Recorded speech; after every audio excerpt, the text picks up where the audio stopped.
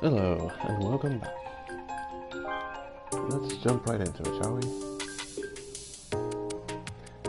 Let's see. I think you usually want to go for the manual save, but sometimes the autosave can be more preferable.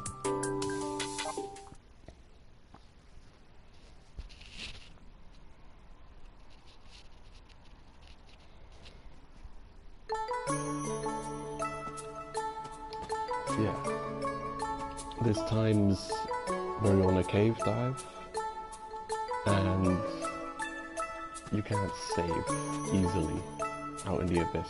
You need a mail balloon, but you might not have access to one. And it can be quite a struggle getting back to be able to make a manual save.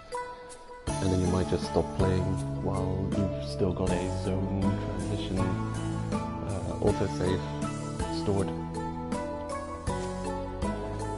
And when you die mid-level, you might want to go for a manual load of your manual save instead of doing a retry, which usually starts up the quick save at the start of the level.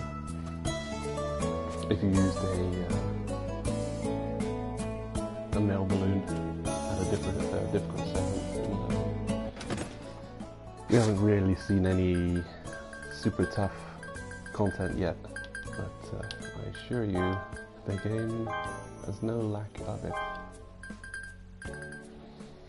Let's check our loadout. Okay, a decent amount of hatchets. Still had that gun. Not necessary. One ranged weapon should do. Good gear set. And it's already been slotted with these resistant charms. Yeah, it's been a while.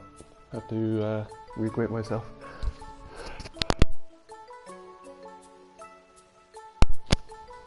Excuse me. Had to sneeze. Salt. Bandages. Okay. Seems almost about right. Depends where you're going. You can arm yourself for the journey appropriately. Wonder why I've got these on me. They don't weigh much. They don't really recover much either.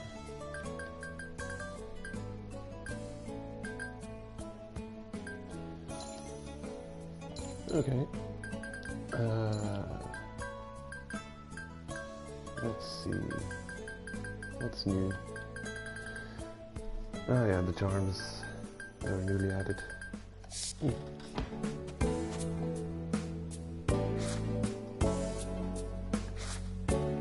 And we're on some we're on some kind of a quest. Nat's request.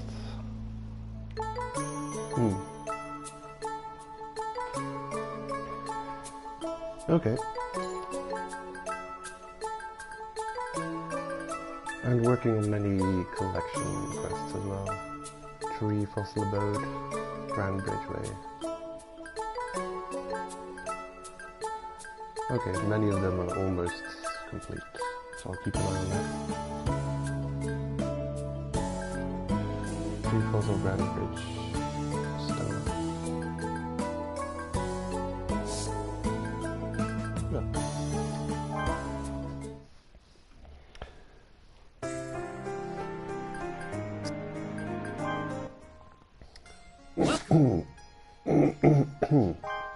We can probably make the rescuer hat blue. Costs a bit. Thank you. We're doing fine for funds. It'd be nice if you could look at your inventory here. You can look at it at so many different spaces, but not here. In a short while we're going to need a lot of rope. Layer 2, if we reach it today, hopefully. We still got to do a couple of things in Layer 1. Thank you.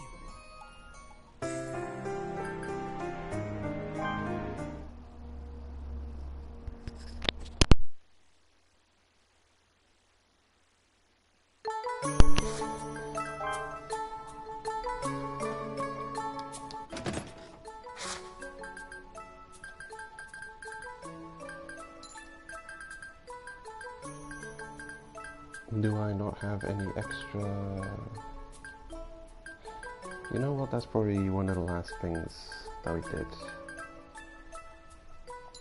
is craft that new armor set. Yeah. If I remember correctly, it took all of the hemostasis leaf. So yeah, I'm not going to be crafting the hats yet. What does it require? 7 hemostasis. Oh, that's not that bad. It's the cheapest of the lot. Can't complain really. How are the skills looking? Okay, got almost all red whistle skills.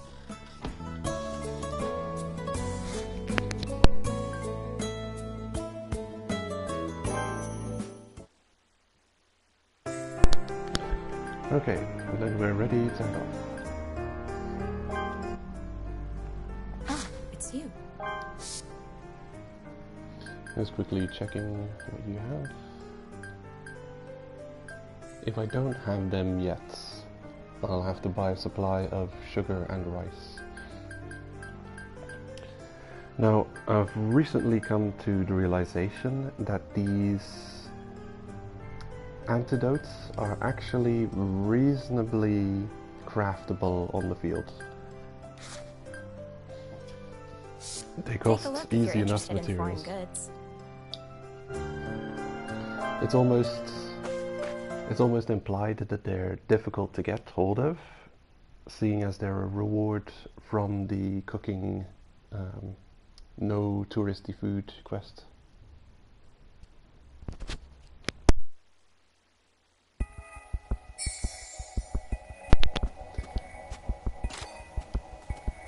Okay, there you are. Wow. I find it amazing that they have to also spawn off screen. That they can't just spawn on screen. So I wonder if you can put yourself in such a way that they just can't spawn in. Just ask us if you don't know something. That's a lie and you know it. You have no helpful advice. Come on now. You're so funny. There. Any fun stories? Oh boy. Yeah, I picked something up, so they're gonna have a lot to say about that.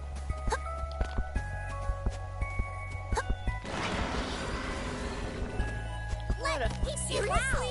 You're so funny. We're in a really bad situation. Oh, What shall we do? take them out. You can do Come it. on now. Hungry. Your helpers have an aggro range. They're terrible at Come fighting. on now. You're Any so fun funny. stories? But it is useful to let them attack, so you can save your own weapons and abilities. Well, let's keep going.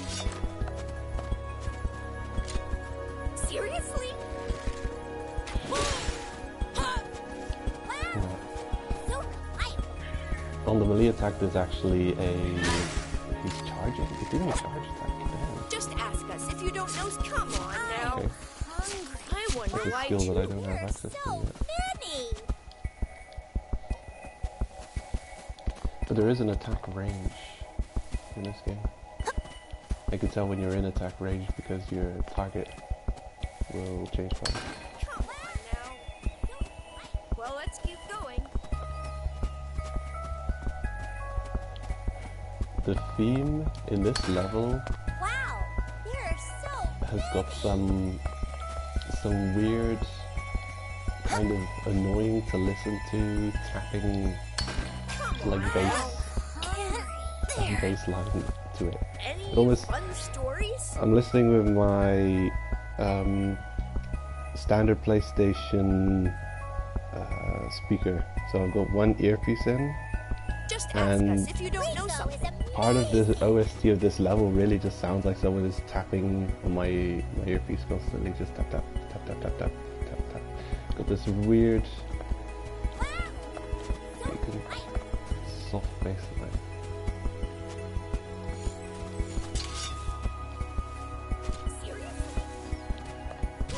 what? Oh man, one more combo. Watch out. We're in a really One more bad combo and the body blocking. Why Oh my two? god, Come on now. I wonder why too. There are so many. Your followers can easily get defeated. They'll come back. What? Just take some more. Come on now. Hungry. Opers are generally useless What a pain.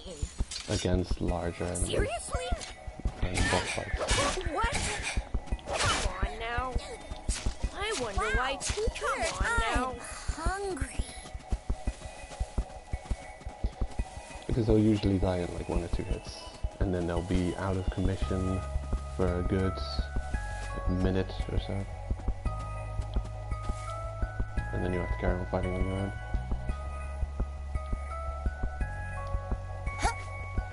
I'd rank them as better than nothing, I guess. What a pain. Maybe a little bit of a distraction. Maybe if you can attack together, you can get a bit of a stagger going on the boss. Okay. I have a feeling it would be good. Come on now. Might as well gather a lot of things. You're not going to go so deep on this run.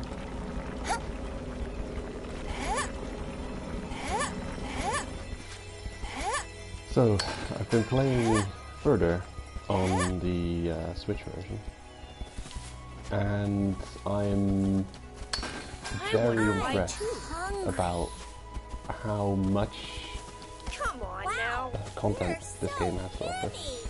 We're in a really bad situation. What shall we do?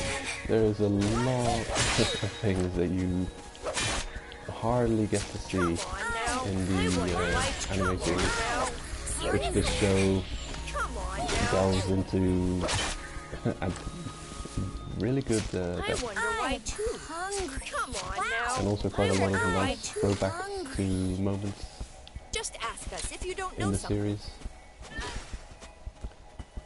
which is great because there's some areas that the series adapted.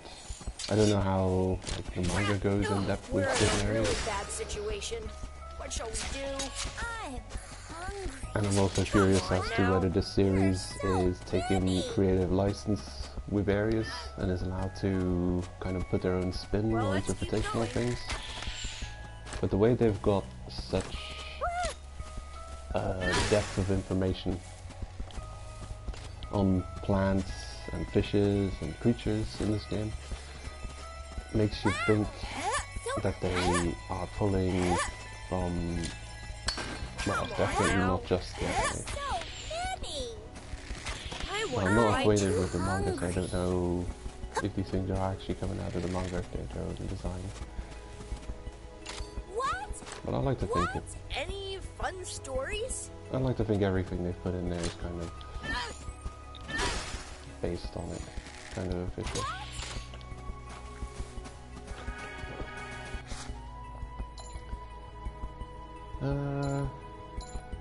What? Oh. Oh no. Are you okay? What a pain. Oh, he's back. He's fine. So No worries. He knows how to teleport.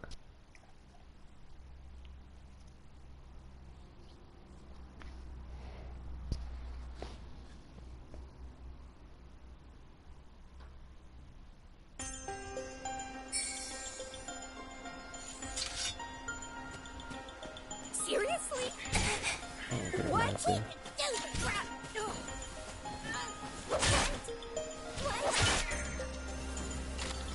Come I'm doing on a lot now. of killing here. hungry. We're in a really bad situation. I consider these What shall we creatures I wonder Kind why. of. Come on now. required We're for in a bone really farming, bad situation. and What shall bones we are do? required for Now. crafting weapons. They're so I wonder But why. of course they're a serious nonsense troll monster.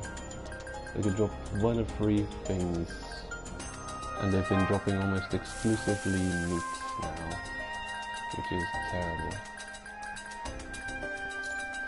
the tail meat is easy to get nourishment, but of all the kills, we've only got 4 animal bones required to make weapons. So we've almost broken a full weapon We're in a online, really bad situation. and have not yet Show the up.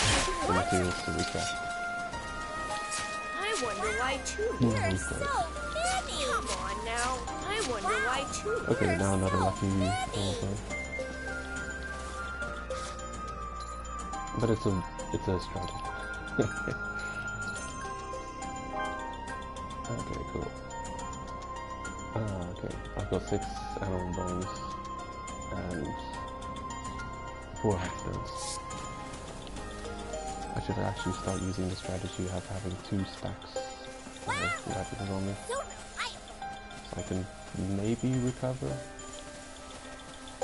Depends on how far you plan to go. Come on now. hungry. If you're planning on any kind of lengthy trip or far depth, it's not going to cut it. One of each weapon type on you, you're going to probably break more than 4 weapons.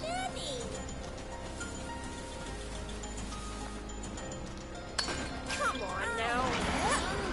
But I've noticed, I was planning to farm between streams, You're so funny. but I couldn't justify it because, silly me, I'd started up a quest, so I can't just... The thing is, during this quest they won't let you return to town. They want you to go Just to the ask quest us if you don't know objective. something. Oh, could you shut up for a second? I'm trying to say stuff in here. They don't... during some quests they don't let you free a lot. You have to go very objective focused. Not all the quests, but for some specific quests. I think mostly when there's someone joining you on a quest, they're very restrictive with what you're allowed to do. So now these guys are on a quest with me, and yeah, you can't just run around and farm a whole bunch of bones, which is what I would like to do. Is just go out there, kill a bunch of weasels, mantoyers, and let these guys do most of the killing, and then come back with a stupid amount of meat and hopefully some bones, and rinse and repeat until I've got a good stack of like 99 bones. Then I've got a supply to craft weapons, so I don't have to buy weapons. But no, it's not possible. For this quest, they will disallow you from returning to Orf. Just looking for a cup of coffee.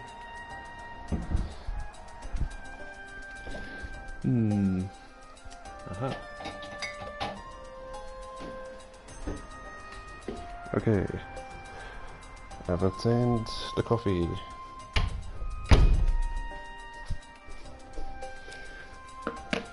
I'll take a cup of coffee.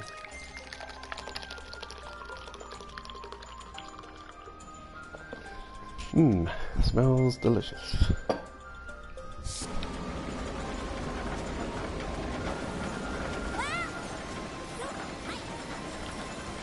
Come on now. Hungry.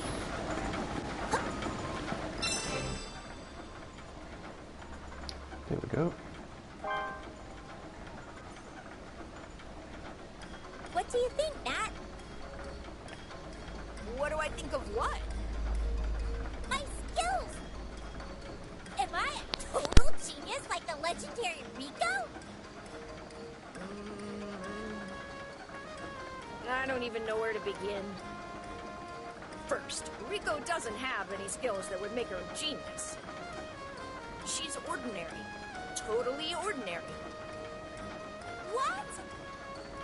And you're ordinary too, probably. Oh no. Why do you admire Rico so much anyway? Sorry, you're normal Bormal. 100% ordinary. Nothing special about you. But didn't he? Yeah, Rico's ordinary too. I mean, yeah. Because She's the only daughter of Liza, the sovereign of annihilation. Welcome, Speedreek, by the way. Layer 2 will... I'm hoping to get there during this stream. Depends how the quests go. You're kind of free. I'm really curious how speedruns of this game look. I hope people will try and speedrun this game. I think it's the perfect type of game to, you know, try and speedrun. The premise of the series in general is just, I think, perfect concept-wise for speedrunning. Like, yeah, it's something that the cave raiders themselves want to do. The you know, getting down as fast as possible. And she set out for the bottom of the abyss while she was only a red whistle. Yeah, that's true. Speaking of which, I guess I'd say she was a genius at jumping to conclusions. I knew it! Rico is such a legend! You keep saying she's a legend, but I hope you get that you're kind of like her, too. Really? Yay! I'm so happy! Not in a good way, but also jumping to conclusions. Well, let's keep going. Head to the stone. Sure thing, Nat!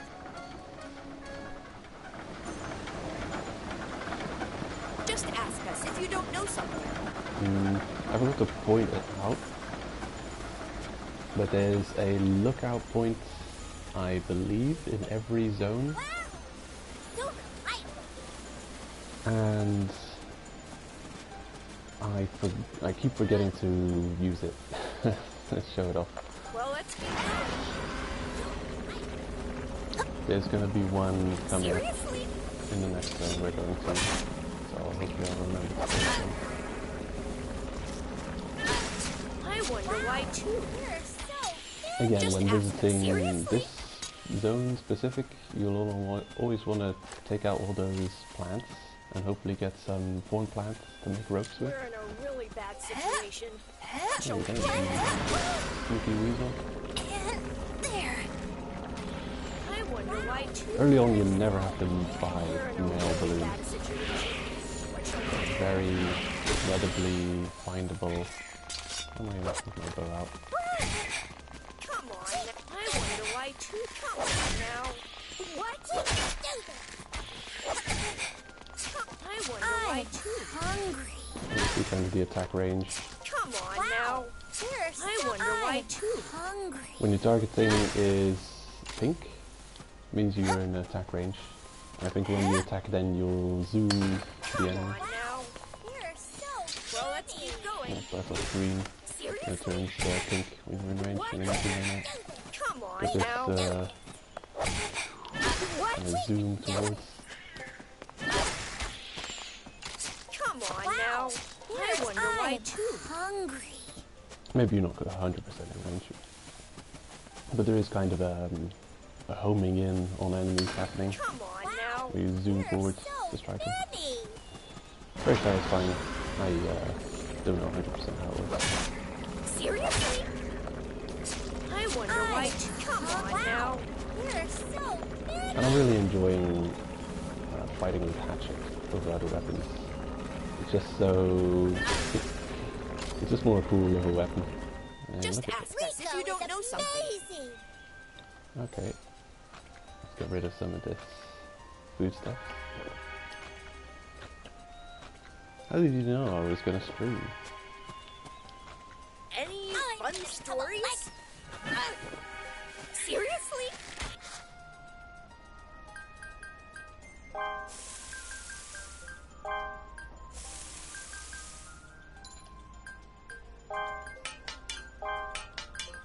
There we go.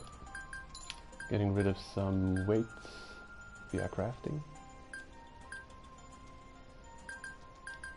I'll keep hold of those bones and rocks. Come on Wow. now.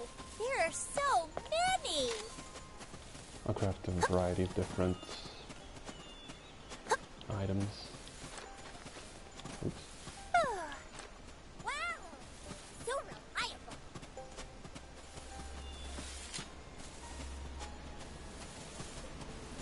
let's keep going.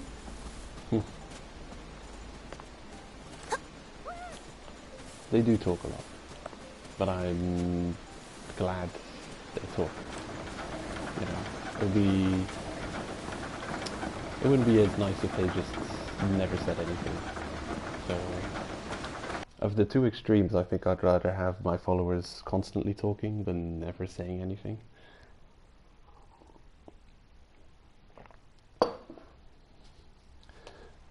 You have to try out this game, by the way.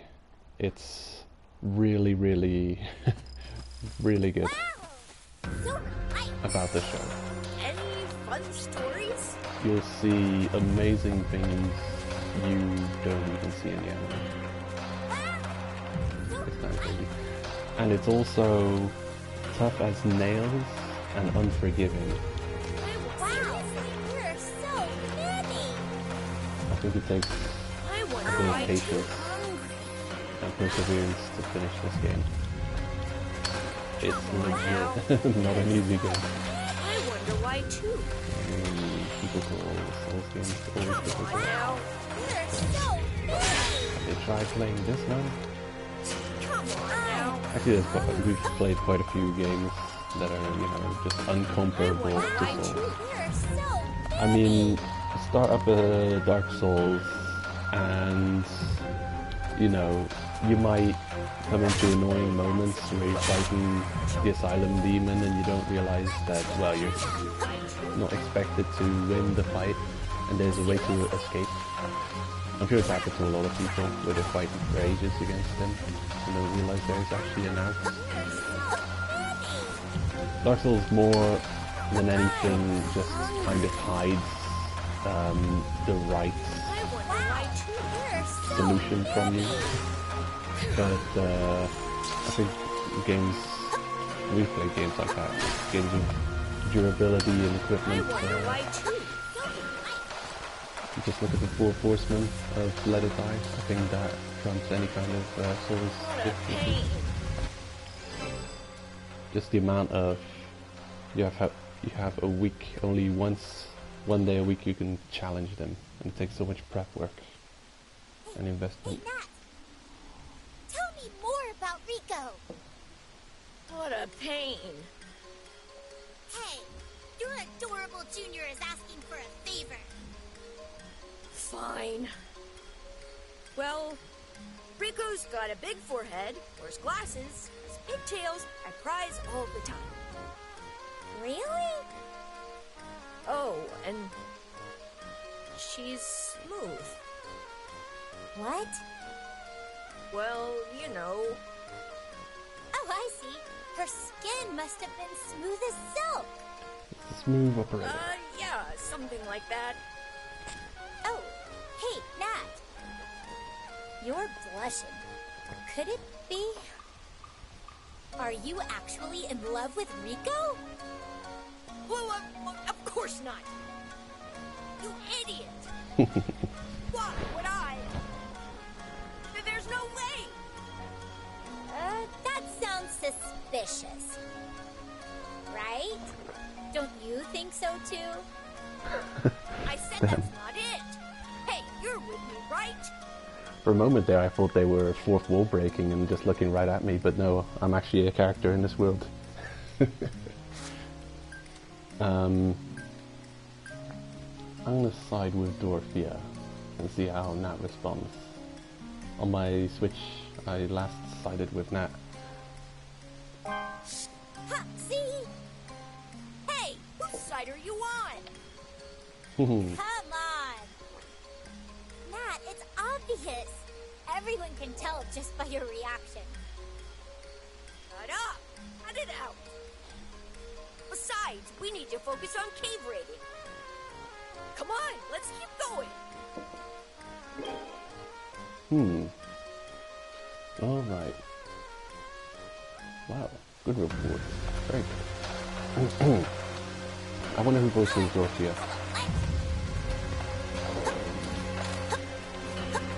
There's actually quite a lot of voice actresses who sound a lot like Monica Rial. I keep hearing Monica Rial in everything. She's in the anime. She plays Mitty. For a while, I thought that Monica Rial also played Nanachi, and I was a little bit annoyed about that, because it's like, I'm used to hearing you everywhere, do you have to also be our favorite fluffy bunny? But nope. That guy just says, don't remember the name of the show. Okay. I wonder why too. Here's another lookout spot. Is it here? Or is it on the other side? Here?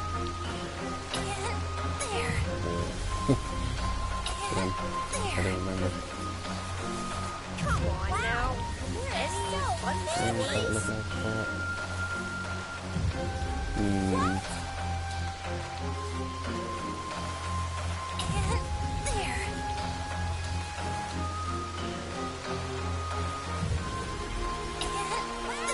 Maybe it is here, but maybe it just doesn't show up because the others are with me.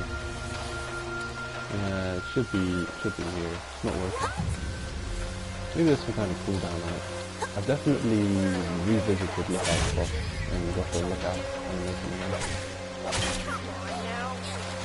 I wonder why. Come on now. You're so Where was that?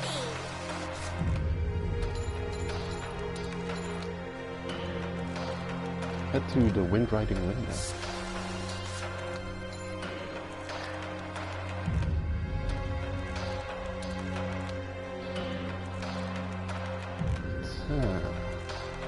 Okay. Well, we're gonna have to. We've got to head back.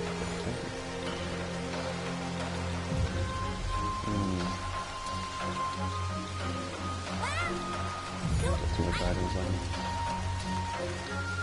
You guys holding up okay over there? Kind of struggling.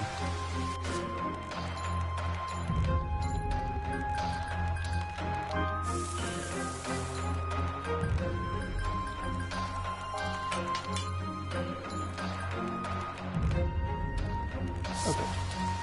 I think I've got enough loot. We're not going to get much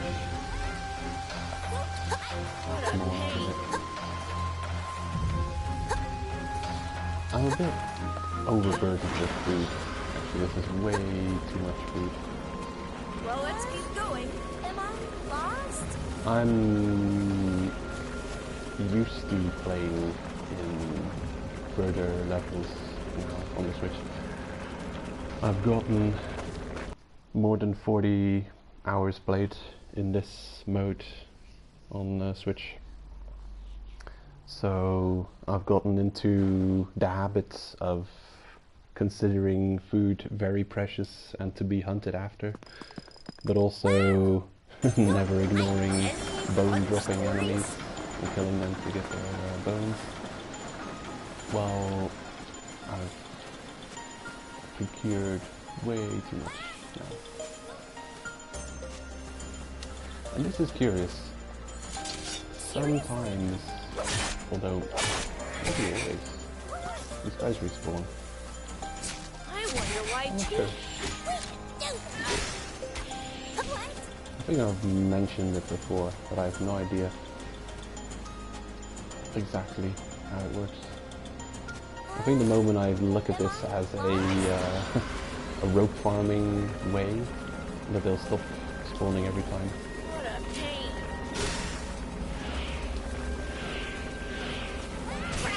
But who's that? Seriously? Come on now.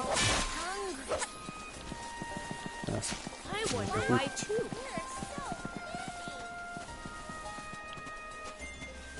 Well, let's keep going.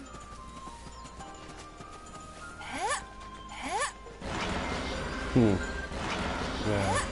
Mickey, the cursed one. We're in a really bad situation.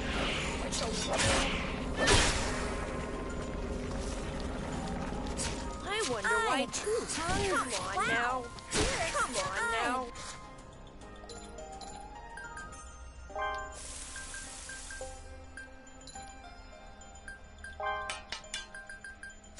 Hungry. Just gonna check something quickly. I wonder why too. They're so many. If I get overburdened, I'm gonna mine these as well. Come on The now. money is important. I wonder why too. They're so many. Seriously?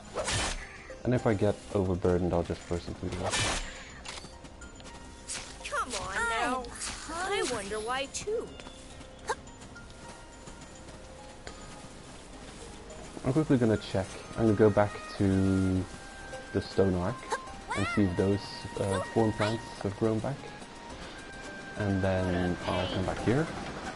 This is the only time I'm gonna jump back. But I'm just curious to see if this is a possible early rope farming thing you can do. Because these plants respawn every time you go, then it might be a good farming option early game. I've actually recently discovered an area which seems great for rope farming, but it's Really bad situation. What shall we do? annoying bit of light going on, but they're back. No, it's almost dead. He's super healthy. I've never seen him healthy. Oh, right, I still got apples on there. There we go. Should actually get rid of those Fun first. stories?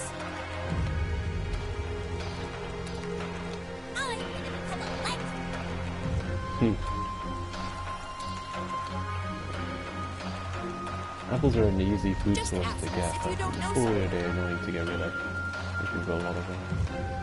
I should really just pick up that. Come on now. You can lure creatures by throwing food items. Stories? It works reasonably well if you would be struggling with groups of these weavers.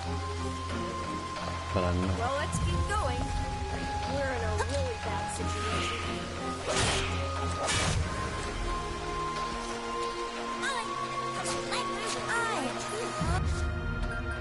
Okay, now I gotta throw some stuff away.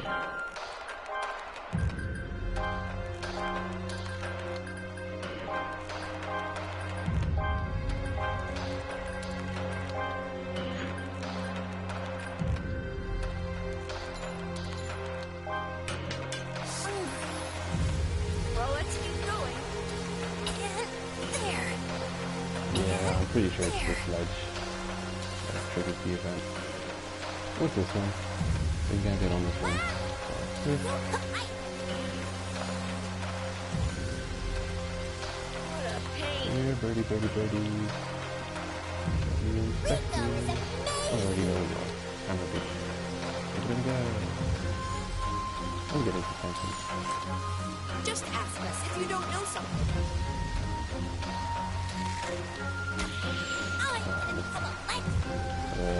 Find the perfect angle. You probably come round the exact way. Any fun stories? This way now. Kind of tricky. Maybe I don't have the range to hit him. Nah. Probably just don't have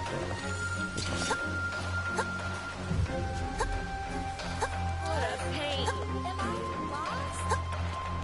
the plants do seem to be respawning.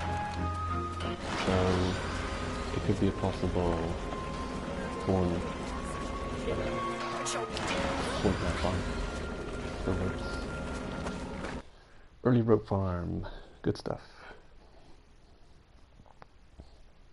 I'm still not sure what the best way is to get a bunch of animal bones. I haven't seen anything that drops just that. Wow! It's usually that they drop a couple of things. Any fun stories? So the animals you can kill to get the bones, you gotta drop the meat, some kind of meat as well. That's kind of an Well, inefficient let's farm. keep going. Come on If you just now. want bones, and you're getting Because the game will troll the hell out of you. You will get nothing but me at times when you want those.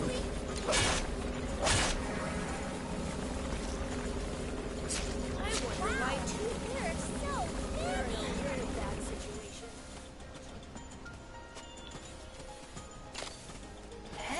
And the OST, the OST does have a couple of really nice moments on the thing. Seriously?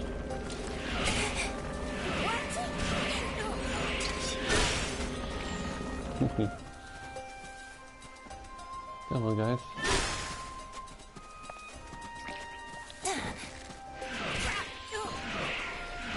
Come on. It's a test. You can do it. Oh, Dorothy, you made it. Good job. You can lift your way past the test. Don't care how you beat it. Just do it. Come on now. Good job, guys. I'm proud of you.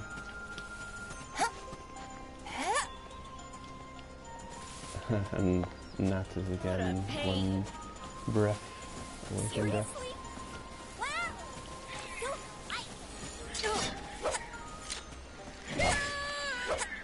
Oh, okay. Wow, I'm hungry. Wow, I'm hungry. Okay. Now that my hatchet's almost broken, I think I'll craft another weapon. A regular old hatchet. There we go. And now, whenever my weapon's almost broken, I'll just craft a new one. Because I need a variance of weapons anyway. I do plan at some point to be farming bones and possibly also rocks between streams. Because it's just one of those. This thing is, that comes in handy, just to have a good supply of bones with your storage. Wait, do I need to be... No. I'm gonna leave them alive for now. I'm gonna kill other things.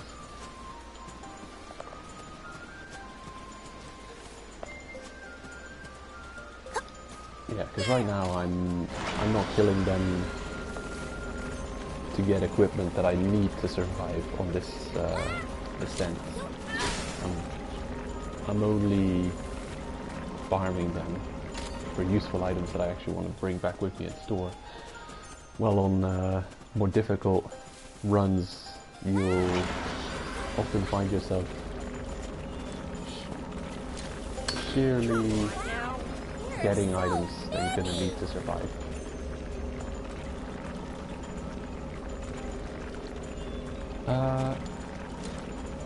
Keep an eye on them, on their health bars. When they lose, when the helpers lose all of their health, they just can't help you for a short while and then they respawn. Which is good, because they are terrible at staying alive. I mean, look, Nat. Where's Nat? He's almost dead again. I don't even know where he is. Oh, here he is. Just ask. Come on now. Well, let's go over here and watch him die. I'm sure we'll manage to kill him. What? Get him, weasels, get him. You can do it. There he is, he died. So he falls down, and now there's, yeah, there's a stop sign where he is. And it'll go away when he respawns. It's colored red, and when the red runs out, then the timer is finished and he'll respawn. I don't even think it's a minute, for like 30 seconds or something.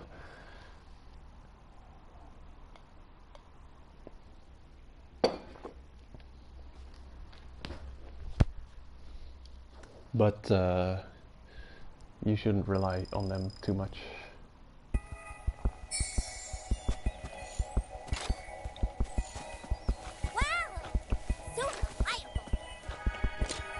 This is the exception, that you have partners running around with you. I think you just happen to have seen, by coincidence, the few quests that I've done with partners. But most of the time you're solo. Come on now, come on now.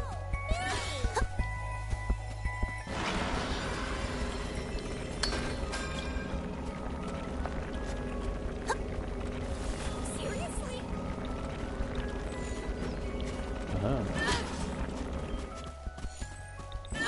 I'm back for revenge.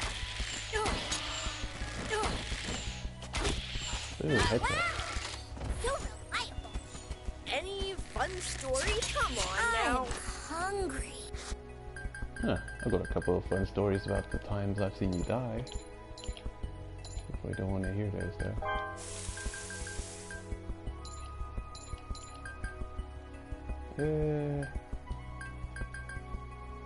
I'll make one of these. And a regular pickaxe. You can see, I've mentioned it before, the weight difference when you click on an item to craft. So you see 10 kilos, 715 grams. If I click on it, it goes up to 775. So I actually gain weight by making this pickaxe. So the pickaxe itself costs more than the materials to make it. So you can weigh your possibilities here and see what you want to craft, because it all weighs.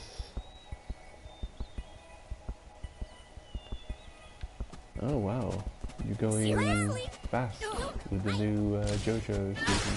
What? We're in a really bad situation. You're so What shall we? Come on now. hungry. You're in a bad situation. I've started on it. I've seen Limp Bizkit, Seriously? but I've only gotten 2 episodes in.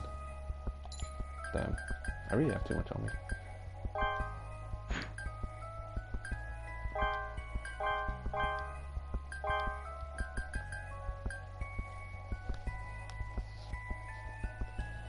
I guess I just won't loot anymore.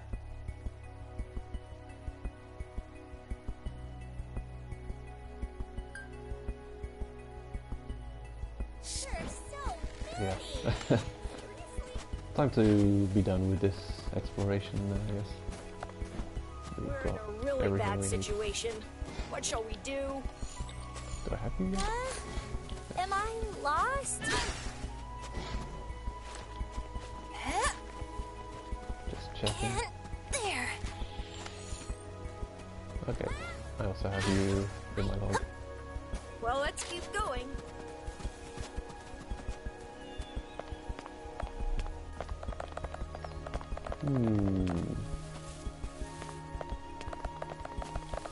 We're in a really bad situation.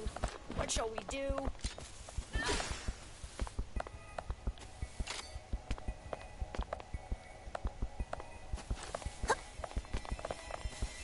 We're in a really bad situation. What shall we do? Ooh, shiny. I would love to take those. I'm gonna get rid of some of these food stuffs. There we go.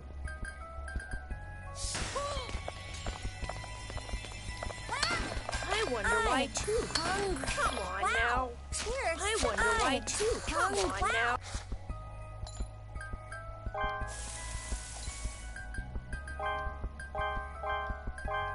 Oh, There are so many. Okay.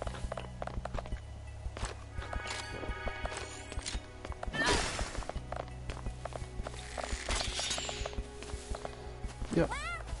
I'm happy with the loot we've got this run. I don't have to loot anything else. We'll just carry on with the quests.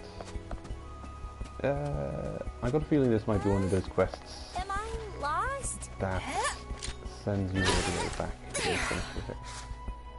Oh, hold on. Yeah, I forgot. Seriously? We also have those quests to loot a bunch of stuff. Apparently I need 3 more items from Stone Arc. I could have completed that. I forgot that I had it. Let's keep this up. Or at least, yeah. I've gotten used to just running through these zones. On my Switch playthrough, I've already cleared Layer 1 of all the collection quests. So I'm used to just running through without worrying about picking up everything.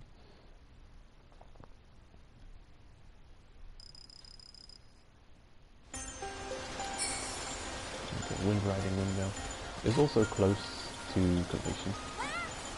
I can't carry much more, so I'll have to We're in a really only bad. loot Come on those now. items that don't Come on now. What? Come on now. the red and blue poisons are a bit heavy. I wonder why too. We're We're in so a really bad situation. What shall we do? I wonder why too.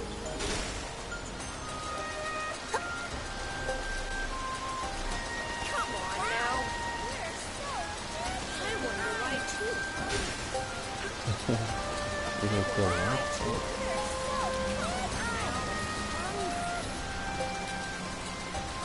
Yeah, there's a good amount of shamans here. I wish I could pick them up. I wonder why I too. might throw away as much food as I can, or eat all the food. Pick up some more things. Don't always get the quest location. We're in a really bad situation. What shall we do? Why are you doing that?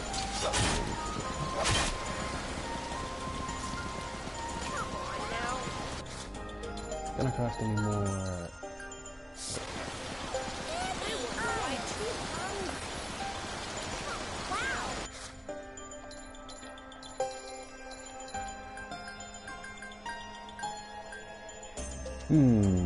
Five more items, so. Okay.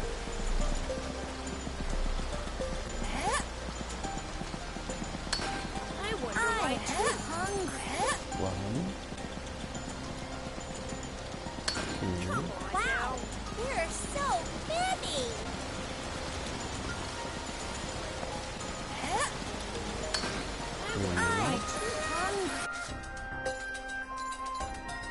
Okay.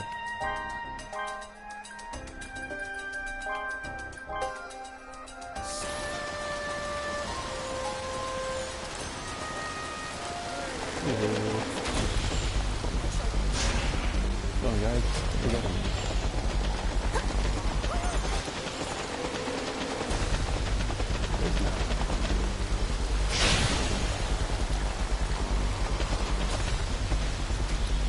Where are you? He just... Oh, she's down there. Ah, man, that goes down. I wonder if you can... I'm supposed to be able to jump over there. Ooh, that was... Uh-oh. Ooh, that was just fine. That's down there, I think.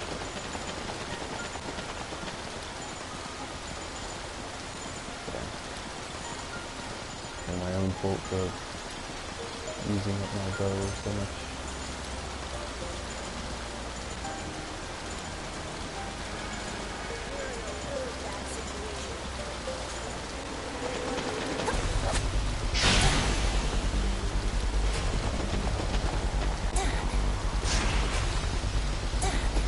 Ooh, I can do it.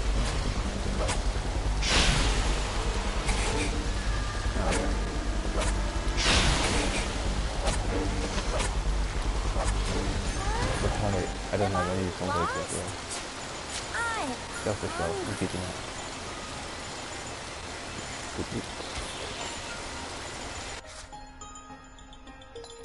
Oh my god, Buffy is attacking me. My fellow cave raiders have gone mad. I don't know who the enemy is anymore. Good luck with that.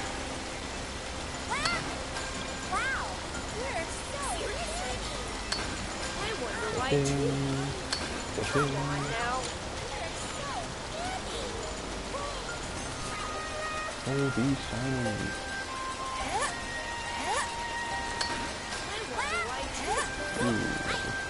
They're all very light as well. Very good level. We're in a really bad situation. Relic What shall we level do? 3. I wonder why too. I guess it would be level 3, wouldn't it? You guaranteed relic spot. So you don't get those level 4 regular relic values.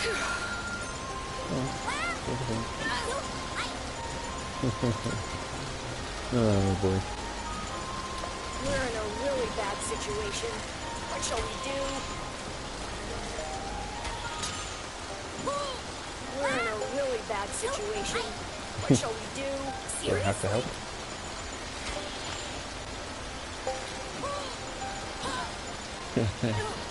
What is that? Bird kicking his ass. That is a slight problem with the flying enemies, that some of your weapon attacks just go right underneath them. So you We're have in a a really bad situation. What shall we do? I wonder why too. We're so many! They can't do it. They will. And the quest complete for gathering this stone. So let's finish this. Da-da-da. Great loot. Feathered helmet, pulled teeth. Weighs something now. It's someone's backpack. Must have belonged to a lost cave raider, but... Huh? What's wrong, Nat? This belonged to Raoul. Huh? Raoul? Hey, we need to search this area. If we find Raoul, we need to make a grave for him.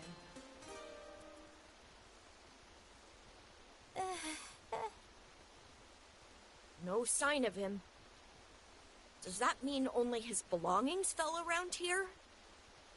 Raoul? Look, you know, that's just how it is.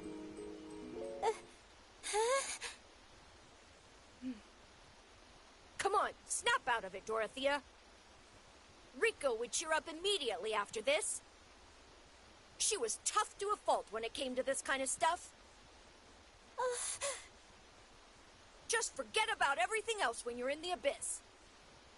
You can feel sad all you want when you get back home. Got it? Yes.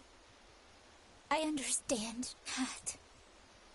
All right, that's enough cave raiding. Let's return to the orphanage.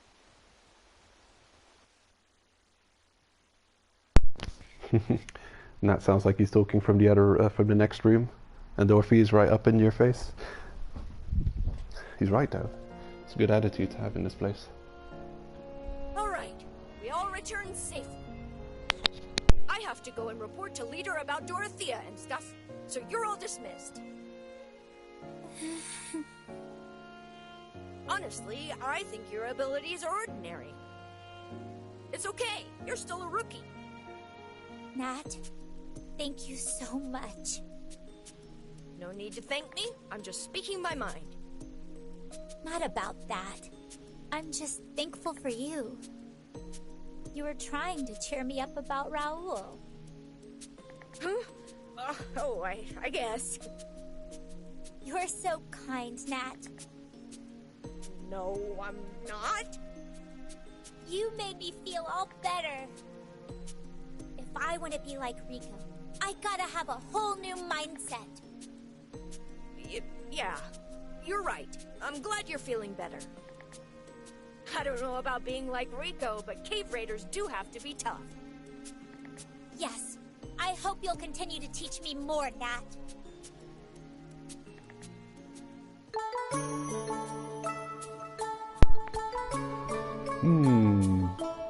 Well, we didn't see him die.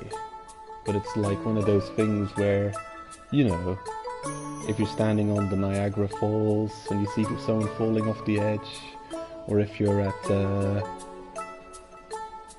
I don't know, the Grand Canyon and you see someone trying to jump across and they fall down, you might not see where they land, but, you know, they're probably not going to be okay when they land.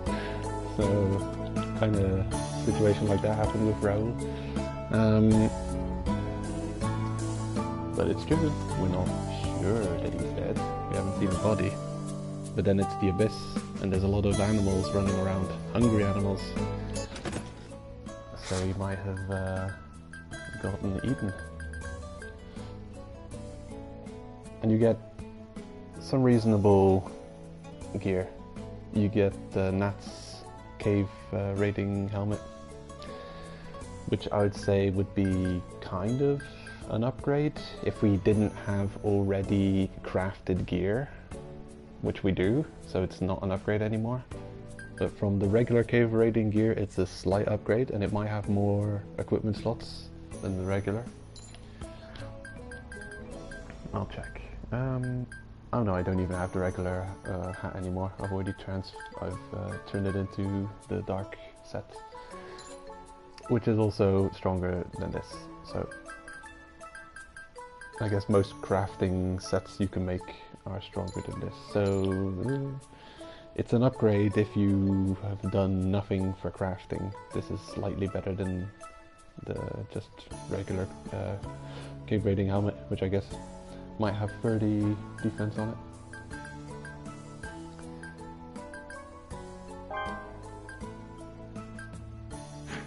I'll keep those on me.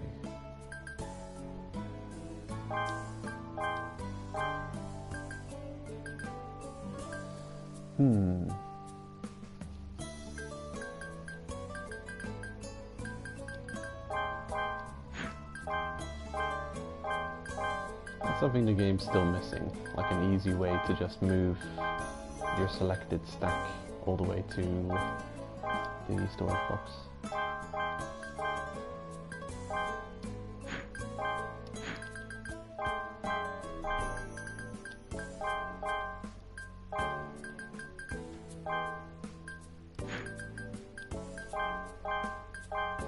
Good amount of bones.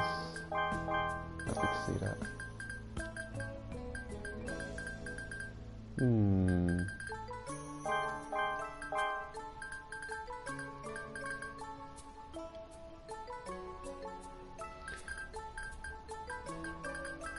This game doesn't hold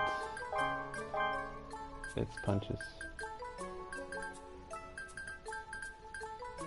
Last time I mentioned that I thought the developers were very reasonable with, you know, I think it was with those two rope descents where I thought, they wouldn't make a trap for you where you could just go down somewhere and not be able to get any further and just have wasted a rope.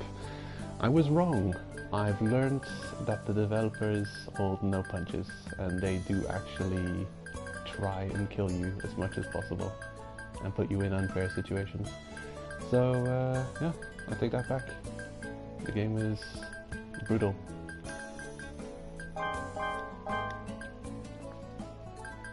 And we're still on the higher layers, so it's reasonable, but we'll get there. I have a good amount of rope. Put them all away. Will I go fishing anytime soon? So much lugworm. Arrows and salts. Okay, I need to buy 10 arrows, 10 salts, and we'll be good to go. Oh, of course I put this one.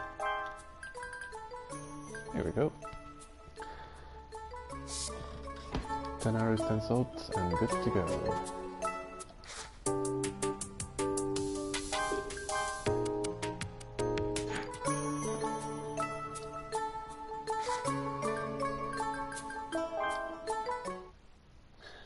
And there's side quests.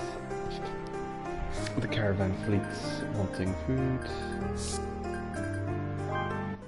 Guess we'll quickly craft or something.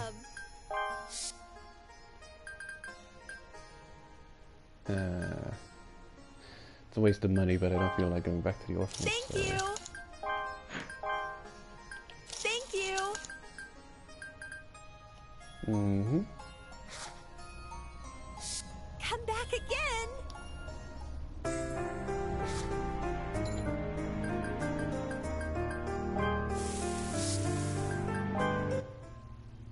Welcome! Thank you! There we go. Yeah, you can jump up by 10 when purchasing items, which is nice. I've gotten into the habit of doing that. In the supply shop you can actually see a couple of new things that you can get. You can see different pickaxes on the right side of the screen. Also you can see different types of backpacks. When you upgrade your backpack capacity, you actually get a different looking backpack. I recently I watched the start of a video showing all of the special death animations you can see in this game. Dying to specific enemies will give you a unique death animation, sometimes, maybe most of the time. And they are very brutal. But the guy was obviously like end game geared because he had this backpack, crazy looking backpack on. So yeah, backpack's something that changes as well as you upgrade it with your character. Like those two you see hanging on the wall. The one on the left is kind of probably the basic-ish looking backpack, and the one next to it with extra pockets, that's after you've upgraded it a few times. Please, come again! And you can see the medic gear and the blue medic gear, which we're wearing. And then my crest also. Hello. Nice weather we're having today.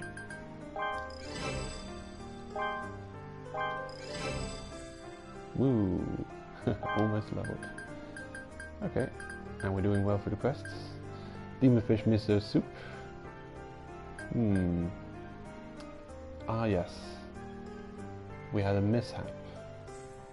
And I lost those fished up demon fish. So I should probably go and catch another. Thank you. Come again. So in that case, I'll... Hello? Yeah, I'll buy another fishing rod. Although... you can check what you've got in your storage from here. Do I have a fishing rod? No, for some reason. How's that possible? Oh well. Guess I'll buy one. Thank you. Now I have to remember to get all those lugworms back out of storage. Although they don't seem that expensive. What's for 10? 100? Thank you. Oh, I didn't know they were so cheap and affordable. 30, thought so. And it weighs 350. Oh, 380 for 4 defense increase. It's got 2 charm slots. This one has nothing, so pretty not cool that it has to weigh more, but it is slightly stronger. Thank you.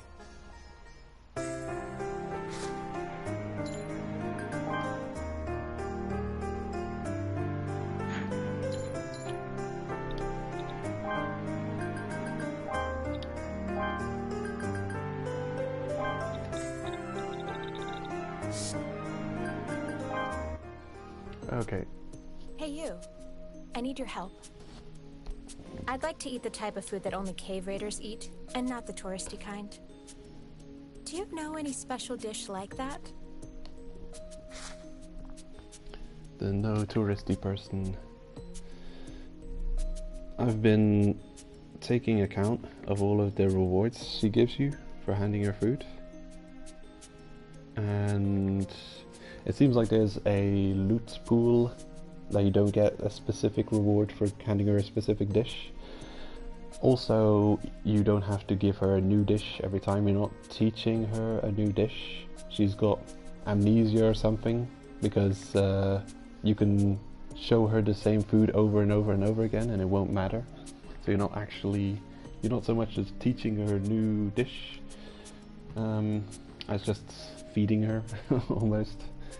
So giving her food and you get a reward in return. So I'll give you cooked meat and we'll see what we get from it. Possibly antidote or some foreign snack. I see.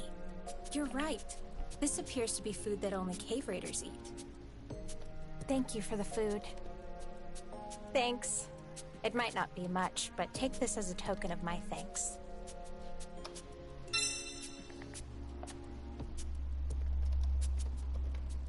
Okay. Red antidote. I don't know. I think to get more interesting rewards from her, you have to give her some difficult to craft cave raider food. So if you give her the simple food that only takes 1 or 2 or maybe 3 ingredients, cooked meat, tail meat, cooked bird, Rico bomb, anything like that, then you'll get items from the lower tier pool, and they include blue antidote, paralysis antidote, red antidote,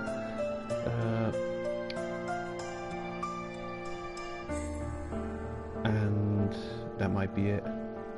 For giving her, I made on my Switch a demon fish miso soup and gintoku shellfish soup, and the demon fish miso gave foreign rations from overseas, and the gintoku soup gave various pickle bottle, and maybe you can buy that anyway. You can't buy it yet, but I got a feeling you could buy that.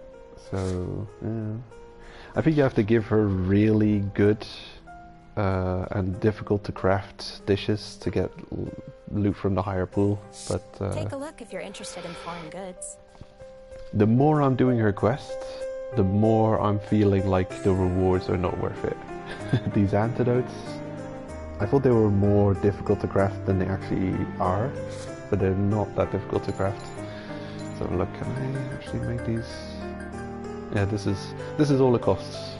So essentially you just need to have a decent amount of hemostasis leaf, which you probably have because this is like the main healing thing that you get in the game.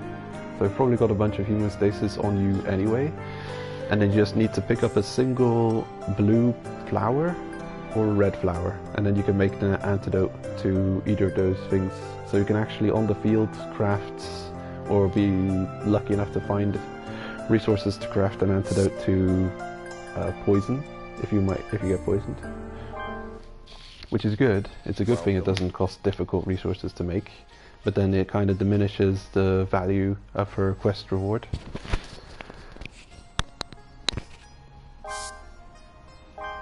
Thank you. Cha-ching. Thank you. Thank you. Thank you. Thank you. Thank you. Thank you. Please come again. Clean him out. He hasn't got a penny to his name. When we're rich. Was there something I needed to pick up? Nope. I think we're just about set. Yep. Seems fine. So I'll save, and next time we head out, gotta get a demon fish.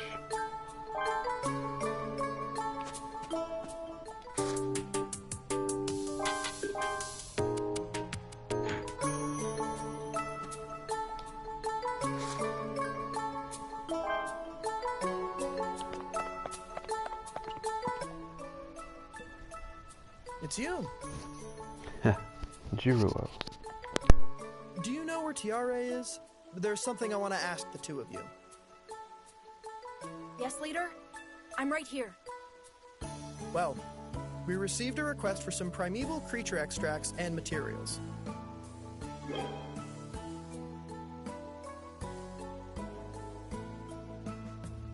I want you two to complete this quest.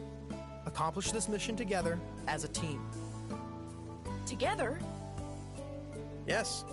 I believe this would be too difficult for a single red whistle. So, it's a difficult mission. But together, we can do it.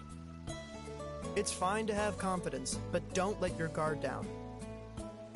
Don't cause another search party trouble like last time. Right.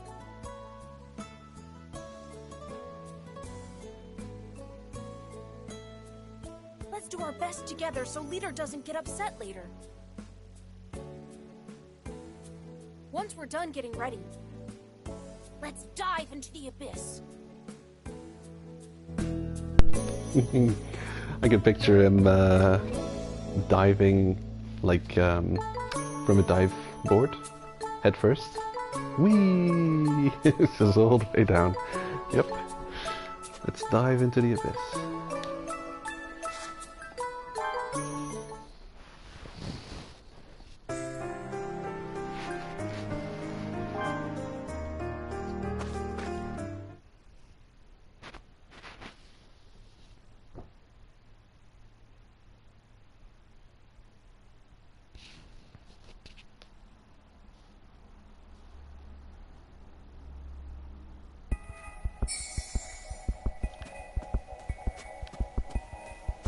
It's like a dream here in the abyss. There you are.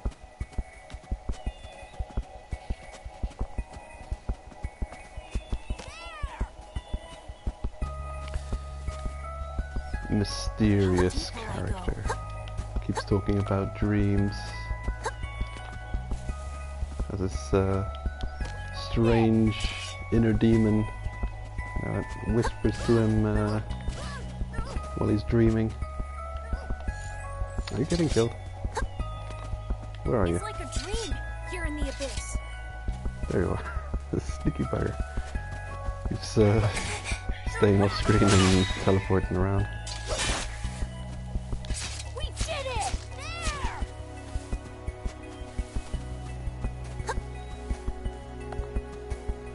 Now, let's make it to the bottom.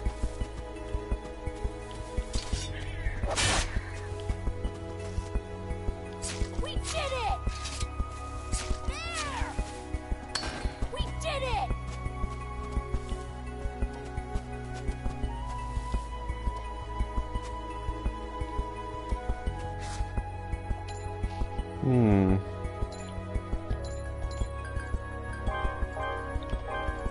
There we go.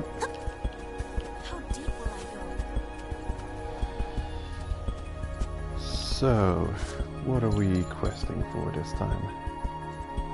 Go to Grand Bridge Way with Tiare to obtain Silk Fang Thread from the Silk Fang. Grand Bridge Way.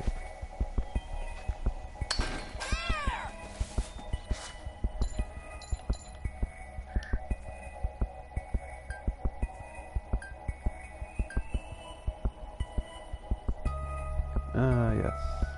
The middle path from Gondola. How deep will I go? We did it! The level design in this game is really well done. And some levels are downright How deep will I diabolical. go?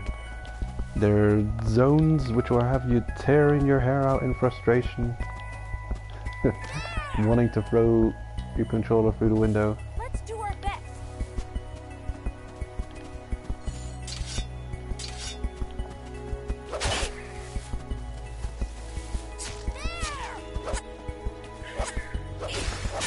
I should probably get the two-hit combo.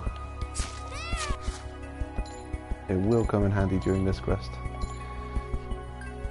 Hatchet two-hit combo, right. with the pickaxe. I prefer hatchet. I do. But I appreciate that the pickaxe does more damage. The bow's fine too. But yeah, I've got enough points. Couldn't hurt to get this. There we go. And we've got all of our red whistle points set. Doing good.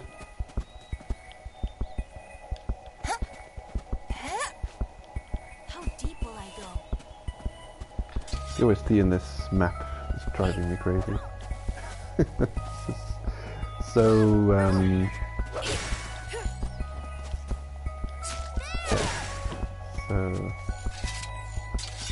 such a in-your-head kind of intrusive noise to listen to, the tapping. How deep will I go?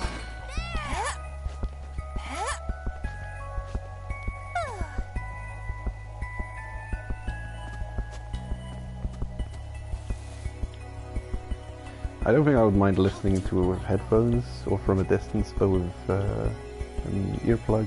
Just,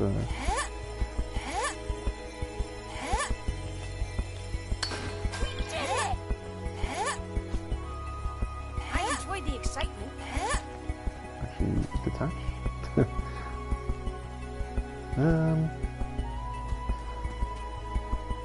I got this suspicion that there's a thorn plant just up there. But I don't want to go and check, because if it's not up there, then it's a wasted effort of climbing. That's something I keep forgetting. Actually, when you're walking down the path and you go through the final bridge, you should actually turn to your right and look down to see if the thorn plant isn't up there, The excitement.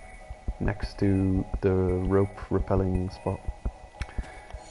Because so often I just come all the way down here. If you forget to look, now I'd have to climb up 3 times and wait a couple of times for the ascent curse. So yeah, it would take me a minute to get up there, and I don't want to go through the hassle. Well, you know, it may or may not be there. So, and while you're climbing down and you're picking up the hemostasis leaf, you've got it's easy enough to just take a second to look right and see if it's there. So it's something I should get into the habit of doing.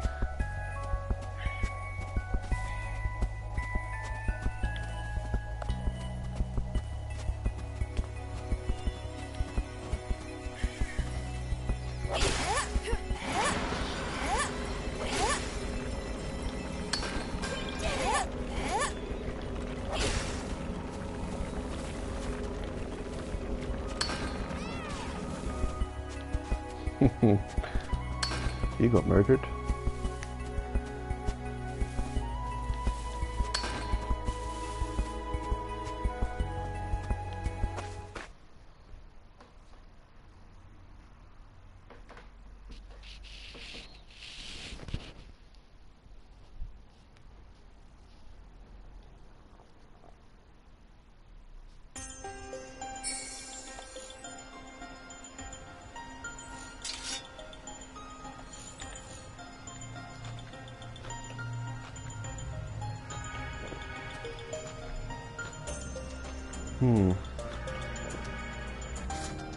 I don't want to be killing as much man-warriors as I did last time. But I also don't want to run out of restore items.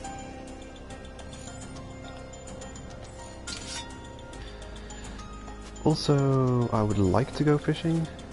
I wonder if they'll let me go to whatever zone I want.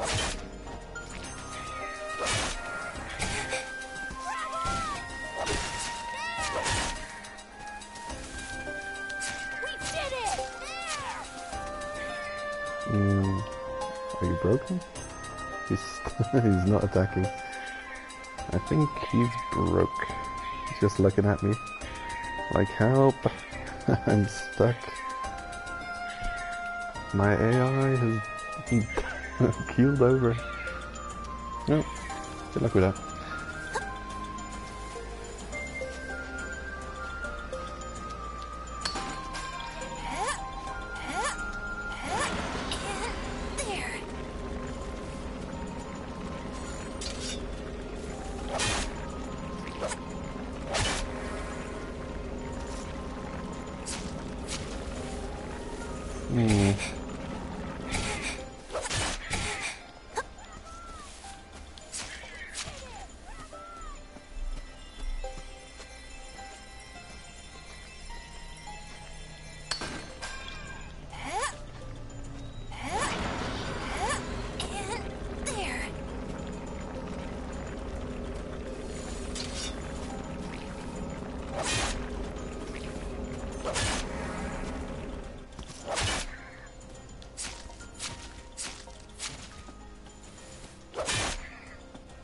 Not much luck for ropes this run.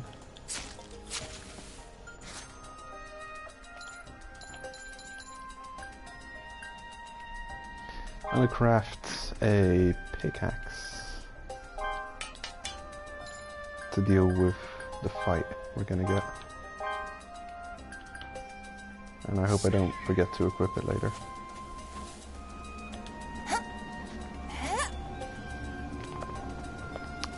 I wonder if Tiara is still stuck with that one Mantoyer. Oh, look at that. He's he's still down there, getting attacked. Interesting. He's also not saying anything anymore. So he's well and truly kaput.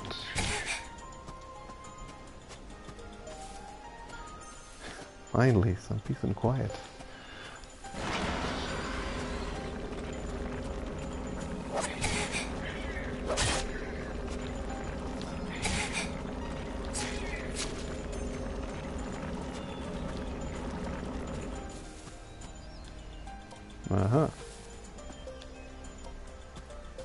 I knew there was something I was overlooking. I don't think I need to collect anything from this zone for a quest anymore.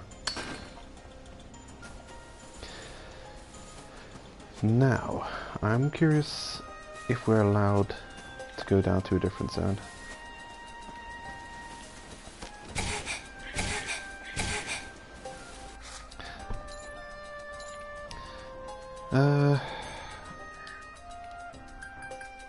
Twin Falls.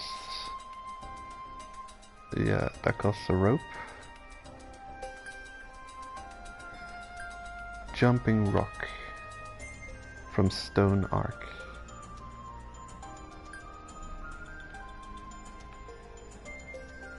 Yeah.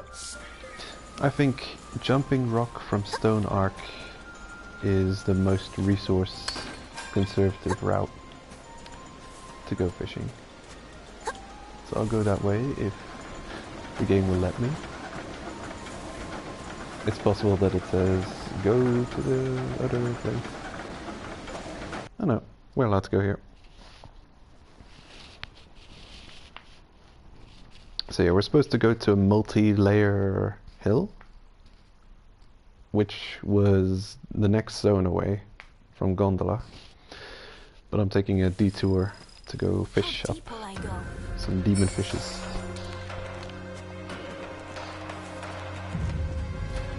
Didn't take too long. Also get some extra rope in the process. Good question.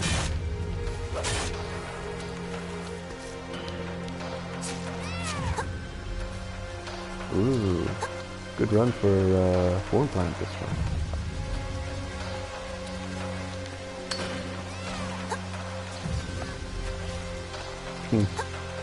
Charlie's getting his ass kicked in the second.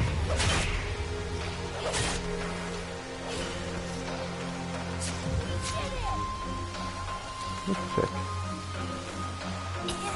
There. I enjoy the excitement.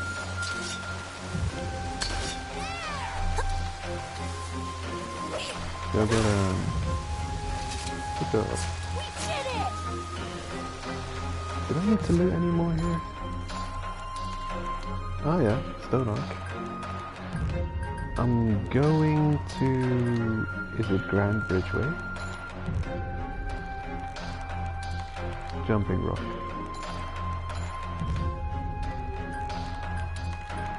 Multi-layer hill. Grand Bridgeway... Wait. Is it Grand Bridgeway or Multi-layer hill? Oh no, it's Grand Bridgeway that we're doing. What?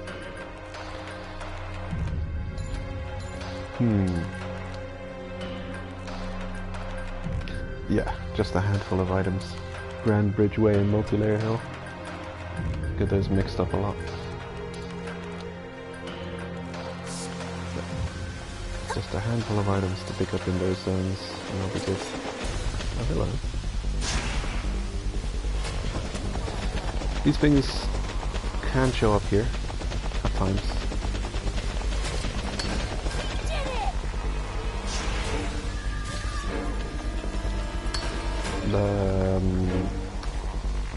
There is no point to fighting him now. It would be a waste of hours. We've got the loot anyway. If you want, you can cheese him over here. You can hit him from range, and there's not much you can do about it. Punk. I mean, he's half dead anyway, might as well finish him off. Oops. Oh, got him. He did drop a shellfish shell, but there's easier ways of getting those. I think you can just fish them up from the baby Tsuchinokos or whatever he's called.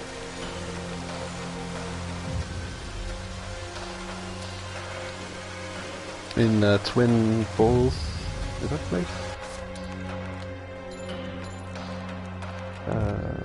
Twin Falls, yeah. Oh no, not even there. It's where we're going, they can fish them up. So.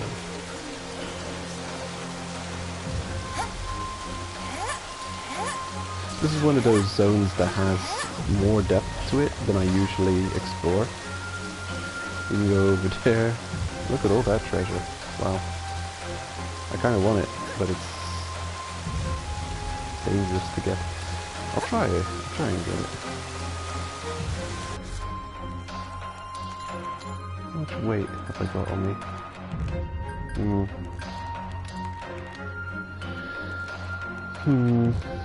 I do have a lot of weight on me.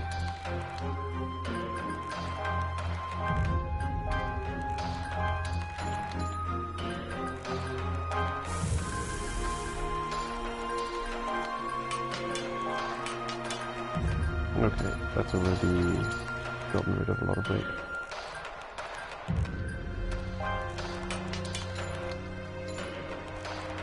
Okay. Yep. I'll use a male balloon, just in case.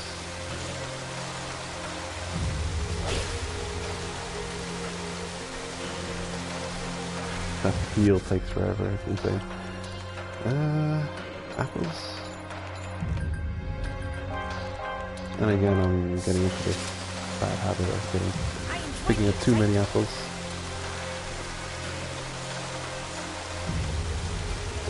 Enemies will still behave normally while you're putting a male balloon into the air, and you can actually get knocked out of the animation by creature attacks, which is terrible. It's just terrible. Like, I think the moment you press triangle and you start sending a male balloon, you should be good. You know, it should be guaranteed. Okay, you've pressed the button. Activate invincibility mode. You can't get hit anymore. But no, the game, there's constantly mobs spawning around you, and even in that moment where you just want to save, you just want to be allowed to do, like, survive. You want to save. You're in a horrible, terrible situation. You have to save the game, and even then you're not safe. Let's see, I'm starting to realize that there's going to be no way to get back up unless I set a rope. I want all those shinies. But I also want to get back up afterwards. Okay.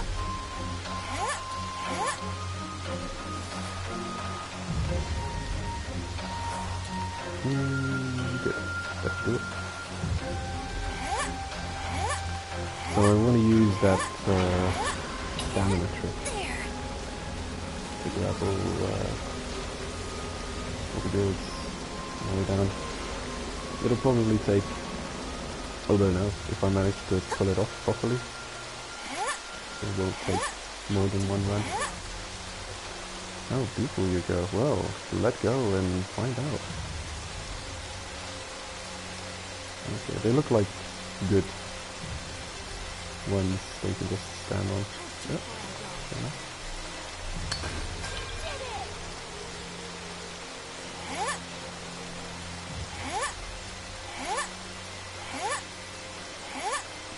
This is one of those things. Okay, I can stand on this one too. Oh my god. Why did you do that? Okay, this is a case where you want to load game instead of pressing retry, because you want to load that weather balloon save, the mail balloon. Yeah, that was a bit wonky. She looked like she was had grabbed onto the wall already, so I was climbing down, but apparently wasn't grabbed on well enough and turned away from the wall and plummeted. It's like a dream here in the abyss. Slight miscalculation.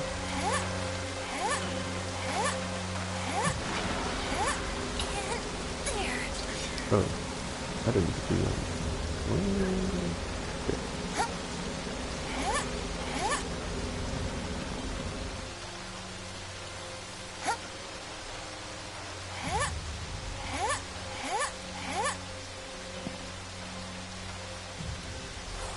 Okay. Rope is set. Let's try again.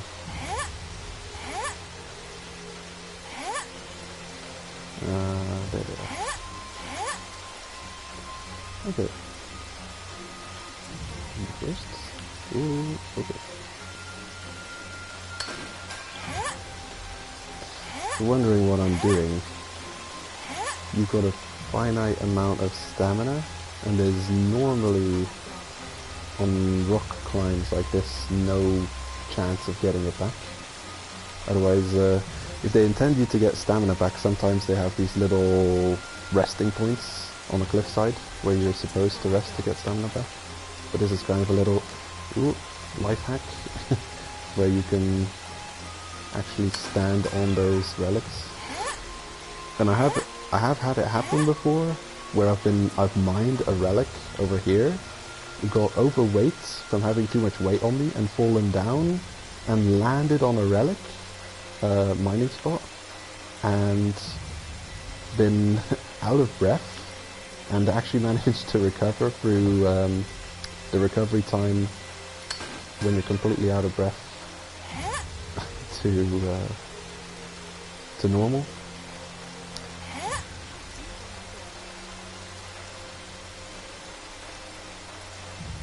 But there's some luck involved. Oh, okay.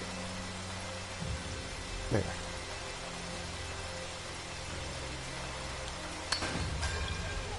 And there there is, yeah, luck involved. Will I? Because sometimes you can't actually stand on them. And if you've made the investment of going over there, or you make a climb with the expectance, okay, now I need to recover stamina, or it's not going to end well, and then you find one that cannot be stood on, then you've got a problem. Because you're probably just going to not make it down. It's going to be very close. Now, let's make it to the bottom. Oh, right. All that loot. I kind of remember this area being pretty good for treasure like this. Oh yeah, look at that. Curious. Is this another rope moment? Sure, I've got enough on me. On you go. And I'll save again before I go collect this.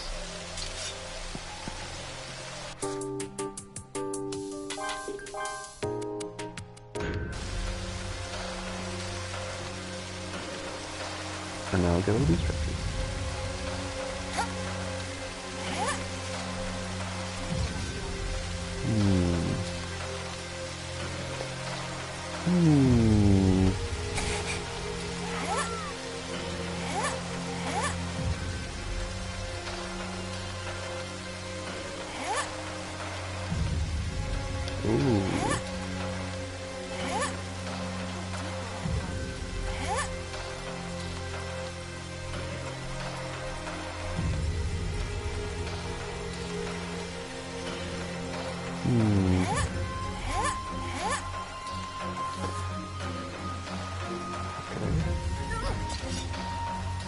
I've got to be tactical about this.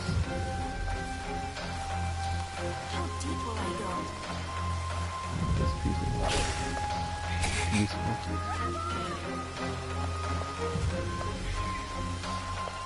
Okay.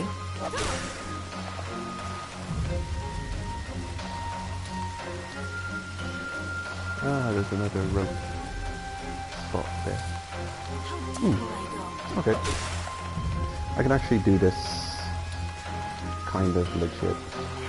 All it costs is a couple of ropes, I don't mind.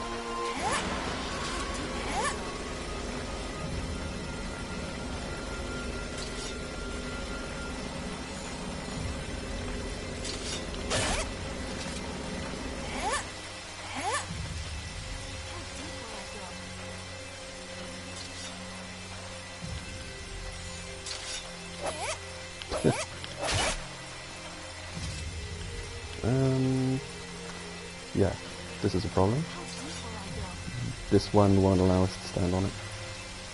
Stupid nonsense monster. Hey, we survived.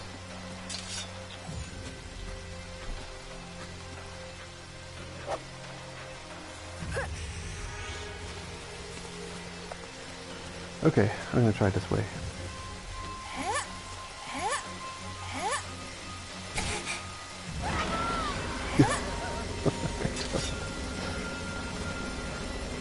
Game's trolling me.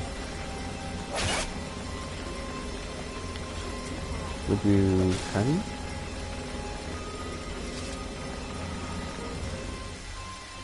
Nah, you won't stand on that one. How about this one?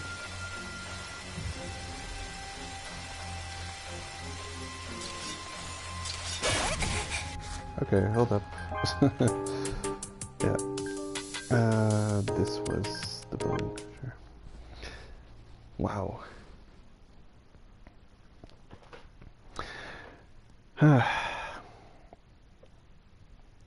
Some of them just cannot be stood on.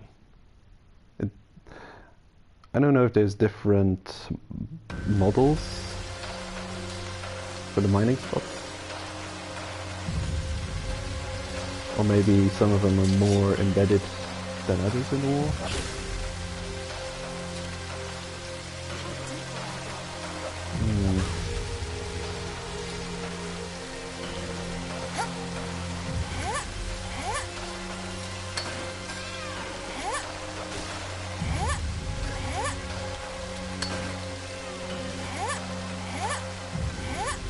But I'm gonna set that extra rope, otherwise I'm not gonna be able to get back up. There you go.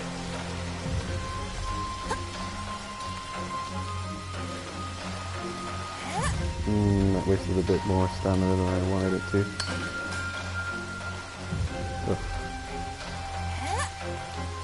Looks like one that could be stood on. Let's leave in the heart of the cards. Or I'm gonna run out. stamina. Whew. This is what I was talking about. It works. It's magnificent. Get out of my face.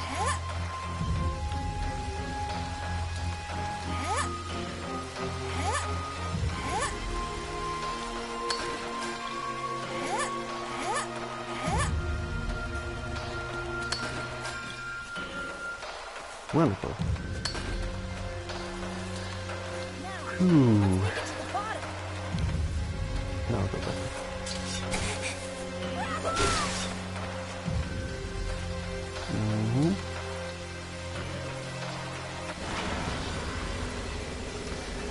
Believe me, climbing back up a place, especially on a rope,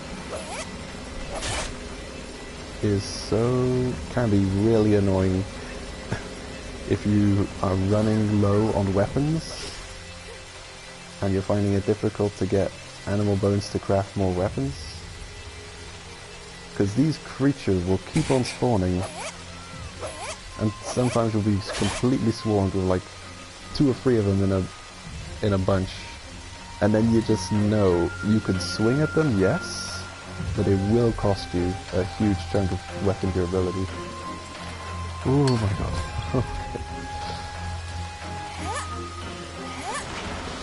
That damn creature. Your hitbox can collide with the monster's hitbox and cause you to stumble on the climbing up and getting... It happens annoyingly frequently that when you're trying to get onto a rope descent or climb back up from a rope descent, that there's often a creature just happens to be nearby, or maybe they just spawned right just then, right in time to get in your face. What the heck is that? Was that tree always there? Oh, there it's gone. There was a tree in the wall. Oh, again. You're broken, but I still love you.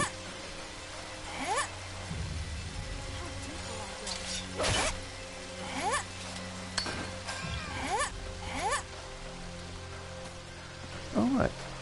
I think we've got everything. Now, let's make it to the bottom. I've noticed that is a glitch on the PlayStation version of the game.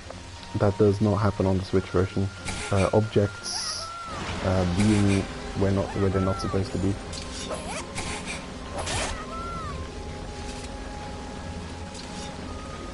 Appreciate the encouragement, yeah, right? But bit of a weird thing to say.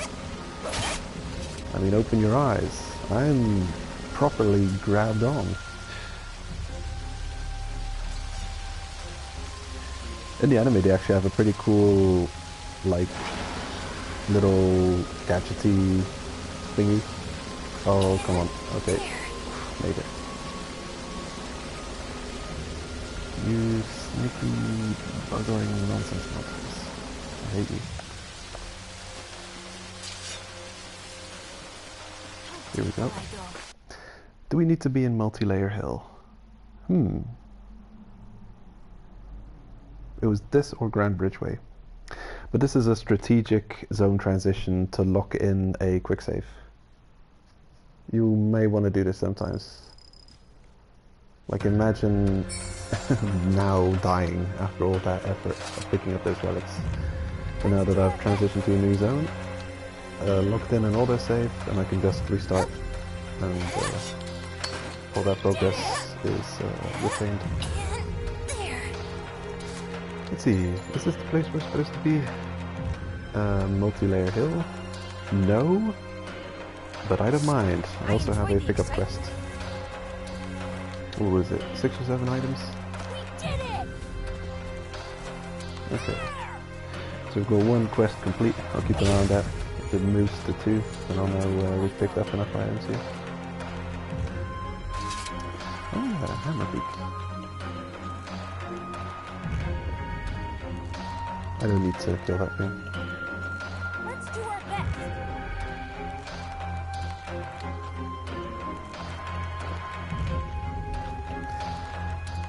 eating all of the apples.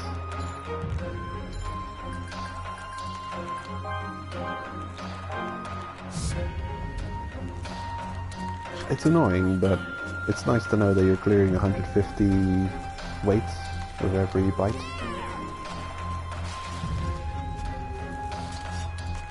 Oh, more apples.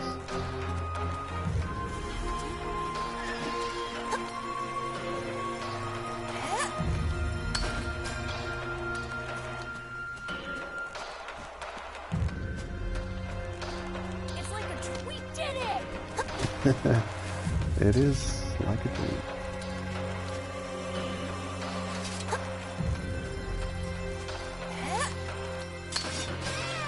Hey, and that was the last item I needed for the quest. Beautiful. Oh damn. I was wondering what he was doing. I thought, oh, is he actually going to win this battle? Nope. Never stood a chance.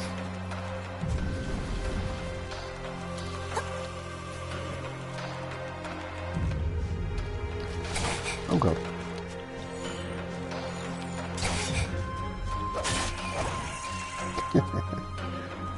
Good sauce. Bird meat. Lovely.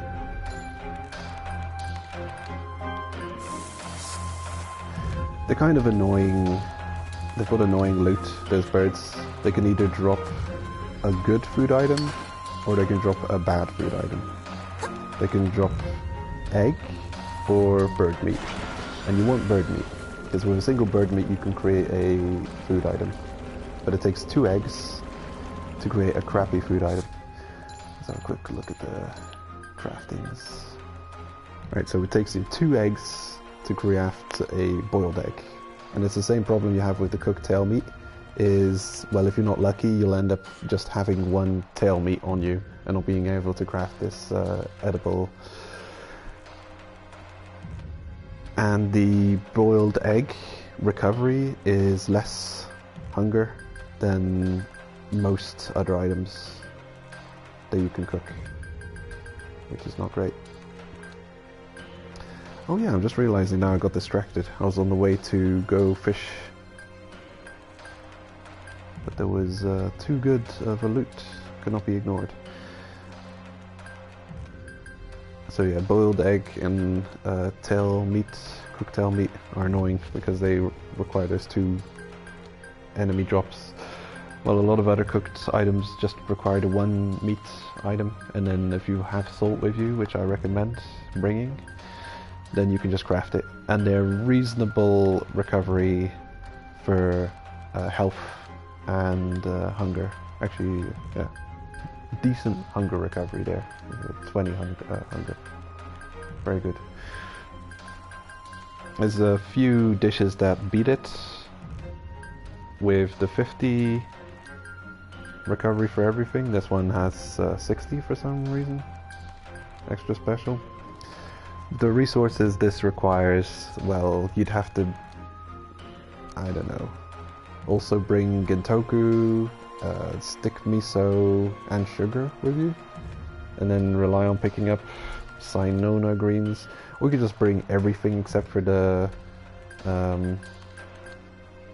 in this case maybe meat.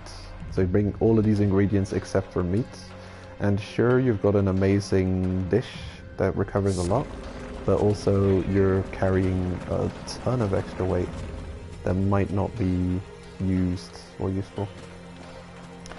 I prefer those simple dishes. Actually, where are we going? This is where we came from, right? Yeah, the gate you came in from is always yellow. Back to Stodark. Getting a bit painful on the health and hunger cost moving zones this deep in Layer 1. If we don't get given a quest soon to go to Layer 2, I'm just gonna head over there to have a quick peek around.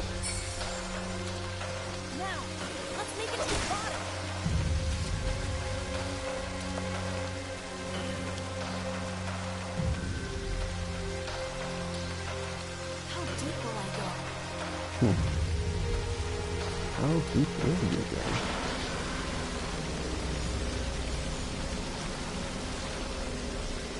There's another shiny back there. I wanted... I thought I'd recovered the strains, but maybe not, maybe not. Listening with headphones or earplugs is a good way of detecting those treasures, getting a distinct sound.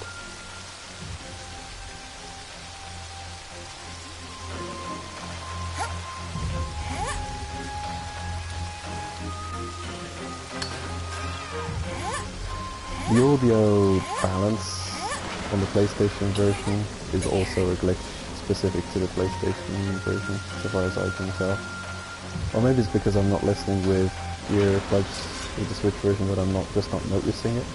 Glitchy of them. I wonder if you can remain on a rope if you're overweight. Probably not. You probably fall down from this as well. It's something to take into consideration. Or at least you should be mindful of it on every climbing and mining. Because at the moment you go overweight, you just fall down. So it's if you're not paying attention, it's just instant stupid way to die, really.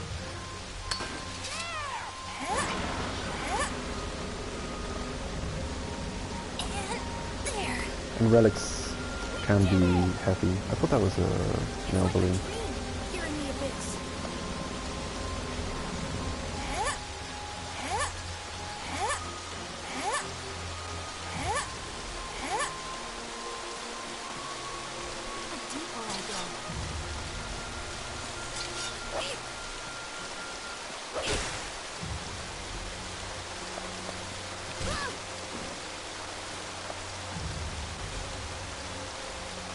Okay, so I was planning to go to Jumping Rock to do that bit of fishing.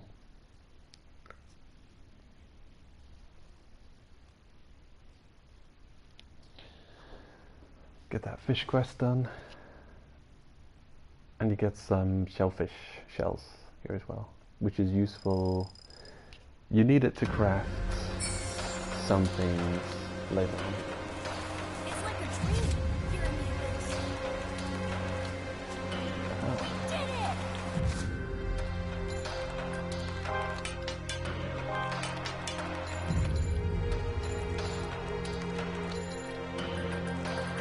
No, I told you that this new quest as well. And a light, I guess, kind of crafted that way. Cookie.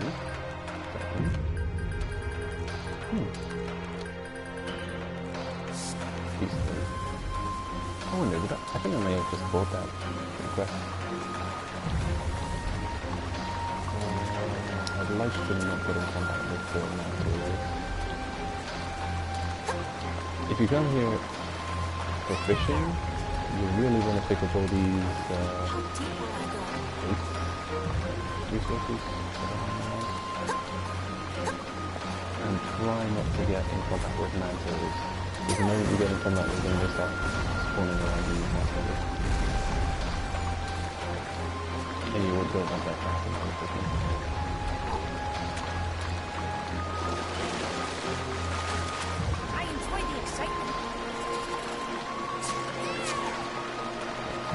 I do believe that is a big trigger because there are creatures to spawn near you, but they've actually been in contact with them in the zone somewhere before. I appreciate the crustacean meat, but I also wouldn't mind destroying. We did it! Let's do our best!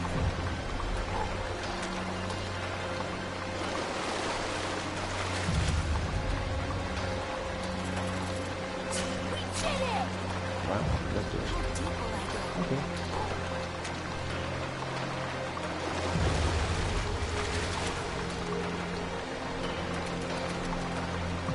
We did it!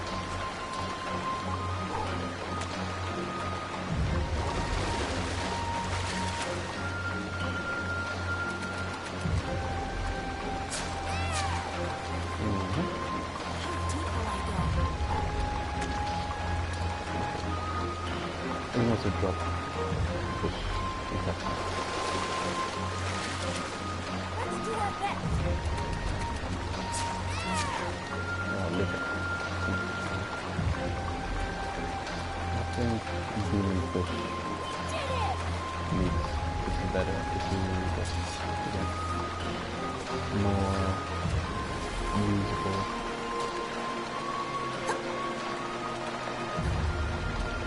I'm surprised that the shellfish scale is not dropping.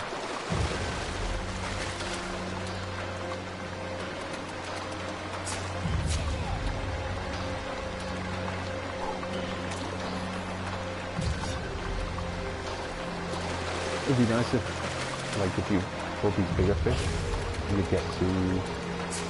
But it doesn't like.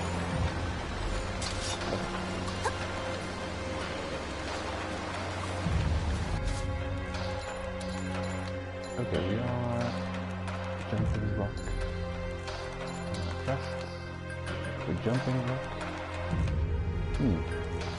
Wow, we're almost done with the Layer 1 quest. Grand Bridge Way. Another 7 items. Almost over there. So we do have a 10 of items on us.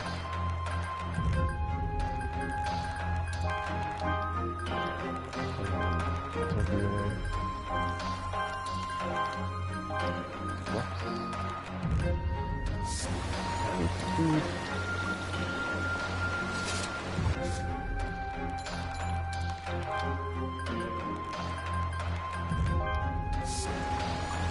Let's do our best.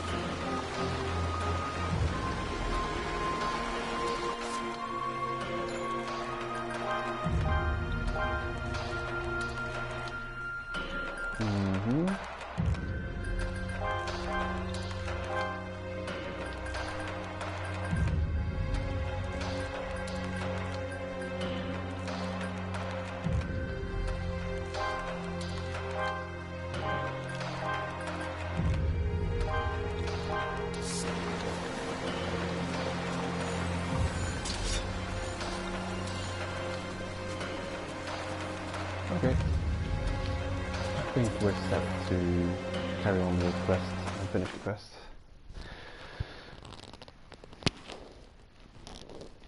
Got a great amount of loot. Gonna get a ton of money and experience out of it.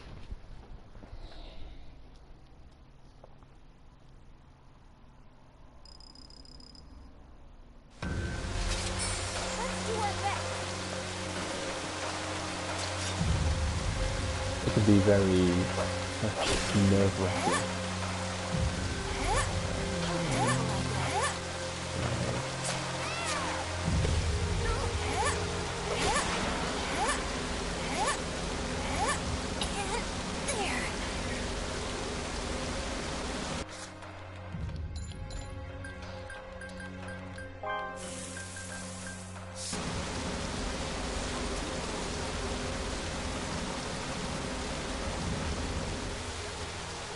Yeah, it can be nerve-wracking surviving. Yesterday I went on a couple of climbs which were so close to ending in failure. I was constantly just barely surviving. And when you're first exploring through zones, you don't know how to get to exits, you don't know which exit is going to lead you back to the surface and which exit is just going to go deeper down. And, well, I'm in layer 3 on the Switch, and there's some insane things over there. Absolute madness going on. And I kept trying to find another way to go back, because the way back that I had to go was almost impossible to head back through. So I was just desperately looking for another way back to possibly get back out of Layer 3. And it kept sending me deeper and deeper, and it kept giving you know, like, not the right resources. Like, you're running out of food. Okay, they're giving you no enemies that drop something you can cook with. Your weapons are all breaking down. You've got almost no weapons, so you can't even kill anything to make more weapons. You can't even kill anything to get food. You can't defend yourself while you're climbing. All these beasts are just getting in the way, and constantly, as you're going from zone to zone to zone, you're also paying the health and hunger penalty to just be allowed to travel. So it's, wow, it must have been a 2 or 3 hour descent, of which I at no point wasn't sure that I'd have to just completely give up and go back to the surface like that. Let's make it to the bottom. Constantly I thought I had to give up on that, but I did eventually make it back, and with a little bit of loot. Not much. Surprisingly, you're using all your available weight to just carry the bare necessities of things that you might still be able to use to survive, not relics.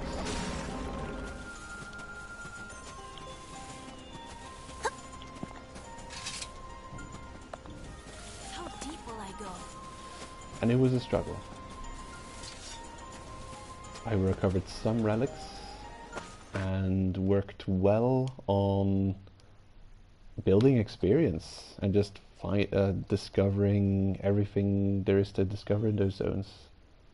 Just finding, where does this lead to, where does that lead to, what way is safe, where can you find certain items, what enemies you come across, where's those exits, where the hell are they?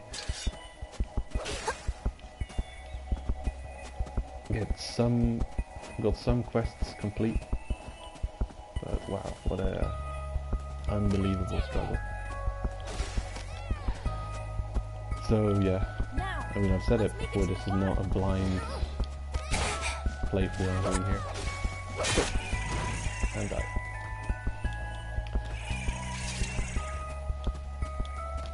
Okay, you take your time to die, don't you? We did it! Okay, looking for the third quest complete. How deep will I go? We did it! Fletching, yeah. I'll grab and eat some apples. Ah, there it is. I've collected the quest quota. Let's go.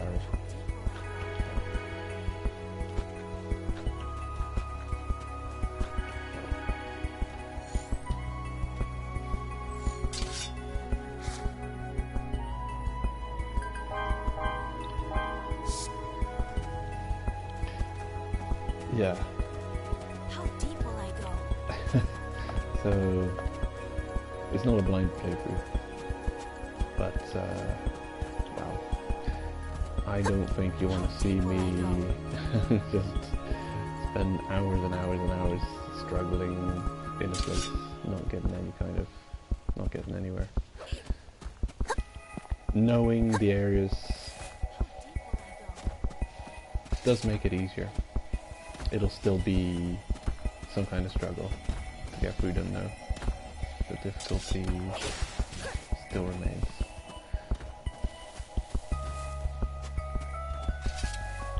We did it!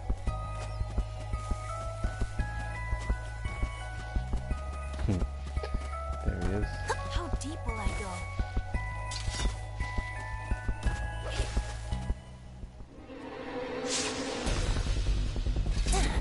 boss fight. This is a curious one. So we'll put webs all around the area, and they can grab onto you and do stuff like this so you can't move. I don't know if spamming buttons breaks it too fast. I think it doesn't. For early game bosses, I think the bow is a good weapon. Got that 1-2 slashing. Can I loot? Can I loot? No, won't let you loot. We did it! Hey. Mission accomplished! Let's hurry back and report to leader. Good. And this mission sends you right back to the orphanage, I guess.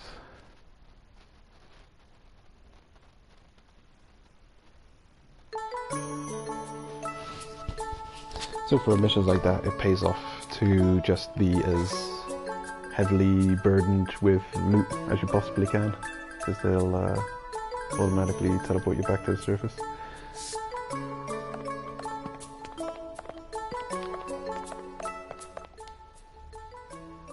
be honest, my goal right now is for leader to compliment me for doing a great job.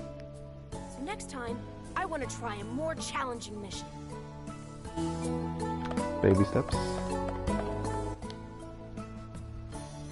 It seems that you completed your mission. There he goes again. With those disjointed sentences. Huh. At this rate, if these two continue to mature, they'll soon become blue whistles. Woo! The two of you. Both of you must keep in mind you are still inexperienced. Growing complacent during a cave raid can end up fatal. Understood? Yes, I'll remember that, leader.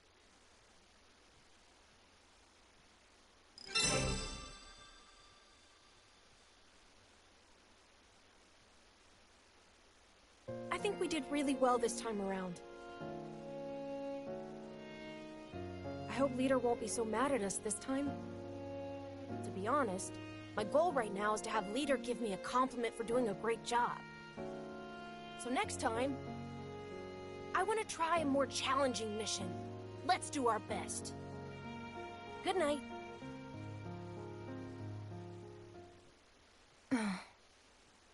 It's no longer just a dream.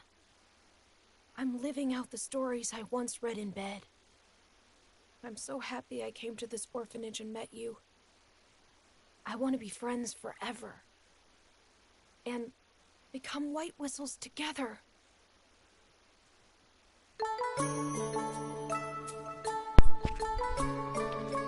Yeah.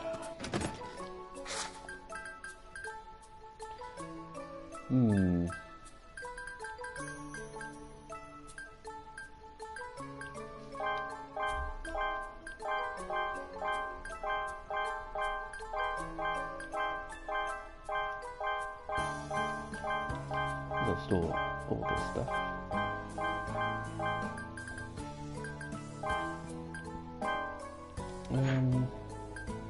I can make the hat now. There we go. Did it sneak its way into my inventory? No. It's got to be in here somewhere. It's weird how the game uses resources for crafting. Wait. Maybe it is in my inventory somewhere. Am I blind?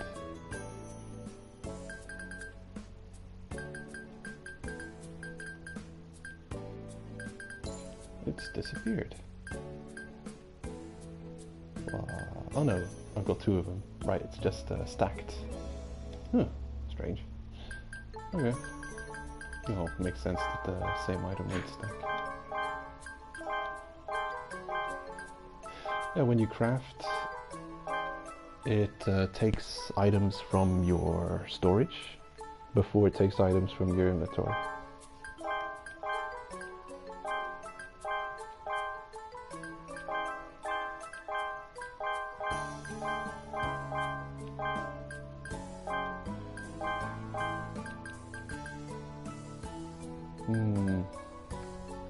Okay, been fishing. Not gonna bring the fishing pole with me every time. The pickaxe. Hatchet. I think I'll keep small hatchets on me to save on weight. They do the same amount of damage. I really like the hatchets.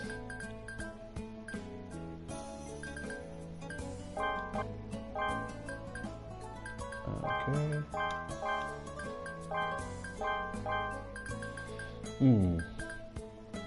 Good.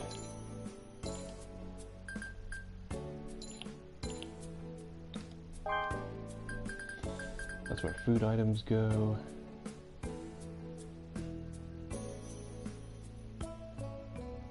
Everything's set up.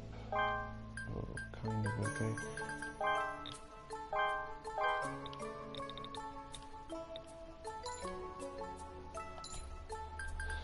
Got enough arrows on the...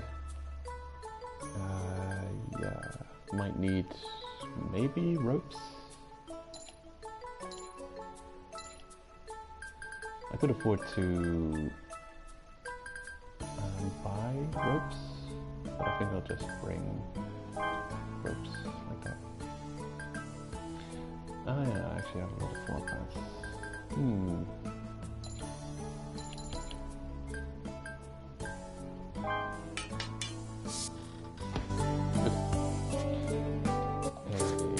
Interim save.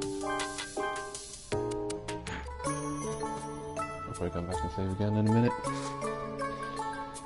Ah, and here we find ourselves in the gameplay loop. Do I have food on me? I'll have to go grab some. Welcome.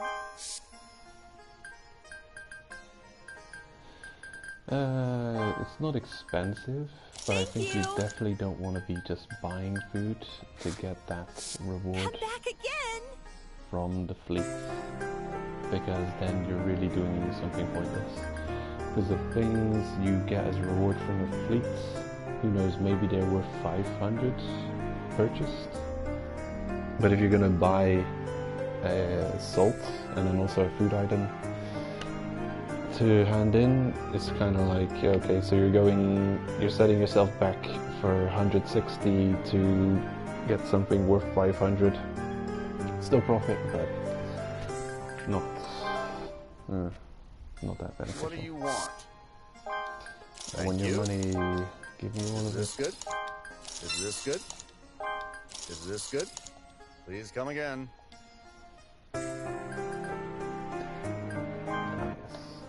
And then all What would you like? Alright, we can actually do the cooking quest, and then we'll have all the quests of level 1, layer 1 complete. Beautiful.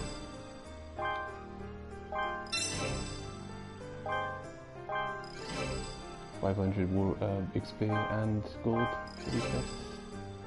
This one slightly more for the crafting quest, 2,500. I'm going to give you a new crafting quest. A Cave Rider Hat Dark. Okay, we actually have one of those, so that's already done. And a Demon Fish Miso Soup. Please come again. The crafting quests give you good rewards, but then you are also, you're being set back 3,500 to just buy How about a this? Cave Raider hat. And then you're being set back the same amount to buy the Rescuer hat. So yeah, you're rewarded 2,500, but it costs you 3,500 to get the item itself. Thank you. If you buy it. Maybe you could just craft it. Nope, you have to buy it. So yeah, you're actually losing money on those quests.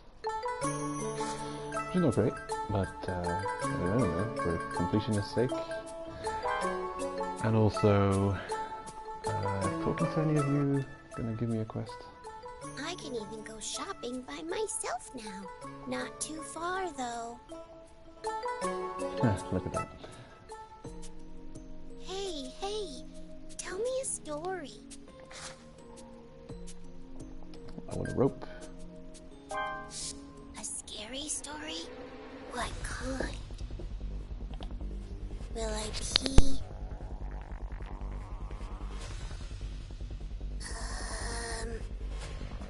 I think I did. My pants are warm. That was fun. Thanks for the story. Tell me more soon. Notice the dramatic music in the background. I was gonna check what kind of music you got for fun and mysterious stories.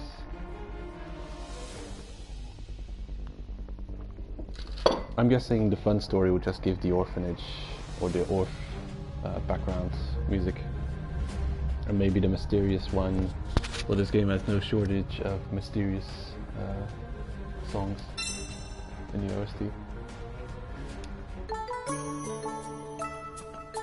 So yeah, you can actually you can trigger those quests to become active by talking to them, which is nice.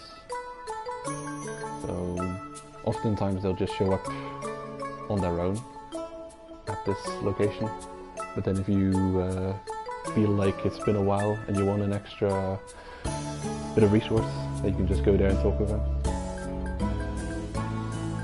I also needed some kind of foodstuffs. Yeah. The Black Cave Raider hat. And also Demon Fish Miso Soup. Lovely. I'll make another one. I'll give that to the caravan.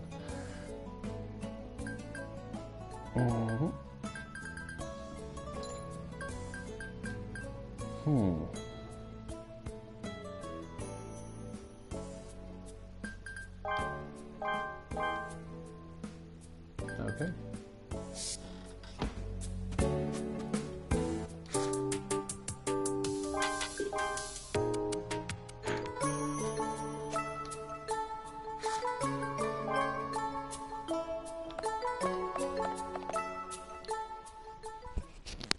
It's time for the birth festival.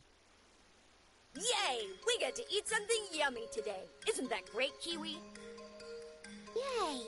I want yummy. What's the birth festival? That's right. It's your first time, huh? The birth festival is an event that we hold every year at the orphanage. A celebration for every kid's birthday. At first, we thought it'd be better to do it on a monthly basis. But there are too many here who don't know their own birthdays. That's why we establish a day once a year to celebrate everyone's birthday. This might be that fun song you get for telling a fun story to a Kiwi. Oh, really? There will be lots of good food that we don't usually get to eat. But then again, we'll also have to get the ingredients ourselves. That's right. I'm sending you guys to gather the ingredients. Nat and Shiggy, you'll be gathering soft meat and fish meat. You need to gather these. Do I already have them? Sure. What about me and Tiare? You and Tiare will prepare the hall. Okay, understood. Hey, don't you think the birth festival will be fun? Leave the preparations to us. Good luck gathering the ingredients. 5 bird eggs.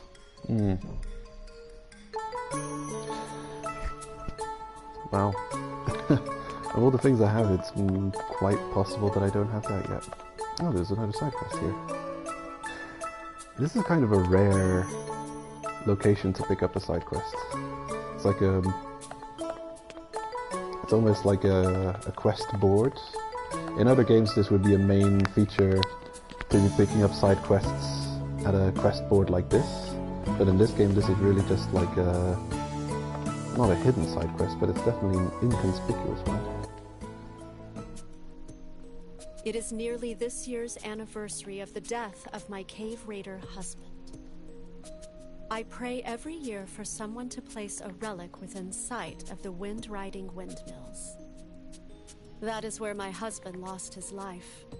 Placing relics at a place he loved will give him joy. Thank you for your kind consideration.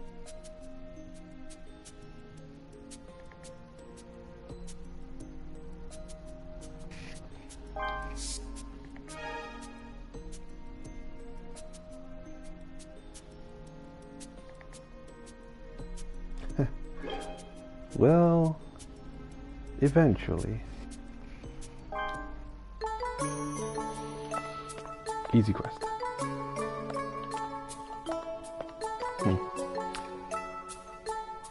I don't know what the picture on the right is, but the one on the left is a pretty nice one.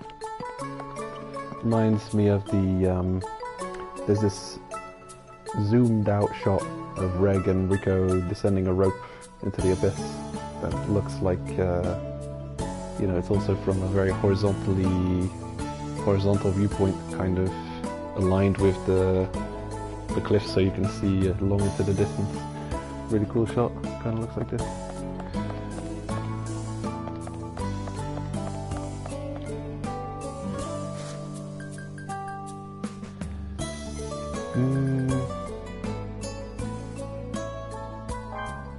Let me see if I don't just have those eggs already. I've got 2. Might as well bring them.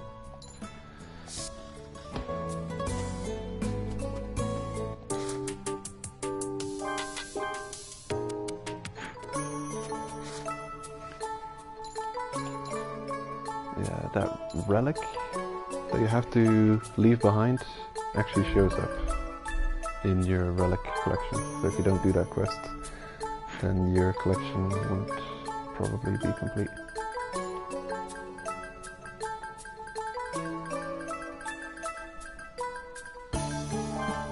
Demon fish miso soup. A stew with stick miso, chopped up demon fish, eternal fortunes, and Sinona greens. It doesn't look appetizing. Yeah. It looks exactly like it does in the show, though. This is one of the first dishes that our protagonists make. They decide to head off for good.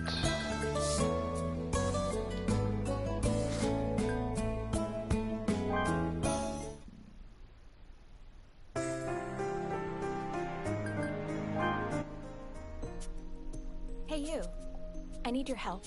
I'd like to eat the type of food that only cave raiders eat, and not the touristy kind.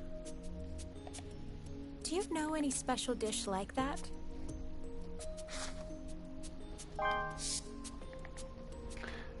Demon fish miso soup. I see. This is not bad. It does look appealing. Moreover, it does appear to be food that only cave raiders eat. Thanks. It might not be much, but take this as a token of my thanks.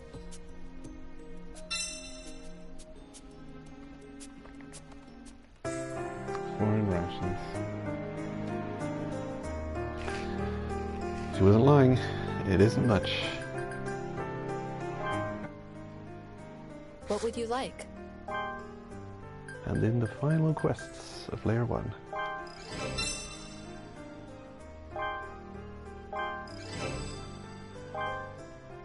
Please come again. There was a new quest? Hello. Welcome. Are you sure? Gintoku meat soup. Okay. Thank you. Come again.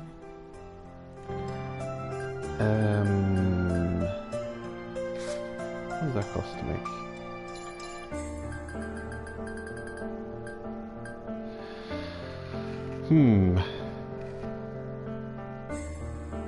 I can make this. Welcome. Thank you. Thank you. Come back again. She doesn't sell the sugar. Ah, it's you.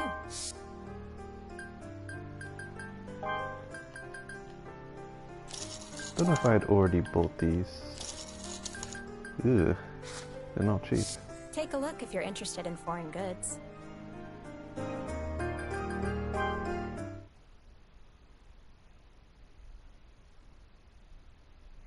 Right, I'll quickly make that dish, and then I'll be ready to head off again.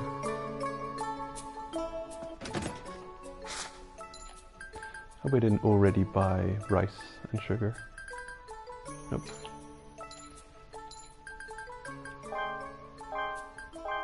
There we go.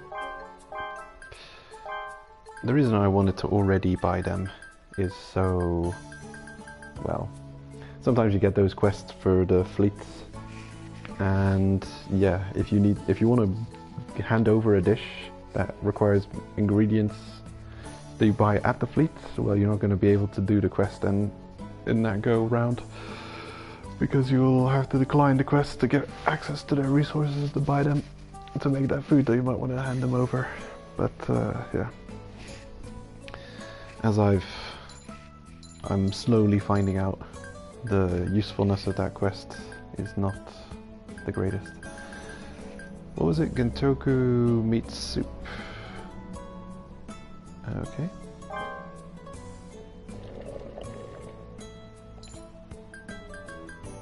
Alright, and I still have that one beast meat in my inventory, so if it can, it'll pull from your storage before it pulls from your inventory for crafting, if you're crafting at the storage chest.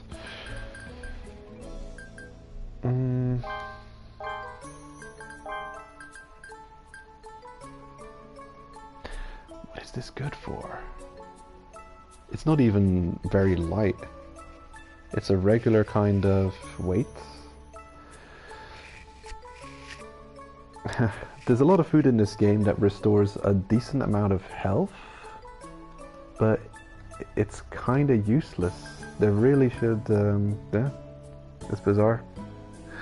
There are foods that restore a decent amount of stamina, which would be good on difficult climbing moments where you're climbing a cliff face and you're just not going to make it with your stamina. Then you can recover stamina and still make it. You could use that food strategically, but the thing is, it's really tough to make. I think good stamina recovery food costs a lot of resources. We don't even have that much good stamina food.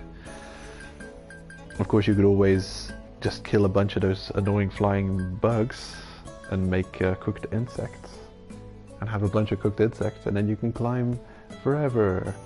But 10 recovery isn't that much, really. It's like a tiny amount of your stamina bar. It might be percent. I'm not sure. Game doesn't really tell you how much stamina it has as a number.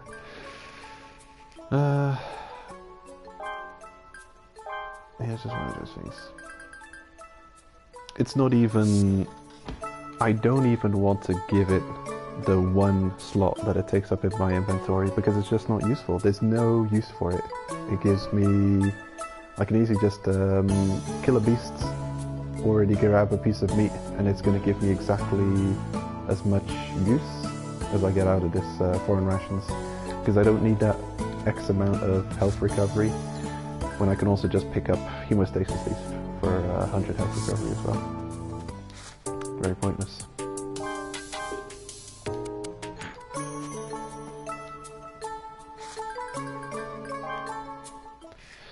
The use I'd like the food items you get from Caravan Fleet to have would be a good pick-me-up after heading into the Abyss. Ideally, hunger recovery is what I'd want. because quite often when you head off into the abyss, you just want to go far and deep already, and that costs mostly hunger. So yeah, going to the second layer, you want hunger recovery. But yeah, then they give you food item. They give you a reward from Caravan Fleet that recovers everything but good hunger. Hello. Welcome. Wow. They really get sick and tired of seeing you if you visit here too often. Thank you. Come again. Sure. We're ready. Let's go. We're gonna unlock a third option here soon. Which will be choose your layer.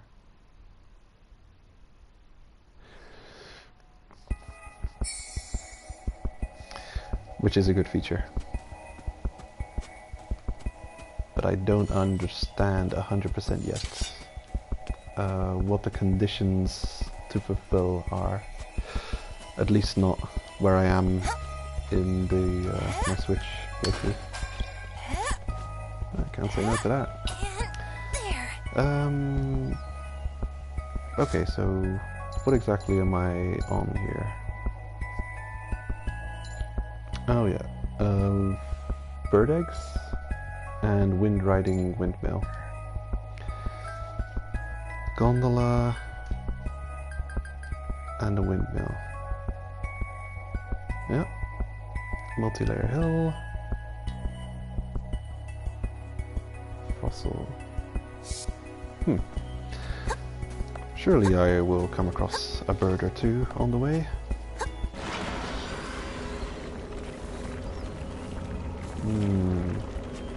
Sure.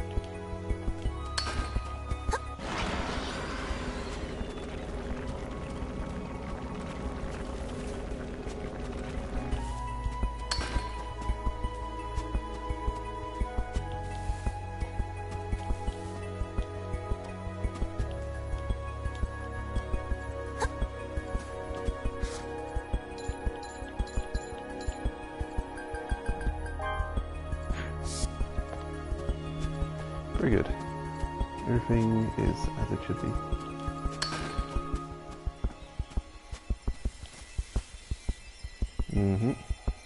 This is one rare relic spot that I actually often overlook.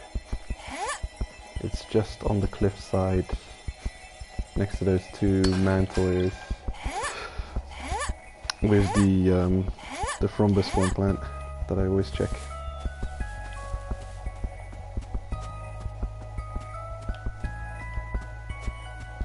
And this time I will make note of whether or not the plant is down there. If that damn tree over here wasn't in the way, then you'd be able to see the thorn plants, whether or not it spawned from this spot.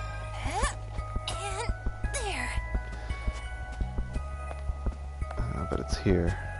And sure enough, it's there this time. Well. Oh my god. Oh god. Oh, ow.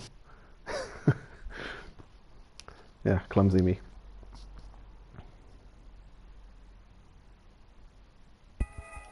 Yep.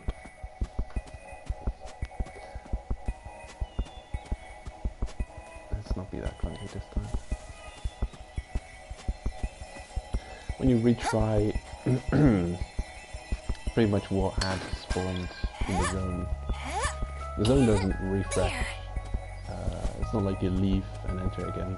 You're reloading the exact same assets that had been loaded before. So the things that were there are there again.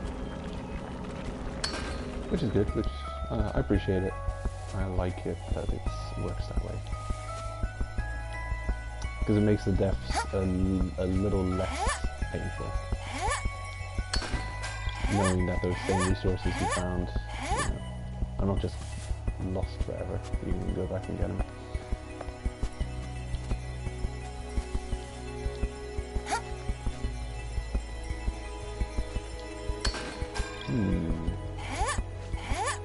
While I'm here.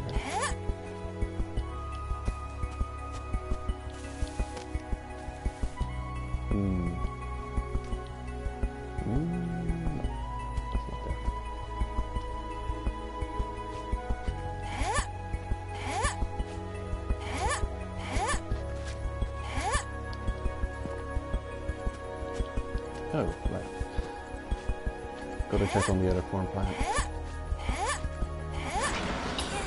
There.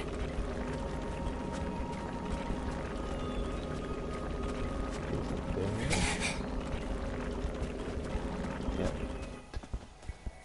This was kind of annoying to check on because of all those trees in the way. If you could spot it at a distance. I wonder. Nah, it's like the second hop down and there's just a bunch of trees everywhere. There's no way to spot it from distance. You actually have to walk all the way up to it to see whether it is or is not there.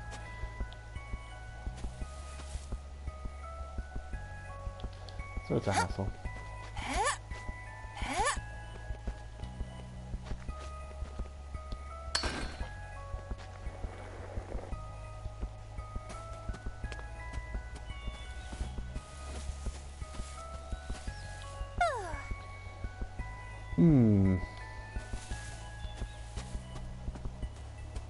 I'd like to find more hemostasis leaf. My supply of that is not sufficient.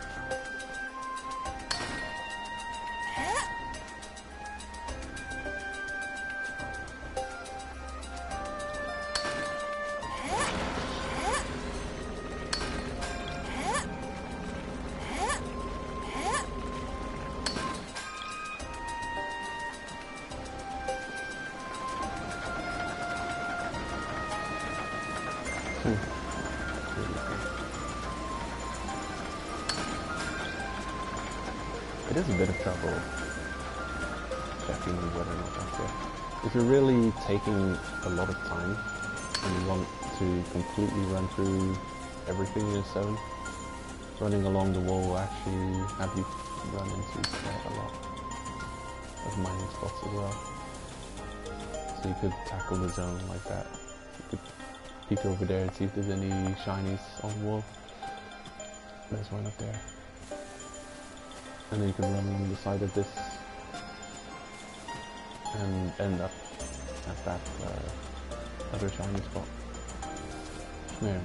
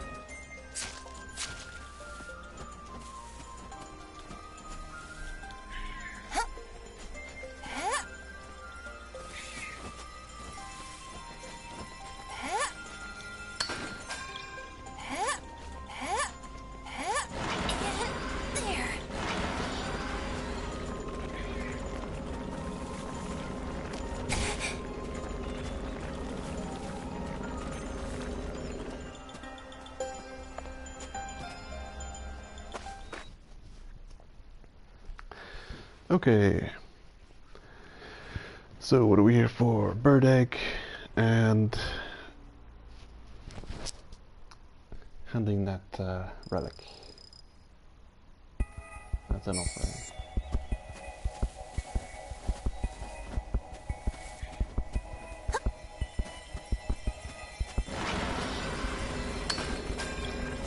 Ooh.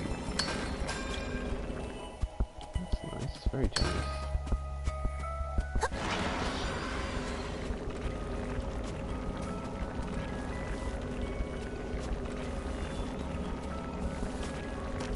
Yeah, I'm not gonna go over there to the zone. Sure, there's some chance of finding a bunch of shinies there.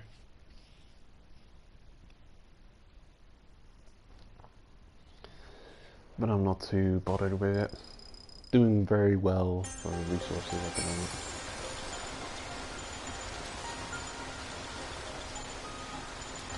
Eat it. Tasty morsel. Didn't realize how little food I had on it.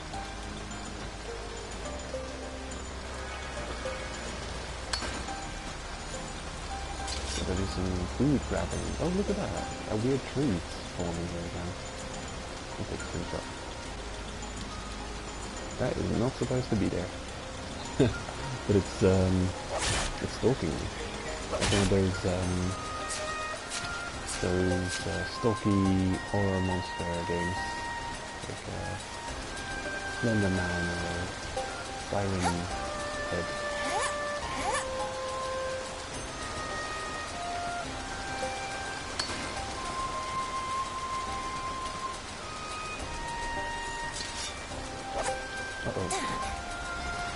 Yeah, that's a weak thing.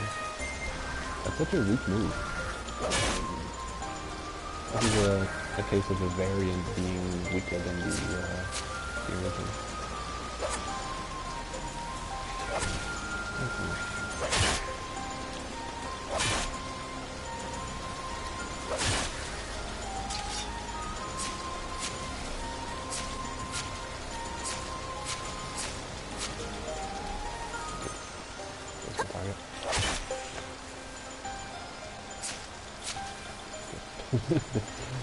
To say this time I need your bag loot drop.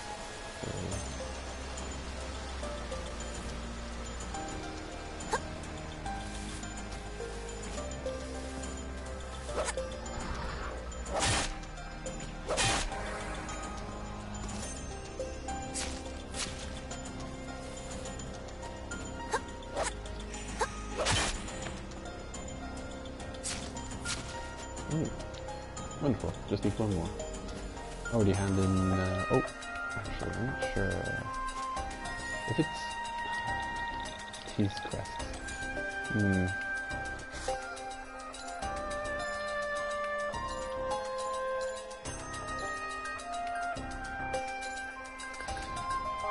Now I'm not sure which of these quests would possibly whisk me back to the orphanage when I'm done with it.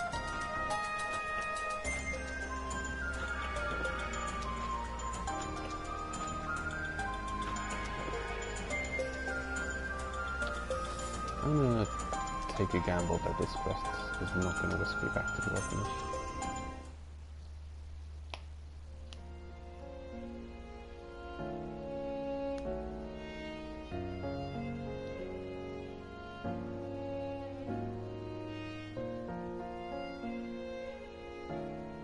Oh my god. No, no.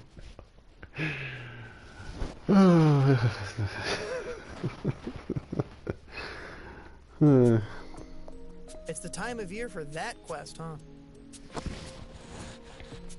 You finished placing the relic down there? Whoever put up that request must have really loved her husband.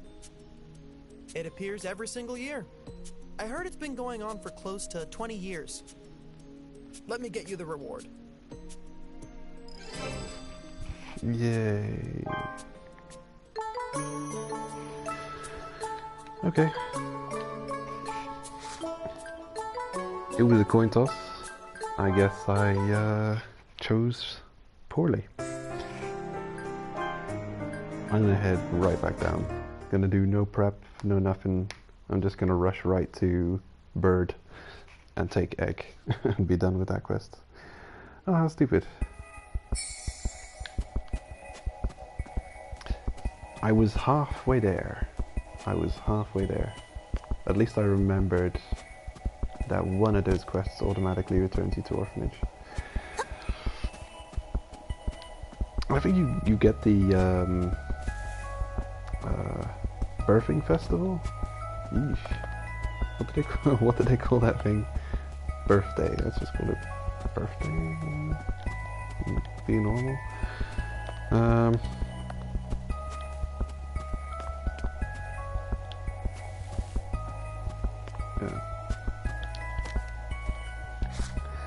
What did they mention what it's called here? Anniversary. The anniversary of the orphanage. No, they don't say what it's called here.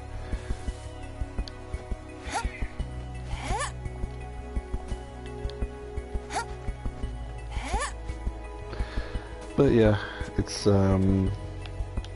that's something to take into account. My hair's shiny. Probably up on this wall. I'm rushing back, but I'm not gonna ignore just given relics like this.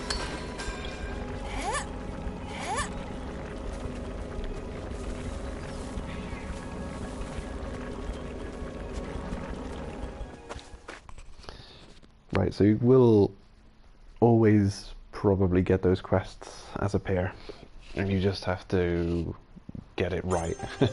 And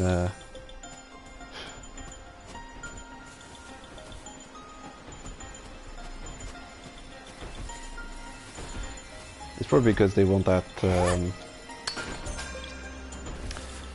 the quests cutscene is easier to transition into if they just whisk you back to the orphanage.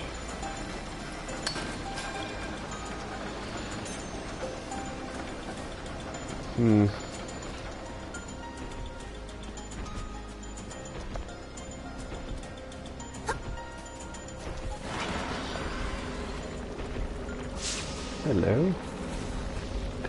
That attack seems not to work. He's got this one attack where he sprays a whole bunch of webbing around your position, and I've never got stuck in that before. There's absolutely no reason to fight him. All it can do is give me weapon breakage. If I was sure I could kill it with my bow and arrows,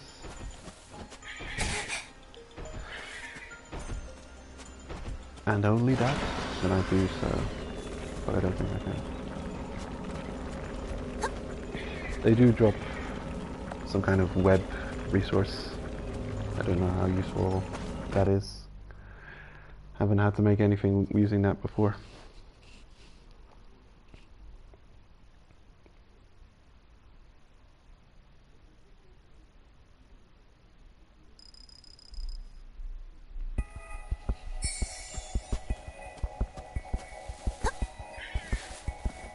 Man, so stupid. Well, here we are again.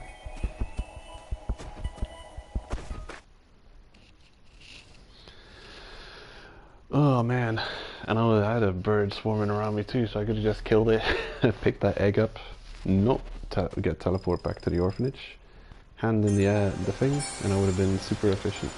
But now I'm like the opposite of efficient.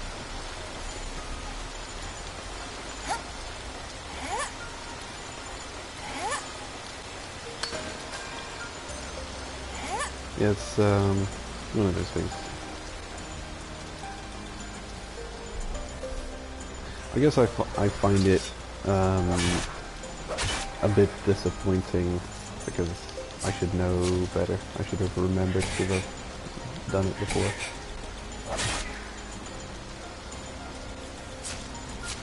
Come here, bird.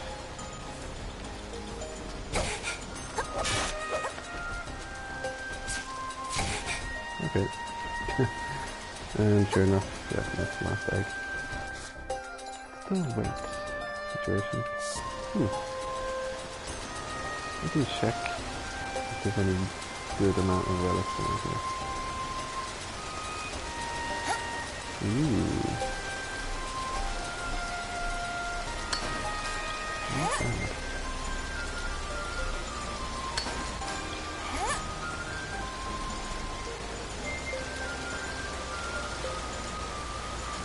the guard is missing. I wonder if they can't spawn both a, whatchamacallit, Silk Weaver. Actually, come to think of it, I don't think I've inspected him properly.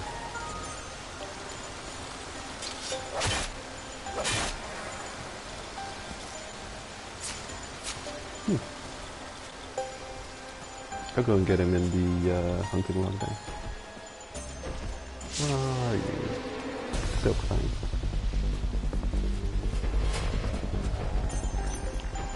Yep. I think I have him. Yep, got him. Yeah, I wonder if the Silk Fang and the big crab can both be present in the zone at the same time. Maybe they can't. Maybe they wouldn't spawn them both in because they need resources to, you know, all those attack animations playing and stuff. Maybe they can't have both of them in the zone at the same time. Or maybe I'm just jumping to conclusions. Anyway, look at that.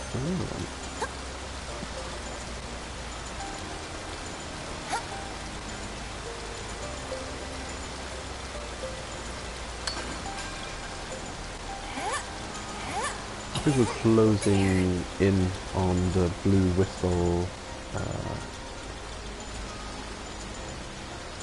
promotion exam. Which is cool. And that should bring with it being able to get to Layer 2.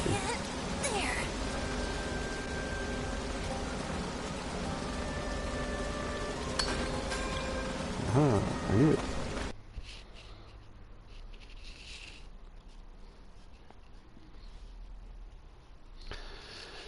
And I think we're relatively done with Layer 1 for sure.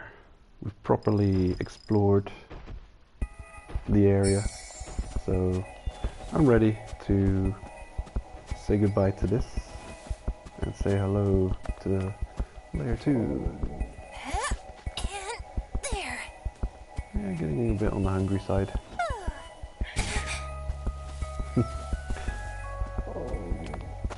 When you run out of stamina, you have to wait and recover stamina, but an enemy's attack will knock you out of that stun lock, you could say.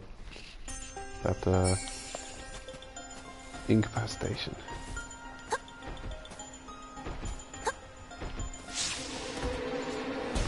No, you don't.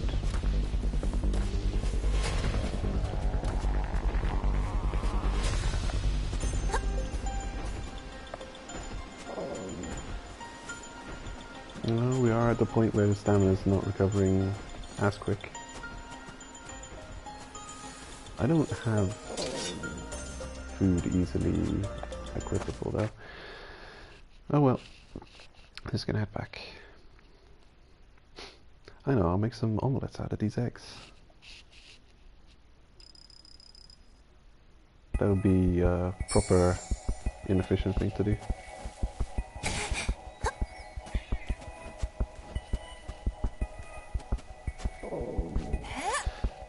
I think I will use my return strats. Although, no, I won't use that. I'm thinking, I'm gonna take the pains of ascent, but no, the strains of ascent. But no, I can't afford it. I don't have the hunger remaining. I'm too hungry to be able to suffer such a thing.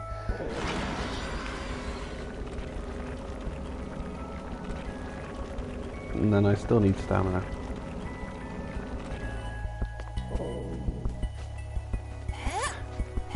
Yesterday, climbing up from a very low descent, at some point I actually completely ran out of food and I had 0 stamina for a while. It was from the transition Layer 3 to Layer 2. And if you know the place then you'll know that it's quite possible to get back there. In many cases, you're just absolutely done for. If you run out of hunger, and then, you know, they lock your stamina at 0, there's... your options at that point are severely diminished. If you don't have access to an area that doesn't require climbing and gives you access to enemies that you can kill for meat and sustenance, or apples or anything, if you don't have that, then, well, you won't make it. You'll have to abandon the descent.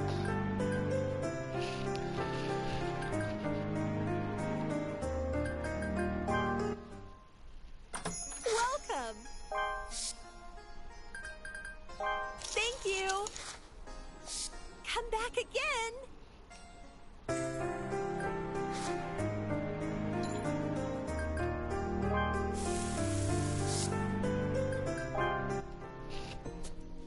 Hey, you. I need your help. I'd like to eat the type of food that only cave raiders eat, and not the touristy kind. Do you know any special dish like that? I see. You're right. Thank you for the food. Thanks. It might not be much, but take this as a token of my thanks. Blue. Okay. That's actually the most useful reward you can get from her. How am I for items?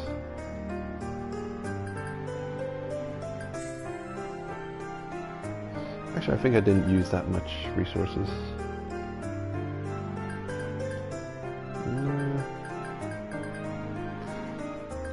I'm actually ready to set out on the next mission.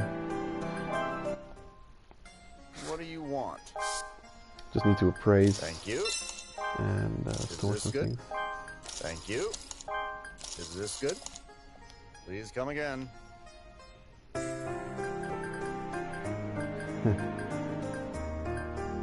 see.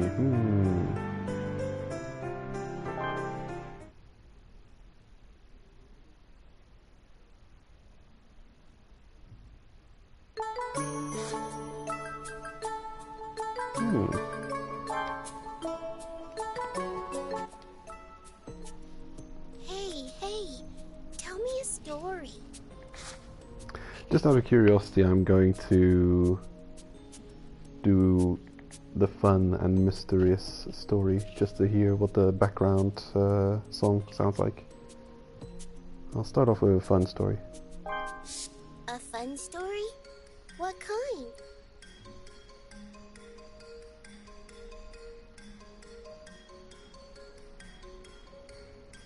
Okay, so this is the background song you hear for this. Ah, yeah, it is the do-do-do-do-do-do-do. I thought it would be. I'll have to go to the bathroom quickly. Be right back.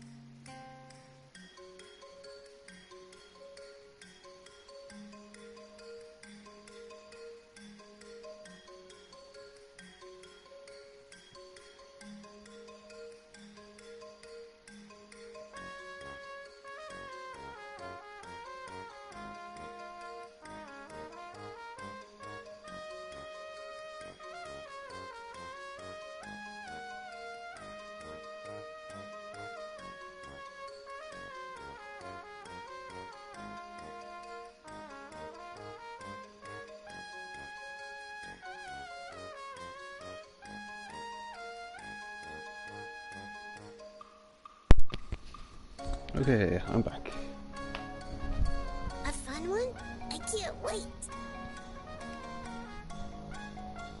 Oh, interesting. Interesting. That was fun. Thanks for the story. Tell me more soon. Bandages, yeah. It's not a bad reward. I prefer ropes just because I use more ropes than bandages. In the early game, I rarely have to resort to bandages.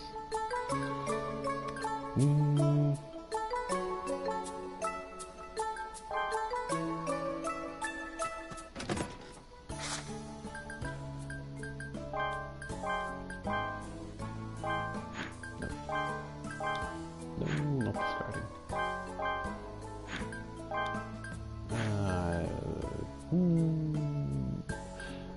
Nah, so long as I've got a reasonable amount of hemostasis leaf on me.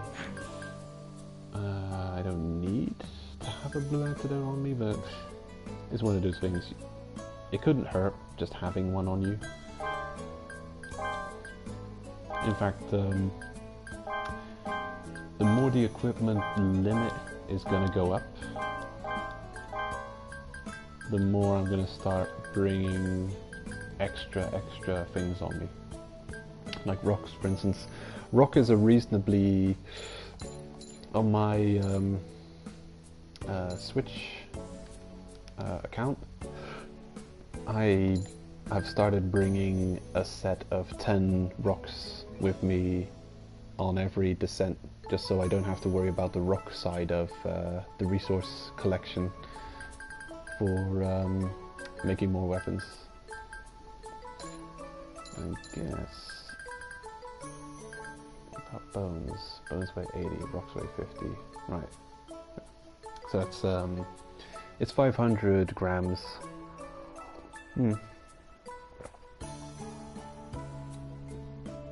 It's not nothing, but yeah, it's at least one side of the crafting requirement that you have to worry a bit less about. And besides, you can make 5 daggers, 5 hatchets with 10 rocks. So going into your descent with like 3, 4, or 5, maybe 6 weapons, and then having 10 rocks on you, so you just need, you know, the couple of bones to make another 5. So then you're running through 10 weapons. That'll take you places.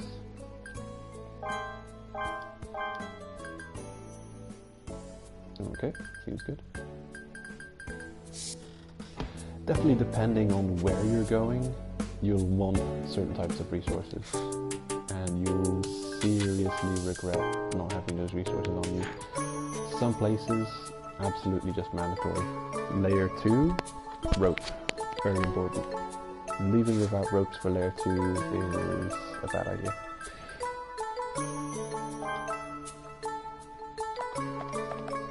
And yeah, so I've got 3 ropes on me at the start. You're back. Looks like you got everything.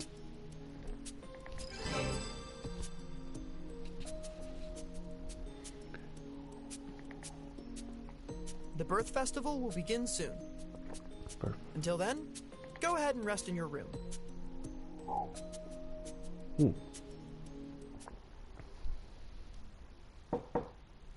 It's time. Let's go to the hall.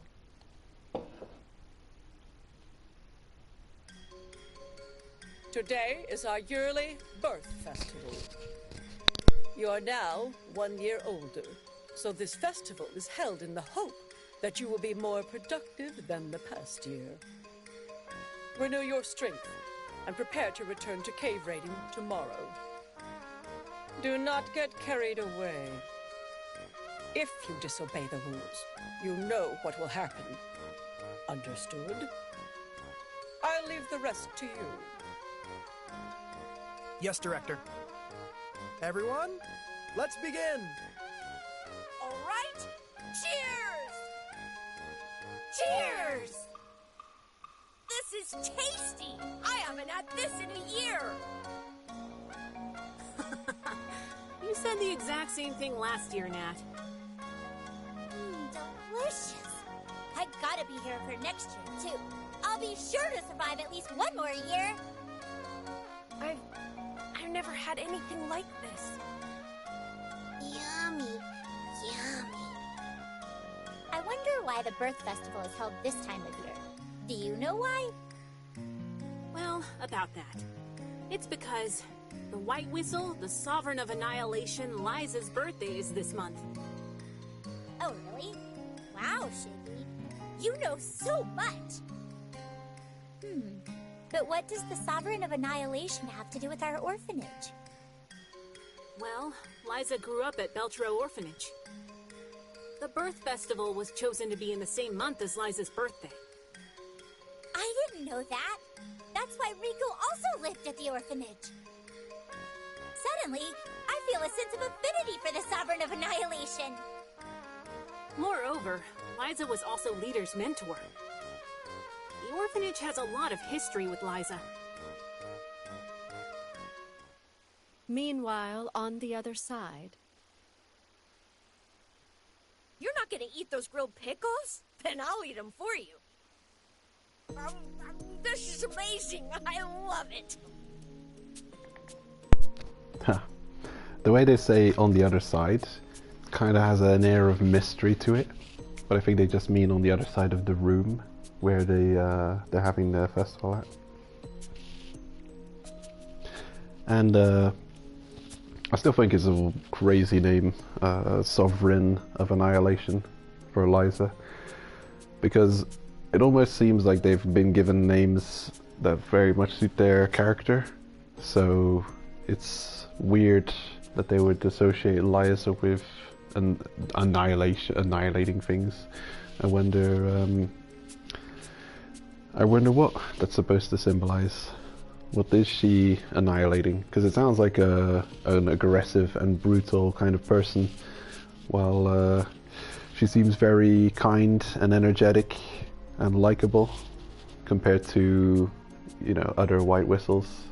So it's just a curious name. Everyone just calls her that with such admiration. But then again, I think they admire all the White Whistles, and I think a lot of the less positive and less appreciable things that they get up to are hidden from the eyes of the public anyway. By the way, whenever this was served, I always fought over it with Rico. Oh, Tiare didn't eat any yet. Looks like more for me.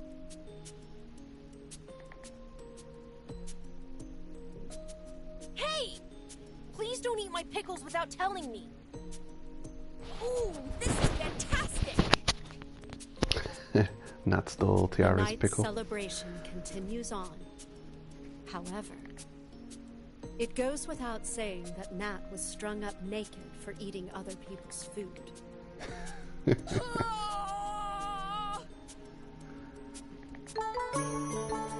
Welp.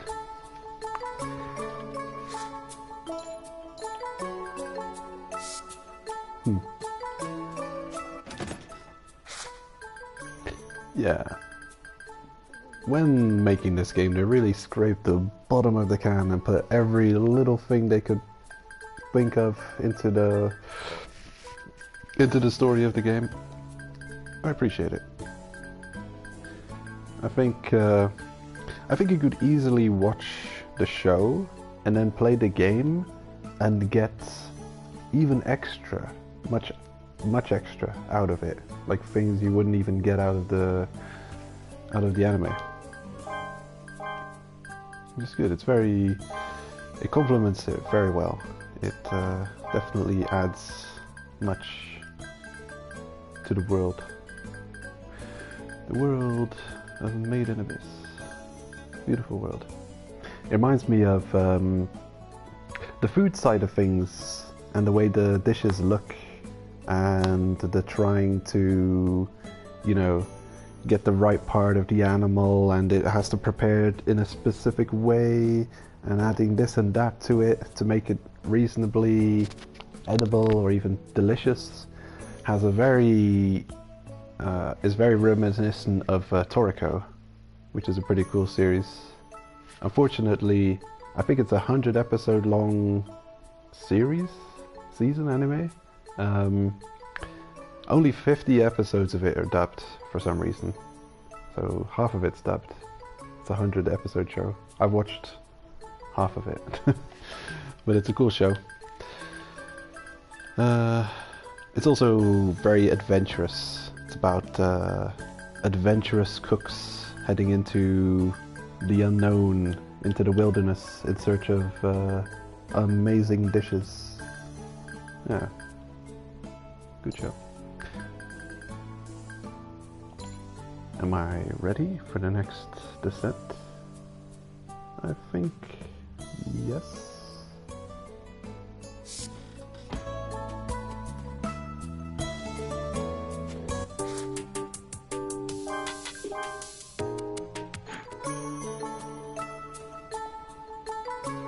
Spend time by accepting quest requests in town. Uh-oh.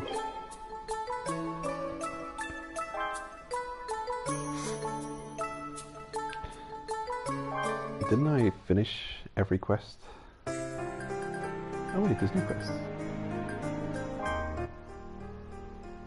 Hello. I have a quest that needs to be done quickly. Will you accept it? Please? Do you know the big gondola in the first layer? It's a bit broken down and won't move. Cave raiders headed out to the big gondola to try and repair it, but they don't have enough parts to complete the repairs. Please hurry and take these parts to the big gondola. Thank you for your help. I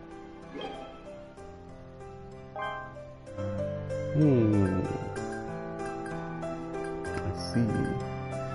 Yeah. So this is one of those moments where they give you kind of a break in the back-to-back story quests. You'll have, well, always the gameplay loop is there of heading back, getting your items ready, going back in for either collecting relics and materials for crafting, and then coming back up for selling everything, getting ready for the next descent. But then also you've got the quests accompanying that, and you'll have either a series of story quests that you can go on, or they'll put you in one of these states where you are paused on the main story for a bit, and you've just got side quests that you can discover. And once you've done all of the necessary side quests, and new main quests will open up again.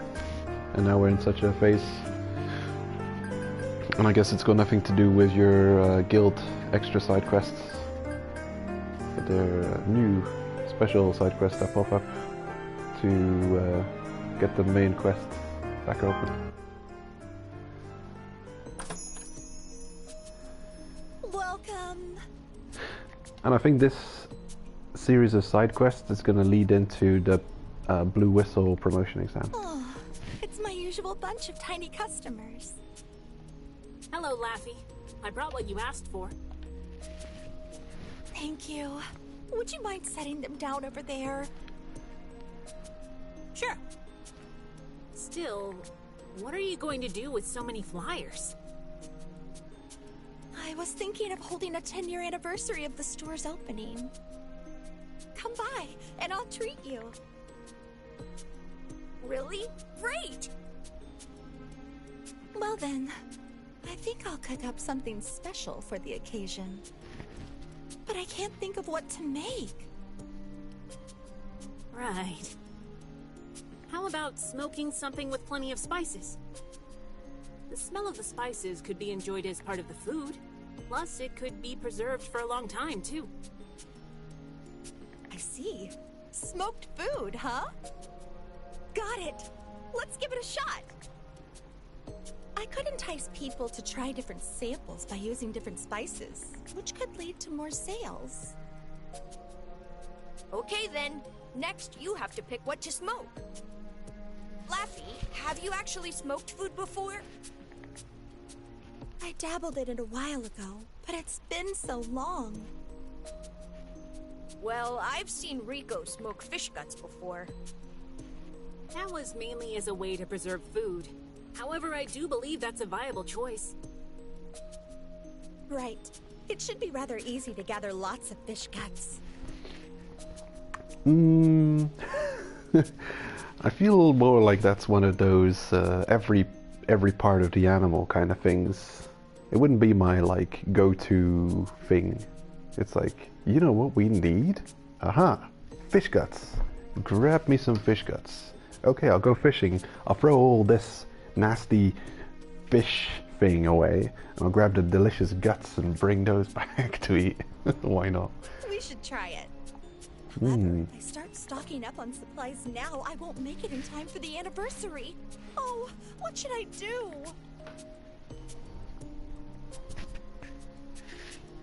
Huh? You'll gather them for me? But don't you have other work to do? It'll be fine. We can do the rest on our own. Right, Shiggy? Yeah. We will manage the rest of the work. We'll leave the fishing to you. Thank you all. Sorry for dragging you into this. It means so much to have your help.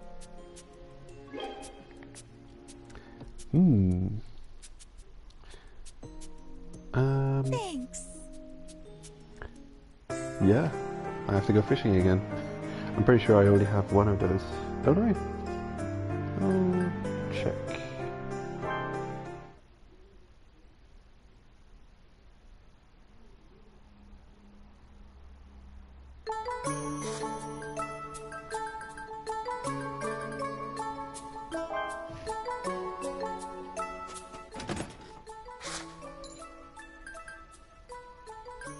Yep, only have one so far.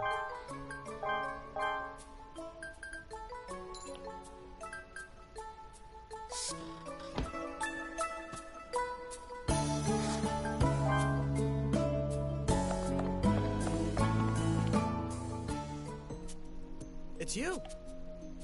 Good timing. I'll accompany you on this cave raid for a while.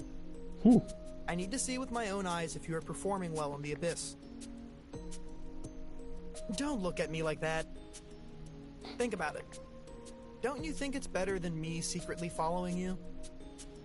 I have nothing to say on my end. Continue cave raiding however you wish. Let's go. Jiro is accompanying you to cave raiding. Twin Falls.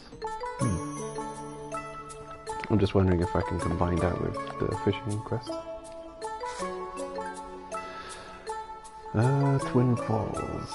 This is going to be another quest that puts you on rails and will tell you exactly where you have to go. This is one of those strict quests. So we're not very... Oh, hold up.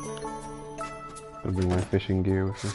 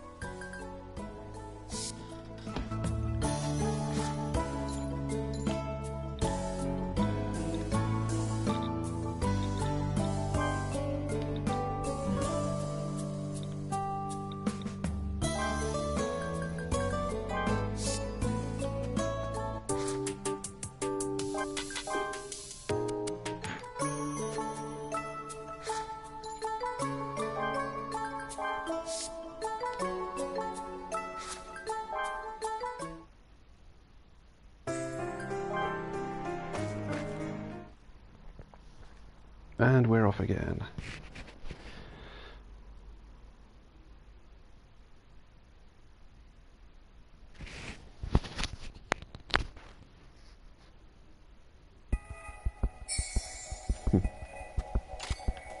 Any luck? Did you find anything? Sneaky bugger. So, this guy apparently follows the kids from the orphanage around, often spying on them, just checking how they're doing with their cave raiding. Did you find anything? Which makes you wonder if he was there Did you when find anything? Raoul fell to his death, and if he just decided to not intervene. Yeah. I'll give him the benefit of the doubt and assume that he just wasn't following Did you find anything? the kids that day. That he would have stepped in to help. This is one of those... It was around this point on my Switch playthrough where I decided, oh, I'm gonna wait until I get one of these follower quests to let them kill a bunch of Mantoyers for me and farm up millions of bones, but they won't let you head back. Head to Twin Falls, it says. So yeah, you're completely on rails for this one. You're not even allowed to head back to Orth. So you can return if you give up, but you have to lose all of your progress and all of the items you get during the quest if you do that. Unfortunately.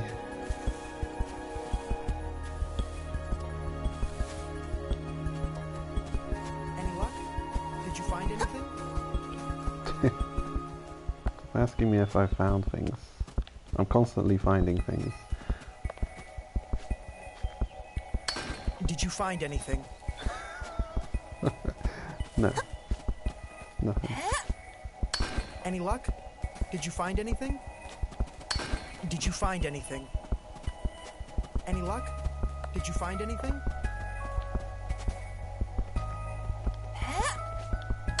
Did you find anything?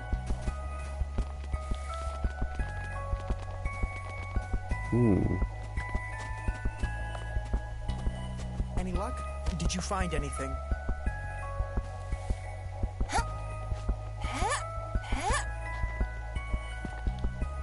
Any luck? Did you find any? Did you find anything?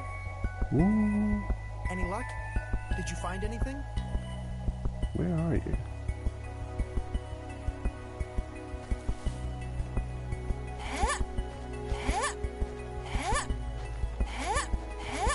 Any luck? Did you find anything? I will check on the last one plant spot.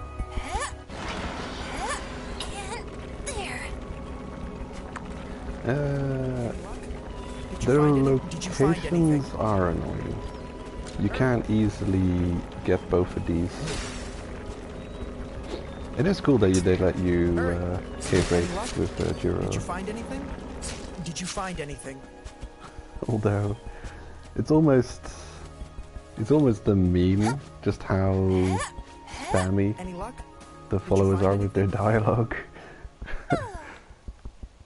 Like you can make a binary star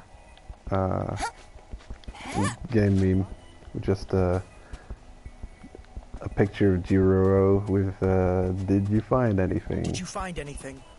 next to it, and anyone who played the game would be able to relate. But I got a feeling that the game's very niche. There's not much people playing it. You have to be prepared to hurry. I have to what? Well, he actually said something new.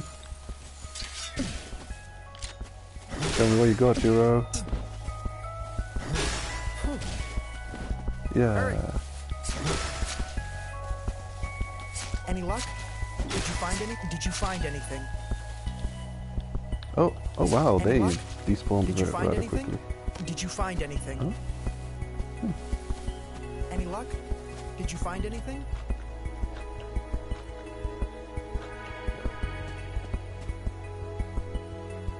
Head to Twin Falls. Oh, this is not the way?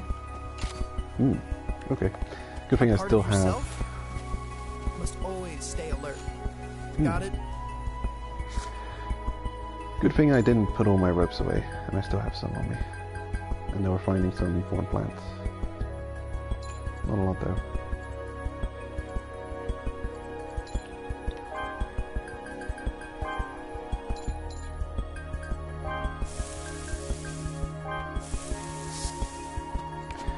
Alright. Ah, yes. That's right. I think Any luck? Did you find anything? the reason they have him go on this quest with you is because you actually have to do some difficult stuff to get where you have to go. To get to those twin falls, you have to use those ropes to reach there. You can't get there without using a bunch of ropes. So I think that's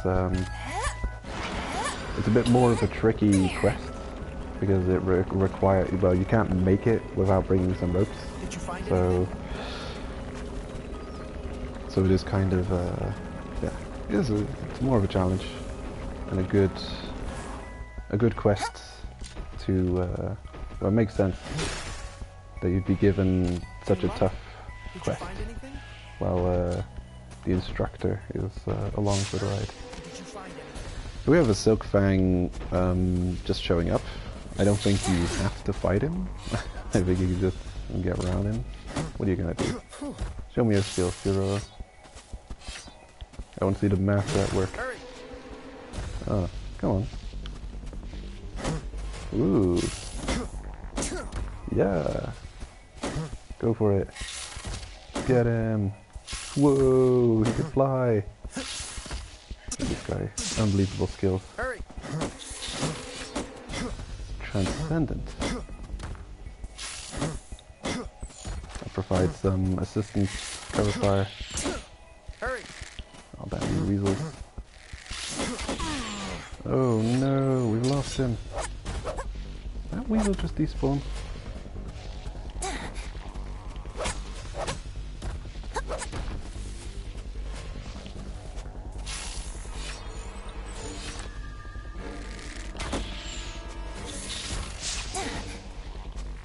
See, this one does nothing. It's a signature move.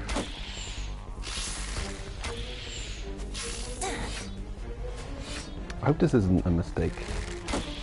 Spending this resources attacking this creature here. There, the bow is spent. Oh no, what the hell?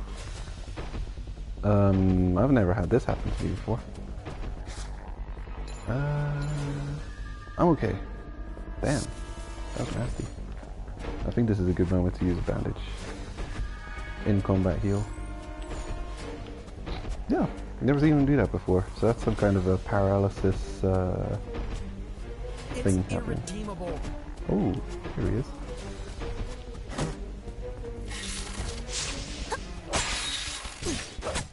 Ooh. That one looked painful. Oh, okay. Square. Got it. Bam. And we lost Jiro again, of course. Oh, that's not the good resource. I don't know how much things he can drop, and it looks like this is just a floating spawn that happens regularly on the PlayStation version.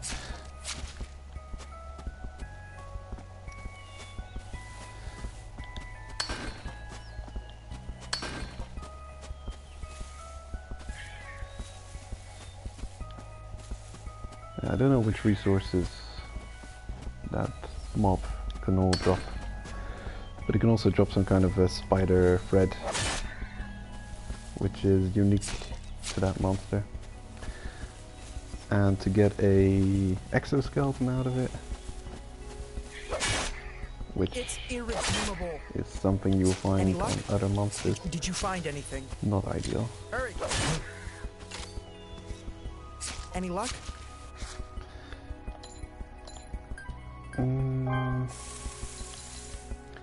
Let's see.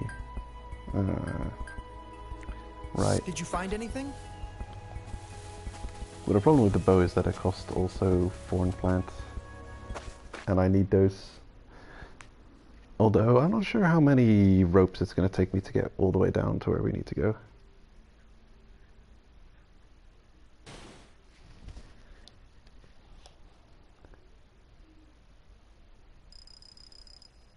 You have to be prepared at all times. Don't forget to maintain your stuff.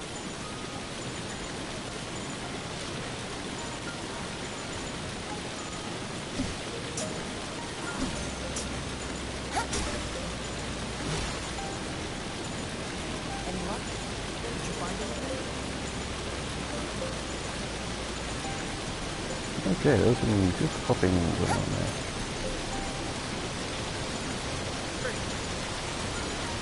For some reason I find the timing on that easier on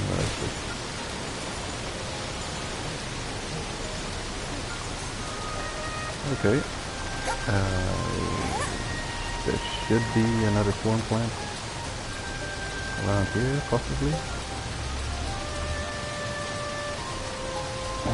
It's not here.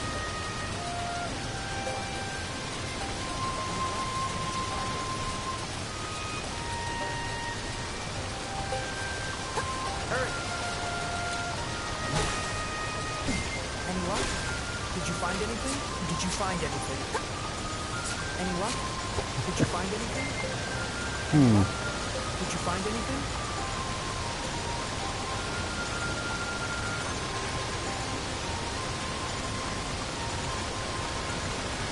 Why do you cave raid?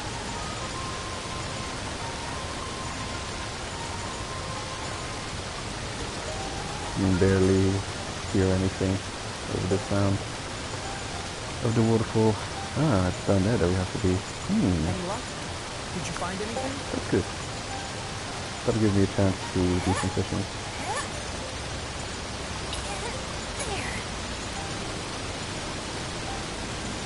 You have to be prepared at all times. Don't forget to maintain your stuff. Okay. Oh no.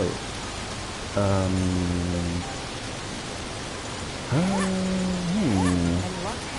Did you find anything? Okay. What is it?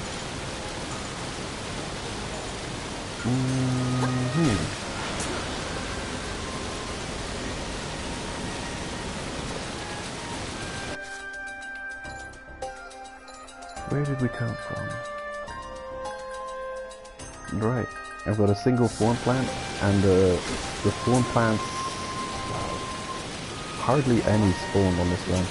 This is one of those stupid moments. It's quite possible that this quest is now incompletable. I mean, Any luck? Did you find anything? I guess it is interesting to see it happen. But I might have to head back from this quest instead of completing it. Any luck? Did you find anything? And get a couple more ropes to bring with me for this.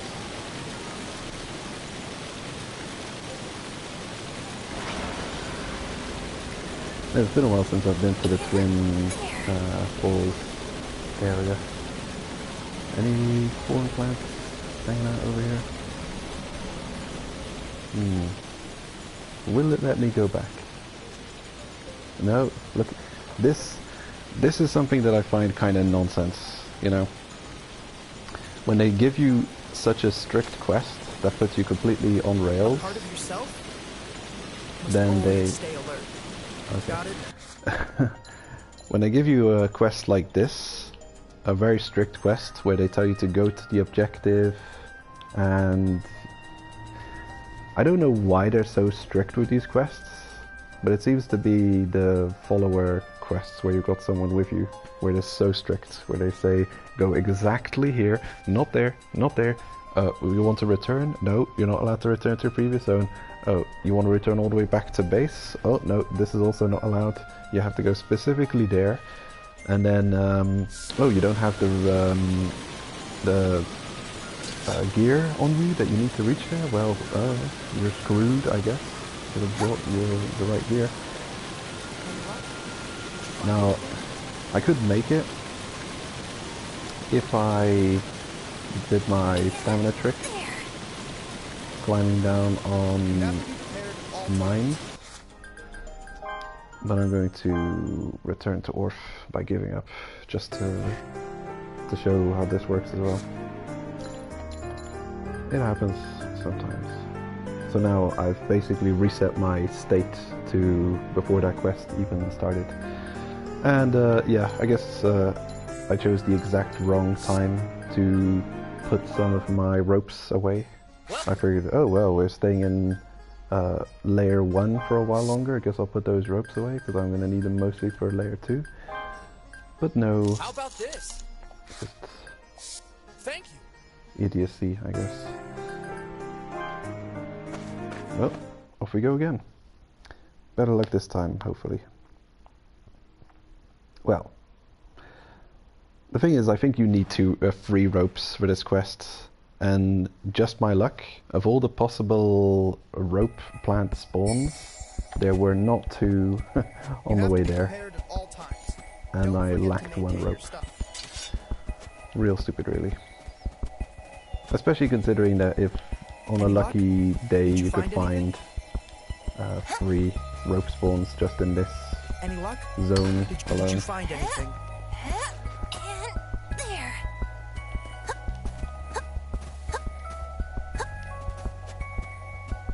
You have to be prepared at all times. Don't forget to maintain your Yeah, stuff. here we have it. Hurry.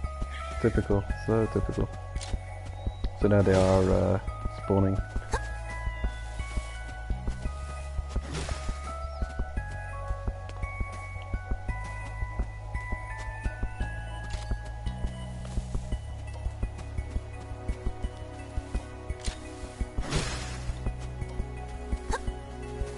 Any luck? Did you find anything?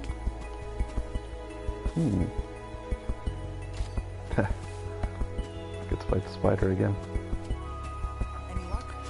Did you find anything? I think I'll fight him without using the bow and arrows this time.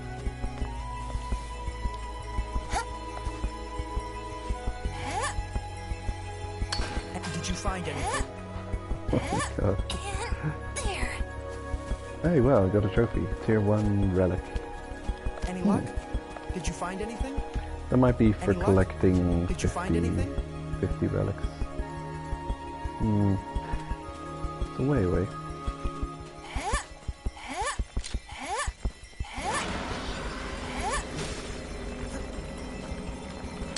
Any luck? Did you find anything?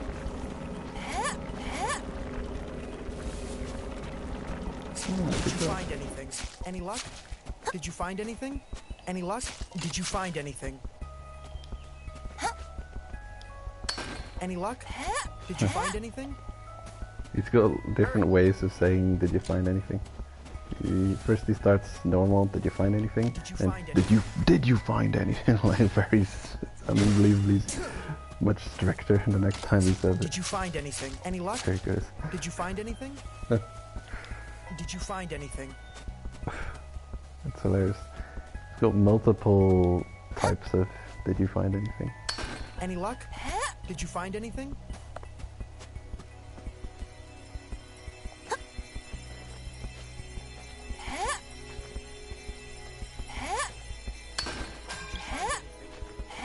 Any luck?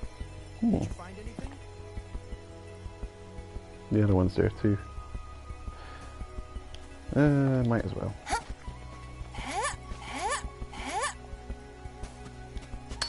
Did you find anything? Hurry!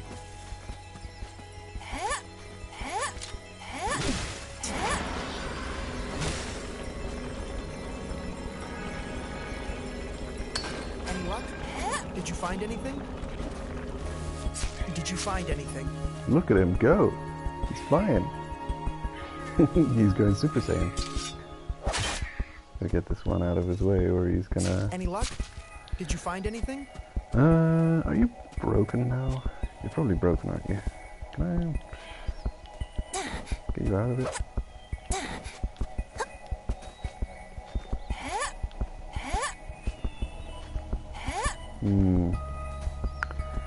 If he's broken, I'm not gonna bother fighting the silk spider.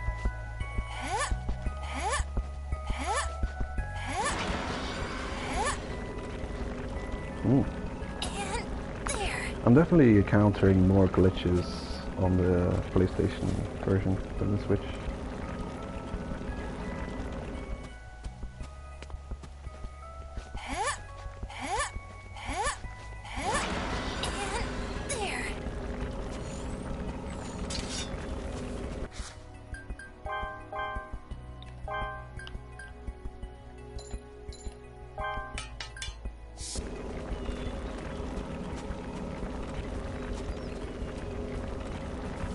I think once your helper gets locked in a combat animation like that, we had it before with Tiare and one of the Mantoyers, where they got stuck in animations with each other. They're probably stuck for good. So I would not expect Juro to assist with this fight. And I just don't think it's worth it. There will be quests to fight and defeat those Silk Fangs in the future. And I don't really know any use for their unique drop. So, not worth it. I lose more than I gain for fighting this thing. All I get out of it would be a couple of broken weapons, spent items, and possibly an item drop for which I yet have to find a purpose. Any luck? Did you find anything? As you recover. Oh, look at it. Here's another place that I could have spawned. Did you find anything? So we just had the worst luck last time with Thorn Plant spawnage. And the fact that I brought just not enough on me. You need the 3 to reach the bottom.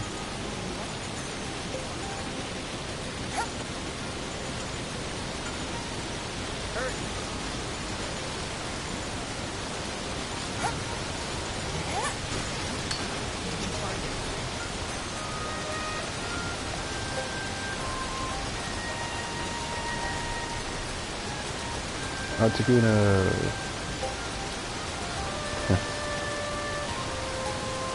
We can't examine him yet.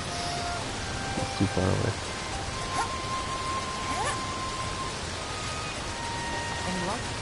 Did you find anything?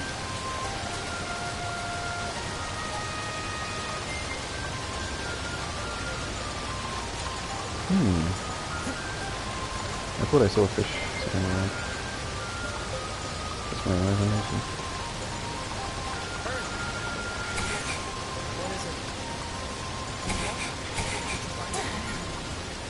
What is it? Any luck? Did you find anything? Yeah, the Thorn Plant isn't showing up here. It can spawn right inside this tree trunk actually. Did you find anything? Any luck? Did you find anything? Oh, right. Okay. Did you find anything? Any luck? Did you find anything?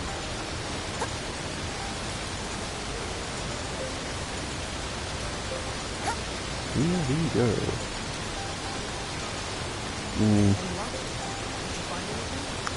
I don't actually think we could make it up this wall.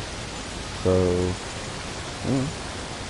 my plan to possibly use the stamina trick to get down here may not have been successful anyway. That thing is not worth even trying to get. The thing is, look how low. So you're already spending stamina to just try and get onto that wall, then mobs will be spawning, and then you'll have to mine it, fight your way through the mobs, and then manage to climb all the way back up this crooked ascent. Another one. Okay. Why do you cave raid? So you need 4. It's just a guaranteed you're gonna need 4 ropes to get all the way down here. Okay. It's one of those... This is one of those things that it often proves itself not worth the trouble. That place where we earlier found those 2 walls covered in shiny relics, that was worth the 2 ropes. Right, so that's gonna pay for itself. Is that even the sun? Yeah. Did you find anything? Any luck? Did you find anything? Assist me, Jiro. I'll go fishing. You keep the enemies at bay.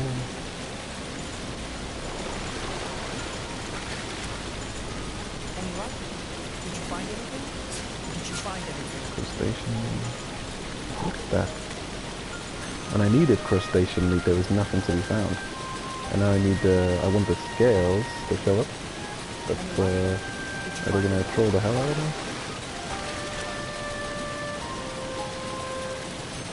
Did you find anything? There it is. Shellfish shell. That's what I want. Any luck? Did you find anything?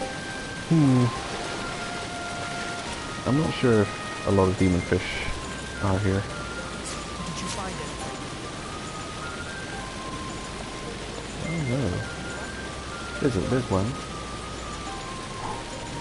And there's another. Okay, so there's at least two.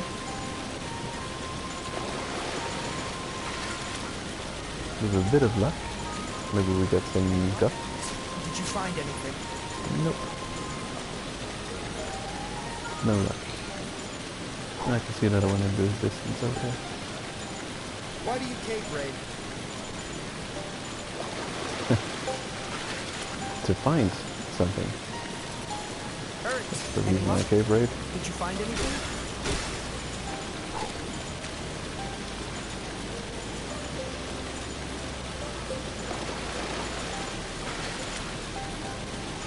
Why do you cave raid? Did you find anything? Hey, got the demon fish Any over. luck? Did you find anything? There's a limited amount of Any casts luck? you can Did you do, find anything? but I think it's still a reasonable amount.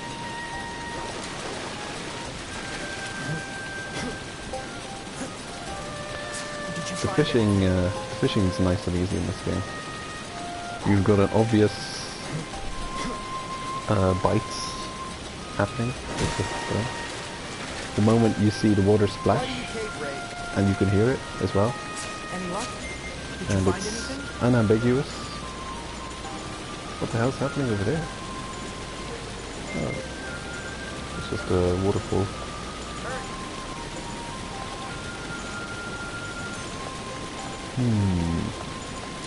Are we out of demon fish?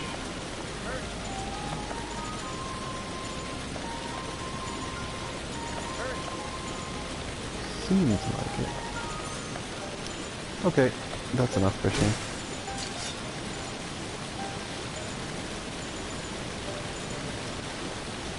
Not the greatest luck, but one more towards the goal. So, what do we actually... Oh. I only needed 2 of them. And that's one of those things. Usually when I'm fishing, I want the demon fish meat and not the guts. But then I get it with nothing but guts. And now I need the guts and I'm getting nothing but meat.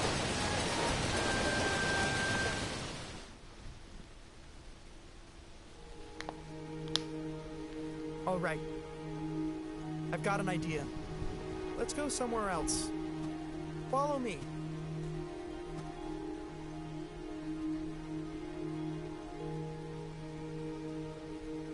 I've been studying your cave raiding. You're not that bad. You've gotten the hang of it. In your own way. That is my evaluation. Yay! We're not half bad. I'm going to head back now.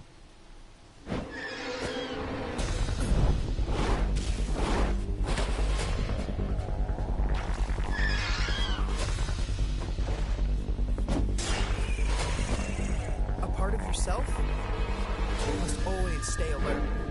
Got it?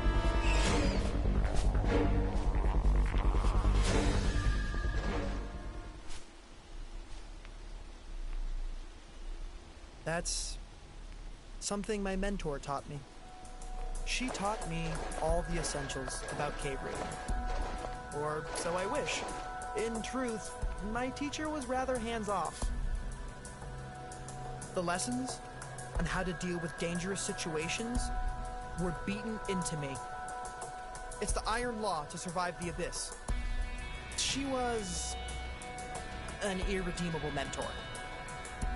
But I'm still thankful for her lessons.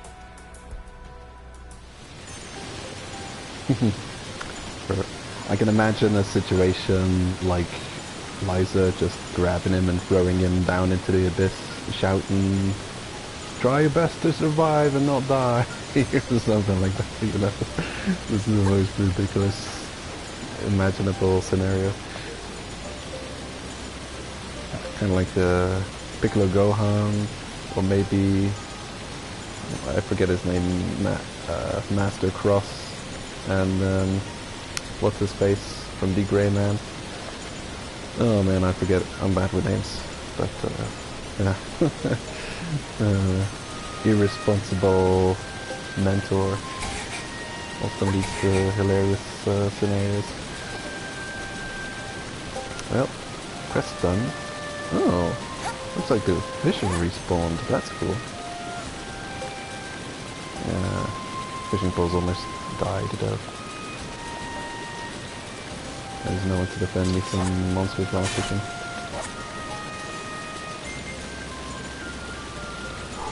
Come on, fishy fishy. Give me those guts.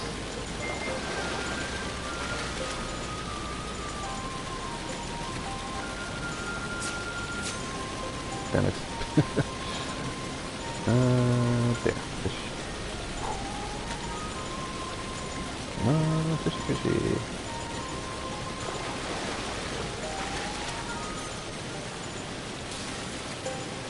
Oh. Hey, we did it. Whew, good. We lost the fishing pole, but we gained in time and efficiency. That was a lucky get there. And then the last cast, you can attack in 4 directions on the rope. Neutral is forward, left, right, backwards.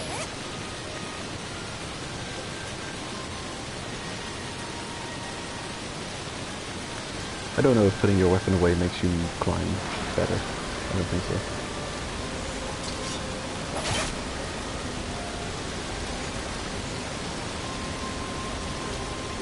This is a pretty cool mechanic, actually. All the things you can do on a rope. Quite realistic too. And in the anime they've got this really cool rope repelling mechanism. In this game it's kind of just like a metal bar sticking out attached to the rope at a dubious area.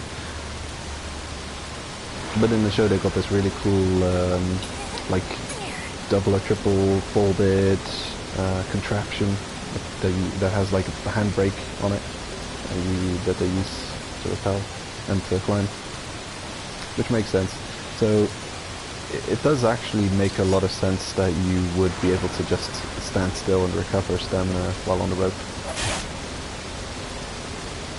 So I'm glad you do, because it just makes sense that you recover stamina while climbing and descending on a rope, but not on a cliff face with your hands and feet.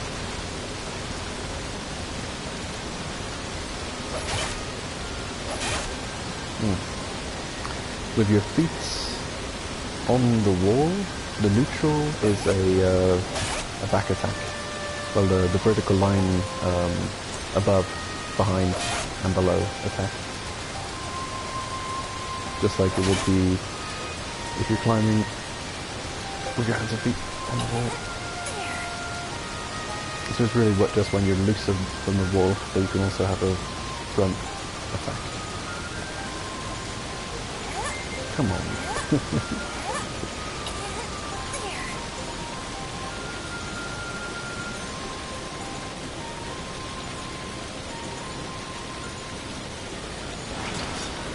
Dum-de-dum.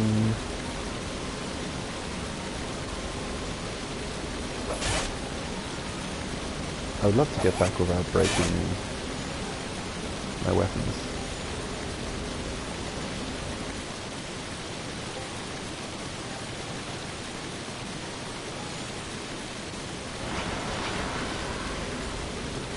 I've got to take it seriously though. I can actually die at this point.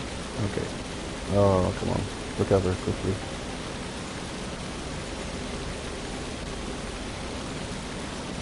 Goodness, what the... Are you there? Nonsense monster. Phew, made it. Yeah, I really don't want this hatchet to just break for no reason.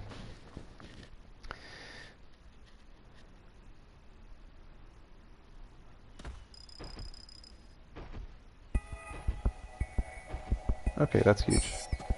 So, getting to this next zone locks in our progress from the previous zone. So now I don't have to worry. Nothing can stop me from getting back to base with those demonfish guts. So something can go wrong now and I can die and then retry, set back, only to the start of this level.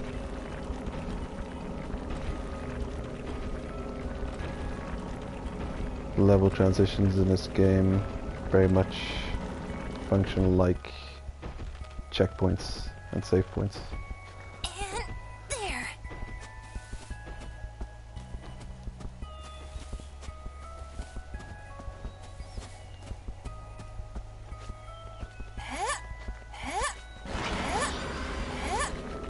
And there.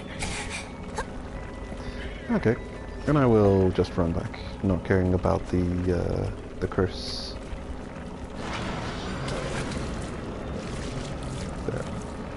Dungeon for a sec, but now we can really just run all the way clear to the exit without having to worry more about the strains. Because you can only get affected by it once and then you're free to ascend and descend, do whatever. It has to fully reset back to white and then it'll start. It can affect you again afterward. Here we go.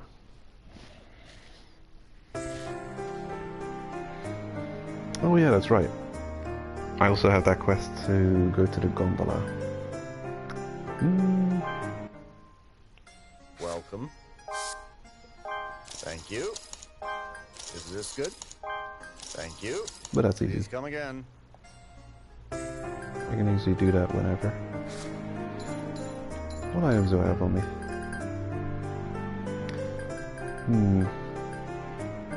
Oh yeah. Gotta sort that all out first.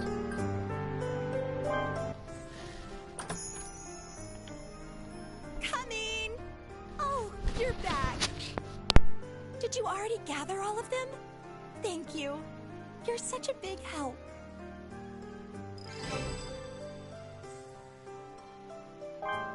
Now I can go and prepare the special samples. I better start cooking right away.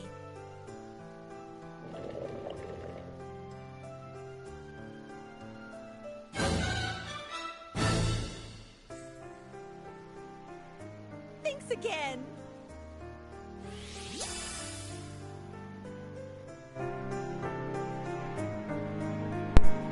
Hey, obtained a new recipe. Did I use any items? Mustard steamed bun. This is another one of those... there's quite a lot of dishes in this game that recover barely health and stamina, but a lot of health. What am I saying? A lot of... they barely recover hunger and stamina, but recover all the health. And I just find it pointless how much recipes in the game there are like that, because this is your health recovery item. It only weighs 30 grams versus the dishes are upward of 100 on the way to 200, maybe 250 for, you know, a difficult to make recipe with a lot of ingredients. So this just has no purpose. Or would I bring this for... it would be for health recovery. The only upside I see to the dishes for health recovery is that you eat them faster. The hemostasis leaf is super slow, but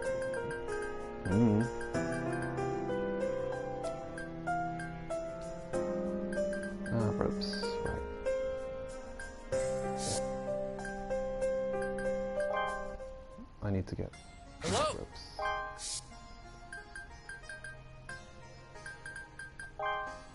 How about this?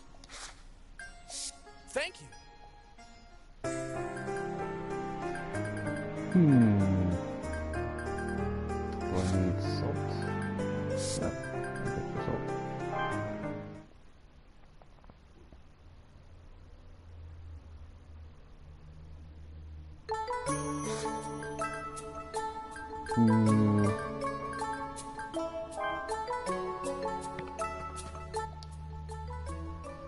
I can even go shopping by myself now. Not too far, though.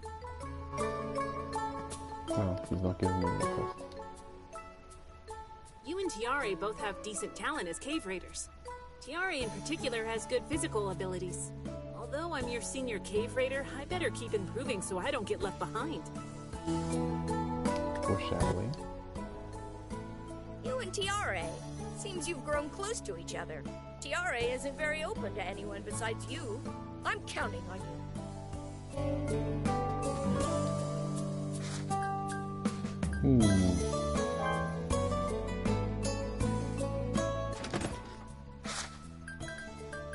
Their involvement and usefulness is very front-loaded in the game. In Hello Abyss, of course, they play their role,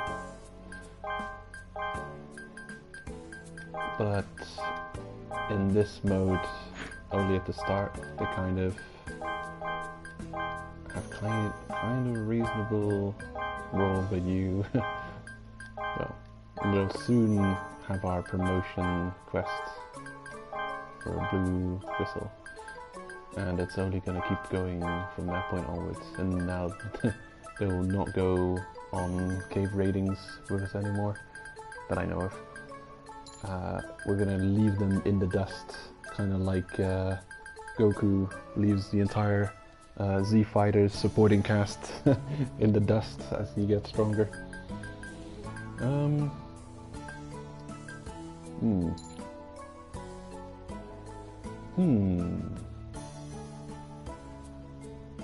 I overlooking anything? I don't think so. There. Buffy's special lunch requires rice, a lot of it. 3 pieces of rice, a beast meat, a smoked demon fish, and spices. Do I even know how to make smoked demon fish? This is one of those meals though. As you see, the hunger recovery is very good, and the stamina recovery is decent as well. This is something I would have one on me for the start of Cave Raid, just to recover a decent chunk of stamina to start off with. I mean hunger. I probably keep saying stamina instead of hunger. But then these dishes also reasonably well fill that role. And now I've got a good amount of crustacean and demon fish meat. This is one of those things, it's kind of, it slows down a little bit the gameplay if you want to do such a thing. If you want to go just having a relaxing time fishing a bunch in this game, sure you can do it. I won't. We can also make some of these dishes with the meat items, beast meat, though beast meat is rare. Of all the meat items you get from animals in the game, a lot of them we see now aren't dropping beast meat. They'll drop tail meat or soft meat.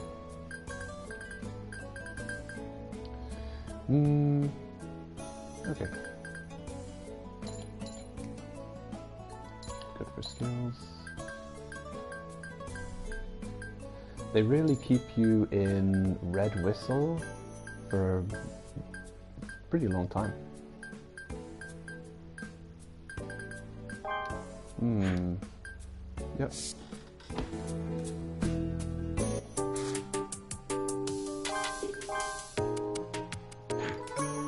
No new main quest yet, so we have to pretty much complete all side quests that we had before getting the next main quest, which will be the Blue Whistle promotion quest. I like the slow pacing of the quests in this game. They really, you really go through what feels like a reasonably long experience in each rank of Whistle before you get to the next rank, which I really appreciate. I think for the flaws the game has, you know, it's a bit glitchy here and there. Questionable choices made with the, you know, the amount of how often certain things happen, the accompanying chatter from allies, and the mob spawn craziness, and just, well, for those couple of flaws, the game is amazingly good. It does a lot of things very, very right, including, I think, the difficulty. It's quite a challenging thing. Definitely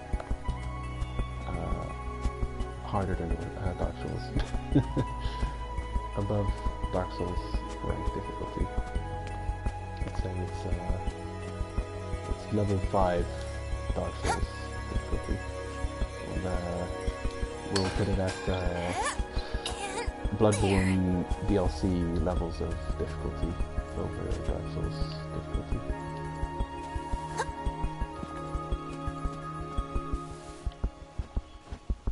Do I have enough?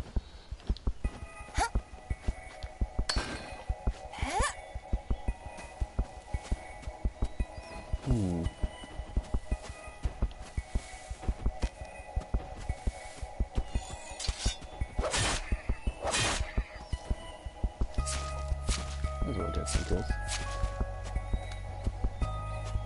And preferably some bones to drop.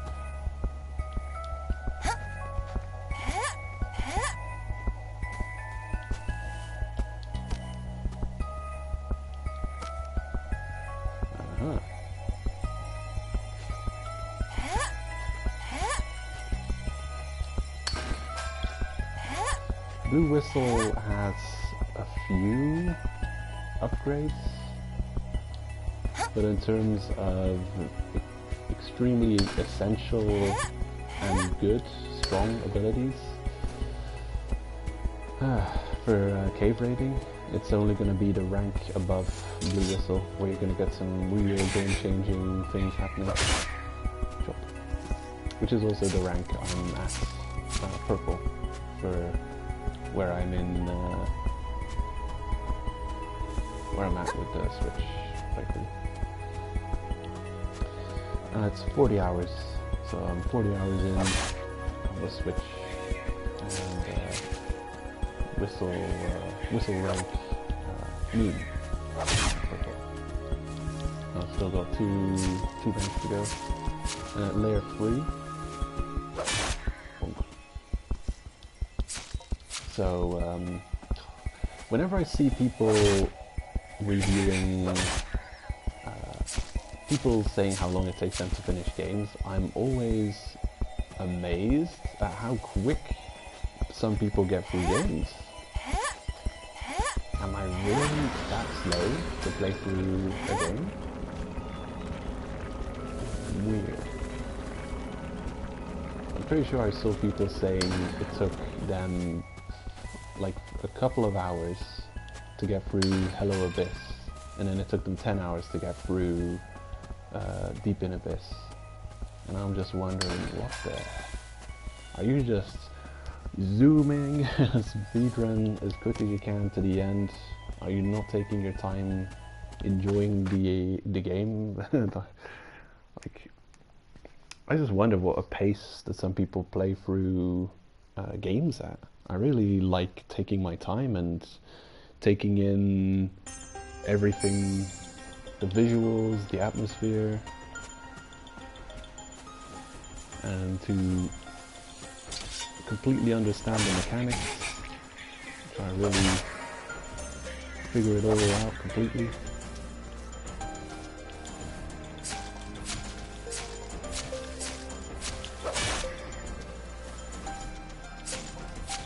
I really found it quite baffling how quick a lot of people seem to finish games.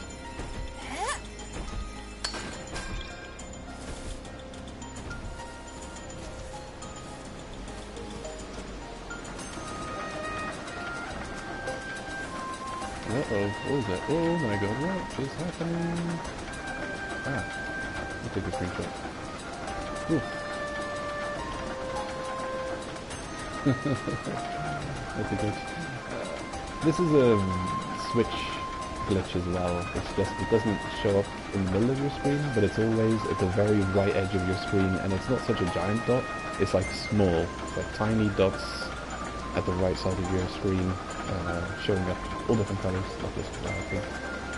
Green and yellow. Ugh. That's a visual glitch. That apparently is also on the PlayStation. Yeah, PlayStation seems to be very much the most glitched version of it. I was thinking, well, the Switch has a few small tidbits, you know, the color glitch, and then a crash happening every now and then. But yeah, rare. The Switch version seems much less glitchy than the PlayStation.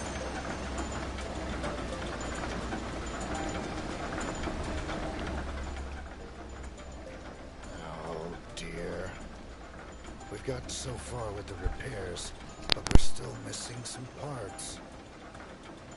Huh. What's your deal? What? You're delivering repair parts for us? You're a lifesaver.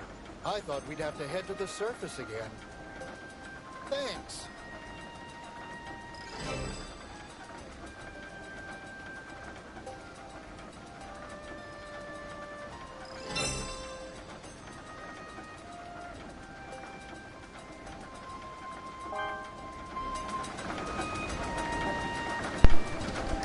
Okay. That should be it, really. We've completed everything.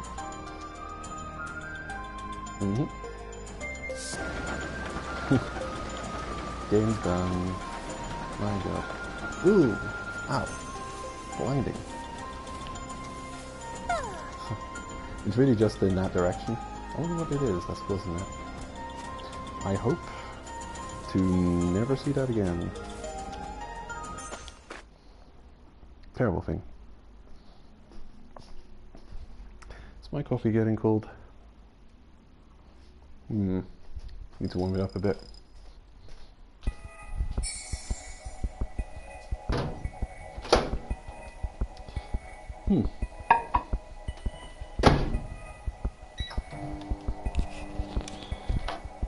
We were quite lucky with that fishing quest to get that completed as well, because that could have been another dive into the abyss, and the fishing spots are never close by, so you can either go to the Twin Falls and spend 4 ropes, or you can go like 5 zones deep in the fossilized trees, well, the Gate to the Abyss, gondola, fossilized trees, windmills, and from windmills, is it windmills? Yeah. Windmills to that zone whose name I keep forgetting. Oh wait, no, it's Jumping Rock. Oh, come on. I was gonna say, how long is this waiting on this train's gonna take? Ooh.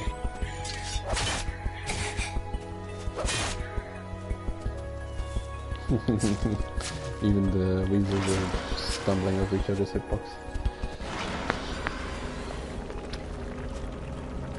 you get more and more increasing rank of weapon strengths, and I had a really annoying glitch on the Switch with a very high rank weapon, where the first hit I did with it took half of its durability right off. Just lost half of it when swing. It was on a wall, fighting some kind of weird wall lizard. But wow, that was shocking. It was just like a real strong, high level. Why am I so zoomed in? Is this normal? Oh, it might be.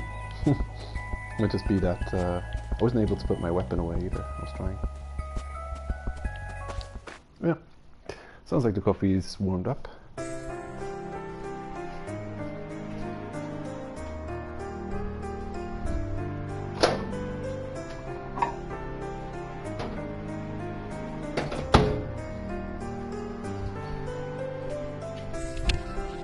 Just gonna take a quick peek at what they're doing outside, making a bunch of noise.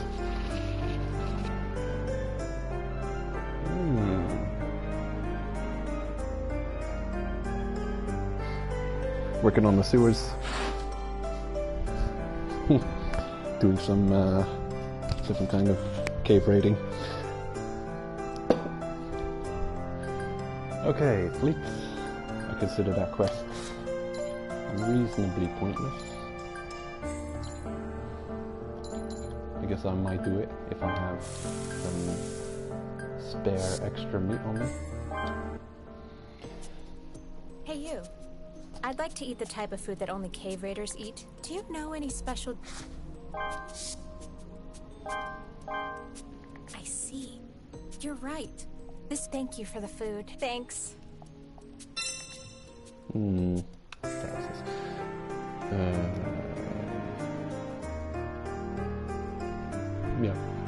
Okay. I'm reasonably certain that from Tell Me you can only get blue antidote and paralysis antidote, and red, possibly red.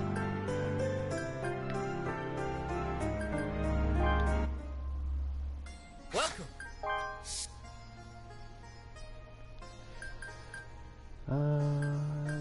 Still have a bow somehow. Did I buy one?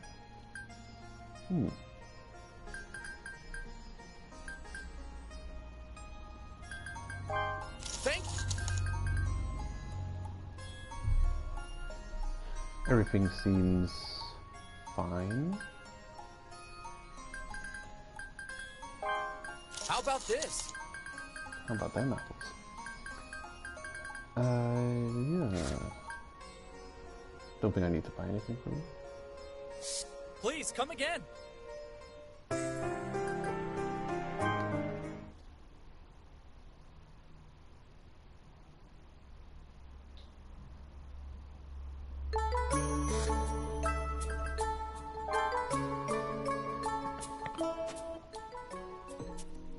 Hey, tell me a story.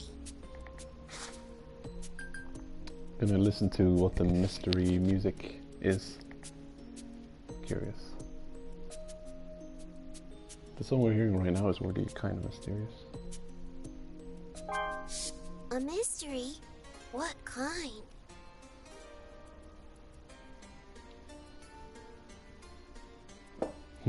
Strings.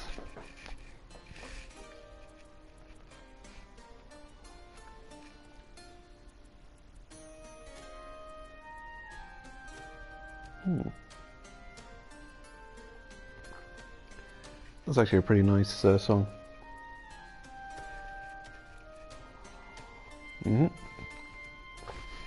So sure enough, for each type of story you're telling, they've got their own special background song playing.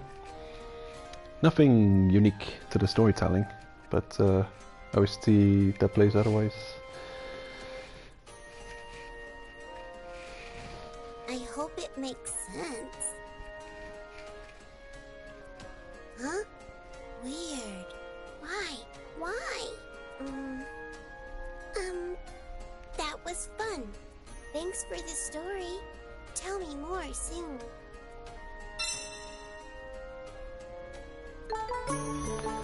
The background music I least like to hear, the scary music, is the one I'll be mostly hearing though, because that's the most useful resource you can get from the rope. Okay. I think for the most part I'm ready to set off again. Oh no, I forgot to... I'm definitely gonna hand those in before carrying on.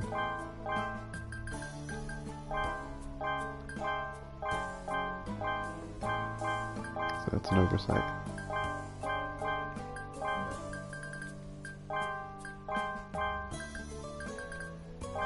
Huh. That was the first time against that Silk Fang I'd ever seen paralysis effect. I'd never seen that before happen. I think...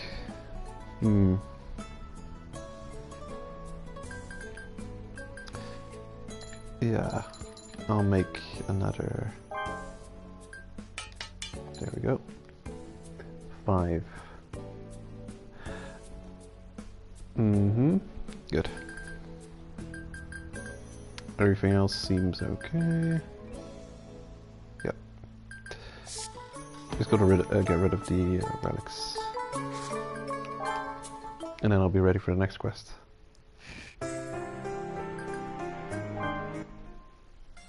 What do you want? Thank Take you. all your money. Thank you. Thank you. Please come again. Okay. And I think it's about at this point you'd be starting to get a bit tired with like the repetitiveness and the, you know, you've got all these skill points to spend. You're pretty much done with all the side quests. You've got no more skills to obtain. The vendors aren't telling you anything new. But the moment you rank up to the next whistle level, the game actually goes through quite a lot of changes, and you gain access to that new tier of skills, new side quests unlock, a new layer. You're allowed to cave raid to a new depth. I just saved, didn't I? I don't remember.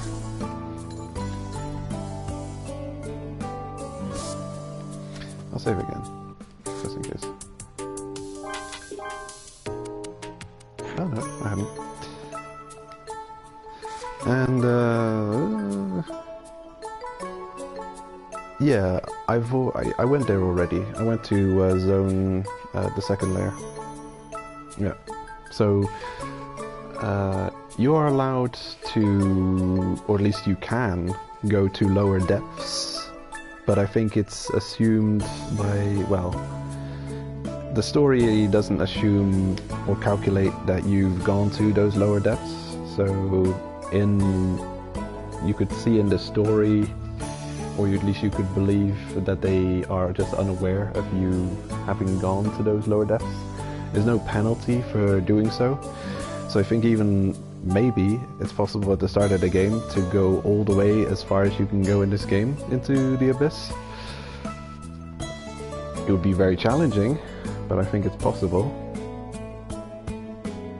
Because it doesn't seem like there's any kind of mechanic or system punishing you or stopping you from delving as deep as you want. But officially, story-wise, we're only, as a Red Whistle, allowed to go to depths of 400 meters deep. Come to think of it. Can you see the depths of these? I don't think it shows up how what the depths of each of these areas are. But if you zoom out on the map, you can kind of see that they're stacked in a depth, three-dimensional way. We kind of see the Netherworld Gate, probably the top area, and then it goes deeper and deeper down. And so, kind of implied that this multi-layer hill might be the lowest area, although Jumping Rock kind of looks... yeah. And of course in the second layer we'd already visited the Forest of Temptation,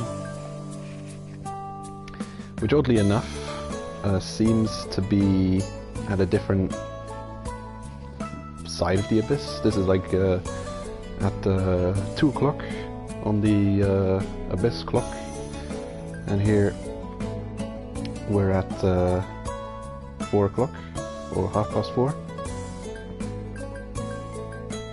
Yeah, we're in the bottom right quarter. Well, otherwise it's top right quarter. So yeah, that's a bit weird sometimes.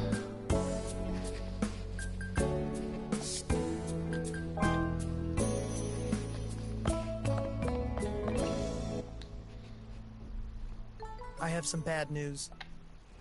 A few days ago, I issued Tiare a mission to go cave raiding, but he still hasn't returned. Do you have any idea where he might be?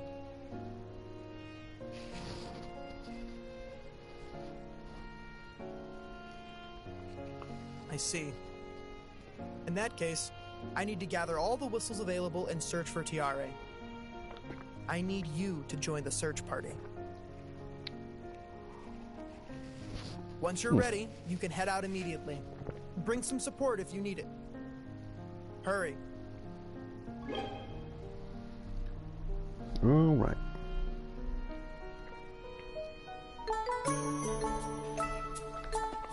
I guess we don't have our promotion quest right now. It seemed so.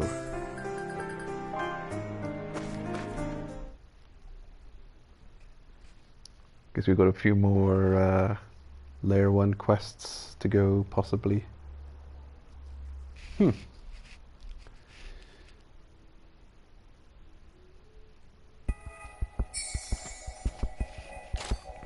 Oh. Wow! So reliable. They're all here. Well, I wonder why too. There's so many. I'm gonna pick up the pace on this run.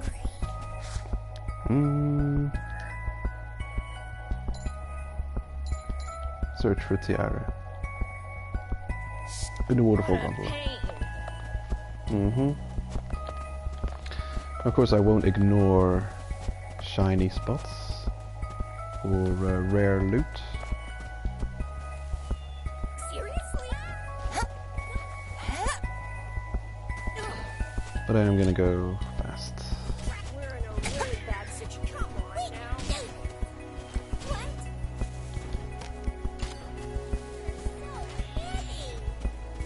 So many. Seriously? Come on I'm now. hungry.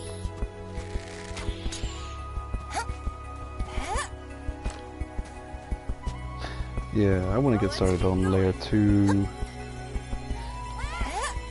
I'm gonna change the title of my stream afterwards. I wasn't sure how much of Layer 1 there was still remaining, but it seems like there's a decent amount of Layer 1 left. I'll probably change the title to something like finishing off Layer 1, then Layer 2 start, something like that.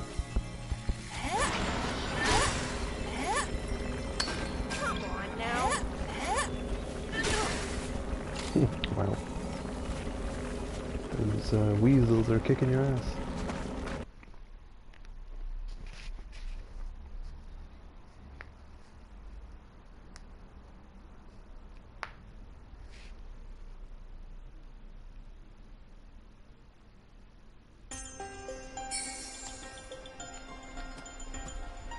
We're in a really bad situation. What shall we do? Come on now. What? Come on now. I wonder why too.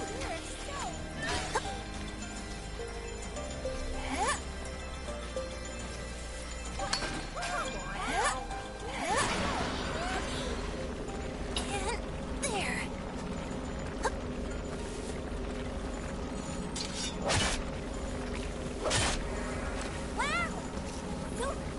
Come on now. We're in a really bad situation. What shall we do?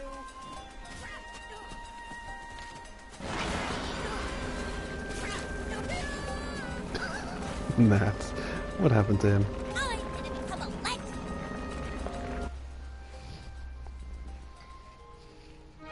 You found something?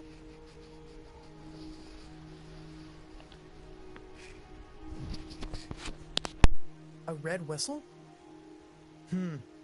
Seems to be Tiare's. Where did you find it? Around here?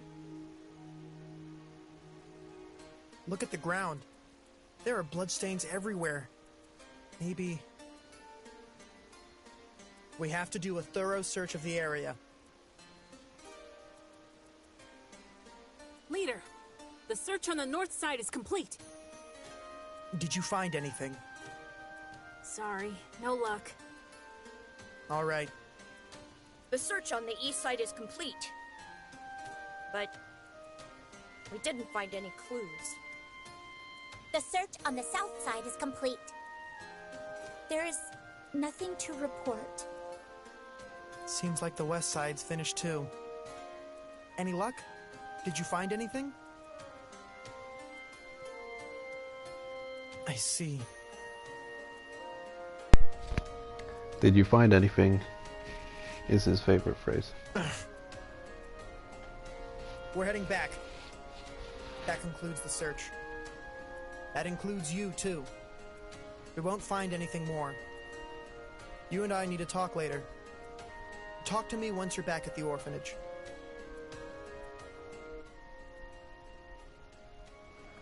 Are you sure about this, Tiare? You're not going to tell your friends? It's fine. At this rate, I won't make it. So please, give it to me again. Of course I'll share with you. I have plenty after all. However, I won't take responsibility for what happens. That's fine. I don't have much time left.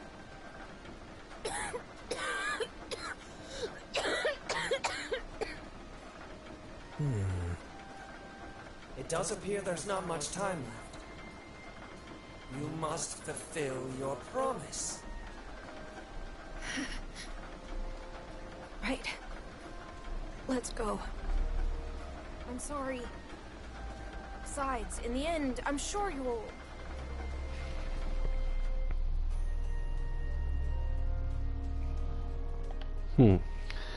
That is very mysterious.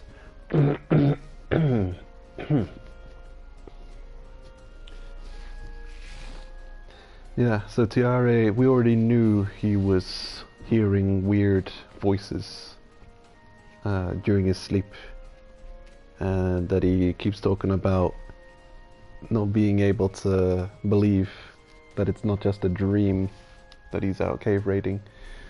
Seems very in good spirits, doesn't seem to be sick or anything, but for some reason now he seems deadly ill.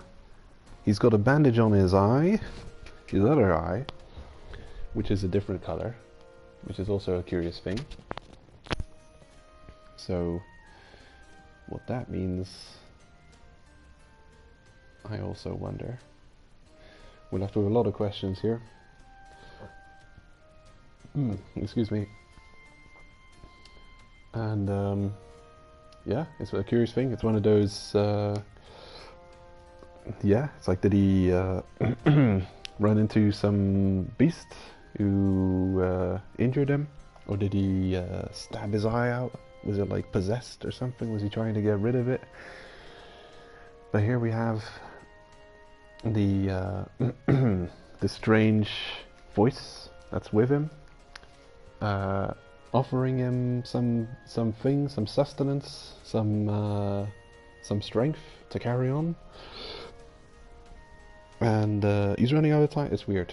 All this is quite a revelation. Who knows what's going on with this character?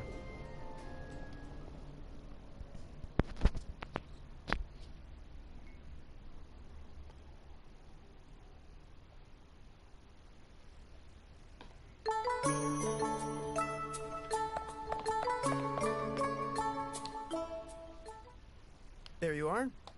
Good work. I contacted the Cave Raider Guild, but there have been no reports of a missing red whistle. The red whistle you found is still new. There's no mistake that it belonged to Tiare. It seems certain Tiare was involved in some sort of accident. But I'm still not convinced. With Tiare's skills and abilities, I highly doubt he'd have a fatal accident in that place. I'm calling off the search for Tiare.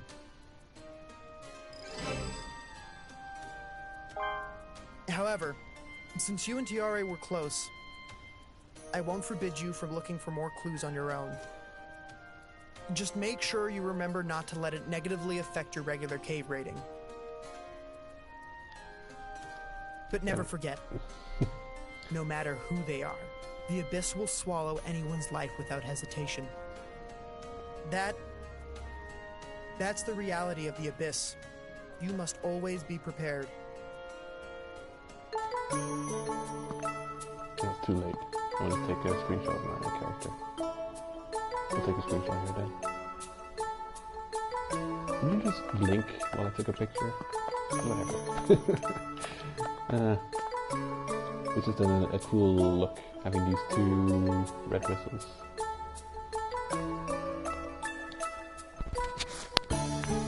The story is actually very realistic and believable within the world of Made in Abyss. You know, you can totally believe that Jiro would say something like that, like, we can't justify putting more resources into, you know, we've searched once, they're nowhere to be seen. You know, for all he knows, a monster could have eaten them, could have fallen all the way down to the God knows where. So, yeah. But then to also say you can feel free to keep searching within, you know, the boundaries. While you're out questing, feel free to have a look around on your own. Seems kind of realistic.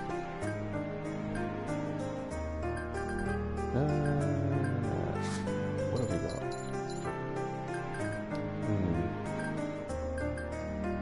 No, reasonable amount of extra stuff. Welcome. Put away. Thank you. Because I could have done that before I left. Thank you. Please come again.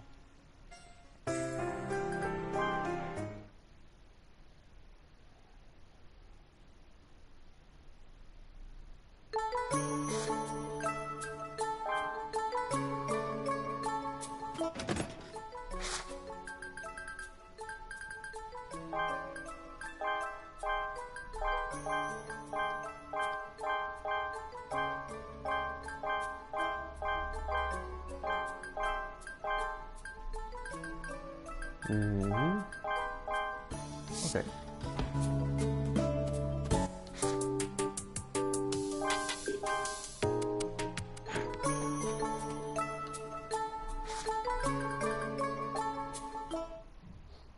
And we have no quests active at the moment, as far as I can tell.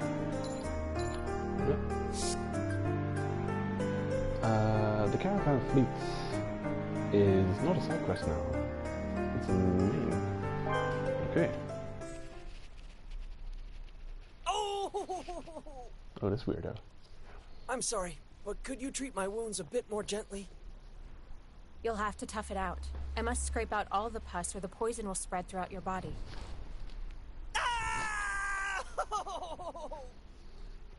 Stop screaming. There. It's all done now, Mr. Dechuanga. Drink this antidote and get some rest. The herbs that work on this poison can't be preserved for long. I don't have any on hand. No! I'll pay any price. Please, hurry and get the cure. You say that, but you can't buy time with money. It's you! You came at the perfect time! My body has been poisoned by the thing that bit me back then. If my condition worsens, my life could be at stake. Will you please go and obtain the herbs needed for the antidote? Obviously, I will pay you for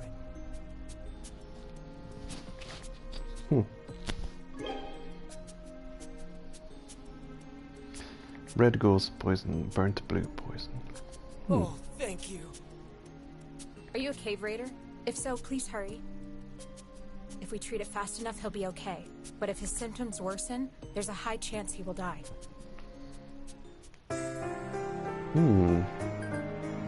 I've probably already got that stuff.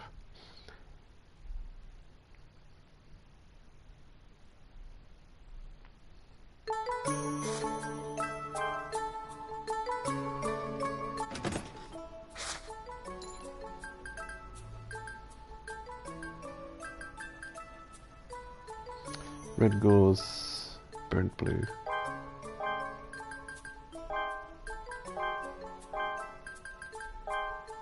Actually don't have much of it. It's a plant that I don't very much... I'm not in the habit of picking those. I rarely use... In the future I'll probably use the red one. Maybe. It's you. Do you have the antidote? Yes, that's it. What a relief. I hope there's still time. I've done all I can. The rest is up to Mr. Dechuanga's constitution. Afterward, Mr. Dechuanga's condition rapidly grew worse. I think the herbs you retrieved did mitigate the poison. However, his internal organs are injured. It will prove fatal if he doesn't wake up. It's not your fault. Some people just have a tendency to rapidly worsen in this state. Oh, that's right. I should give you this.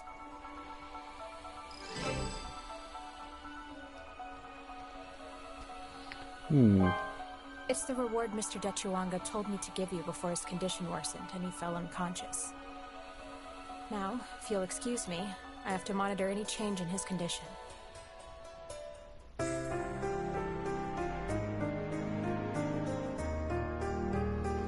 Well, the way she says, after this happened, his condition quickly worsened. It's almost like a news broadcast, a report on a situation in the past.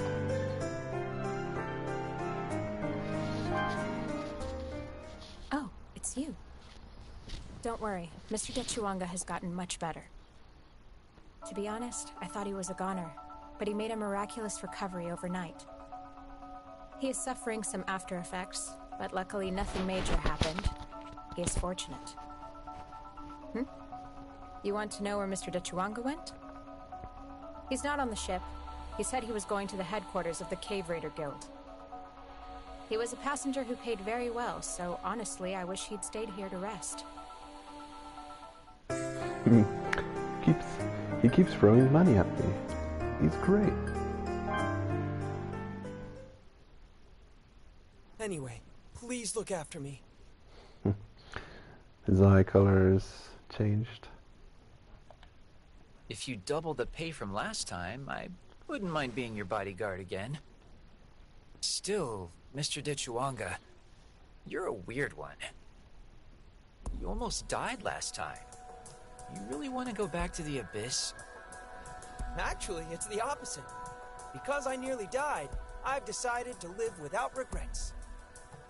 I have spent vast amounts of money collecting relics. However, I'm not satisfied anymore with the collection bought with money. I want to expand my collection in a way where I'm directly involved. Then again, if I see a relic I want, money is no object. Is that how it is? I don't get it. Anyway, I need to get prepared. Oh, it's you! I survived thanks to you. This is a small token of my appreciation. Hope you will accept it. Ever since I recovered, my condition has been great. I'm not suffering any lingering effects. Although, my eye color did change. According to Mio, perhaps the pigment in my eyes was destroyed by the poison. It came as a surprise to me, but as long as I'm alive, there's no point in worrying about it. Still, I haven't gotten used to seeing myself in the mirror. Now, if you'll excuse me, we may meet again in the Abyss.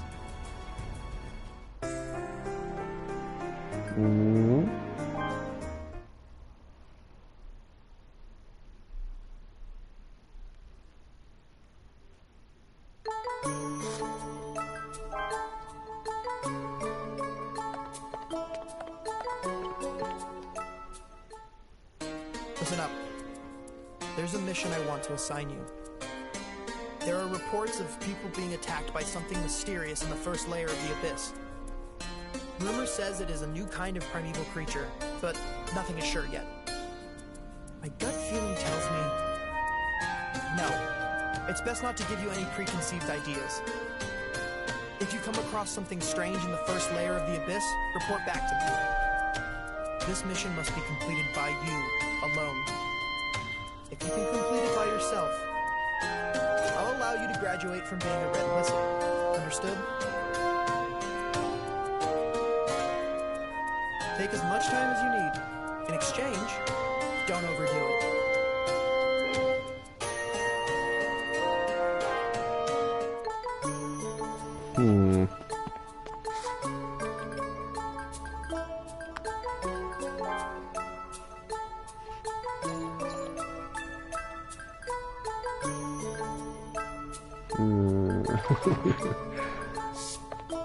The sound keeps rebalancing itself in game. Can't really do much about it.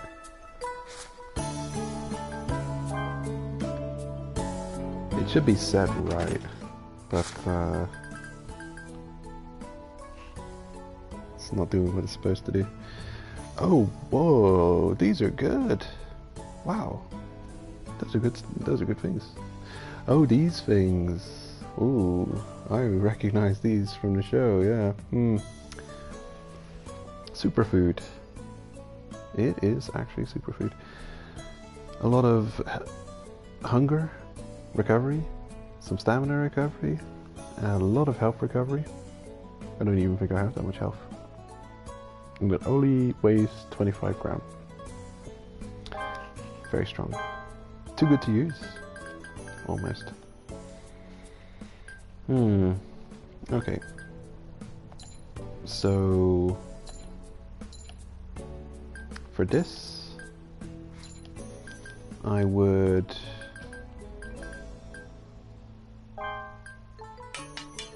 bring 2 light pickaxe and an extra bow.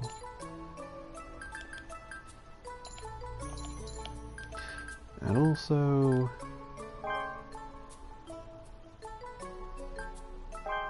one more bandage, at least.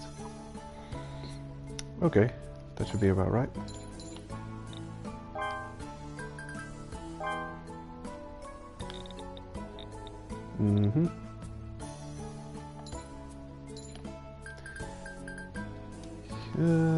Health.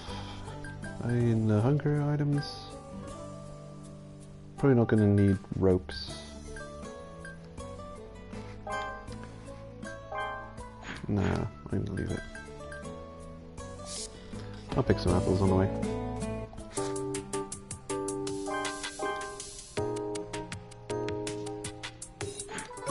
Oh, strange.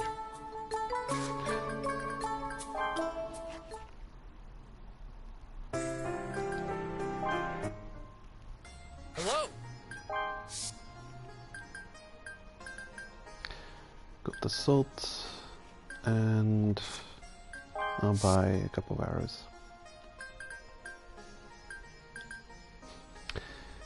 The red poison arrows. The poison arrows only cost 5 more than the regular arrows, which is kind of crazy.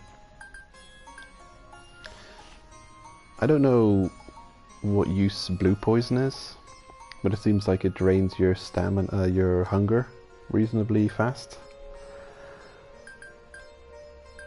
And if it's not that, then I just don't understand what effect it has. But red poison is a slow, health-draining poison, so that's useful to have a couple of. Thank you. Thank you. Okay. The fishing bowl broke, but I'm not going to buy another one. Thank you. Do I have relics? Nope. I'm good to go.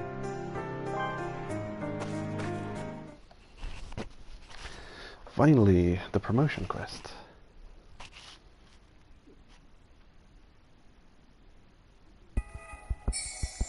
Yeah, I underestimated just how much things they let you do in Red Whistle rank. As I said before, I think the pacing is just perfect. They really allow you to get fully acquainted with all of the game systems. But the amount of stuff that you can do before your promotion to Blue Whistle in Layer 1 is so much that yeah, you can almost master a lot of the game systems before, and you're really leveling up. So I think by the time anyone reaches Blue Whistle, if they do everything they can, clear out all of the side quests and stuff, pretty much you are on your route, on your path to becoming more of an expert in the game. It's not like, it's not given lightly, the promotion. You really have to do, you have to travel quite a distant path to get it. Which is nice, I like it that way. Like you just play the game for an hour and haha, you're now Blue Whistle. And then another hour and haha, you're now the next whistle. No, you have to seriously work for it.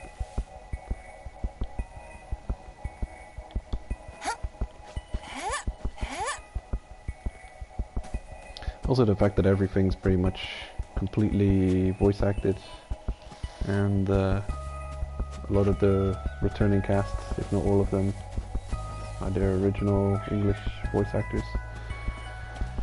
Very cool.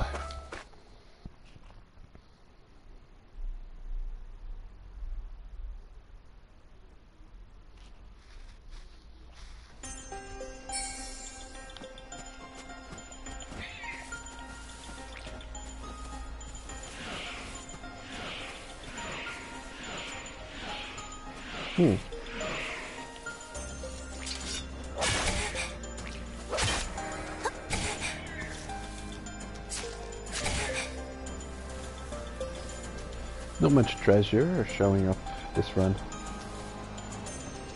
I don't even want to go check on that one.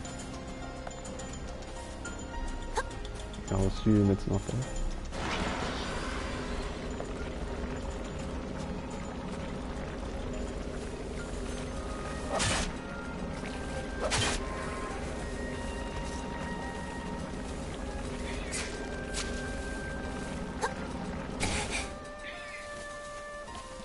What's there? I keep forgetting to pick that one up.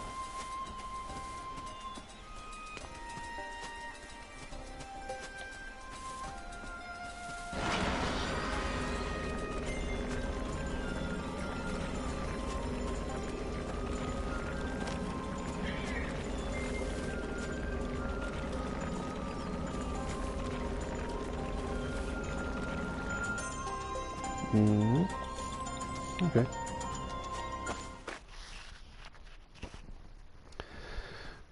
If I remember correctly, this event will take us all the way to the lowest possible level of Layer 1.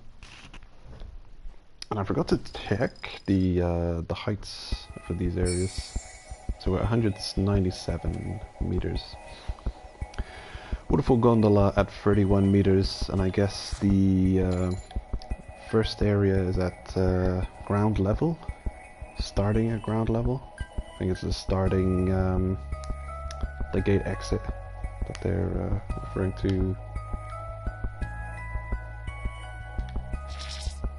You cannot fast travel right now, so yeah, fast travel exists. Press square for fast travel.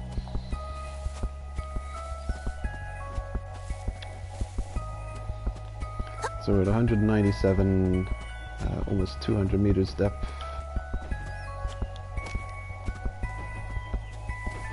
And this leads us 978. Yeah, that's kind of wild, man. 978 depth. That's beyond the normal allowed boundary for red whistles, no? Yeah, sure enough. 1,000 meters depth. Nice. That's not allowed.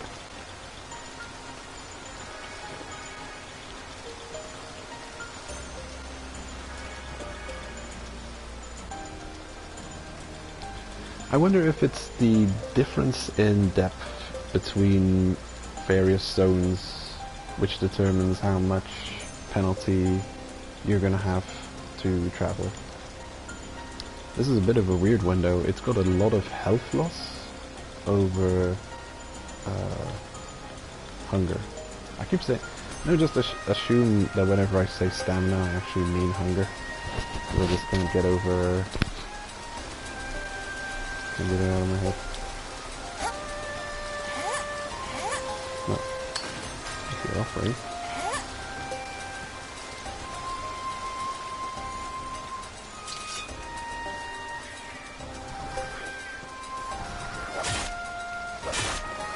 I think some enemy attacks should have friendly fire on them.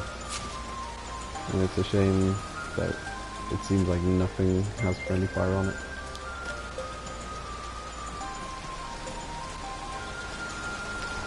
Although it does exist in the game, friendly fire. I can think of one example. A sort of self-destruct kind of explosion. Yeah, might as well.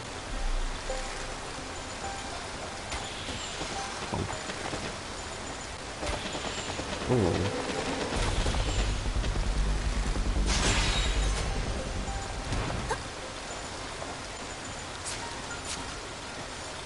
Alright.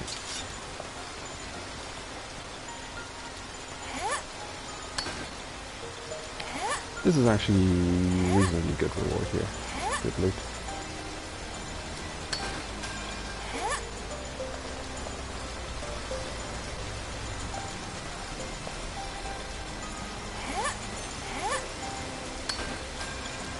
For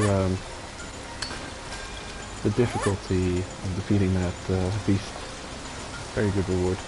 And look at all these. I think pretty much every spot you can get is filled in here.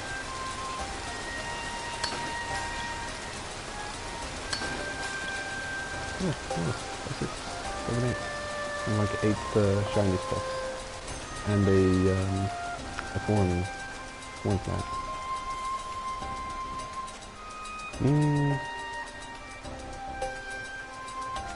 Right. So from here, the gondola down. I believe this was my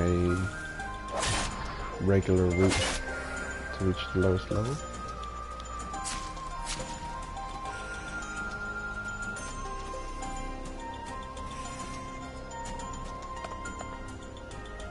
Multi-layer hill at 1,276 depth.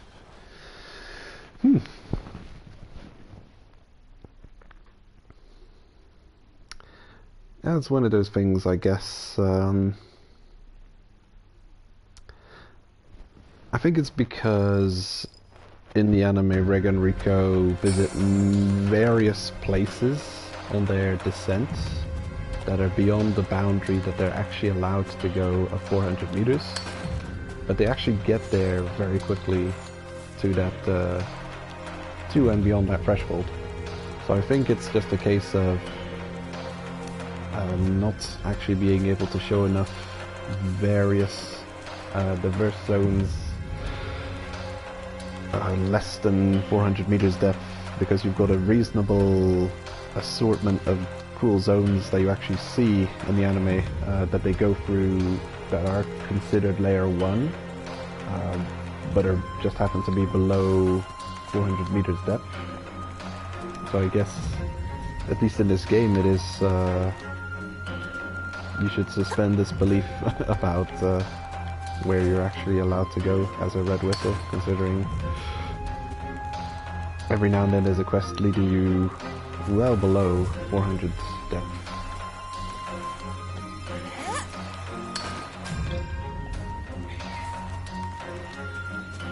But they wouldn't have a cool enough amount of different areas to work with if they had to stick to that rule.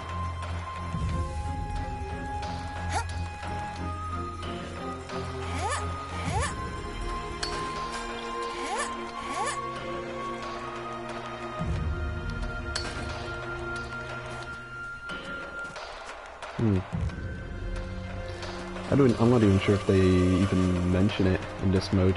The red whistle depth limit. They definitely do talk about depth limits.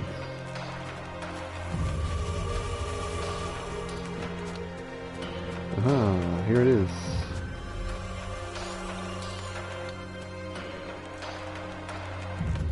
And this is something you want to inspect. Because you will only see it once. An inter-device.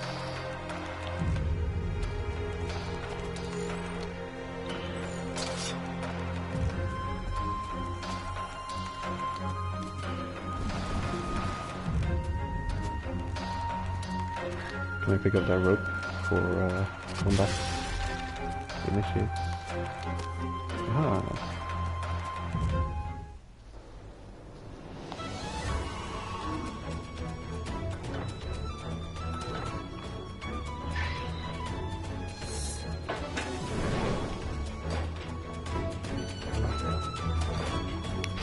Ancient technology.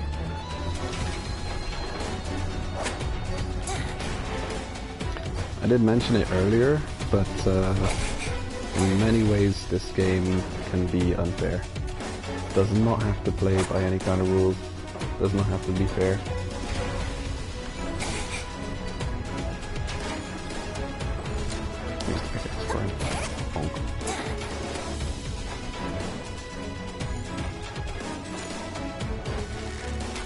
I doubt he can be poisoned.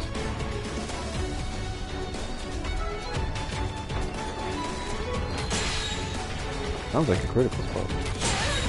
Oh shit.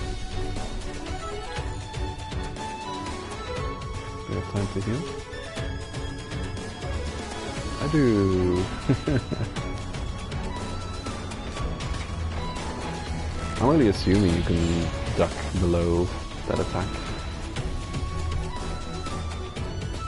I'm not even sure. Looks like it should still hit me. I'll see. Okay. Looks like we can. The first go round, yes. The next time it'll be low enough. Yeah, that's a realistic hitbox. Like a training dummy.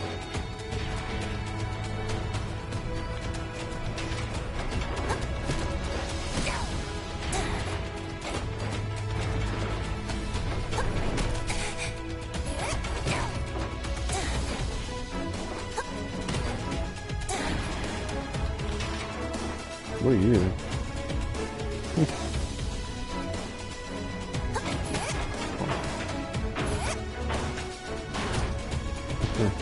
Gotcha. It appears what you just fought is the mysterious thing Jiro mentioned. Lumi heads back to the surface to report this. Off we go, I guess. Another auto teleport back to orphanage quest. Good to know, I guess. If I were to play the game a third run through, something to take note of, those return quests.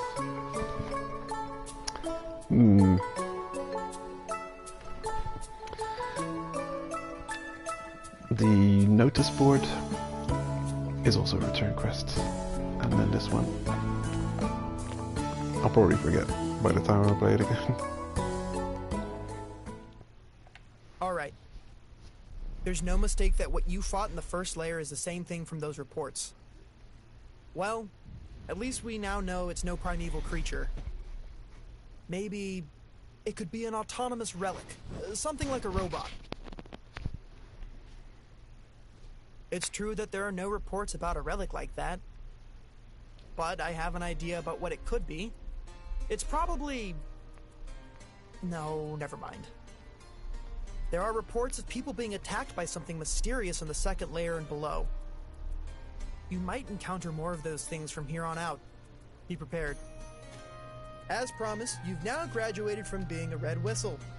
Your blue whistle has already been prepared. Woohoo! Go speak to the director. Finally. Finally. Took long enough. I'll talk to you after I've got it. So this is the last time we're going to see 2 red whistles.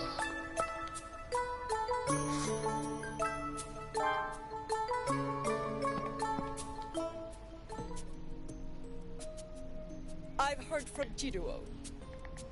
You completed your trial to be a blue whistle. Here, take this. This is your blue whistle.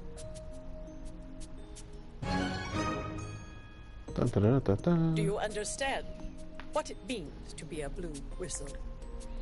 It means I've got to make even more money than a red whistle. It's going to be that way. You get a trophy for getting that blue whistle. From now on, you're no trainee red whistle, but a full-fledged cave raider.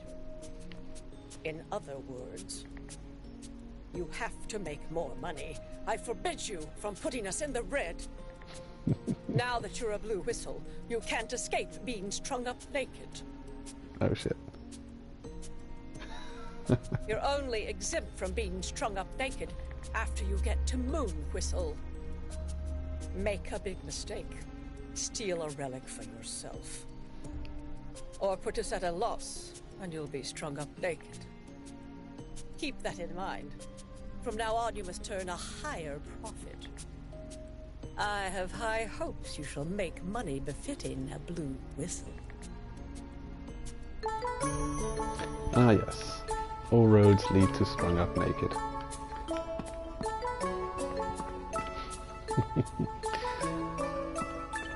It's funny how they don't shy away from that bizarre aspect of the anime, and that they actually go further into it. They lean into it, and it does lead to some funny dialogue like that. You're no longer a red whistle. I forbid you from putting us in the red. I don't know. It's funny. I do enjoy that dialogue.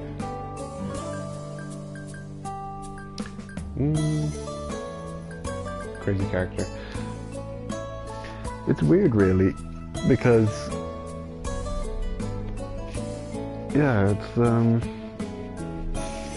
you don't hear much about the, well, I don't know the source material, but you really wonder if it's just if all of these rules and policies are from the orphanage, or if they stem from that just strange character. That's just that she has a weird obsession with making money, and it's not necessarily the orphanage itself.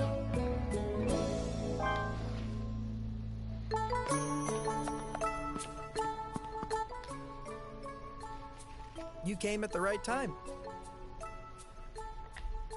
There is a mission I want to assign you.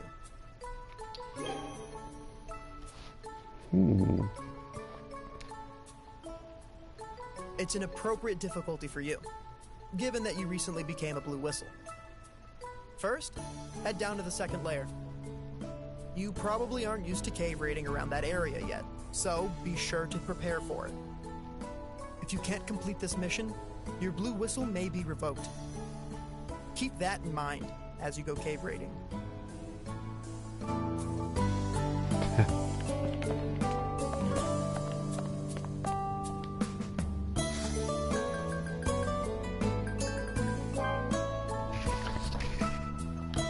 They seem very strict. And we've unlocked a blue whistle pickaxe that does more than double the damage of our regular light pickaxe. Weighs a lot though. 500.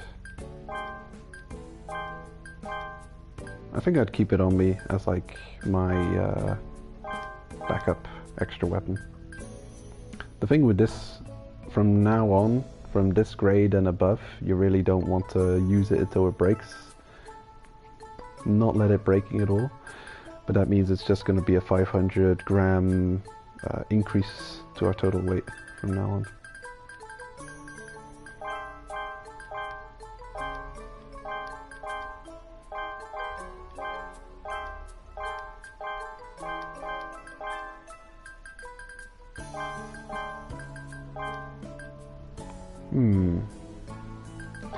Didn't end up needing those bandages after all. This is one of those items I've noticed in Layer 3 is not to be underestimated, its value, and to possibly bring extra when going to Layer 3. But we're not going there yet. And we'll find enough on the way in Layer 2, so this is one would be enough to leave with. Having a blue antidote is always going to be useful. It's those bugs that follow you on the walls. They can cause you to be afflicted with stamina. I don't even know what it does. Blue poison. I think it's hunger that reduces on a faster rate.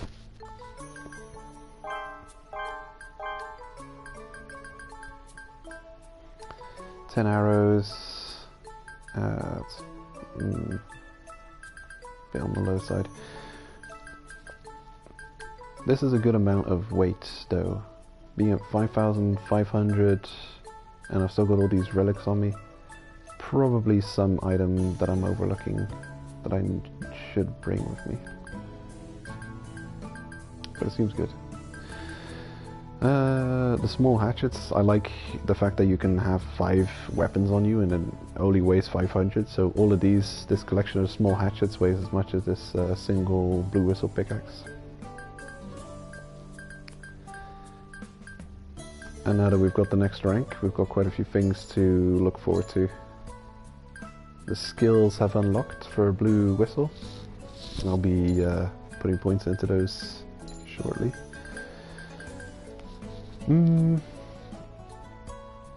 Okay.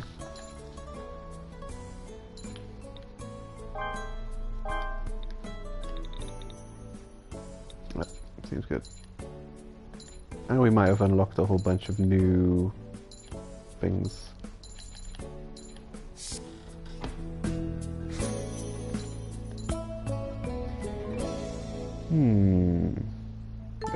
Need to buy some arrows. Now blue and red. We're going to be seeing this for a while.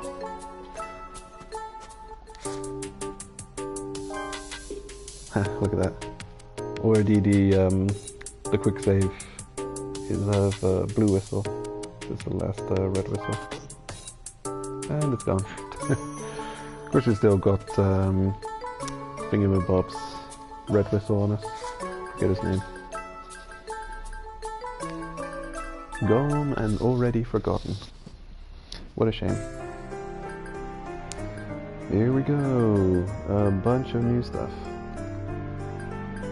Let me check the supply shop. Welcome. Oh yeah. Oh, this exists, huh?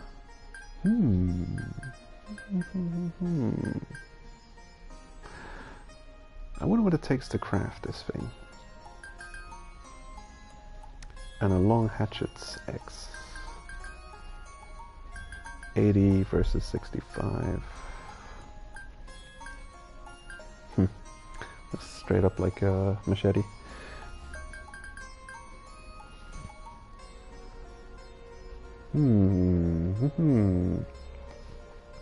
I'll buy it. How about this? And we've got paralysis arrow that shows up all of a sudden. Electric bullets. How about this? And new gear sets. A cook. We can become a an adventurous cook always in search of new ingredients and new flavors no one has ever heard of before. I've made a little list here of the various weights of armor sets, and I think this is the biggest thing I take into account when thinking about armor sets in this game, is how much weight they bring along with them. Because I care, more than I care about good defense, is being able to carry more stuff and thus be able to go on longer descents before having to return. And some of these sets really weigh a lot. And the cook set, that weighs a lot. Now the set we're wearing now, the Rescuer set weighs 1,795. The color variations don't change the weight, it's always the same. So the regular Cave Raider set and Cave Raider Dark weigh 1,960, both of them. The Rescuer set, Rescuer Blue, which we're wearing, the blue one, is 1,795. So less than 2,000. Yeah. The Cook set is 2,375. And yeah, there's still even more. Rescuer. Is this what we're wearing?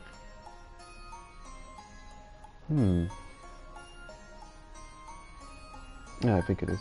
Just looks a bit weird. How you see it here, the jacket looks different, loose than when it's worn. And a light fishing pole. There's a light.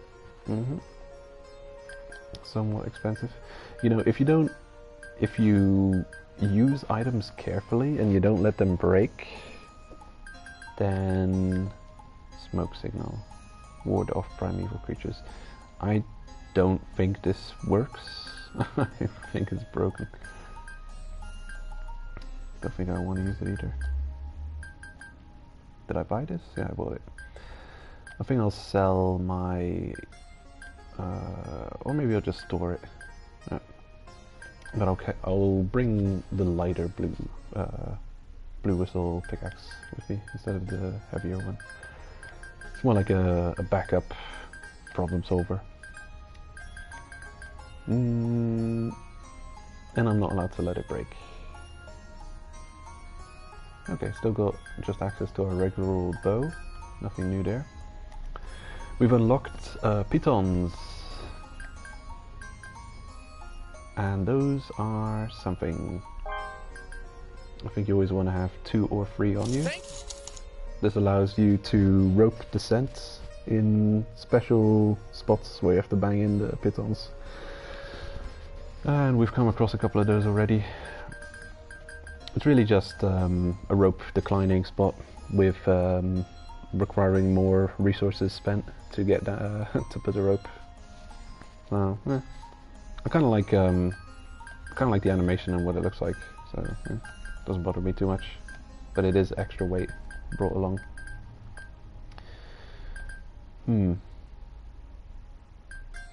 Okay.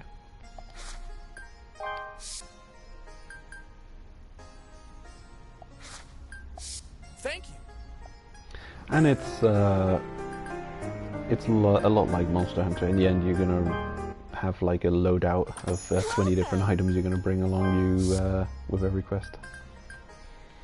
And we've unlocked some useful resources. She has spices. It's spicy. It's spicy. She says that when you buy spices. It's fun. So she sells some crappy things. And Gin Tokus are being sold now. For less than you can sell them. You can sell them to a vendor for 50, I think. It's useful that you can just buy them, but still, it's not. Yeah. And bird eggs, bird meat, demonfish meat. Come back again!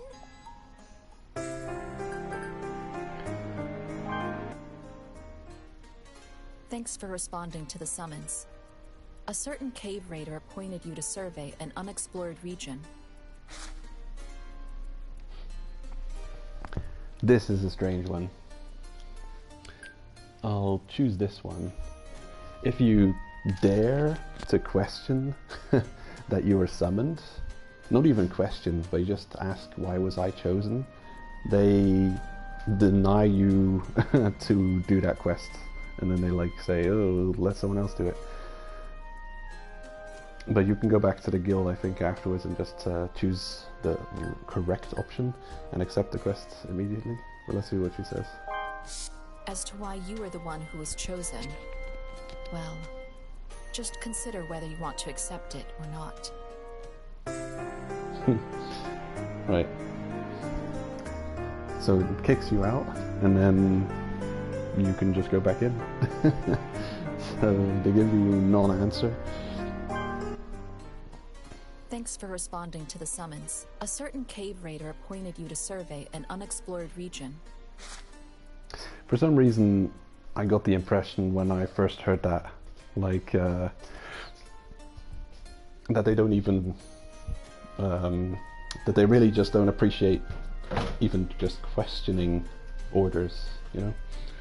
Kind of like a military kind of thing.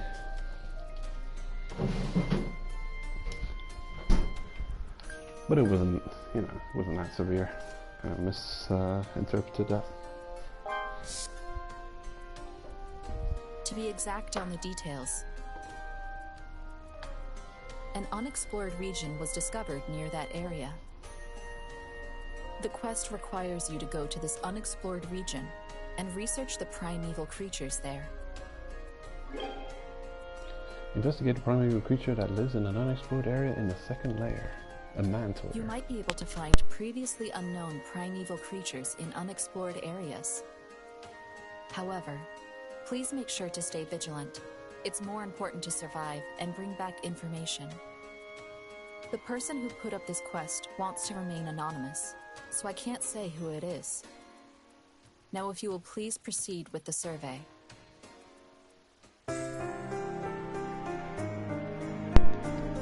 Very mysterious. What would you like? And now we've unlocked 1,000,001 quests. Go for layer 2. So, second layer part 1. All collection quests. 50 items each.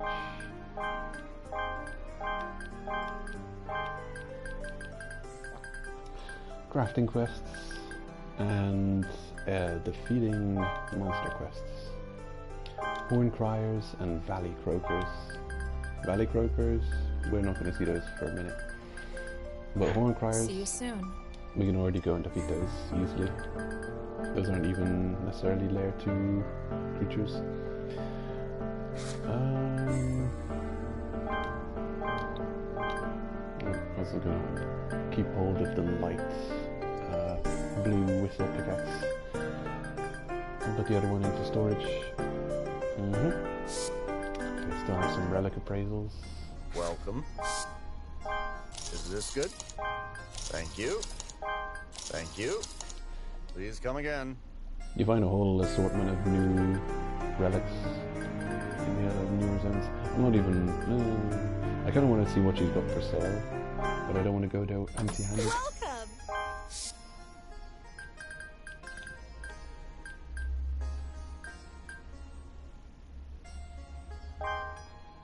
Thank you! Come back again!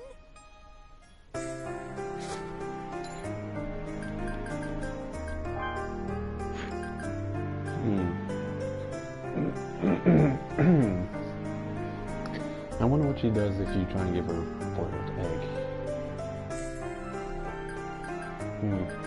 I'm gonna try that. Boiled egg.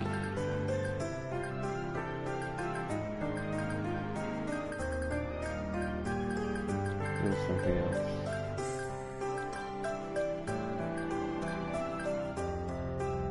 Oh no, we don't have that yet. Welcome! Thank you! Come back again! A little bit of a money waste.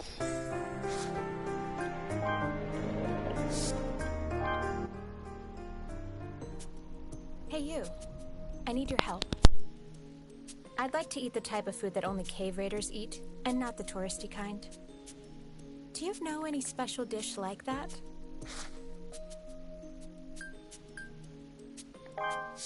That's too bad.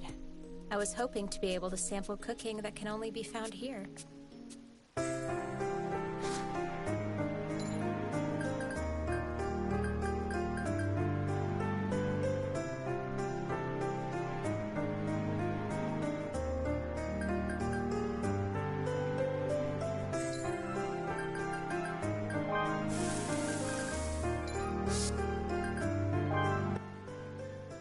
It's you. Oh, oops. Am I... Wait a minute. I'm all twisted and turned around now. I'm confusing myself. Gotta check. Am I now muted or not muted? How does this thing work?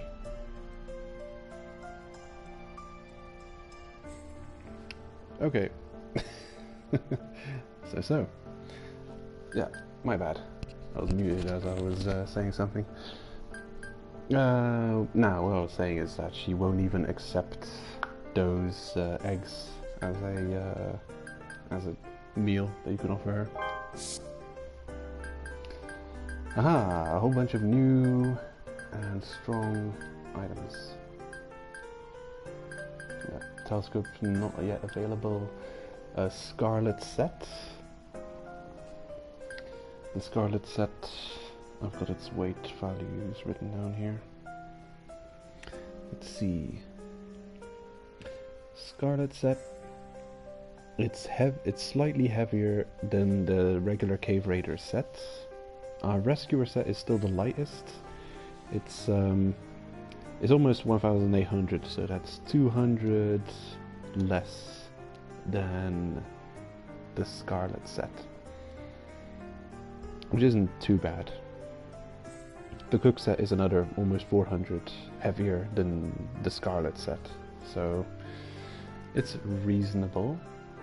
I could actually buy it and use it, and I think I maybe should just have a new looking set. If it looks good, we'll see. Gimme. I don't think you can craft it. And a blue poison charm high, which gives you even more blue poison resistance. I don't know if red poison resistance is that necessary or useful. I'm also not sure if those charms stack on top of each other. If you can have like the blue poison charm stacked with the blue poison charm high for even more resistance. I don't know if that works. Paralysis resistance, leg injury resistance, arm injury resistance, all good stuff. Doesn't even weigh that much, but it depends on how much charm slots your gear has. Unfortunately, this set seems to only have 2 charm slots.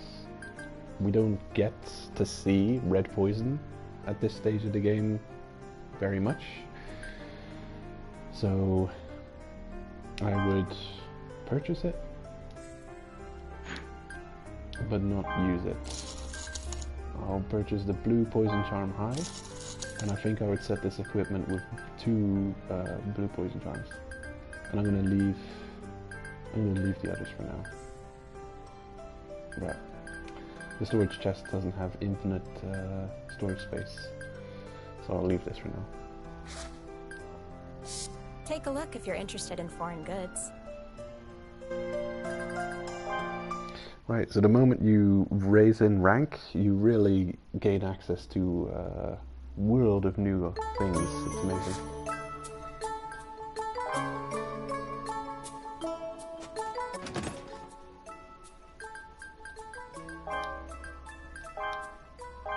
I'm going to go ahead and equip our new set. But also, I want to know what it looks like. If it doesn't look great, I'll decide to not use it anyway.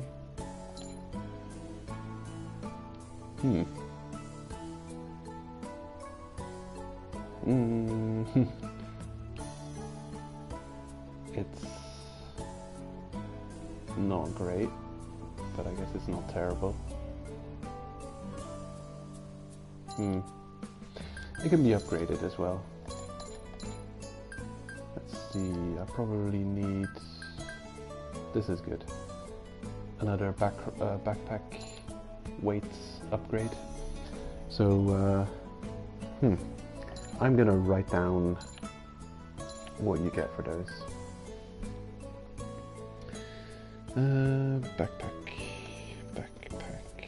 upgrades.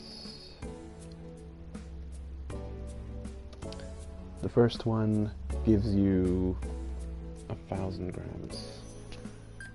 Pretty sure that was the case. Yeah, we went from 10 kilos to 11 kilos. And so, the next one, the blue whistle, I should probably add that as well. Red whistle, blue, and purple would be the next rank upgrade.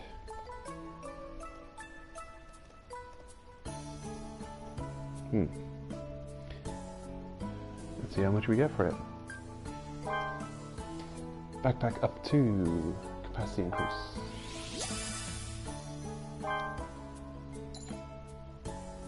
$1,000. Okay. Not great, but okay.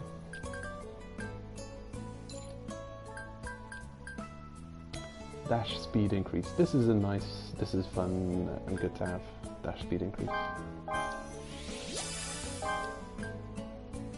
Stronger resistance to blue poison, yes. We've got plenty of points. You also don't have that much things that you can put points into at blue whistle. It's at purple whistle, they, as you can see, you just have a ton of things you can upgrade. It's like 2 levels, maybe even, no, 3 levels of upgrades. It's just 2 levels. But still, yeah. This, as you can see, is something to very much look forward to. All of this good stuff. All great things. Not to be understated, the usefulness of the storage space increase as well. We're at 46 out of 48 storage, so it's just in time. Those storage upgrades do seem to always come just in time. Storage 2 from 48 storage. I'm gonna write that down too. Storage is, I think you start with 24 storage. Red to 48.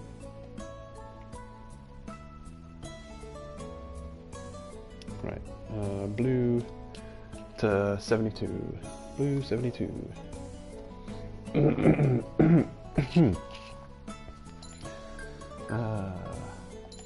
Okay. I don't know. I kind of like the blue set. How much stronger is it? Reasonable amount. Huh. I don't like it that much.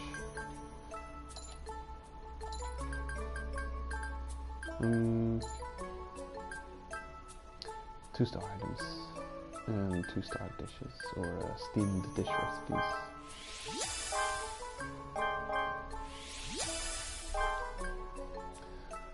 Unlock the red poison arrow recipe, blue poison, flash bullets, bone bullets. I usually stick to one type of ranged weapon.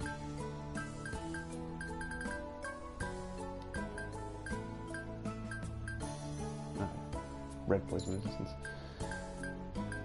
Movement speed while bow is pulled increased. Sure.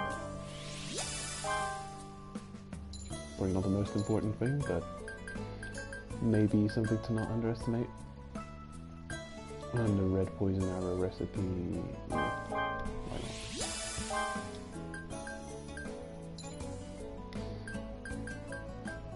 Our combo increase 3 times with pickaxe.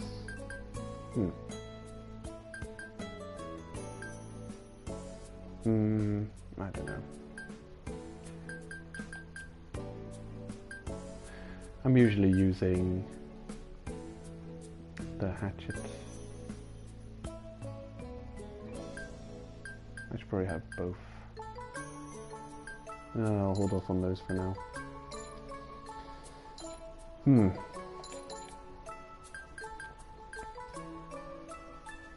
Granulated megatato, which I can just buy. Crumbled boiled egg. This was what I was wanting to make. Assault, eternal fortunes, and a bird egg.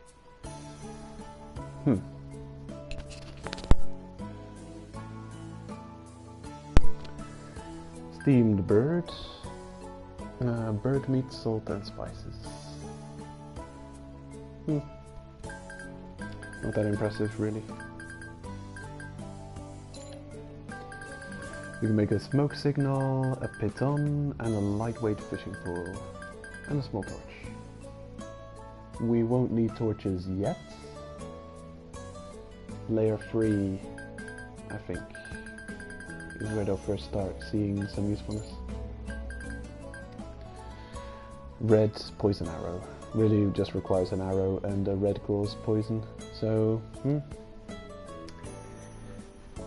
if you think spending 5 orf more for your arrows is a great deal and worth the time and effort it takes to pick up all that red gauze poison, you might, well, when I saw that the price for poison arrows was so low, I didn't think it was useful anymore to go and collect that material and use it for poison arrow creation. Blue whistle pickaxe, and yeah, there are a lot of stuff. Limber scales. Bane of my existence. I do not know how to get limber scales, even in my Switch at layer 3, at Moon Whistle rank. I do not know where limber scales comes from. If you ask me, this is probably the most searched for bit of information about this game as well.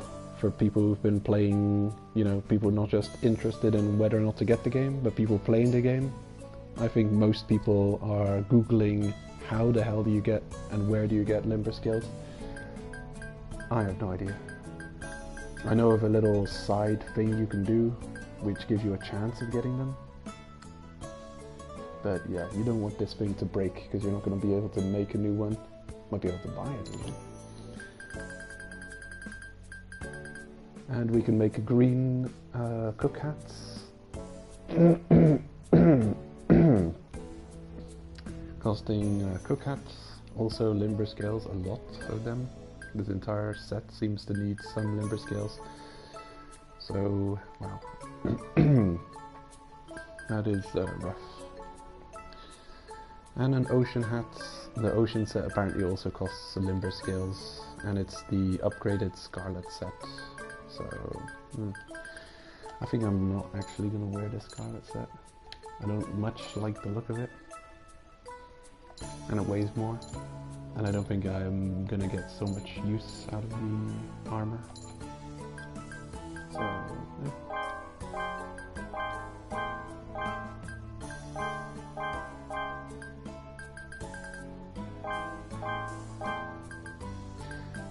I would prefer to wear the lighter sets, which actually also has more slots in them, and then just fully slot it with those resistance to that negative status situations.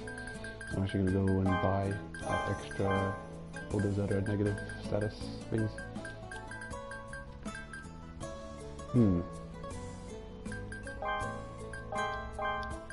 No, just put it back in storage.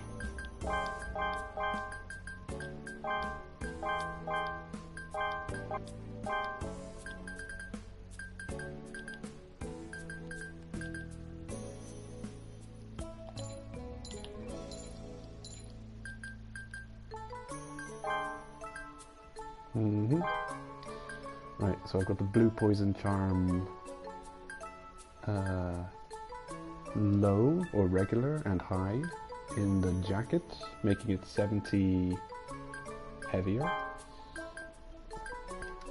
Then I'll put the red poison resistance charm regular and high in the shorts. And then in the gloves I'll put the arm injury resistance, and in the boots I'll put the leg injury resistance.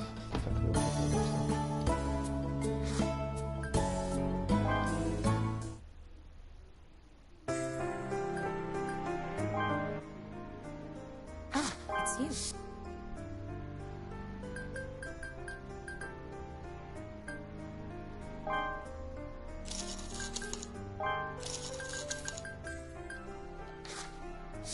Take a look if you're interested in foreign goods.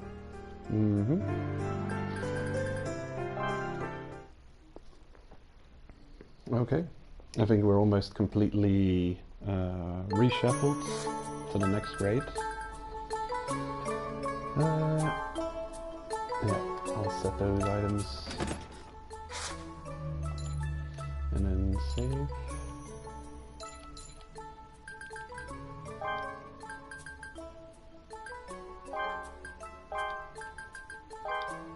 It doesn't necessarily have to be set in those slots, but I think it makes most sense to have leg injury resistance charm in your boots and a wrist injury, an arm injury resistance in your gloves. You know, it's kind of sense-making situation.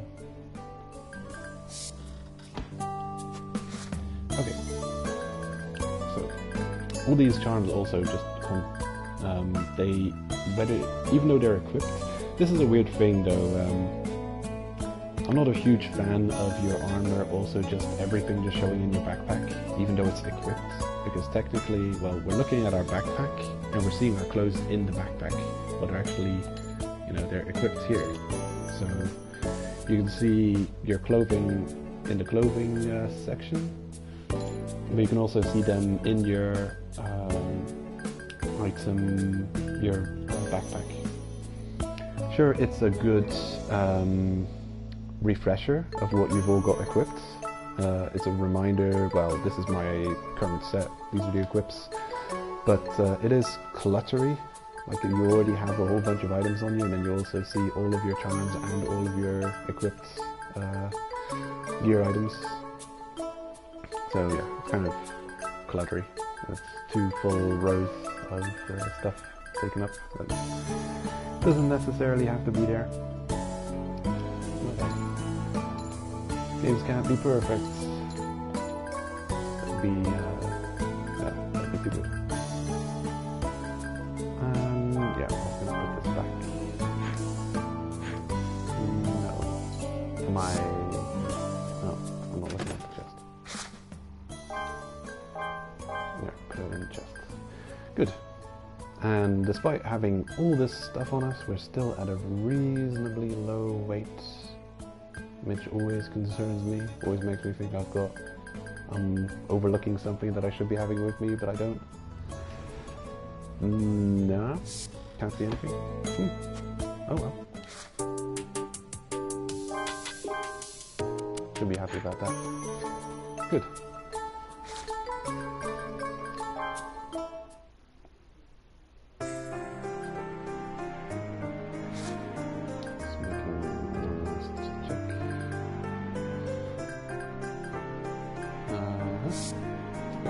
Good. When heading to the Abyss from Orf, you can select which layer to descend to. This can be selected inside the Abyss from the map menu.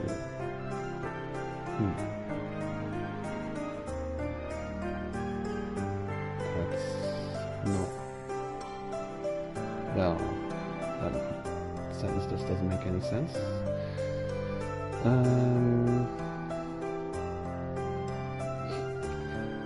Okay. When your whistle rank goes up, you will be able to reach lower layers. You will not be able to select a layer that you have never been to. Okay. Curious. Depending on the distance traveled, you will lose HP and fullness levels. The higher your whistle rank, the less these will deplete. It's kind of an important tutorial. That's a lot of important information you get there. But what we have here is we now have on the start of our cave raiding, we can choose which level to descend to.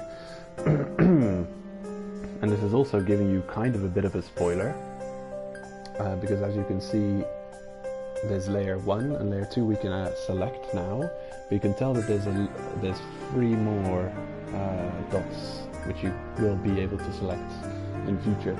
So it shows you just about how far this game goes just in this little image here, which is quite far. It's kind of impressive. Go all the way down to that 12,000 depth.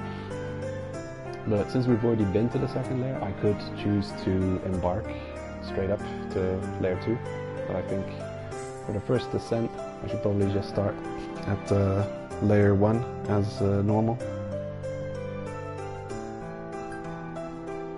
But the reason I could select layer 2 is because I've been there. I think to fast travel there, you have to have been to the first floor of that layer. It cannot be another floor of that layer, because I have reached a situation where I've been to layer 3 via sideways, strange paths, and I wasn't able to fast travel to layer 3, but then I hadn't entered it at the first level. I entered it through some weird further level, which wasn't the first level of it. So I think to actually fast travel from Orf, you have to have seen the first layer, the first level of said layer, wherever you're wanting to fast travel to. And now we've got faster sprinting, which is great.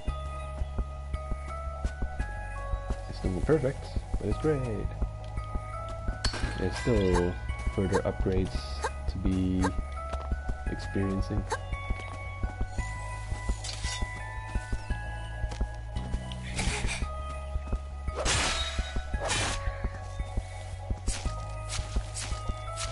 So yeah, for blue whistle, we're still going to be wearing this equipment, and I honestly think it's just unbeatable. Sure, it's not the tankiest thing, but it's super light, and it gives you all that charm slots. So yeah, very good for that. Maybe in certain circumstances, specifically I'm thinking of tricky and tough boss fights where you might possibly struggle because of your lack of defense. But yeah, that's not your always cave raiding experience to run into bosses. You usually just... that amount of defense would be overkill for 90% of the time. Maybe more than 90% of the time. Low percentage of the time that you're actually fighting really tough boss-like enemies. You could technically have an extra set lying around that you just use, like if you know that you're gonna go into a tough fight, you can grab that set and bring it with you for that one run.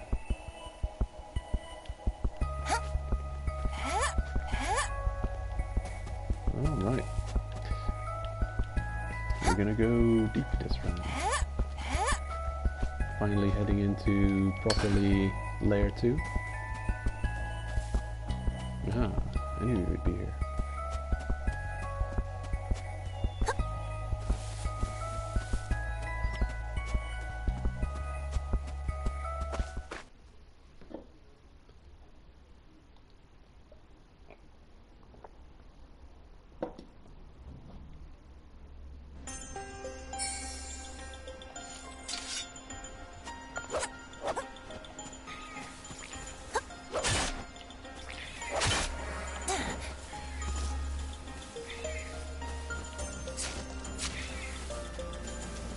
That was worth it. Oh well, nothing much to find here it seems. No distractions, no worries. The problem with faster and better sprinting is that you're going to run into the strains of ascent much quicker.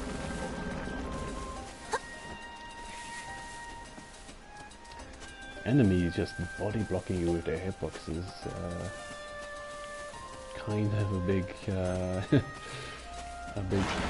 trouble to run into in this game.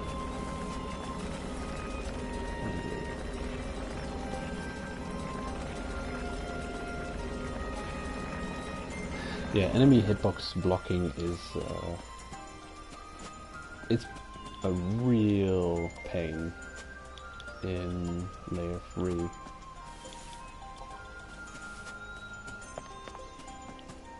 And we'll see that soon enough.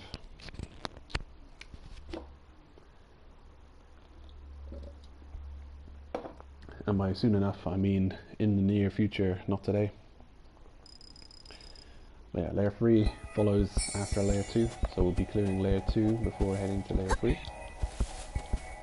But boy oh boy, something to look forward to. Mobs body blocking you in layer 3.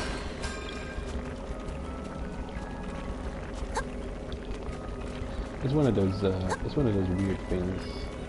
Like on this account, this would be my first real proper descent to layer 2. And it should be a struggle, and it should be a jump up in difficulty, but I'm actually so used to even more difficulty to be at layer 3 that it's probably, and of course my knowledge and practice of having experienced layer 2. Oh yeah, he feels it. Proper cheese. I should probably not. I use my my new pickaxe, the light blue whistle pickaxe. Bonk. Bam! Absolutely destroyed. I've got a quest to defeat 5 of those, so I'll kill them every time I see them. Though, yeah, you probably don't come across them all over the place. Probably want to come to this place specifically to deal with that quest. Although, we're going to find more of them in the final layer of the final floor of layer 1. So that quest should be gotten dealt with.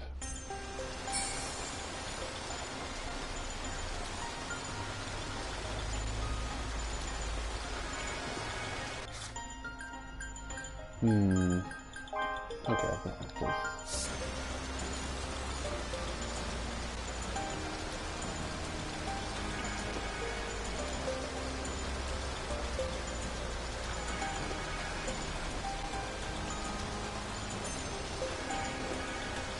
I'm definitely gonna try avoiding death as much as I can. I'm not gonna go out of my way to show unique deaths.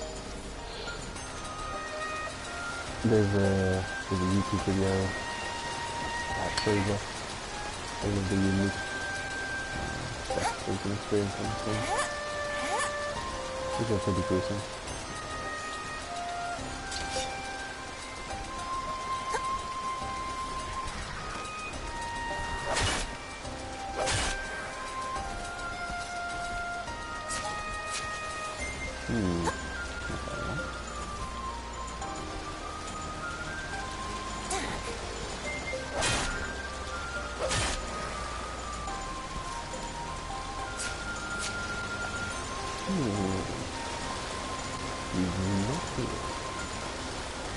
Okay.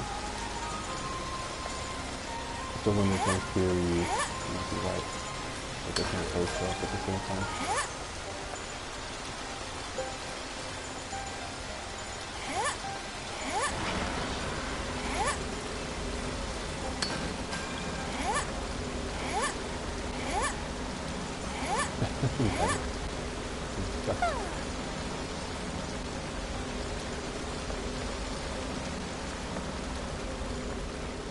Oh, come on, man.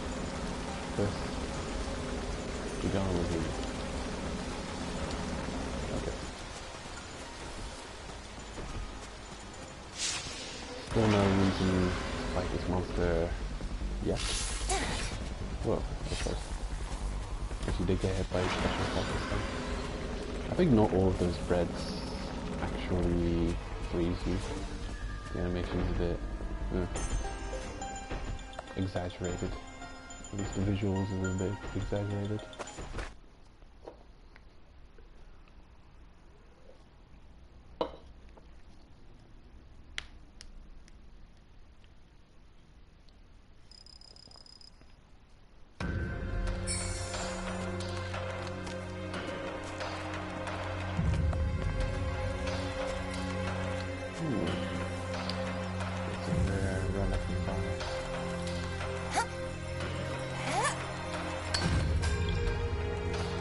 Is this the place?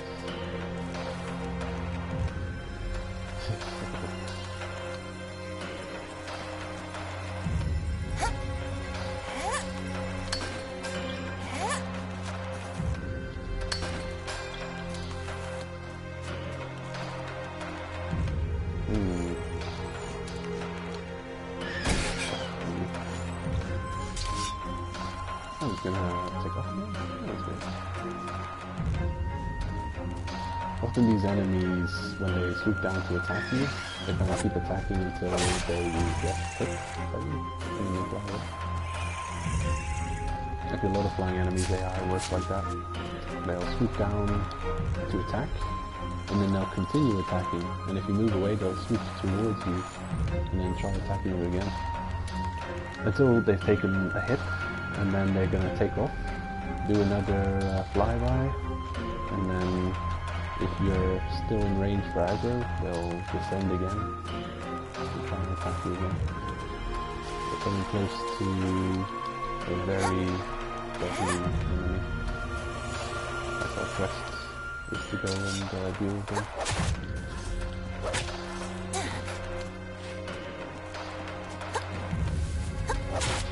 Watch out! These enemies can trigger these captives. Whoa, look at that. And then they're stuck in there. You're having a terrible day, aren't you?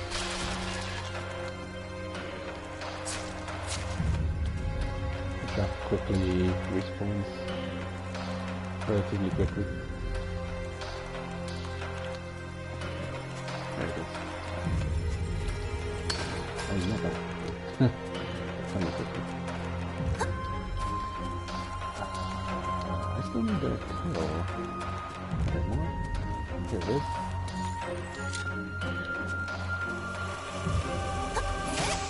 I don't know what that does, but fine.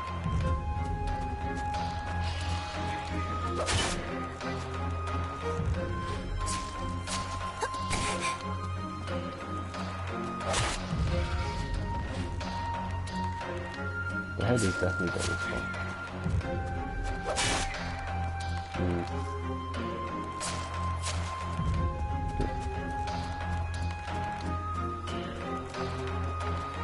Here it is.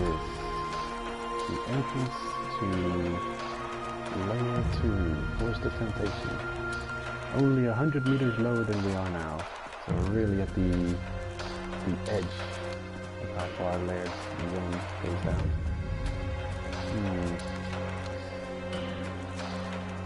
No obvious landmarks nearby, and giving the impression that you'd be heading to Layer 2.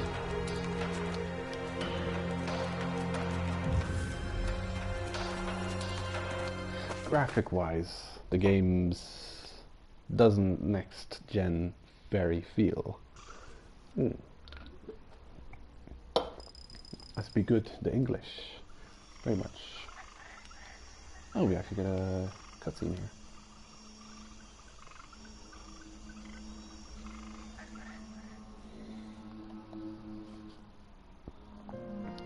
You always look like you enjoy cave raiding a lot. Do you feel any different about it, even in this situation? I guess this dream cannot be stopped. You're also drawn to the charm of the abyss.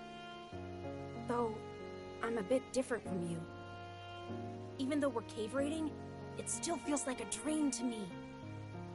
I feel like I could wake up and find myself in bed. That's what I worry about. Isn't it strange?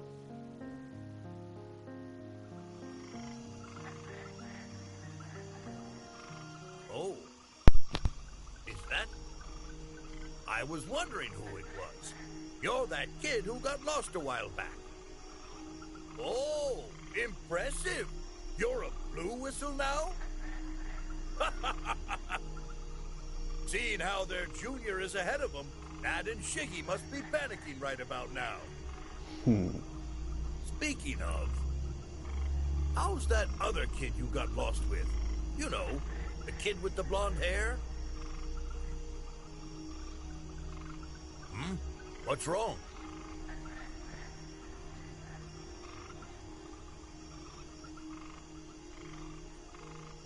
I see. He left his whistle behind and went missing. I know it's painful, but it's best to accept it and move on. That's how cave raiders endure.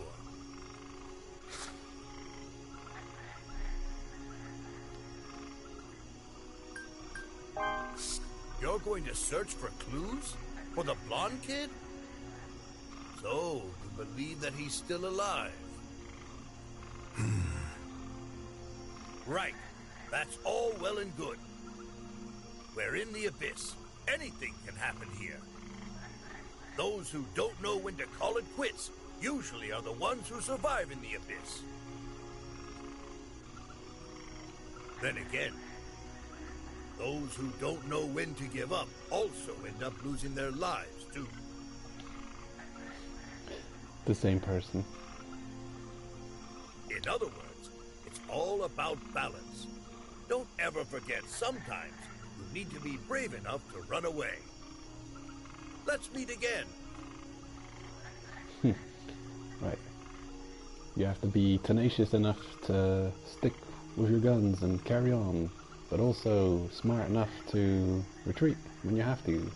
So you have to advance and also retreat.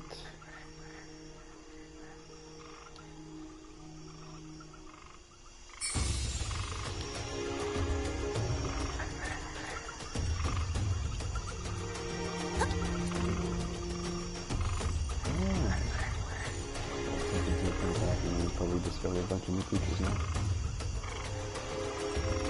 Those enemies are actually just annoying.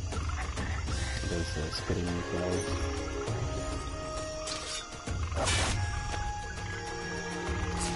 It's our food, dude. Quite annoying when they drop eggs. Fucking egg. Awesome. Egg food.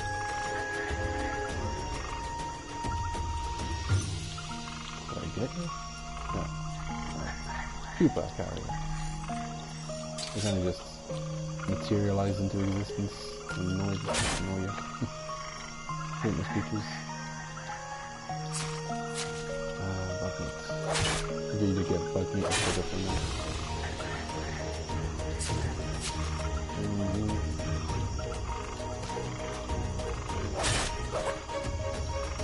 considering we got to collect quests, it's worth picking up.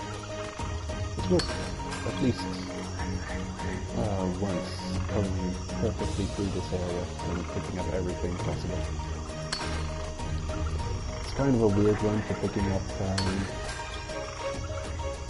for mining. I don't like mining in this zone. It's so it's just got a bunch of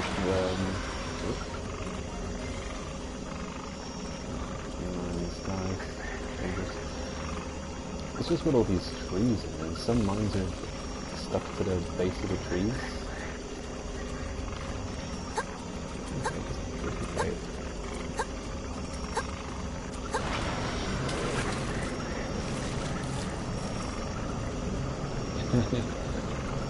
Same as the first layer, but I guess even more immersive. There's an achievement for getting afflicted by the curse on every layer. Oh, there's a trophy there.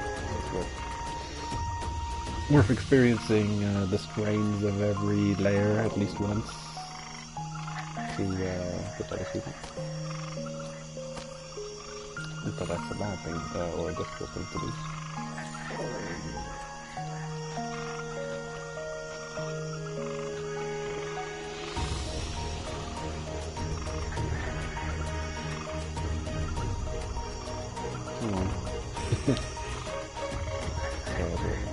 I'm hoping they've got a cooldown between attacks, that they just can't attack twice in a row.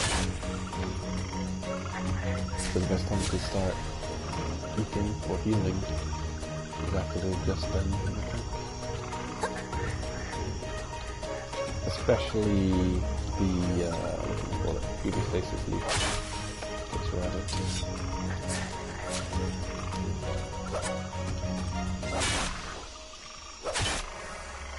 Now running out of weapons is going to become a problem, because all of the enemies we have in this zone right now, none of them drop bows, so just spending weapons on them, but not recovering bows to make new weapons. We should have some bones left in the previous.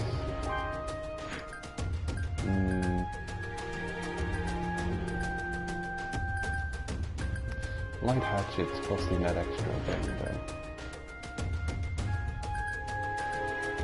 I'll go for 2 regular hatchets.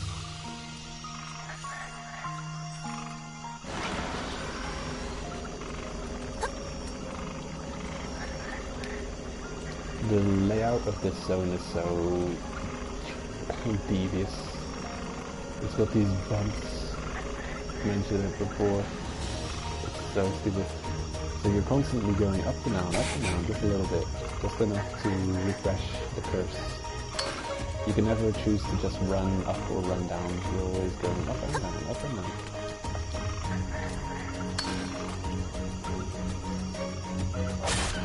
So despite the area being kind of flat, you're constantly having to wait for the springs.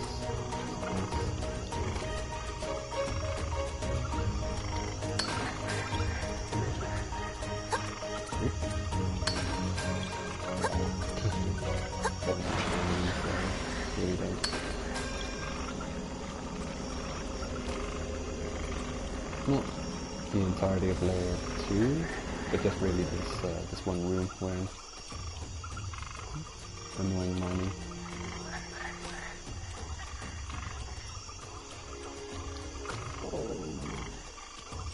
Rumble. Do I have food?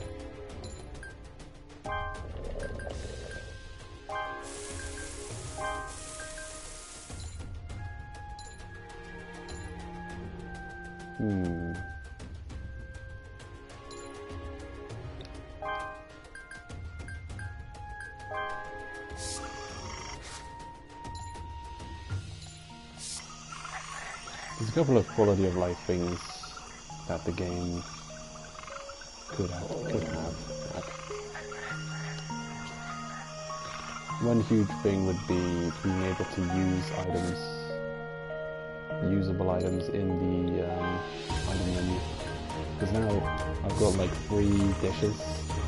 I need to recover a bunch of hunger, and I have to go into my menu every time to just put each of those items into my item wheel.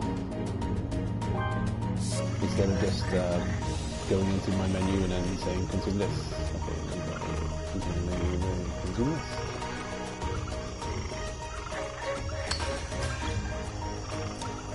Oh, what was that one?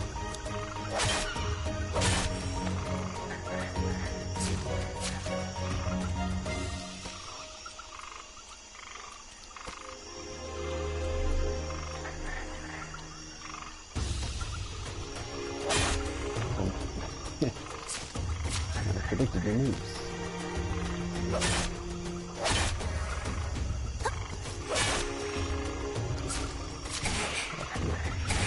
I've got some rain.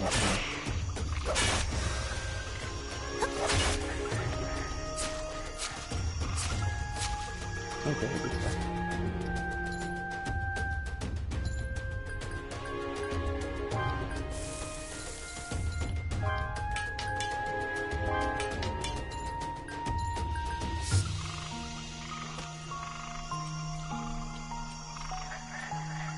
So we're gonna have more than enough bird meat.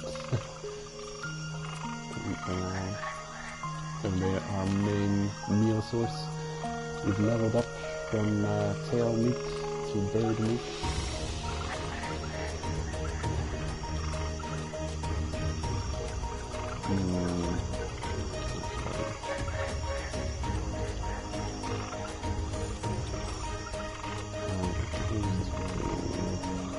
There's something.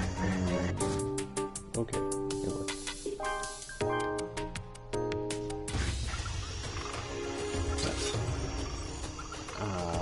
Considering I've collected pretty much everything in this zone, I don't want to lose this progress. And I'm not planning to go to the next zone before doing something kind of dangerous. Okay, yeah.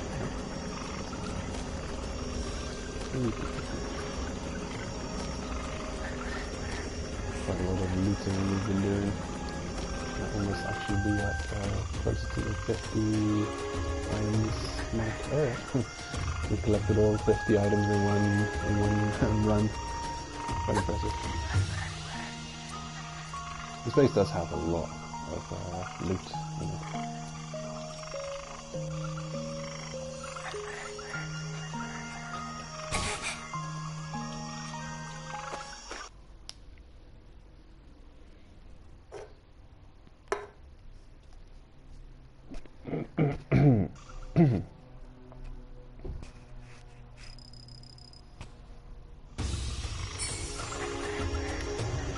Corpse sweeper down. Oh, lovely place. Oh, look at him. Woodpecker. Up in the tree. And again, worthwhile just picking up everything you can for the first entry into a room. Oh.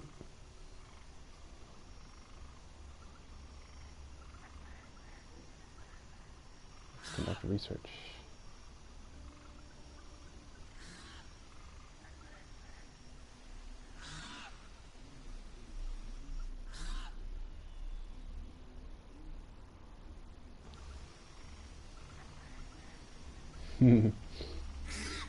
Is it gonna turn out that well?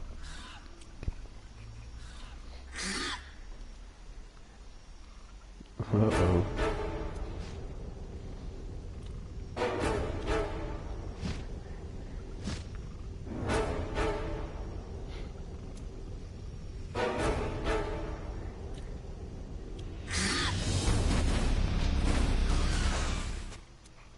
Oh, damn. How would you escape such a situation? Hey, TRA. Now, let's run away!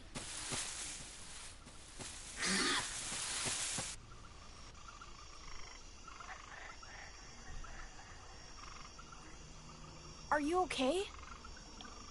I'm glad I made it in time. That was way too close.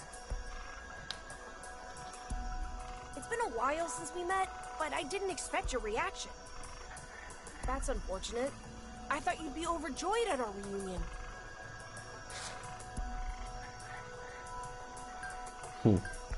I've been so worried about you. I've said that on my Switch. I'm gonna try What Have You Been Doing All This Time. I was cave raiding in the Abyss.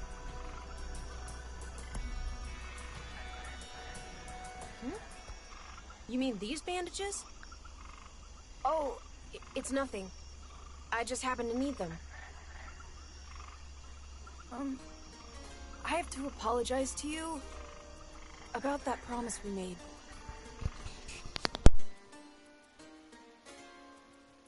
Let's do our best to become White Whistles together! Got it? This is a promise between just the two of us. Thanks. This promise, it'll be something I'll never forget. I don't think I can keep it anymore. To be honest, I wanted to continue cave raiding with you. But I just don't have much time left. I will head to the bottom of the Abyss, even if I have to break our promise. Please don't stop me. That would be too cruel. Are you going to tell me to go back? Back there? I used to just lie in bed and dream about cave raiding adventures in the Abyss. I won't go back, even if it kills me. I'm a cave raider. No matter what happens up ahead, I will not regret it. If there's one thing that I regret, it's that I can't strive to become a White Whistle with you anymore. I'm continuing down. If you keep striving to become a White Whistle, we may meet again. That's the only thing I can look forward to. Goodbye.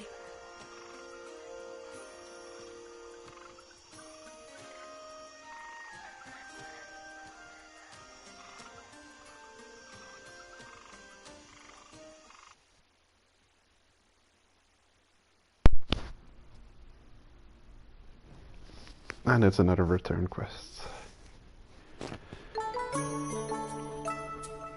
Curious. So he's running out of time. I find it weird.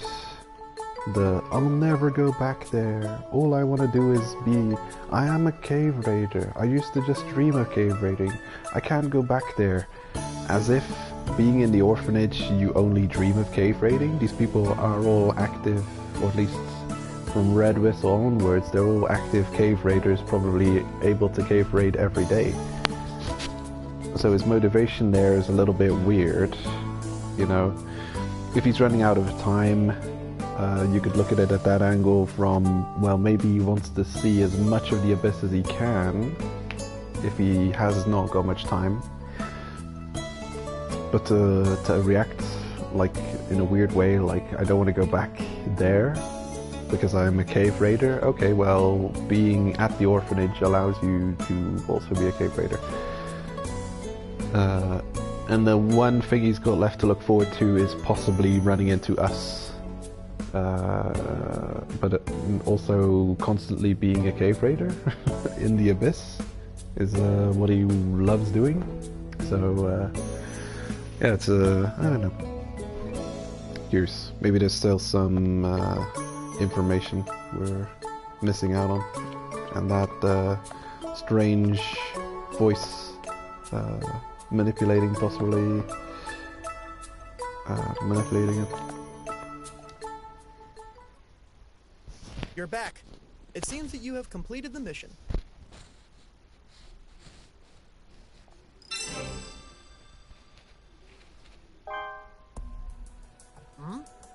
What about Tiare?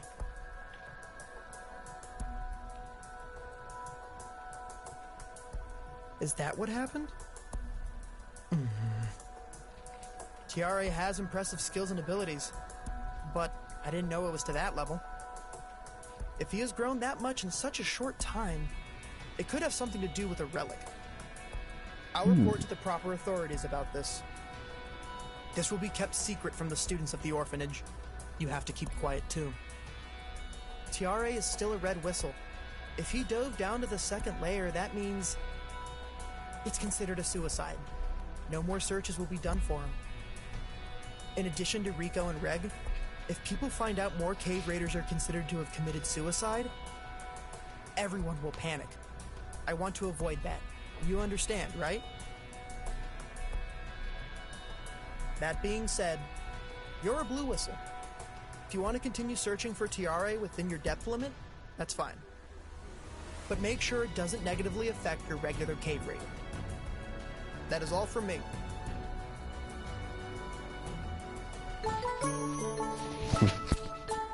Yeah. True enough. If you descend to the second layer, they will not send search and rescue parties after you anymore. Because it's too risky and dangerous. Look around the second layer for a little bit. Okay. Wondrously vague.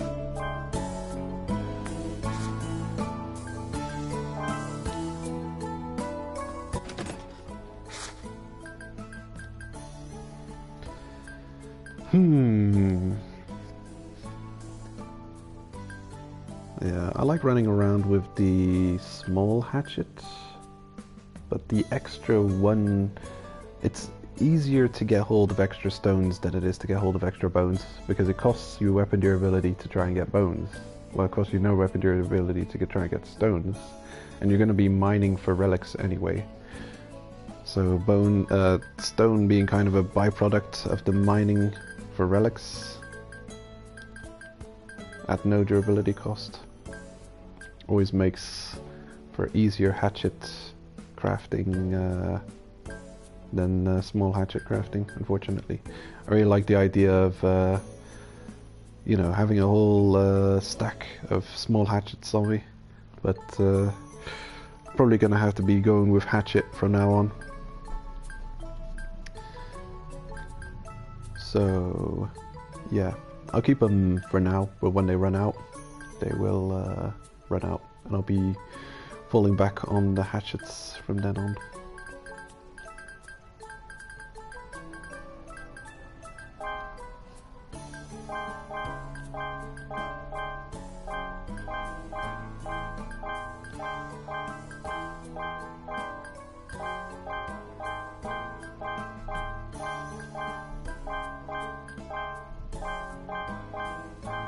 Bunch of rubbish on me I otherwise wouldn't have.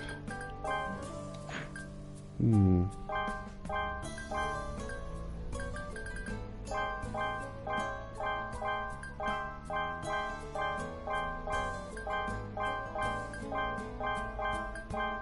I've mentioned it before, but this game could definitely use a deposit all button for stacks.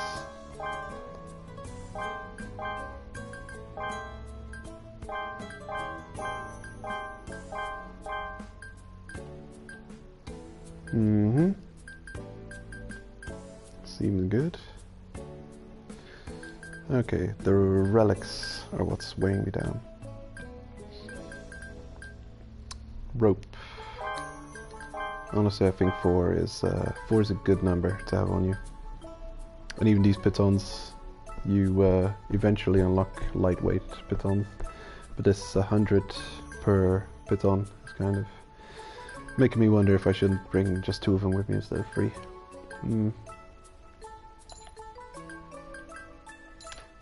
Kind of like the idea of not having at all to worry about using multiples of them though.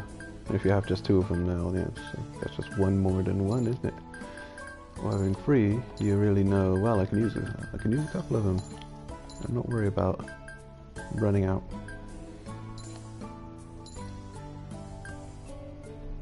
Okay, not gonna invest points in that right just now.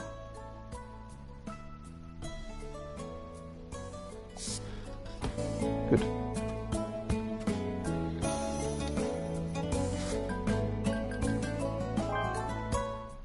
And handle these quests and appraise relics. Welcome. Is this good? Thank you. Is this good? Thank you. Please come again. This guy, his business has never been doing this well.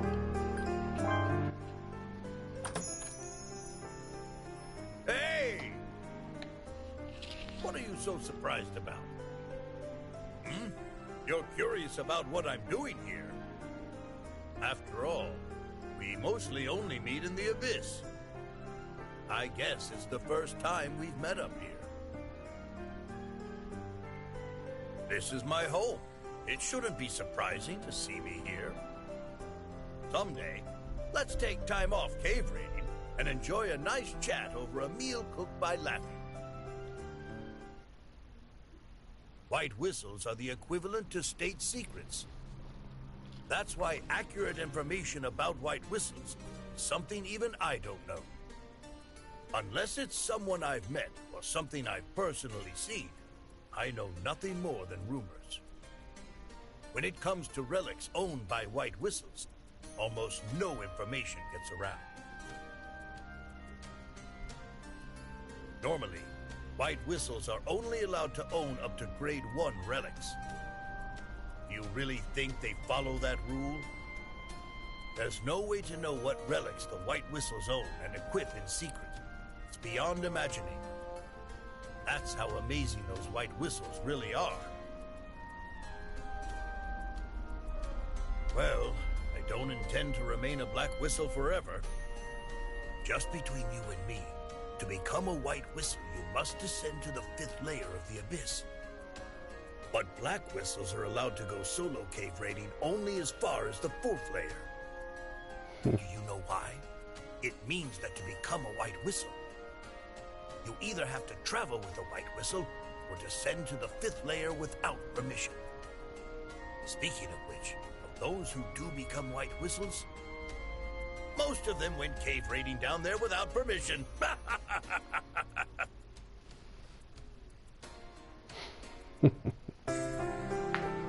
Well, it is interesting to see our character not that impressed about the prospect of breaking the rules.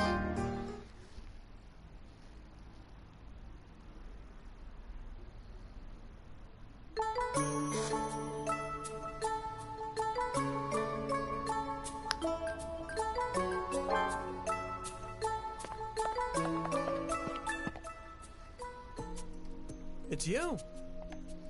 I've received a quest to retrieve a relic. Interested? The request is from a cave raiding group who left a relic in the 2nd layer of the Abyss. They were attacked by primeval creatures and forced to abandon it. The relic to be retrieved has yet to be appraised, but it is estimated to be either grade 2 or grade 3. We have info about the retrieval point from the cave raiding group. As for a reward, they will share the profits with you. Once you are ready, head to the 2nd layer.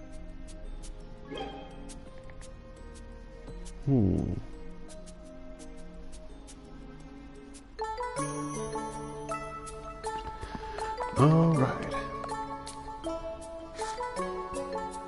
I think I've got all the items I need. Okay.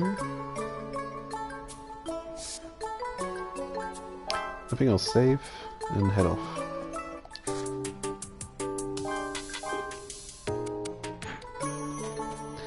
I'll hand in my current quest, but I'm not going back to the room to save again. All the running back and forth. It's that extra loading screen you get between Orphanage and Orph, that kind of thing.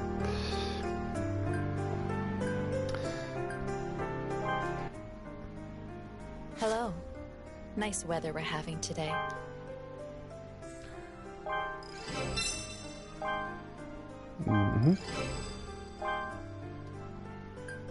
There are new quests. Defeat the Horncrier too. 10 Horncriers this time. Yep. Thank you. Come again. That seems to be something that happens when you with some kill quests, they'll give you a rank 2 of that quest. We have to go and kill even more of that monster.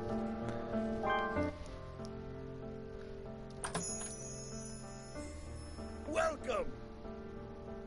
Perfect timing. Nat and Shiggy are also here. Hey! Did you come by because you needed something? We were out delivering mail and stopped by to see Uncle Habo. All right, everybody. Let's enjoy a cooked meal by Laffy and chat for a bit.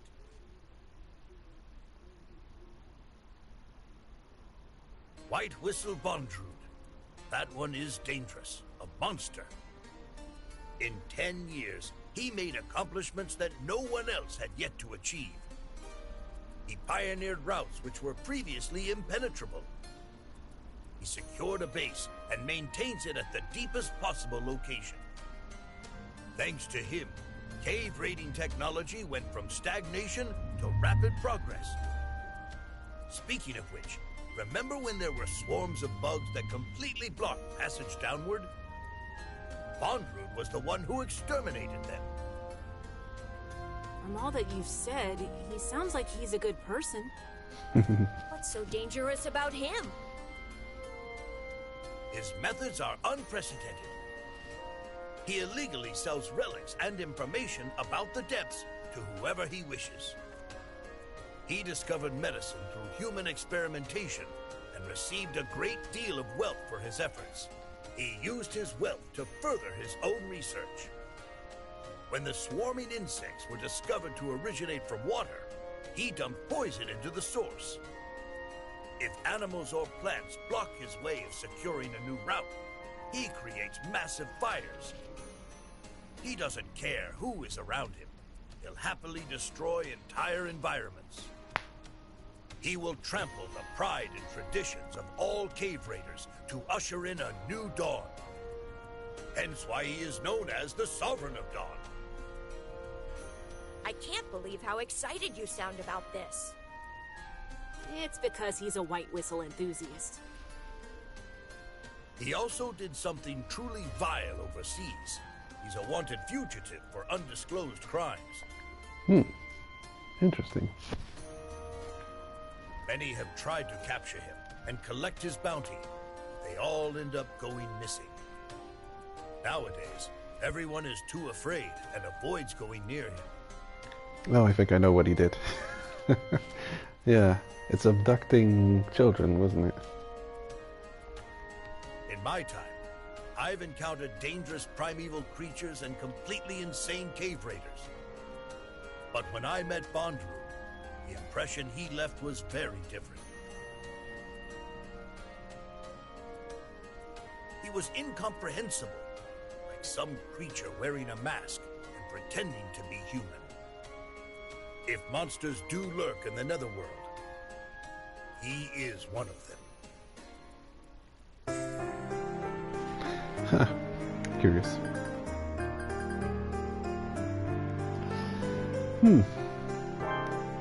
Off we go, I guess.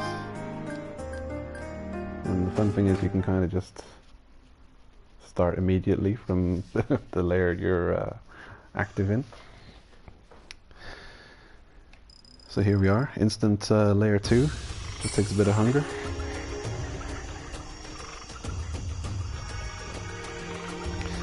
Yeah, the game does a good job of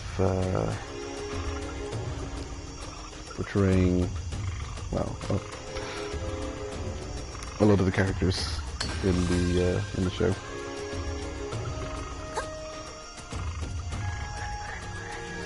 And they let just about enough information that you're interested in finding out more about this character without revealing everything or too much.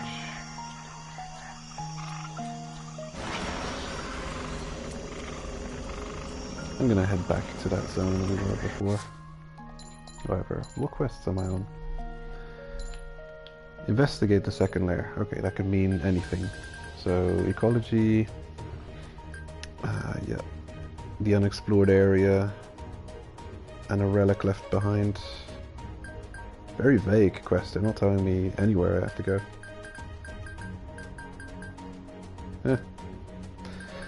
Yep. Horn criers and valley croakers. No, incredibly vague. Not telling me what to do. I wonder, is he there yet?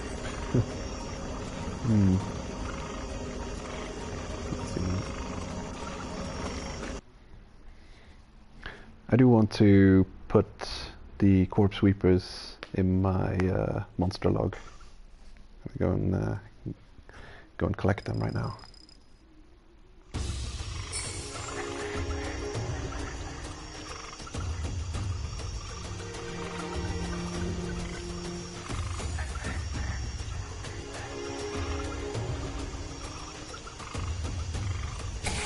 Oh my god.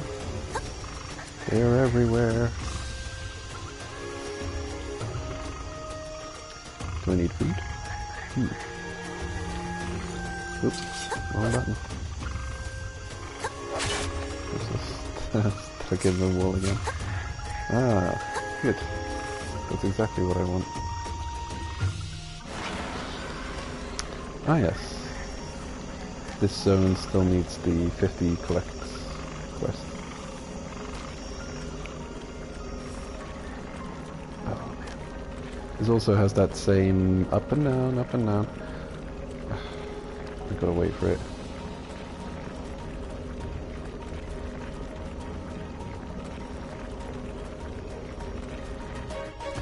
It's amazing how strong of an effect that is to just go up 1 meter at a time, constantly up and down. It's just a constant increase, like you're climbing up something, but very slowly. Oh, that's just weird. Oh. Or is it just a strange, slowly building up?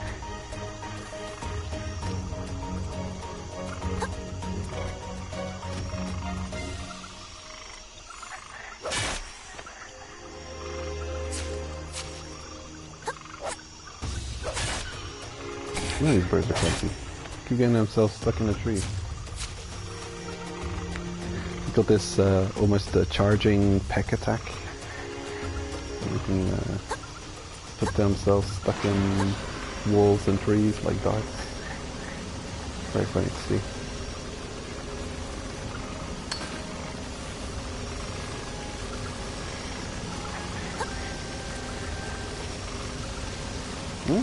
There's a side quest here.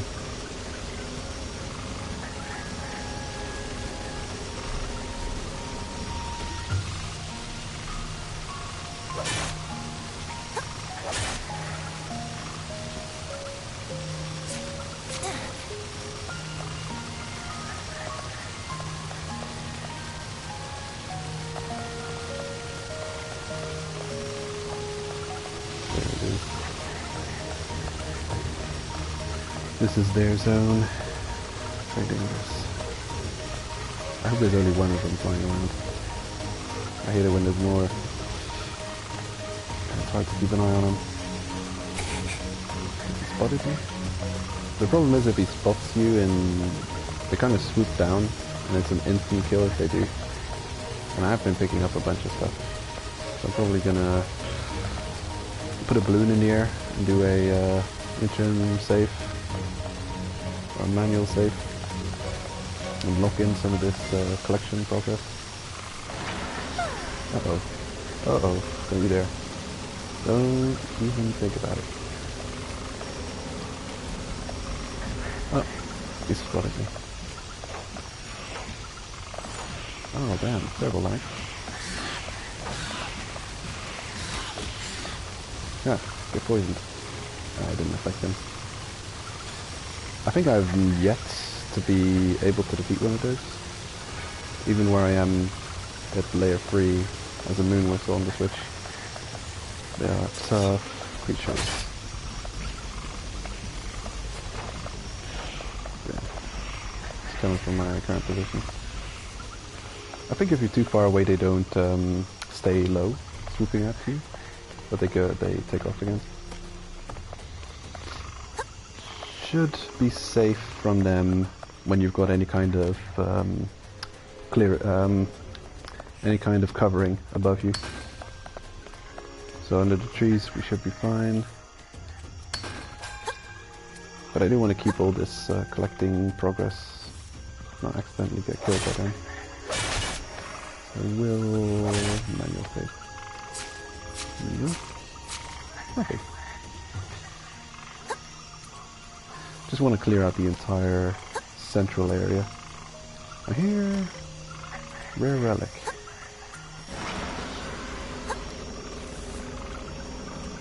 Ooh, can you point at it?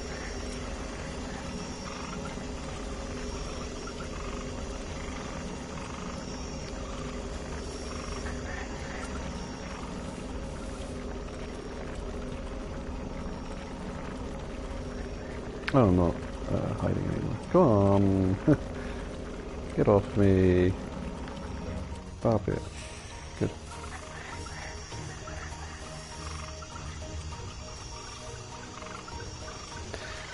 Yeah, no idea what that rare relic is.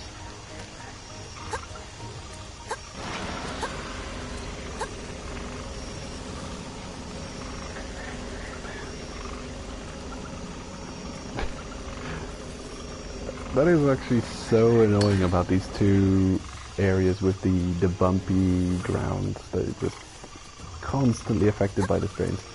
Anywhere else you're consciously making a choice to climb up something, and here's just, nope, you're just constantly heading steps.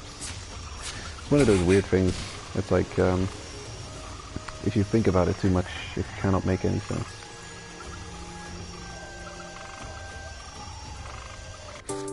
If any vertical movement affects you to some extent, and the effect lingers and lasts, and you have to recover from it, then technically every time you step, you're increasing your elevation by a slight amount. So yeah, just stepping would be, you know, and then like, let's say there is a ramp that goes up at a very low degree, maybe 2 or 3 degree angle. It's heading up, and you walk that way, and you don't realize it's not a flat, but it's going slightly up. So over a period of time, as you're walking, you're increasing your vertical position. It's a curious thing.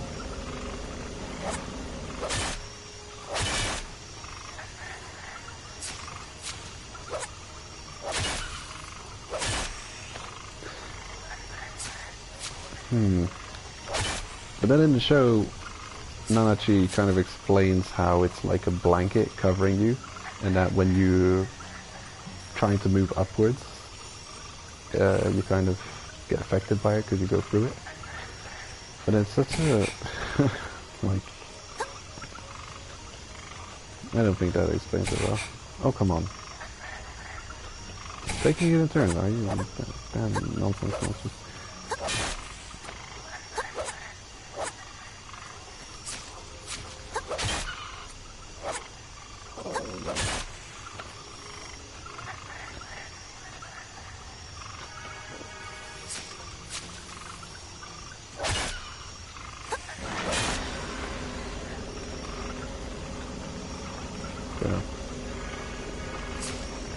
Unrelenting. Okay. What quest is here?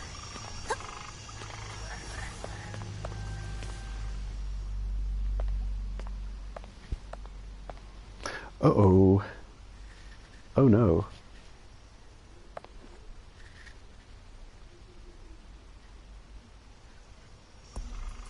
That belongs to us. Good thing I saved. In this nation, just finding a relic isn't enough to claim ownership of it. After all, in the end, the final owner is the one who secures it. Leave this place quietly, or else we will take that relic by force. Or die trying. Hey, this is a tough This is one of those... Equally in a pause. In this game, you regularly run into kind of ambush situations or tough fights that you may be completely unprepared for. Like, you have to... Technically, they didn't tell us what was going to entail this quest. So they just say that someone lost a relic, go and secure it. Up till this point, you've not gotten any kind of ambushy situation like this. But yeah, stuff like this can happen, and you can find yourself after a long cave raiding, you've finally reached a place where you've got a quest going. And then something like this happens and you get into an unexpected combat scenario where, well, all of your strong weapons are broken, for instance, or you don't have much weapons left because you weren't finding many bones or something. Yeah, tough situations like this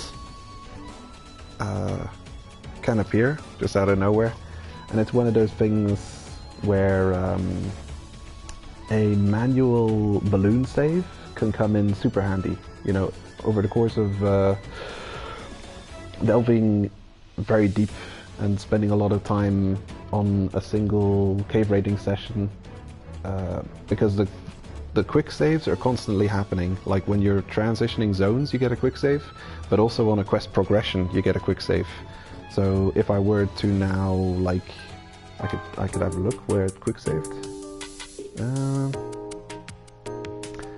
Oh no, there was no quick save yet. So I could technically reload the entrance of the zone, but quite often you'll get like a quest marker, and you'll go through it. And then after that quest marker, something dangerous will happen. But at that point, the first, getting any level of quest completion, even like sequential quests that give you multiple quest completions, the moment you go through one, it auto saves on that the first part of the quest completion, and then you're locked in, and you can't really choose to, or at least it's difficult to choose to head back. Sometimes it's not possible. You're just locked into having to do that quest, and it could be dealing with tough enemies that you just haven't got the resources to deal with. And then yeah, you've got a problem, eh? If you're not manual saving very often, and you're working off mostly those quick saves on zone change that you can usually rely on getting you back, or resetting you out of a dangerous or tricky situation that you might not at that moment be ready for. But it's yeah, it's just one of those things that gives you an added level of tension on cave raiding, because you never know, oh, is it safe to actually initiate this quest, or is it going to be a really tricky situation that I'm not prepared for. And yeah, this is rough. Last time I was here, ugh. Oh, lagging. You can stun lock you with his attack, it's such nonsense. I'm not that worried because I've got this on me. Damn. Get poison, sucker. And here I think is my second tip for Layer 2, or just for the game in general, is bring poison arrows. Having poison arrows for a scenario like this, an unexpected tough fight, you can kind of poison the enemies and just run around them. Almost trivializing the fight, but honestly, do you see this nonsense? This is, oh no, don't, are you there? I don't know if he's just hanging out, or if his AI is a little bit broken. His AI might be a little bit broken.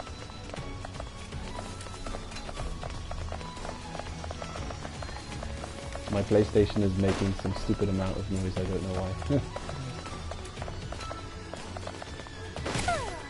Oh, why do you act like that? The relief. Okay. Stop getting angles on me, you nonsense people. Let me heal, let me heal, let me heal. Oh my god. Even a quick heal didn't work. Oh no. Oh, there was no death animation. What happens if I do retry? If it sets me to the start of the zone, I'll choose to load my balloon save.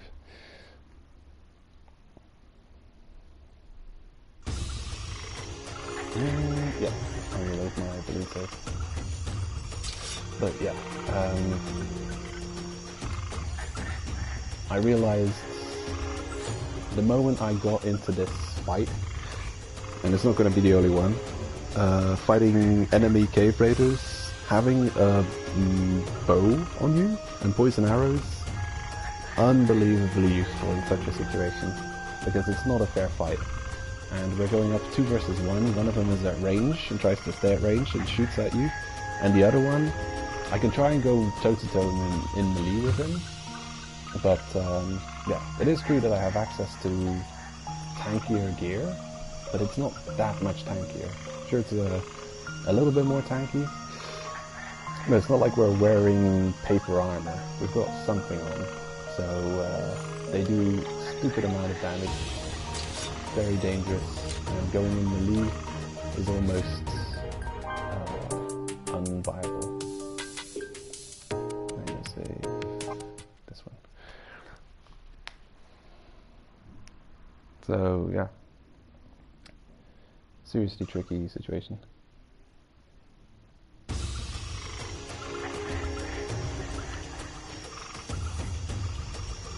Let's get back to that fight.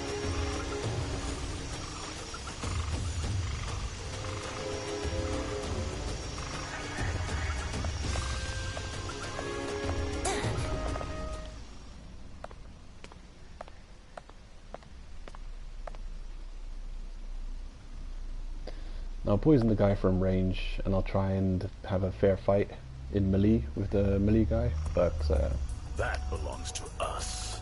I don't think I'll keep fighting fair. I'll try and get a few hits in, but the way you can get stun locked and how much damage they do, and I believe they have hyper armor, so it's not like you can just stun lock them back. You have to hit and run, search for openings. In this nation, just finding a relic isn't enough to claim ownership of it. After all, in the end, the final owner is the one who secures it. Leave this place quietly, or else we will take that relic by force.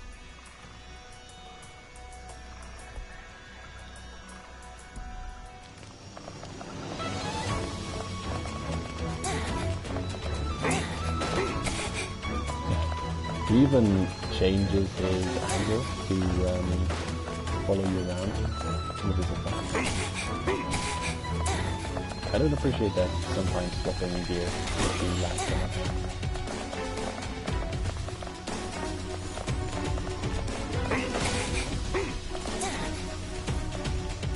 Let me. That damn range guy doesn't let you in many of the times. I'm not just focusing now. Bonk. Am I doing like no damage? Damn, I'm not doing much damage. Maybe I got blue wrist and pick up too. Oh, my God.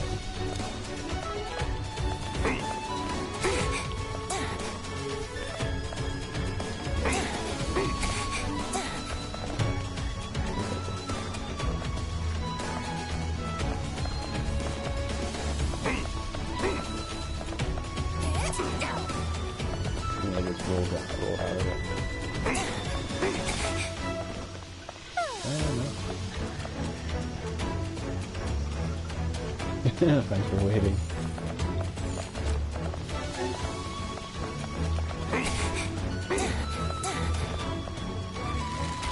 The problem with the quick combat like this is that your dodge button is a double click. So, and it's not just any button double click, it's a shoulder button double click. Very clumsy. Very clumsy. Are you not poisoning me?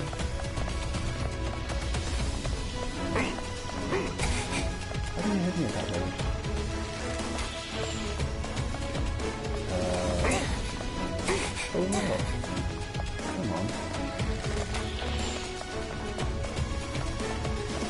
He's not even getting impacted by the arrows. There's something wrong with this character. He gets hit so often that he doesn't...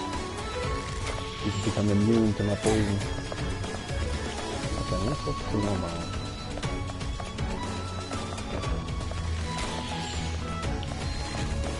He's broken. So he's not taking damage from hits.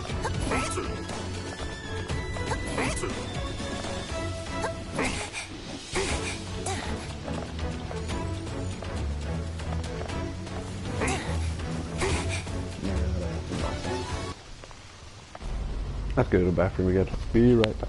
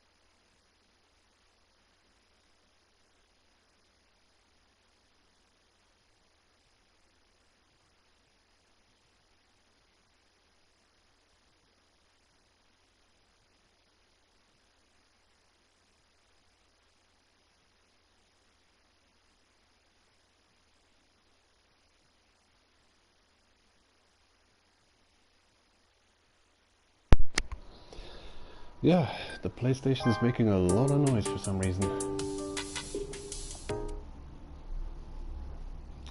Yeah, they're very... the combat with other cave raiders is very rough. The game often hits on some interesting topics, though, lore-wise. Excuse me, for instance, this idea of, yeah, what do you do? We know that there are enemy or different nations all cave raiding here. This is also a weird thing. How do the other nations cave raid here? Isn't the city of Orth to be considered like one nation? So how badass are those like foreign cave raiders then? So they managed to sneak through the city of Orth, managed to get into the abyss and start, you know, raiding the place with like absolutely no support because they're behind enemy grounds. Like, crazy. No, it's odd. Yeah, swapping two different weapons often has this little lag spike, you know, along with it. So eating food every now and then. Oh, here we go. I'm pretty sure that one guy just bugged out completely. He wasn't able to take damage. He wasn't affected by my poison shot either, and normally that should have some stagger or that belongs to us. Impact. In this nation, just finding a relic isn't enough to claim ownership of it. After all, in the end, the final owner is the one who secures it. Leave this place quietly, or else we will take that relic by force. Here we go again.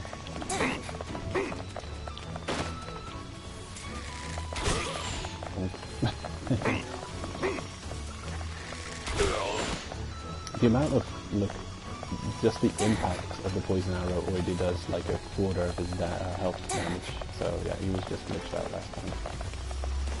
Yeah, imagine just running into that randomly, not having saved in a while, and then, yeah, getting nonsense to death like that.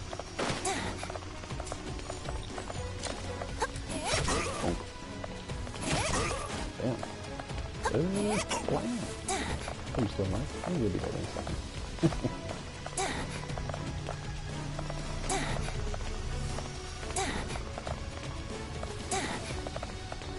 Do this all day.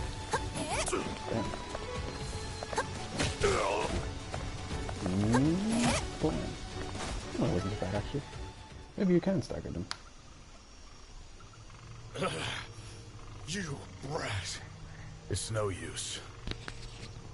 We must give up on this relic. This kid is too strong for us. The attacking cave raiders depart, leaving the relic behind. Lumi retrieves the relic. Some kind of a metal orb, metal and glass, with liquid inside, and another like a marble hovering inside the liquid. Could be anything. Oh, right. Returning to the orphanage. Why not? I don't mind.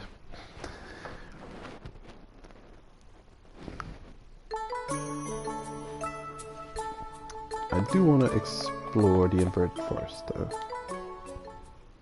I see. Seems those cave raiders were from a foreign nation. It's true that, by law, the ownership of a relic is decided only when it ultimately reaches the surface. However, cave raiders belonging to the Cave Raider Guild in Orth don't think of it that way. There is an unspoken rule that whoever finds it first gets to keep it. That being said, depending on the relic's grade, it could escalate into a fight. Anyway, this completes the relic retrieval mission I assigned you. Here's your reward. That would be an interesting thing to learn more about. How foreign cave raiders get into the abyss. And to see it from their perspective.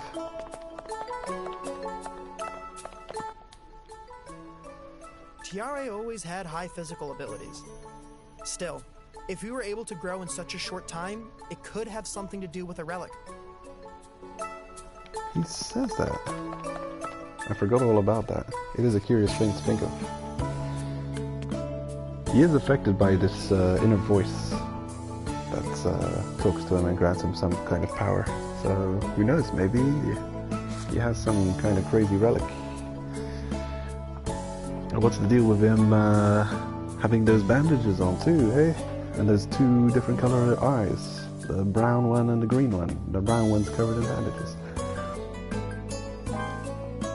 And we'll see what the others have to say about my promotion. I finally got to ride the big gondola for the 600-meter team. Oh, wow. I finally caught up to Shiggy. I'll catch up to you right away, too. Uh-oh. I could barely do anything at 600 meters, so it might take me a bit. That's pretty cool. I don't remember hearing that dialogue before. I've gone on the big gondola with the 600-meter team a few times before. The ascension strain is really harsh. Yeah, damn, I can imagine. This may actually be my limit. You're a kid.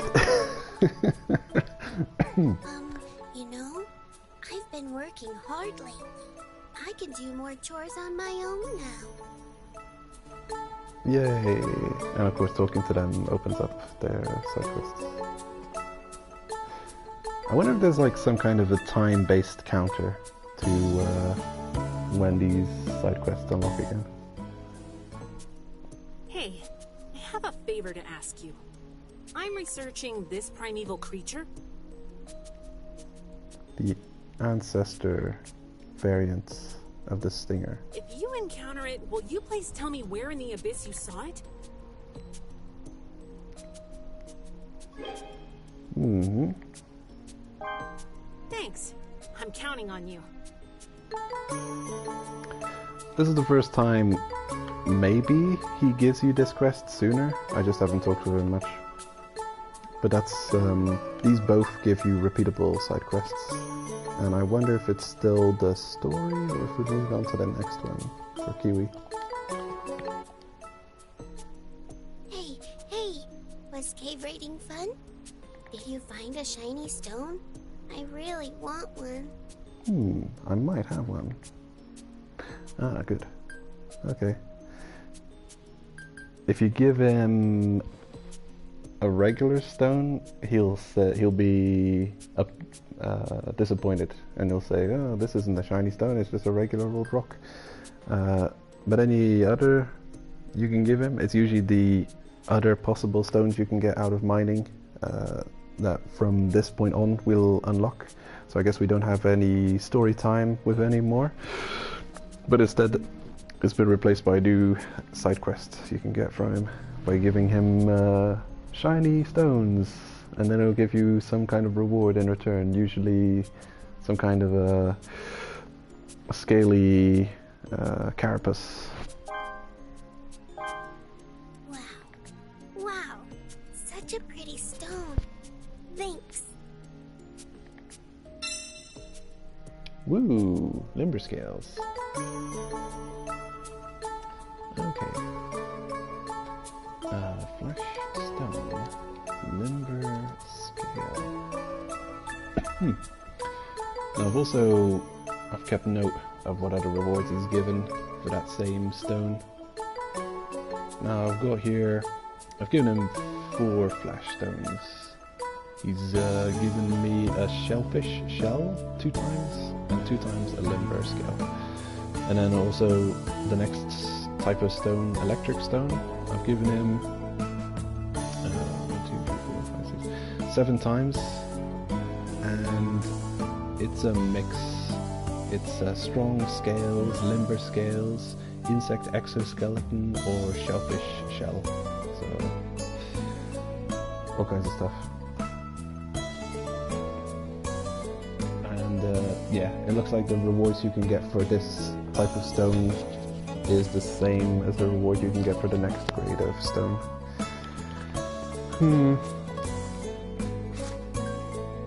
It's confusing. It would be nicer if there was a, specific reward linked to a specific gift, but it seems like it works with large pools of gifts.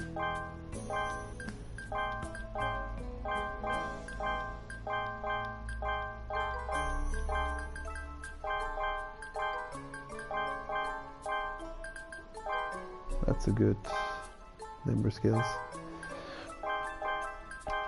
Unfortunately, in the description it won't say exactly where you can get them.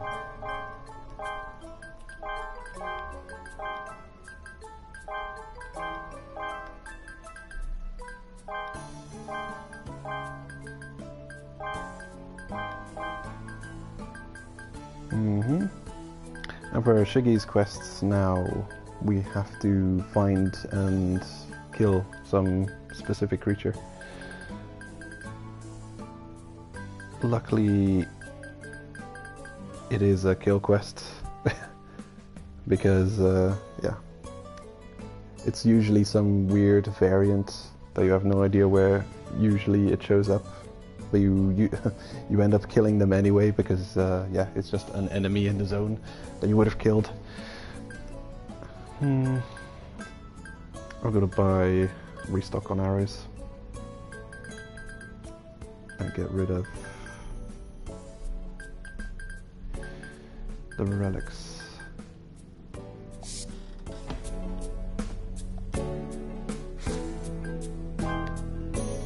Another side quest. Do you know how much quest I'm already on? You want to know more about my mentor? Sure, I'll tell you. You might already know, but my mentor was the Sovereign of Annihilation, Liza the Annihilator. Liza has already taken her last dive. We will never meet again, except at the bottom of the abyss. She was rather selfish. Liza would get violent whenever she got drunk. She was simply uncontrollable.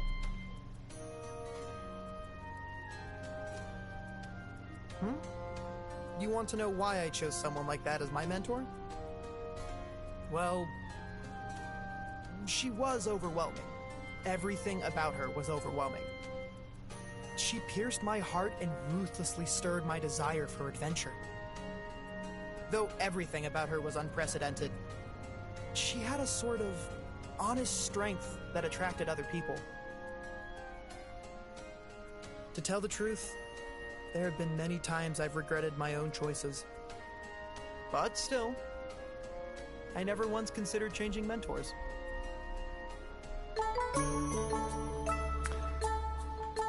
Also,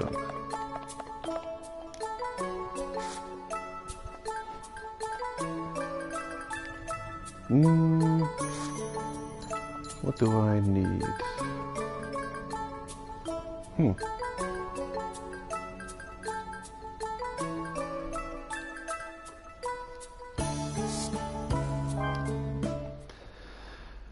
Yeah, it's difficult to tell sometimes if you're getting something unique to the game that you're not getting out of the anime or not. There's dialogue kind of like this in the show. But then, because you're playing a new character, it's kind of... a lot of it's gonna be new because they're not talking to... well... it is a new situation.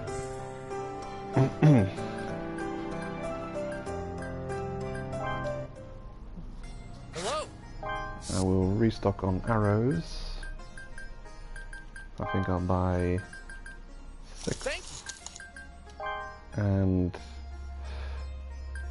9 or 8. How about this?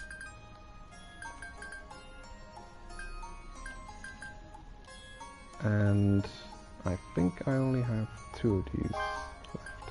Thank you. There we go.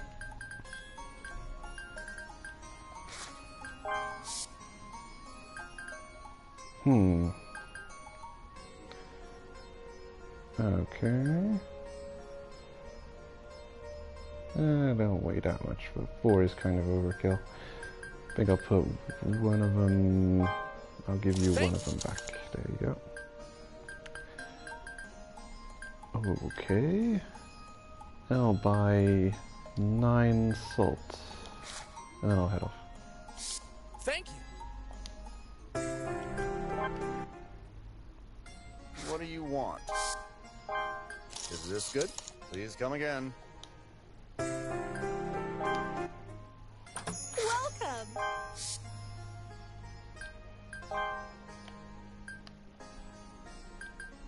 Thank you! Come back again!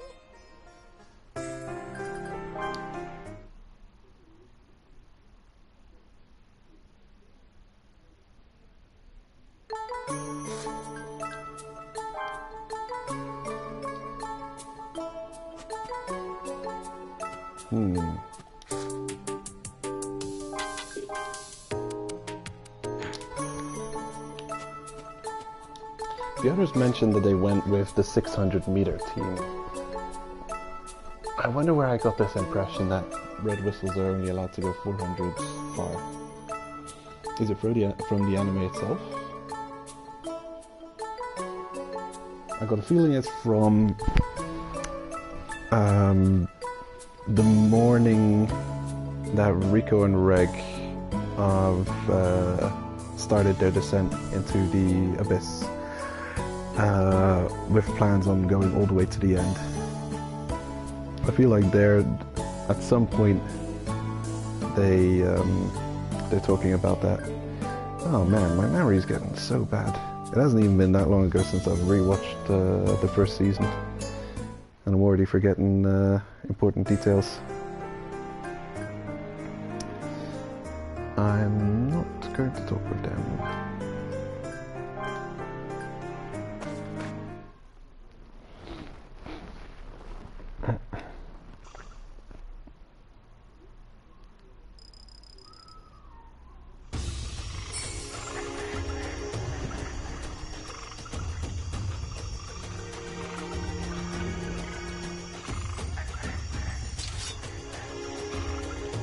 Okay. Pretty much you can just ignore this zone for now. I've got the the gathering quest complete. So if I see something that I want, I can pick it up. Are the corpse sweepers already patrolling the area? Oh, there he is. Yeah.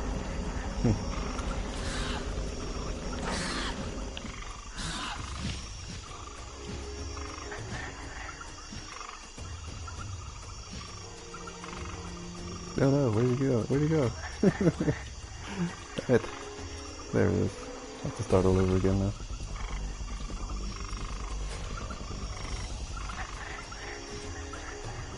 Wow, it takes a long analysis to figure him out.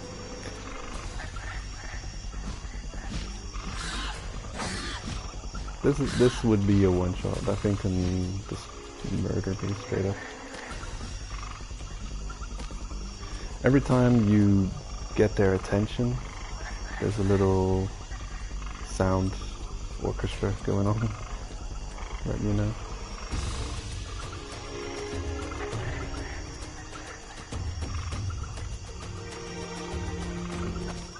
Okay, lock it in.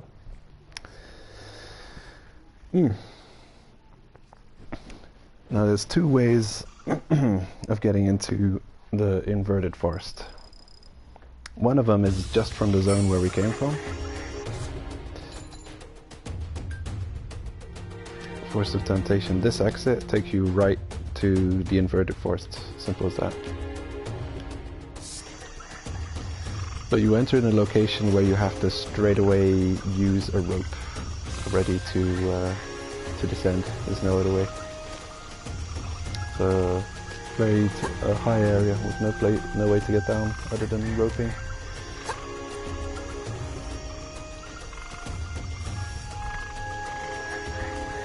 So yeah, it depends if you care about that extra rope expenditure. You know, if you don't mind about the money, it's definitely the faster way. But if you want to be more sparing,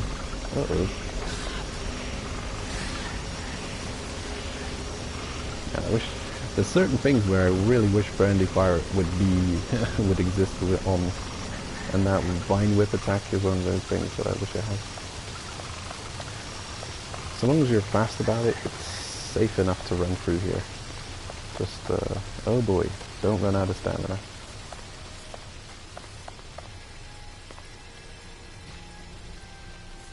I think there might sometimes appear vine plants up there.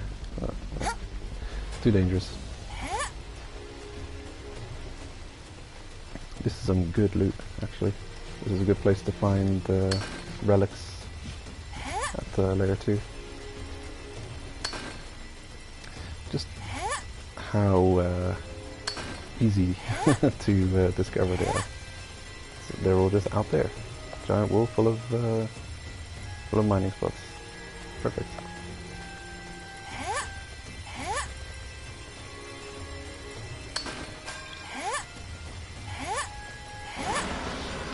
And a bunch of new types of relics we haven't seen before anyway.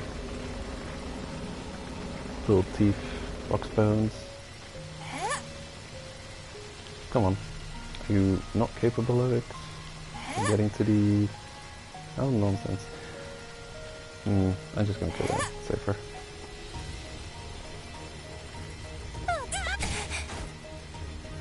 It's kind of safer.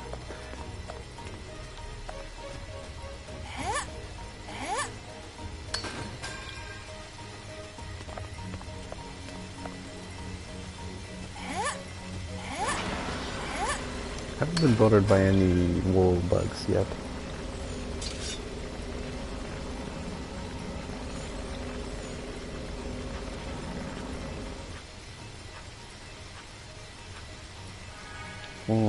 Speak of the devil. There it is.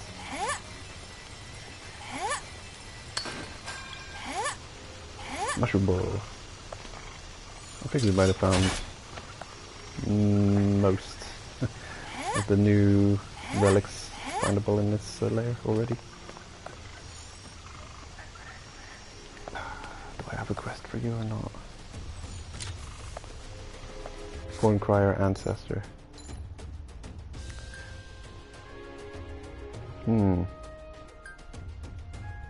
Ah yeah. If you do no, Stinger Ancestor. Is that you? Where's that bird? I think he just despawned on me. What a nonsense monster.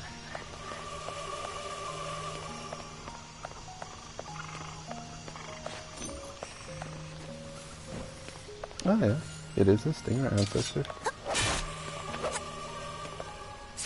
Ah, quest complete. Tell Thingamabob where I found it.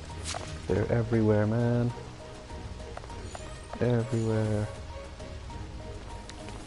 Corn Crier Ancestors. They're all ancestors.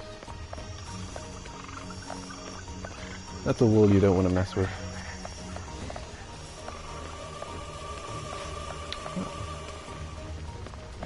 It is pretty cool. I don't have the capacity to climb up there properly though.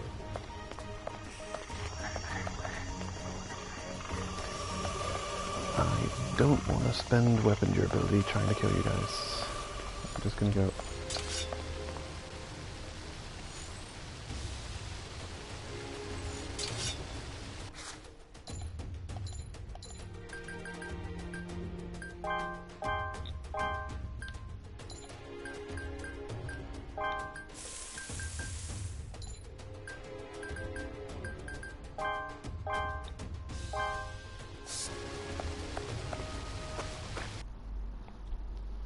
Off we go to a completely new area.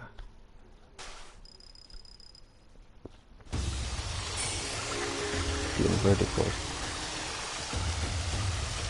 This place. This crazy place. It's one of the coolest concepts. Just in a forest growing upside down. Waterfalls. Falling down, falling up. These enemies are obnoxious though. It takes so much hits to kill them. 4 hits even. How is that possible?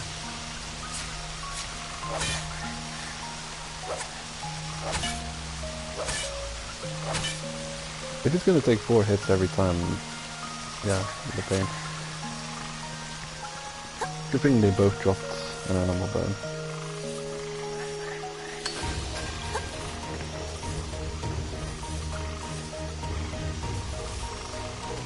Exploring this place for the first time is real pretty. You're constantly thinking, where the hell do I have to go? Can I even go anywhere? And you don't really see any ground beneath your feet that you can go to. You've just got some roots you can walk on, and then I think you instantly realize, oh damn, I'm actually gonna need a bunch of ropes here. And sure enough, it is the case. I actually find quite a lot of mail balloons in the zone. They can save regularly.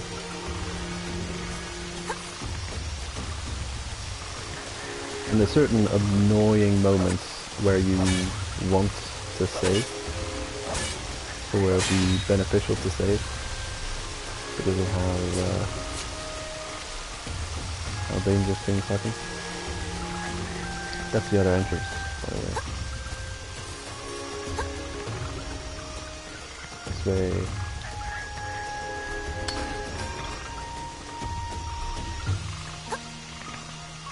Up there, you can already see a shiny mining spot glowing away at the top of that tree thing.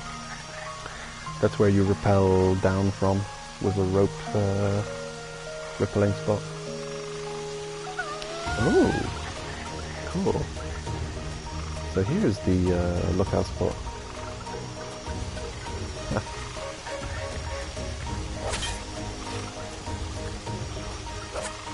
Oh.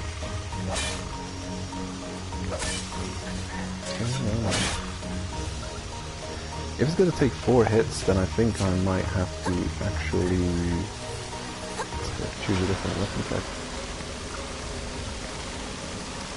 The small hatchet should do the same amount of damage as a regular hatchet, but it doesn't seem like it.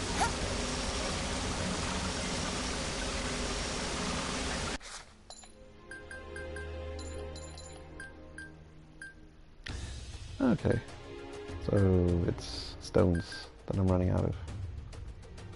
Or needing more of. An interesting problem to have.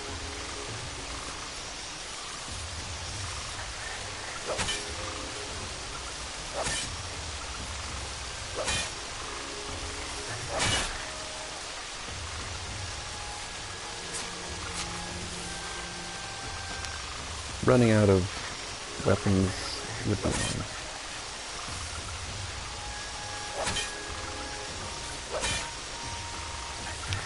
I would lock onto these porcupines if I could, but they're kind of glitchy. You can barely lock onto them.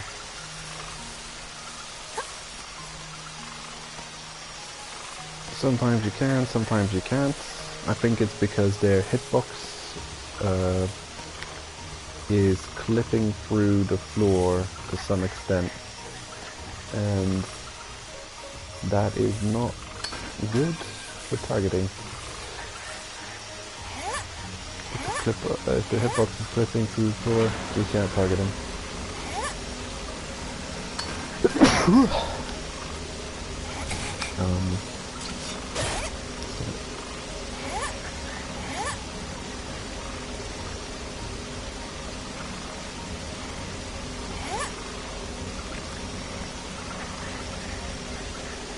I'll pick up everything I can on the first exploration of the area.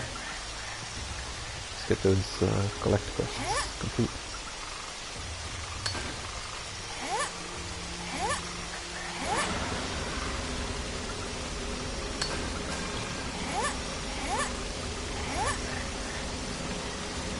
Okay. While I'm here, I should do some crafting. Probably getting a bit heavy.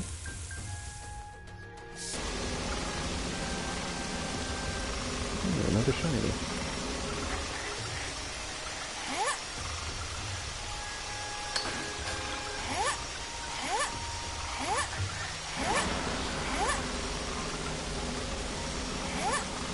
Oh damn.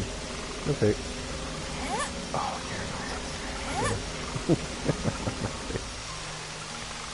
Oh, Bane of my resistance.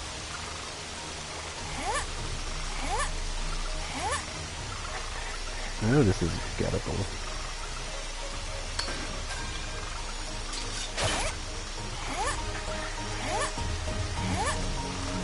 I'll play it safe. I'll head back down. Recover stamina. Oh, we're good. That's good.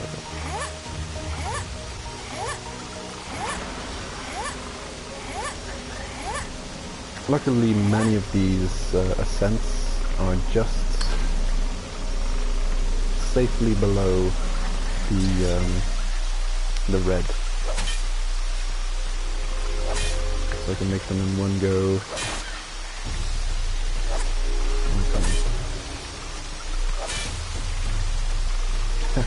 That takes too much hits, man. The thing is, I'm used to fighting them. Oh wow, look at that, this is just a huge slab of meat. Delicious.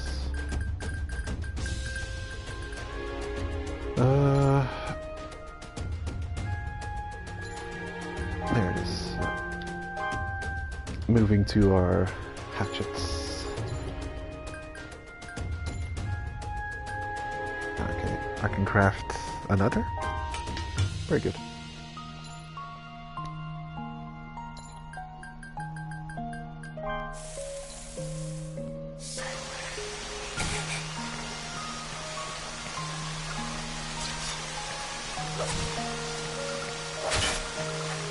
Mm-hmm. 2, 3, oh my god. This is weird. I swear it only takes 3 hits with the hatchet, regular hatchet, on the Switch version to kill those hedgehogs. And here it takes 4 hits. No, they only take 3 hits to kill on the Switch. Bizarre. That's such a big deal, that extra hit that it requires. Man. So, that's like 3 hits of your 20 hits of your ability loss to possibly get 1 bone out of 2 required bones to recraft them. So it's a minimum of 6 out of 20 loss to recover items. And the thing is, you're not just killing those guys, you're also killing birds for getting food. Ugh. They're pain. You can tell I know my way around here already.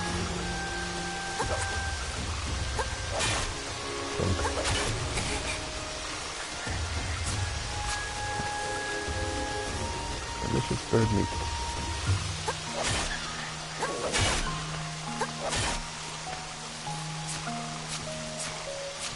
Ooh, bird eggs.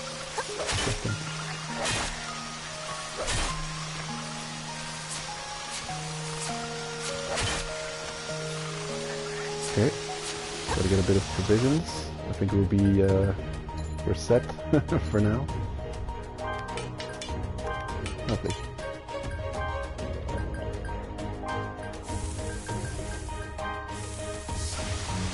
Very good. Plenty of food. Yeah, the problem is seriously just gonna be weapon maintaining.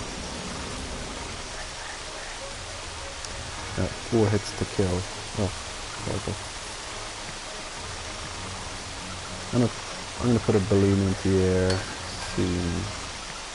Before the next tricky area, I'm gonna put up a balloon.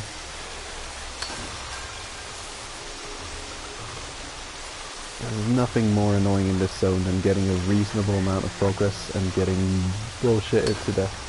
Because there are things that will happen. I've had where I'm attacking a creature and I'm clipping off of another dead creature's lingering hitbox and just getting yeeted all the way off 2 meters to the right or to the left and just falling off of the narrow walkway because of that. We're also going to come across a new creature. Actually, have I? Monkey. Let me inspect you. Oh, it's not going to work. That's stupid nonsense. Bird. Tiny bird. Maybe this isn't the best place to inspect Monkey. But it is annoying. Whenever you got those flying buzzards around your head to inspect anything that takes any kind of amount of time. What a pain.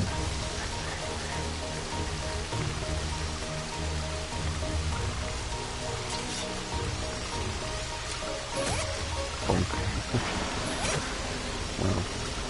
2 hits of the light moon thing is not enough to kill you.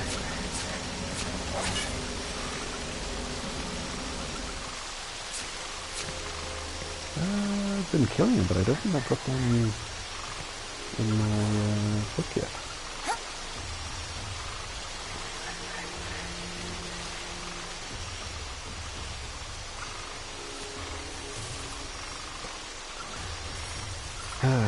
Yeah, inspecting those monkeys is going to be impossible.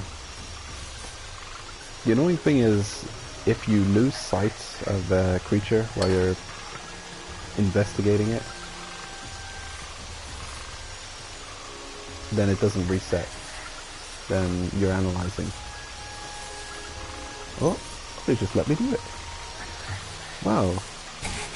Maybe the birds are flying at such an angle that they're above my telescoping? Wow. Lucky, lucky me. Huh. Very lucky. Maybe it's not this area yet. which gets dangerous. At least the next area.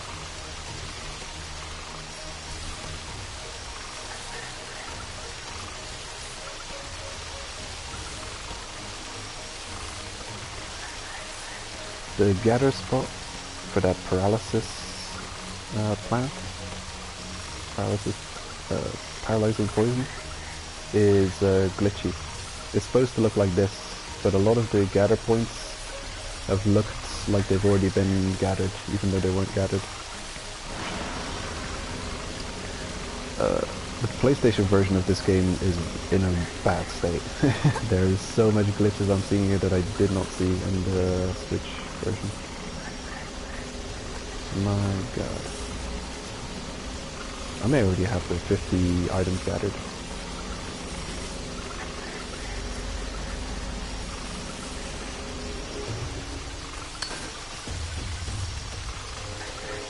Stone. I can live with that. Oh, that mine was just invisible.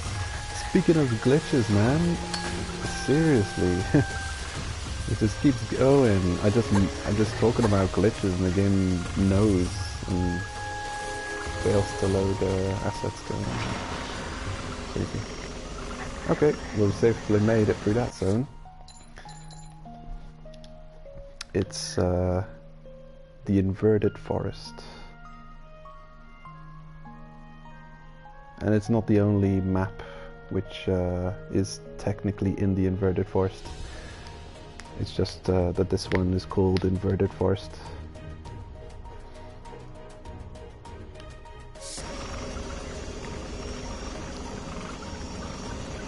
Right, we're at what depth? 1,700. Moving down to 2,003 meters.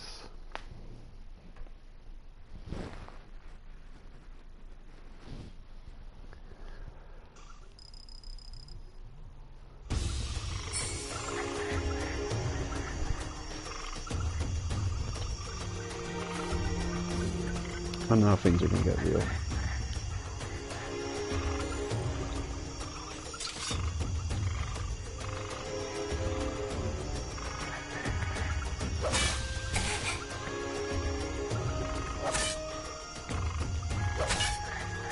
I don't know what the different sparks are you see when hitting enemies. It's almost like there's critical and reverse critical. I think I mentioned it before, but I can't say for sure. But the thing is also, it may just be broken. It may not work properly. Because honestly, sometimes I get this really crazy sounding clang hitting the enemy and I see all kinds of sparks happening. But the thing is, if it were a critical, and it visually and audibly sounds and acts like a critical, you'd think these enemies would be dying quicker if it were a critical hit. But they still take the same amount of hits. But sometimes I'll be killing enemies in a single hit, and then I didn't see one of those weird critical-like animations. Let's see the quests. Inverted Forest, sure enough. We're one-shotting these 50 collect quests. And now we're working on Hell's Crossing. This place is crazy. It's from this zone and beyond that I'm probably not going to be able to one-shot that 50 collect. Because the traversal is just going to be too crazy. I'm not going to be able to go all these places. But I also won't just not be able to carry much more resources at a point. Already got so much.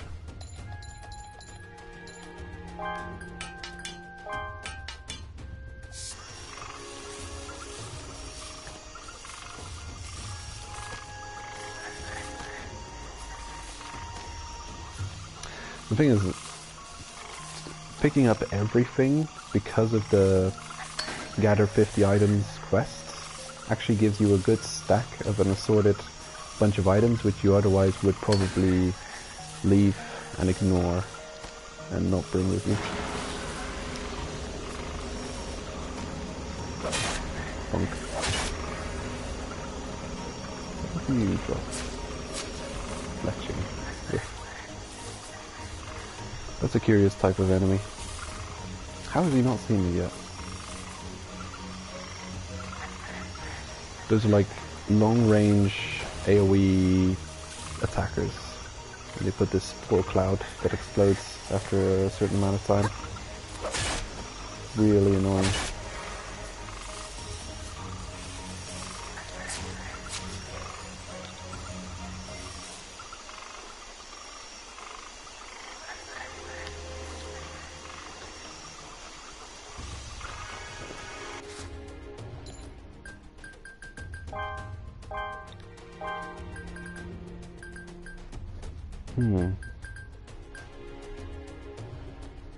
Okay, still got a bunch of food to be crafted.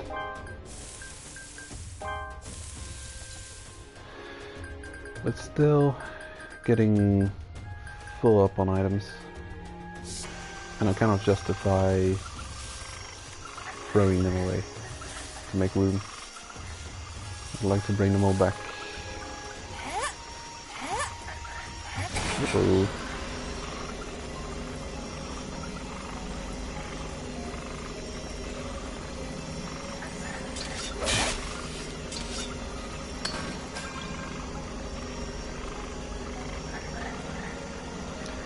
I think those poison vines can still attack you up here.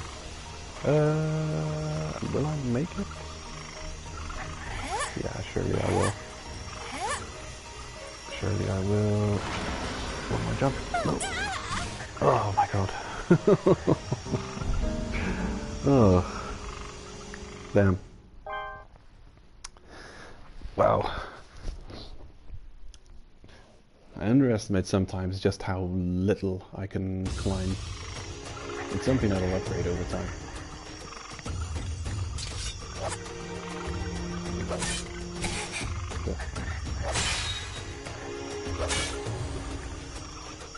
Three hits this time.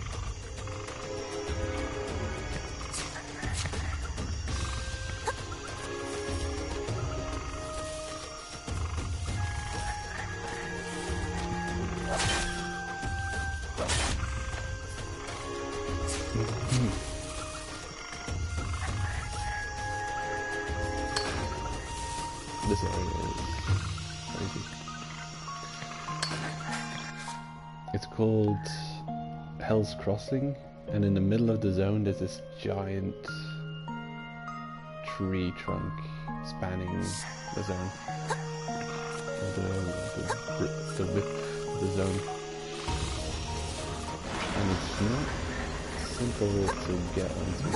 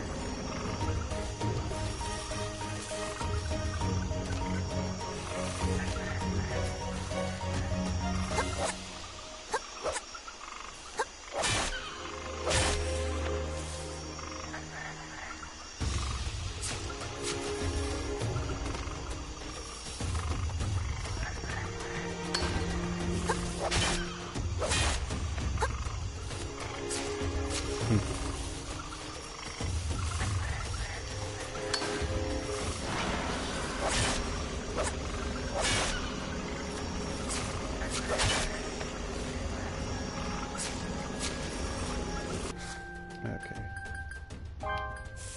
That'll do.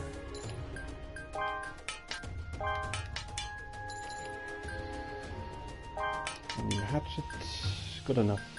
I can do enough stone.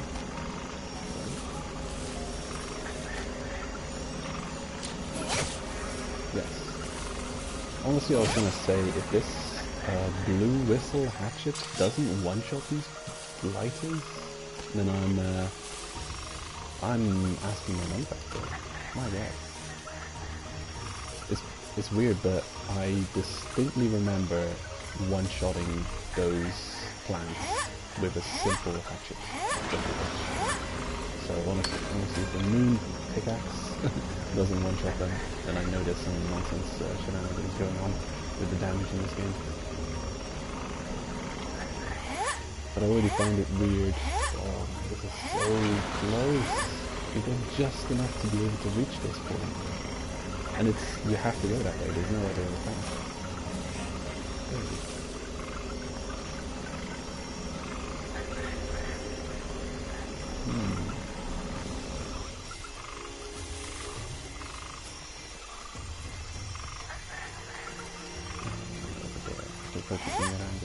Once I've cleared this treetop, I'm at now, I'm gonna say this guy, this nonsense monster. My god. This is a bane of my existence. The amount of times this one specifically has killed me. When returning from the other side of the zone to go back to the orphanage, you climb up there and this guy will bullshit you to death like nothing else. You'll be ready and you'll be blasting, and you just came off that that climb, and what are you gonna do about it? Nothing. You can just sit there and take it and fly off the edge like an idiot and die. Use all that well, up to the start of the zone progress, which is still a decent chunk of level.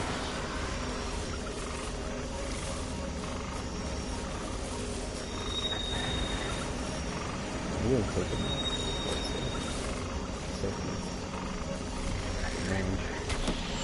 If I could hit it. See if I can hit it. Okay. Any drops?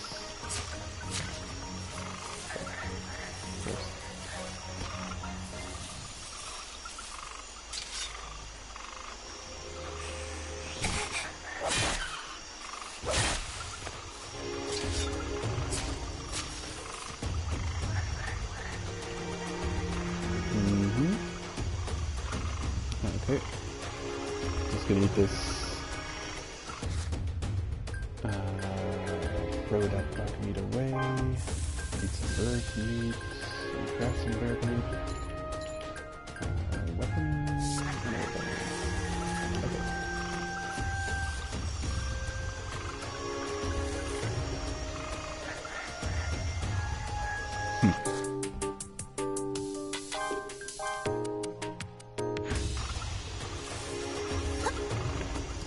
Those nail balloons are such wishful thinking. I really have 10 foot bird on me. That's a good.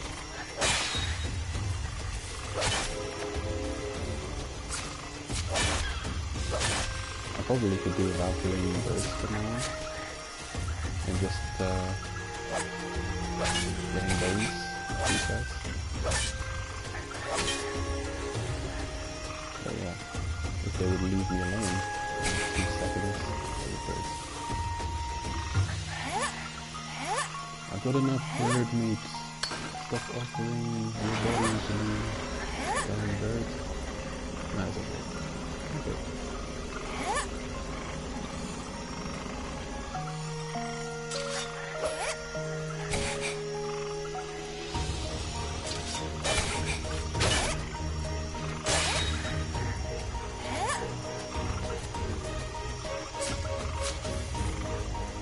Overburdened.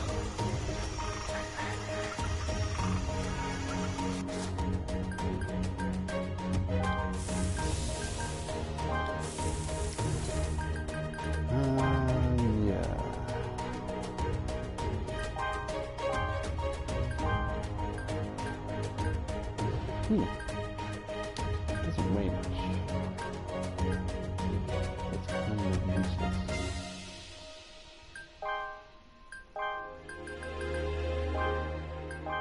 Kind of stupid that I have to just throw a whole bunch of food away.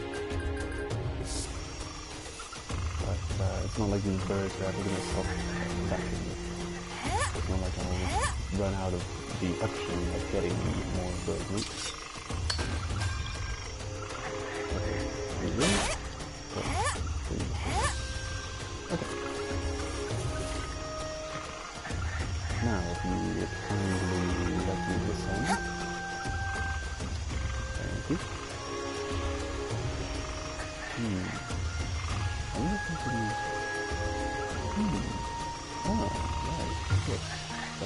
just descended. We just ascended here. So I guess we could also just make this jump and collect everything. The zone is kind of large though. It's quite possible that we'll get this quest done without issue. Almost for the end.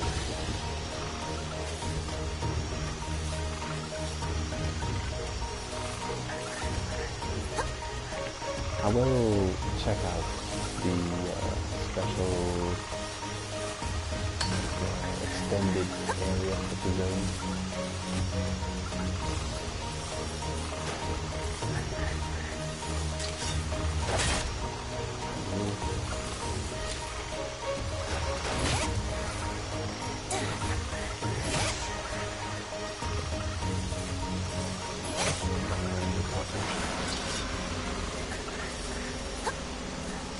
Okay.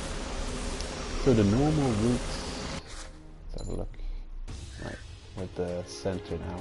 The normal way forward from here would be to jump on this leaf and go over there, like further north. But where I'm going is I want to descend to the giant tree trunk below, and that's a pretty cool area. While progressing through here on the Switch, man, it was hell. It was absolute hell. Just realizing just the sheer amount of birds constantly just spawning around you and coming at you. It takes some getting used to just constantly being under attack from every angle, no matter where you are, and not being able to escape it in any way. That takes some used to. Which happens in this game. You need a ton of ropes if you want to descend to this space area. I consider it.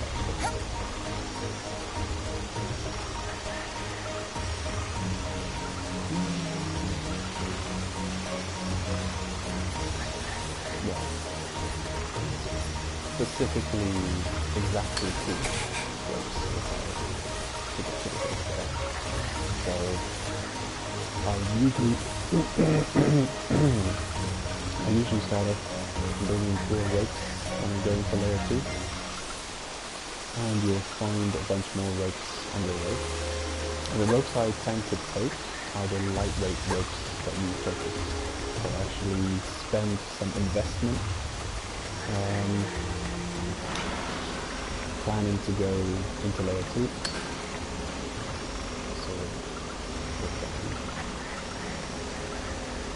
2,000 cost.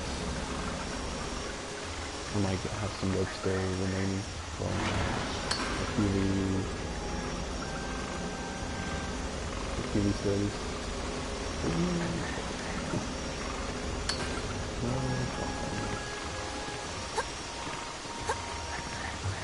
think there's a reasonable chance of finding rare relics. Shiny mining stuff.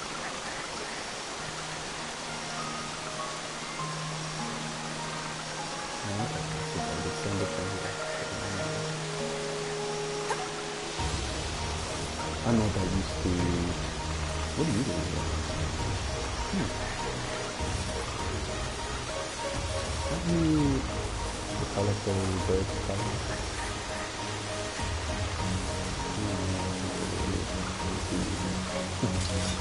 Look how colorful birds are in my life.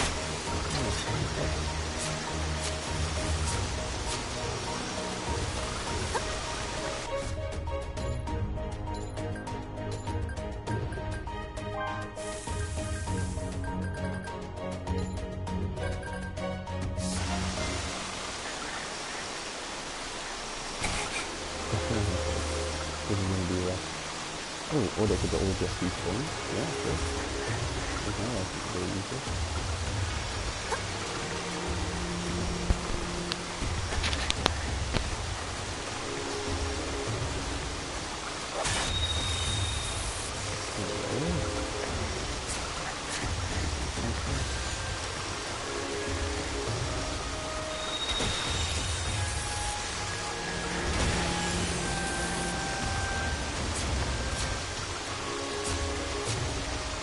insect okay.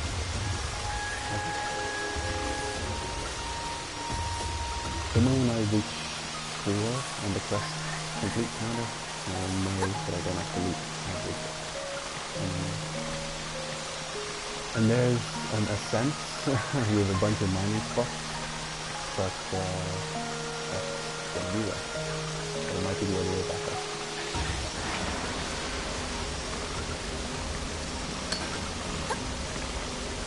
So this entire giant tree trunk we're on here, I consider this super extra optional.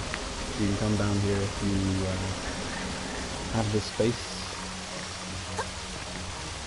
to keep all of this extra loot, but it's a bunch of mostly mining, so potential relics, which are heavy, and it's already been quite a descent to get to this point.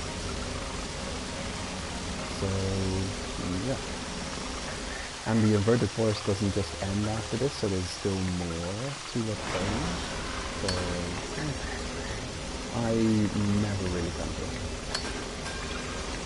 I really just never come to it. Because your trip never just ends here. You go to one of the next areas still to inverted forest. And of course it costs you 2 ropes just to get here. If you recover somewhat, because there's a rope plant, you can pay attention, maybe there's 2 rope plants.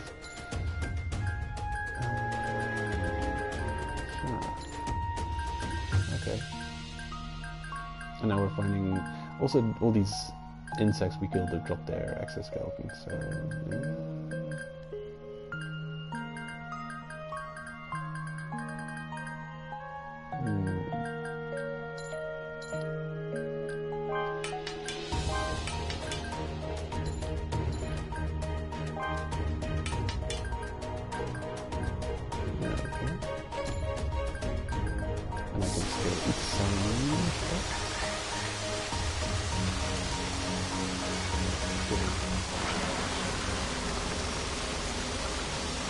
where we're finding more moving characters. And if many of those mines on the way up are going to have the lowest possible grade relic, 200 random nonsense just click spawning. Is it that ghost of a tree that's following me around? Hold up. Why was I saying?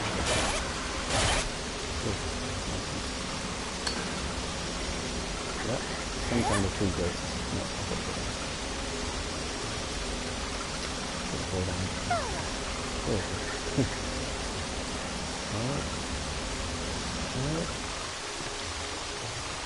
I'm haunted.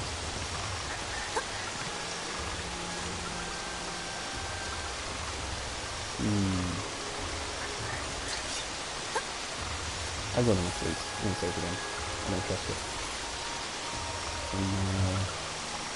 Things are going down here that I don't. Too much weird stuff's happening. It's giving me signs this is gonna happen. Yeah, that's pretty cool.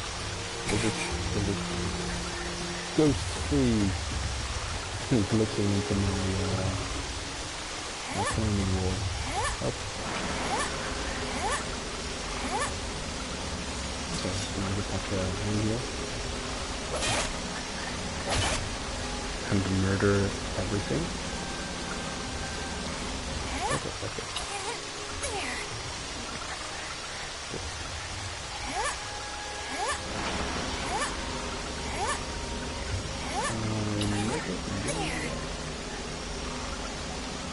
There's nothing worse than an ascent that goes beyond the maximum you can go before the curse hits. Then you have to hang there and wait and spend a bunch of weapon durability to kill whatever's assaulting you. Getting back is tricky. These climbs never take you precisely back to where you came from. That's where you came from. I'll take it elsewhere.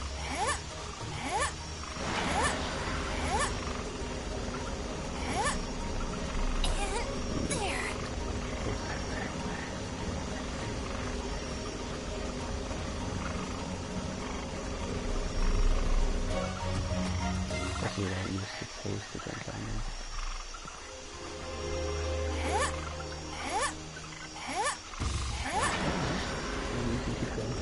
Oh, I see. So, screw you guys.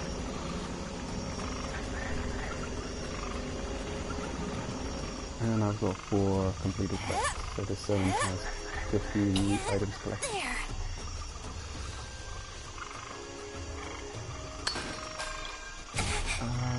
Cool. That's actually not the worst thing that could have happened.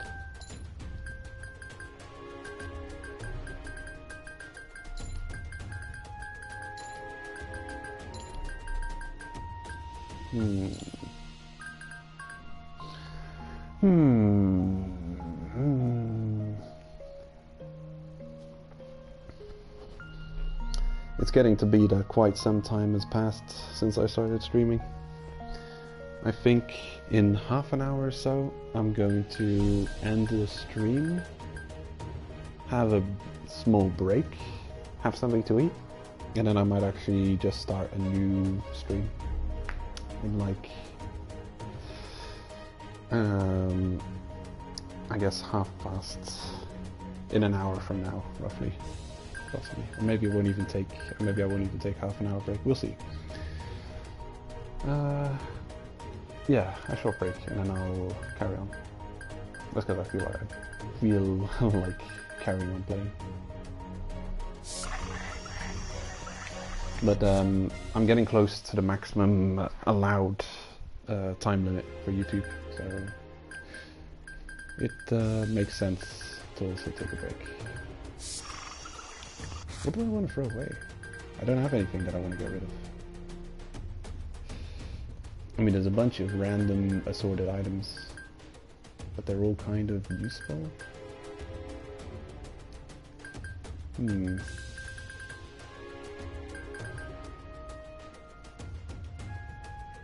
Yeah, it's such a shame that this, the random pickup, low-level relics are 200 weight each.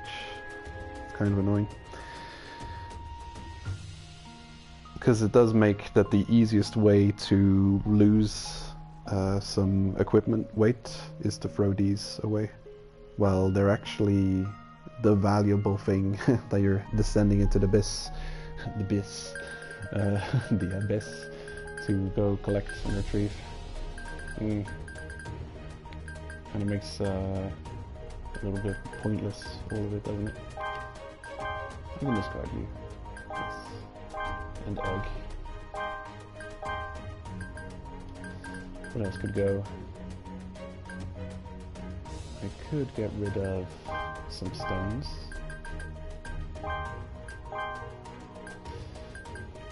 And also, I've got 2 ropes left. I'm going to lose some rope weight in a minute when we get up there.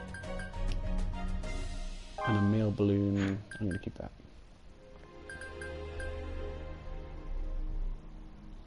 Okay. Seems good. Don't think I can craft anything. Nope. Oh wow, look at this mountain.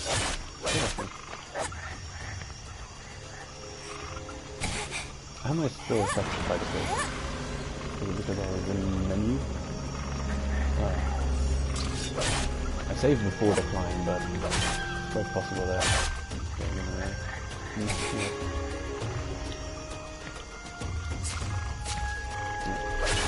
do not want eggs. For me, yes.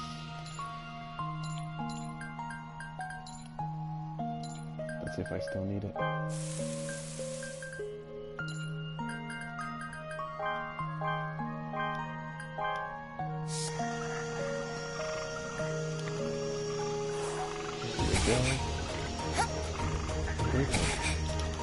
Oh, there we go. It happened again. If you can predict it happening, then you're going to get knocked off the rope. And it usually only happens when you're starting to attach to it, or when you're setting it. And if you spam the square button, you can reattach to it and recover. It is horrible to see though. Don't want to see that happen. Alright, this is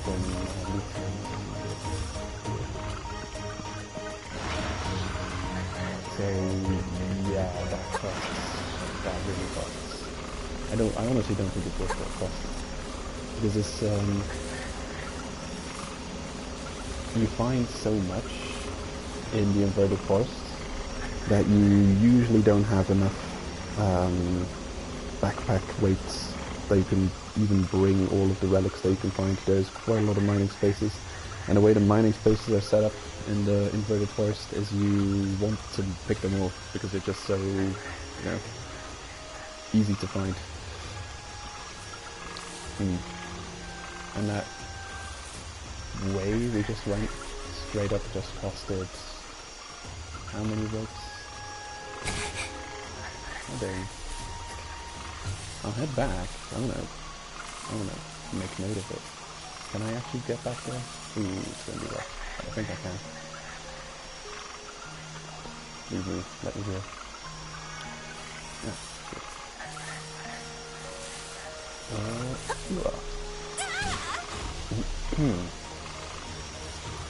Have to do it.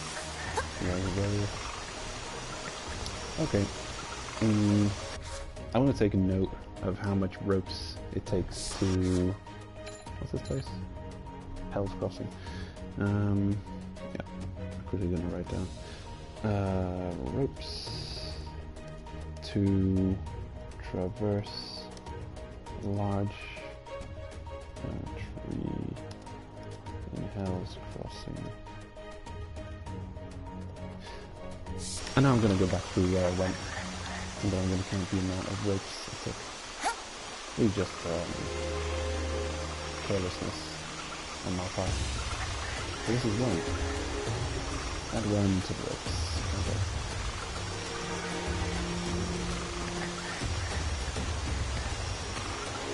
And immediately a second rope. I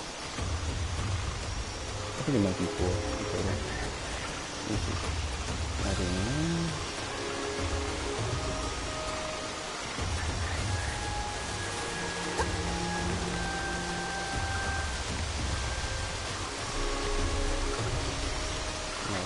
Maybe it is 3.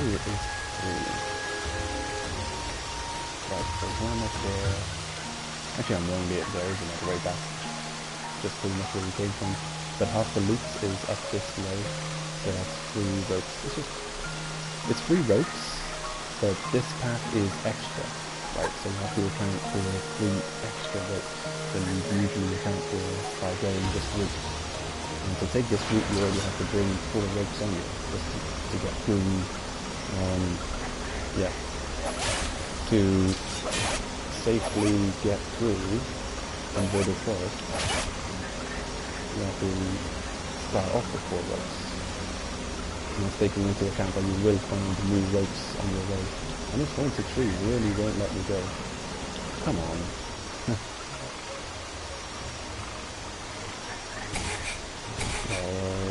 Get off me.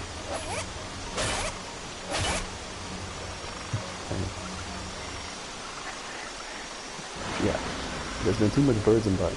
I need to get back to the squirrels. The porcupines.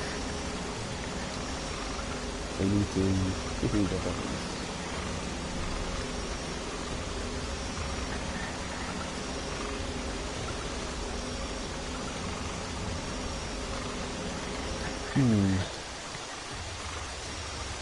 If anything bad happens, then I will load that save that I made at the bottom of that site.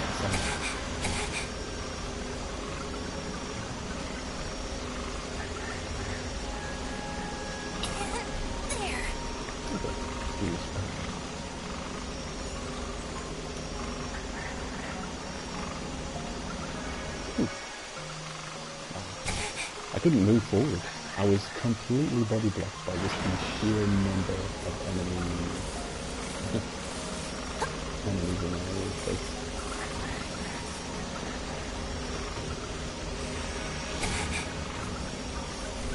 Eating food to lose some weight. That's upside down world. Very appropriate. Here we go.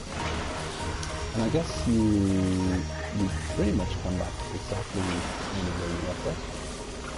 This is where you know, taking the leaf jump is the normal route, and going down to Hell's Crossing is the alternative path. It doesn't bring you right back, and it is kind of a shame that you're forced to take a hit of damage if you want to return back to where you came from.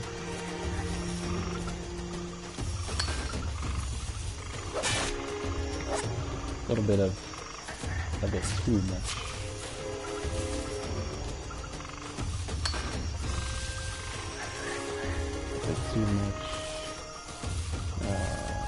Too much basis. 17 overkill. But it's a good for storage. I'm just not going to pick up anymore.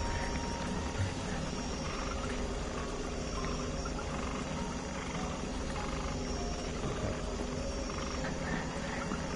Considering just the sheer amount of stuff carrying, I'm probably not going to carry on into a quest, but I'm going to try and return to base instead.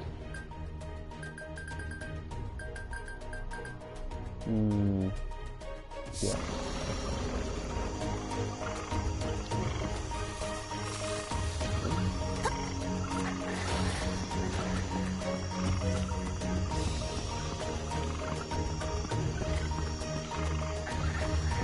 On the Switch version of the game, those poison clouds that the plants put out lag your game like crazy. If you're trying to sprint through here while those poison plants are putting clouds in the air, you can't. You have to stop. You have to stop sprinting and start regular walking, because there's just going to be so much lag that you can clip yourself off of the edge of this thing. That's something apparently the PlayStation version doesn't, so you start lagging out when these clouds start forming. It is positive. We're almost at the very end of this zone.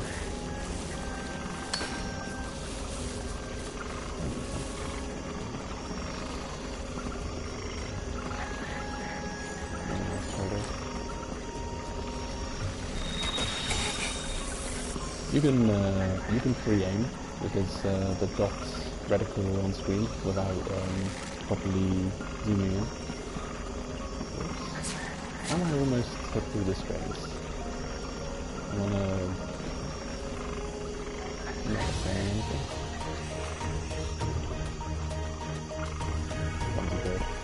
This one is nasty. What I tend to do is sprint and jump over him. And die, apparently. Wow, good job. Ugh. Well, that was stupid.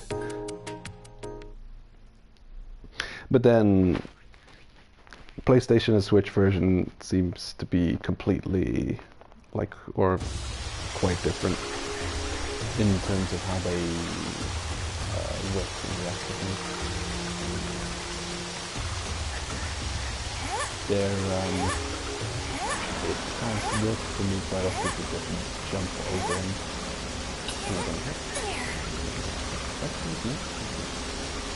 it's close.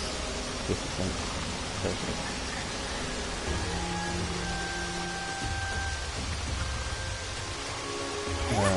Yeah, that one feature is the most bullshit you can imagine. Because the thing is, he starts off automatically facing away from you, and he attacks away from you, which is ideal to hit you when you're past him. But you don't know if it's going to be like that every time. Alright, there was some inventory management I had to do here. Hold on. I decided to get rid of what exactly? The egg, rope weight, bug.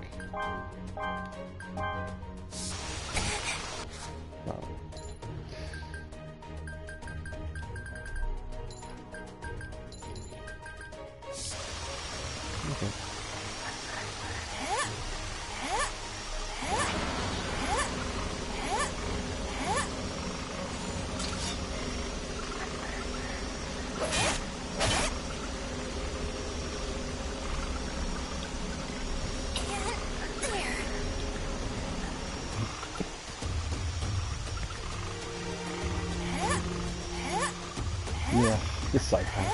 I don't think so. There is better ways and safer places to obtain a decent amount of relics. Relics for this layer as well.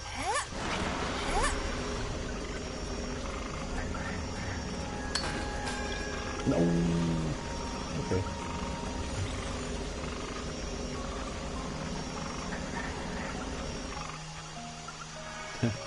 Oh, they let me heal.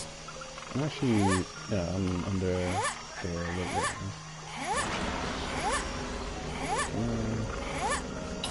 think I'm gonna leave that mine where it is. Yeah, last time I think I must have got a rock there, and then I got it over here, and then I don't know what I decided to get rid of. I'm gonna drop the rope, and then every now and then you get little spikes of lag. Annoying. Get off me. Go back. Are they gonna look me down again? Not this time. Yeah, I consider that a side path. Not worth it. Really. And the fact that you need those free ropes as well. Okay. Not worth that. So.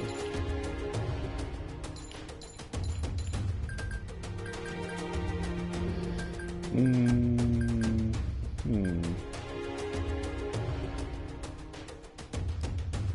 don't know.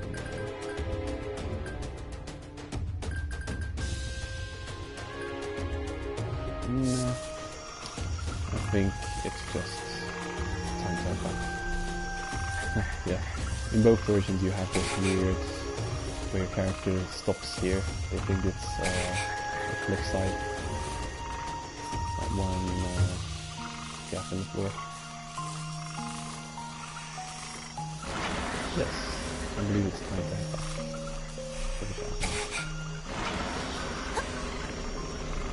We've got enough insect carcasses, we don't need those one or two extra that we get at the end. I guess I do have to be a bit more careful with the beastie.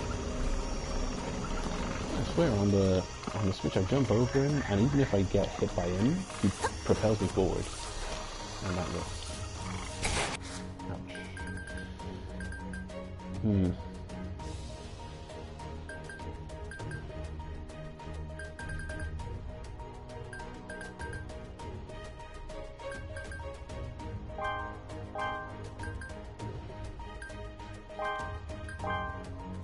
There we go. Perfect place.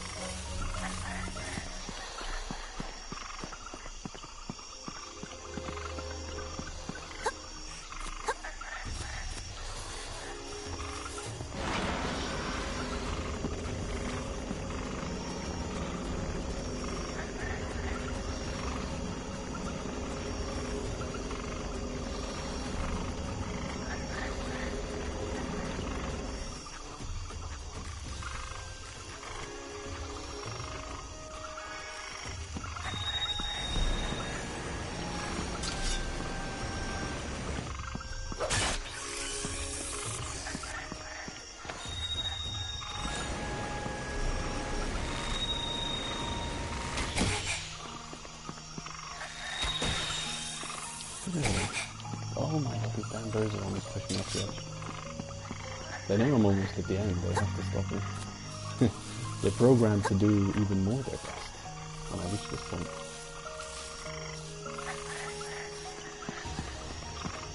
And this leads to secret cannon. But I can't do it yet. I'm overburdened. I have to go back.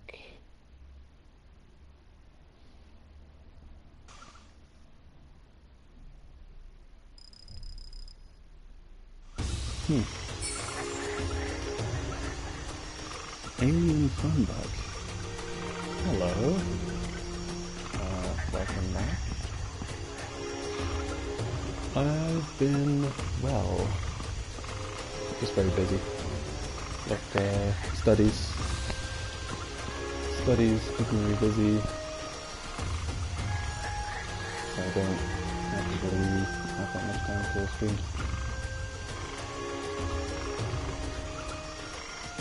And yeah, exams, like I said before. So I thought I would have time to stream during the summer, but it turns out I didn't.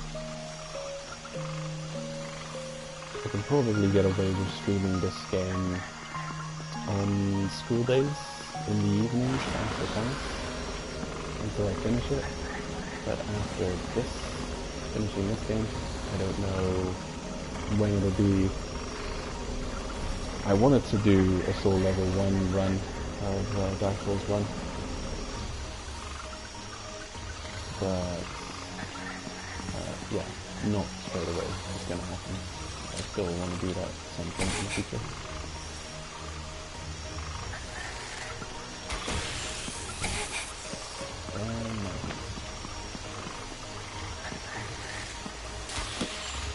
Well, there goes the bow. Please don't kill me, Mr. Bug. You know.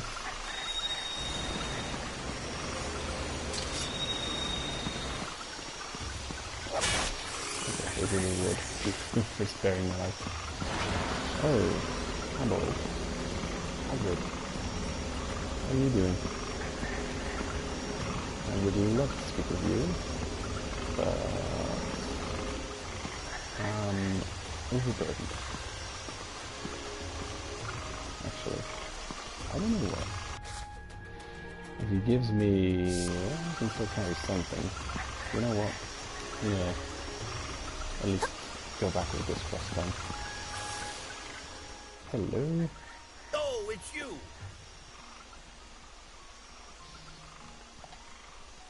Do you have any plans to return to Orth after this?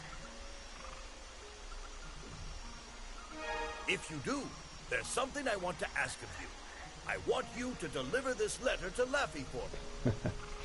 I don't think I'll get back to Orth anytime soon. Will you do it for me? That's great. I knew you'd accept it.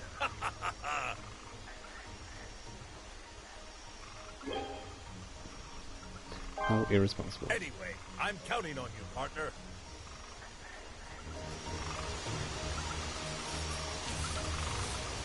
It's interesting that he's not at all surprised that we're all the way down here. This work? No, I don't think so. Okay, cool. I can probably still change these with me. Yeah, has it really been that long? That is crazy, isn't it? How time flies. How can you be over gaming? How is that even possible? There's so many good games. Okay, lock it in. Heading back to safety.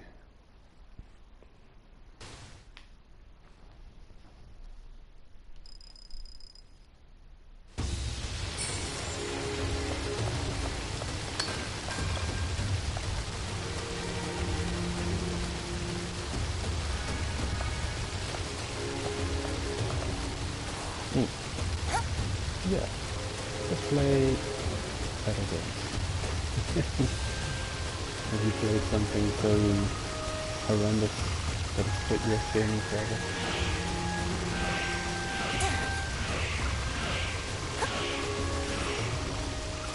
Have you been stuck in Let It Die? Have you not let it die? I've always found that such a cynical name. How do you name your game that? I'm surprised that more people don't just make a joke of it to take the game literally by its name. Okay.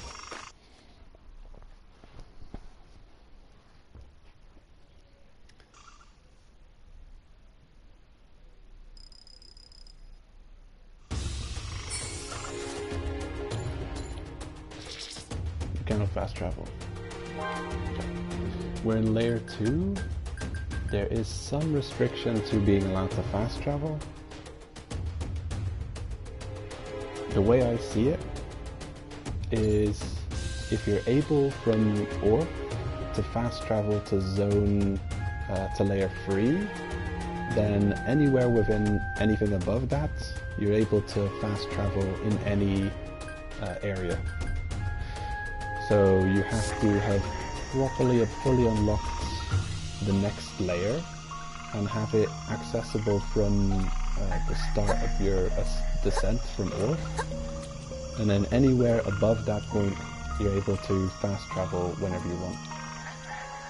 So it means when we get back to Layer 1, in any zone in Layer 1 we can fast travel all the way back to the start of the Abyss.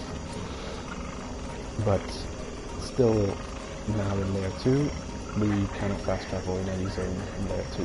So essentially we just have to get back, whatever layer we're progressing in, we just have to get back to the first zone of that layer and then one above that, bringing us back to the last area of the previous. And then we can fast travel back home.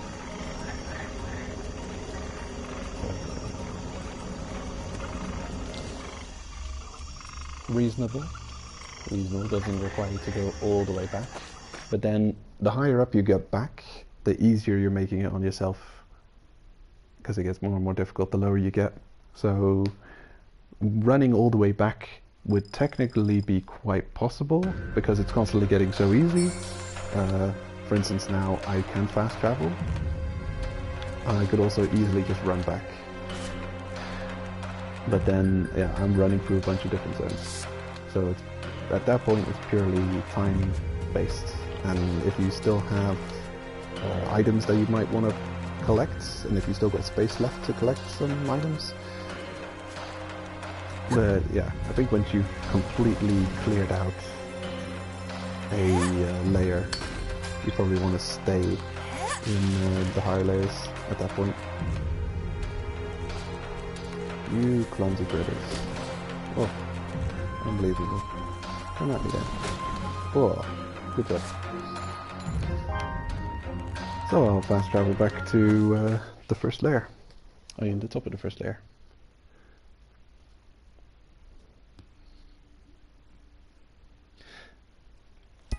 It just offers a specific thing. There are quite a few games that work in that kind of niche.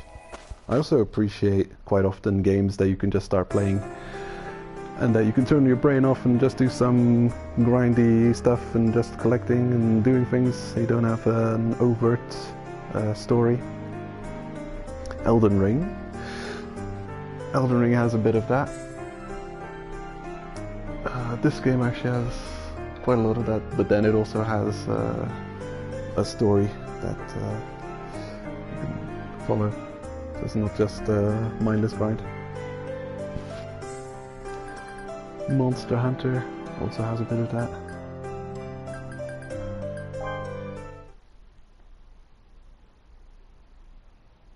It can't be that I've completed...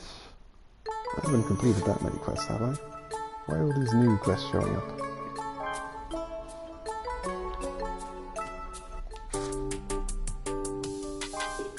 Well, I'll save in any case. I'm gonna be taking a half hour or so break in a couple of minutes, by the way. So I'm gonna set myself ready for the next cave raidings, and I'm gonna check what all these new quests are. And before I leave cave raiding again, I'm gonna stop the stream, take a short break, and then I'll stream again afterwards. Shouldn't take long. Because I'm running close to the maximum allowed time on YouTube for streams. And I don't want to, yeah, literally be talking into the void. Having, I've only really had that happen once. That was for Code Vein. I was in a weird Anor Londo-like zone of Code Vein, where the stream went overly long, and I ended up going for like 13 hours or 13 and a half hours, not realizing that YouTube only keeps 11:55 or something close to 12, but the closer you get to 12, the more you're not sure that it will actually keep. So yeah, just an hour of my stream just disappeared to the void. But then these are also kind of let's play videos, so don't intend for them to I don't want them to disappear, then I'll break somewhat of the continuity.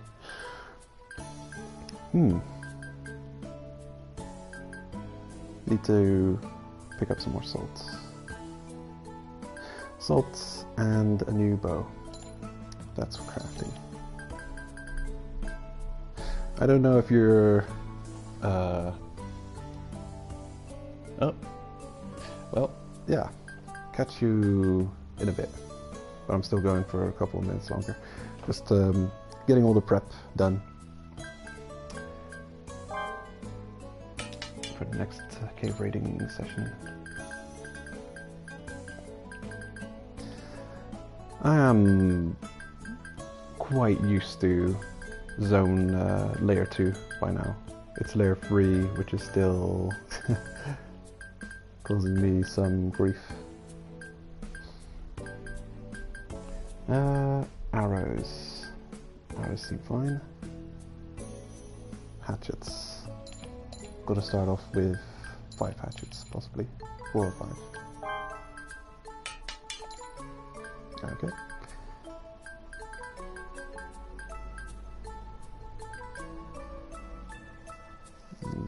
I'll buy 20 salt.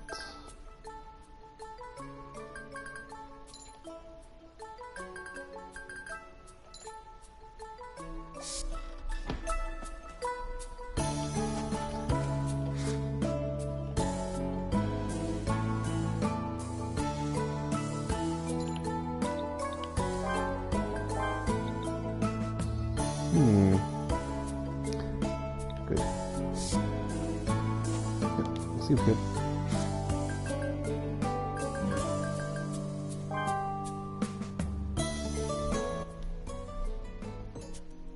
Huh? Did you find the primeval creature I asked you about? Huh, it was there? Thank you. Here, I want you to have this. That thing wasn't just there. Oh, but don't tell Nat about it. It was all over the place. Everywhere. I couldn't go anywhere without seeing it. It was the easiest quest I've ever seen.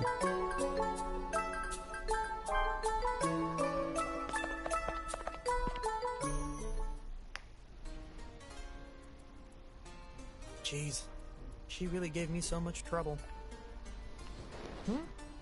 It's nothing. I was just thinking about the past. My mentor Liza once entrusted a child to me. That child was supposed to be allowed to choose any path she wished. She was to be allowed to find her very own adventure. I was to help her, watch over her, and guide her. I was entrusted to do that. But that child, from the very start, she chose to stick to a single path. In fact, she rejected all other paths before she had the chance to choose. She chose to pursue becoming a white whistle and reach the bottom of the abyss. Ozen's got a very dark way of telling that same story. Has to do with the curse-repelling vessel and creatures appearing from it, resurrected, crawling with a singular desire to reach the bottom of the abyss. Like it's out of their control and they have no free will about it. One day, her mother... Rather, it was as if the abyss called to her, prompting her to depart.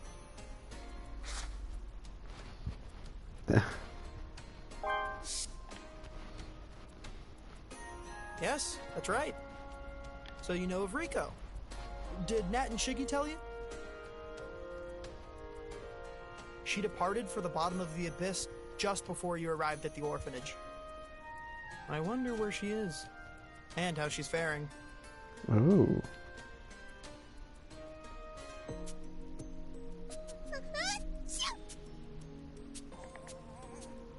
What was that? I feel like somebody's talking about me. What do you mean? I'm pretty sure you got hit earlier by some plant's pollen.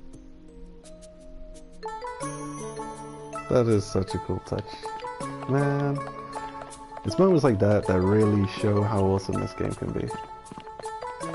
That is unbelievable. Yeah, so it's one of those things like they started on their journey a reasonably short amount of time ago, to the point at which the game that we're playing in this mode actually kind of runs parallel to their descent also into the abyss, which is just a really creative and cool idea.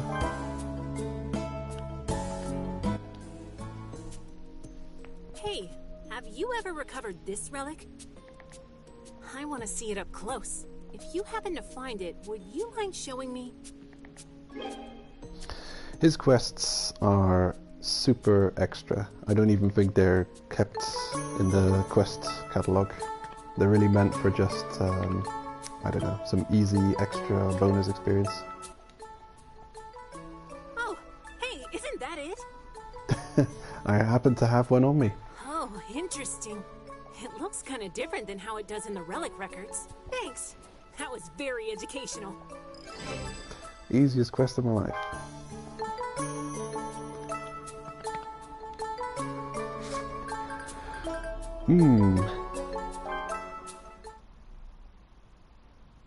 Now let's see what's going on here.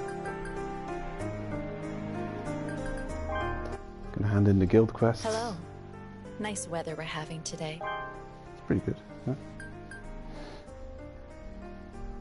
Ah yes, the 50 collection quests.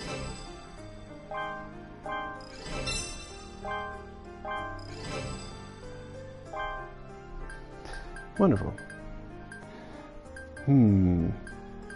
A crumbled boiled egg and an ocean hat.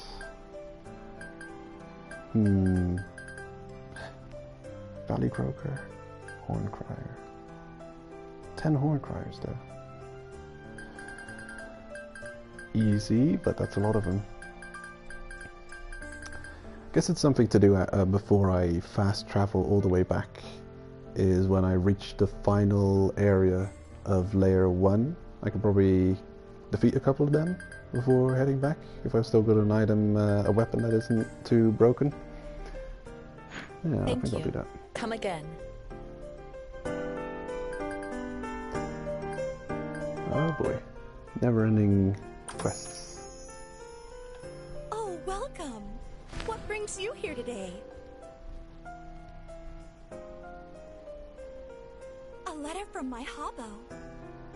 Aw, thank you for delivering it all the way here.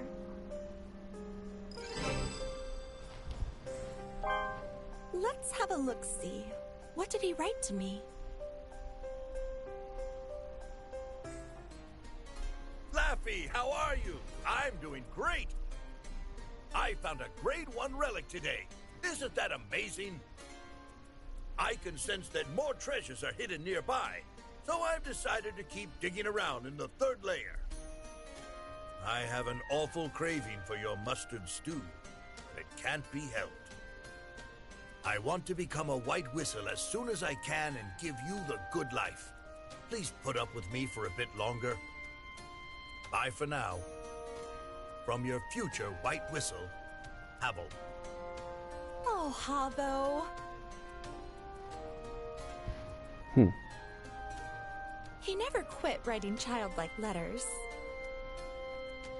Huh. Maybe I shouldn't have become a cave raider's wife. Well, well, well. Anyway, let me cook you something nice to thank you for the letter. Don't be shy. Eat up.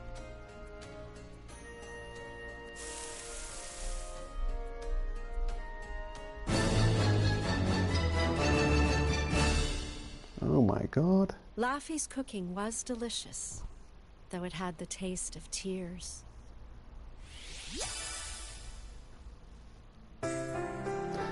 Delicious tears.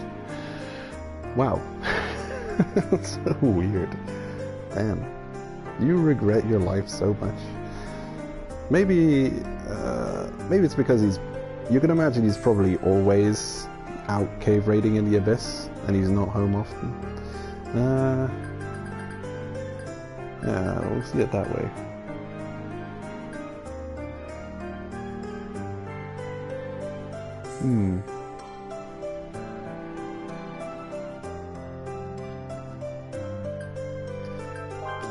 And something new has opened up in the orphanage.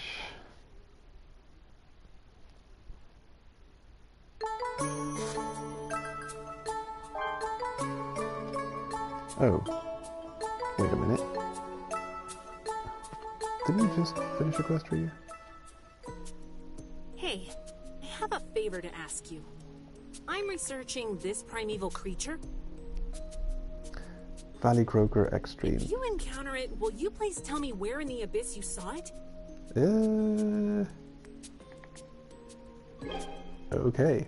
We're gonna be stuck with this one for a minute. Thanks. I'm counting on you.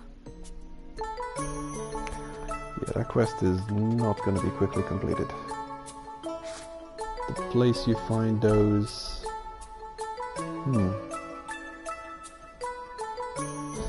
I don't know. I'm not 100%, but I believe they show up when you've defeated a couple of other type of Valley Croakers in the area. So you might find them beyond Seeker Camp. In that, I don't know what it's called, Edge of the Abyss area. Or possibly the final layer, the final room of Layer 2. I've seen them show up there as well. If that's where you find them, then it's going to be a minute before that quest gets completed. Okay. Oh yes, I can craft a new meal item.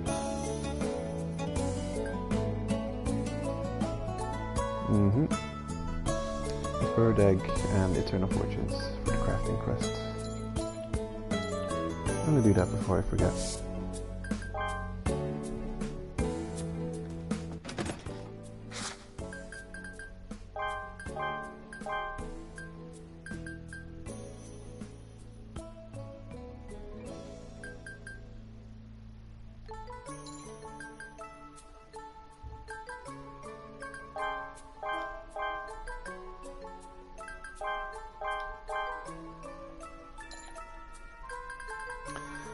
I don't know why I bothered doing that.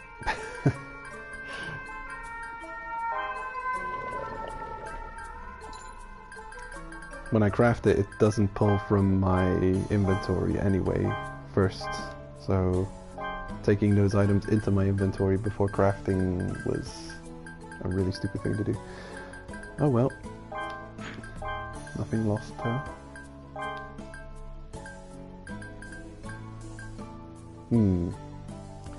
2 more ropes. 2 ropes, 20 salts, and that'll do. 2 ropes and 20 salts. Yeah, the prep actually takes quite a bit of time. Every time before you get ready to head back into the abyss. Makes sense. It's kind of a dangerous place. Hello? What do I need from you? 2 ropes. How about this? Thank you. 20 salts. Thank you. And mustard steamed bun. I'll buy one of these. It's spicy. I like when she says that. Back again. And I'll see if the fleet wants that. I've got a couple of things I can offer them. Hey you, I need your help. I'd like to eat the type of food that only cave raiders eat, and not the touristy kind. Do you know any special dish like that?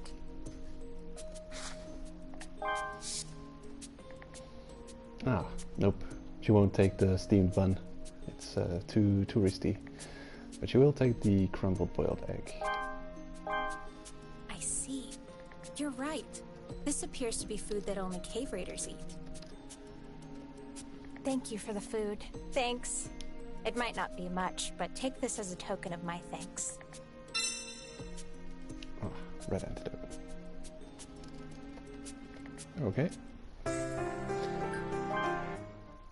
Welcome! I think I'll buy Thank you! the ingredients.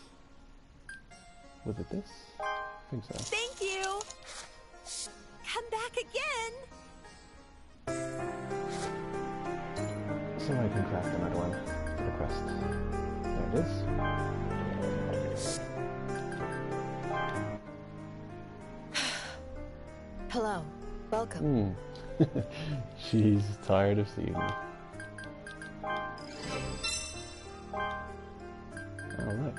And another cooking quest. Steamed bird. Please come again. I don't know if I can make that. Oh, I can. Bird meat and spices. Yeah. Welcome! Thank you! It's spicy. It's spicy.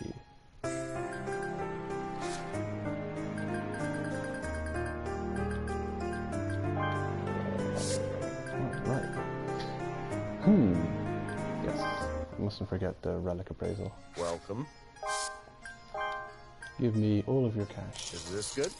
It's a stick up. Thank you. Money, Is this money, good? money, money. Thank you. Thank you. Please I'm come rich. again. What would you like? She's accepted her fate. Okay. That'll do. An ocean hat. That is not happening anytime soon. Thank you. Come again. And are we ready? I can put this away. Doesn't matter that much. The mushroom being done. What can I do with those? Kind of pointless. Just throw it away, honestly. Yeah. And I'll keep this to eat after I eat the pot. Okay. Good. And I'm prepared for the next cave raiding jump. Just gotta save.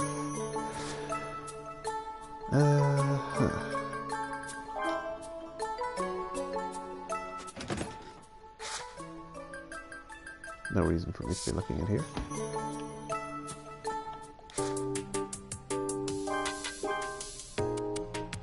Whoa, that glitchy audio when you're saving, I don't like the sound of that. The Switch version has crashed on me before while trying to save. Anywho, yeah. Fully ready for the next cave raiding session. Just going to have something to eat, take a half-hour-ish break, and then probably be back at 1:45. So yeah, quick break, and so I don't run over time of maximum for YouTube, and we'll head right back into it. I'll probably carry on for the rest of the day, and or until I get tired of it, run out of energy. We'll see. So yeah. See you next one.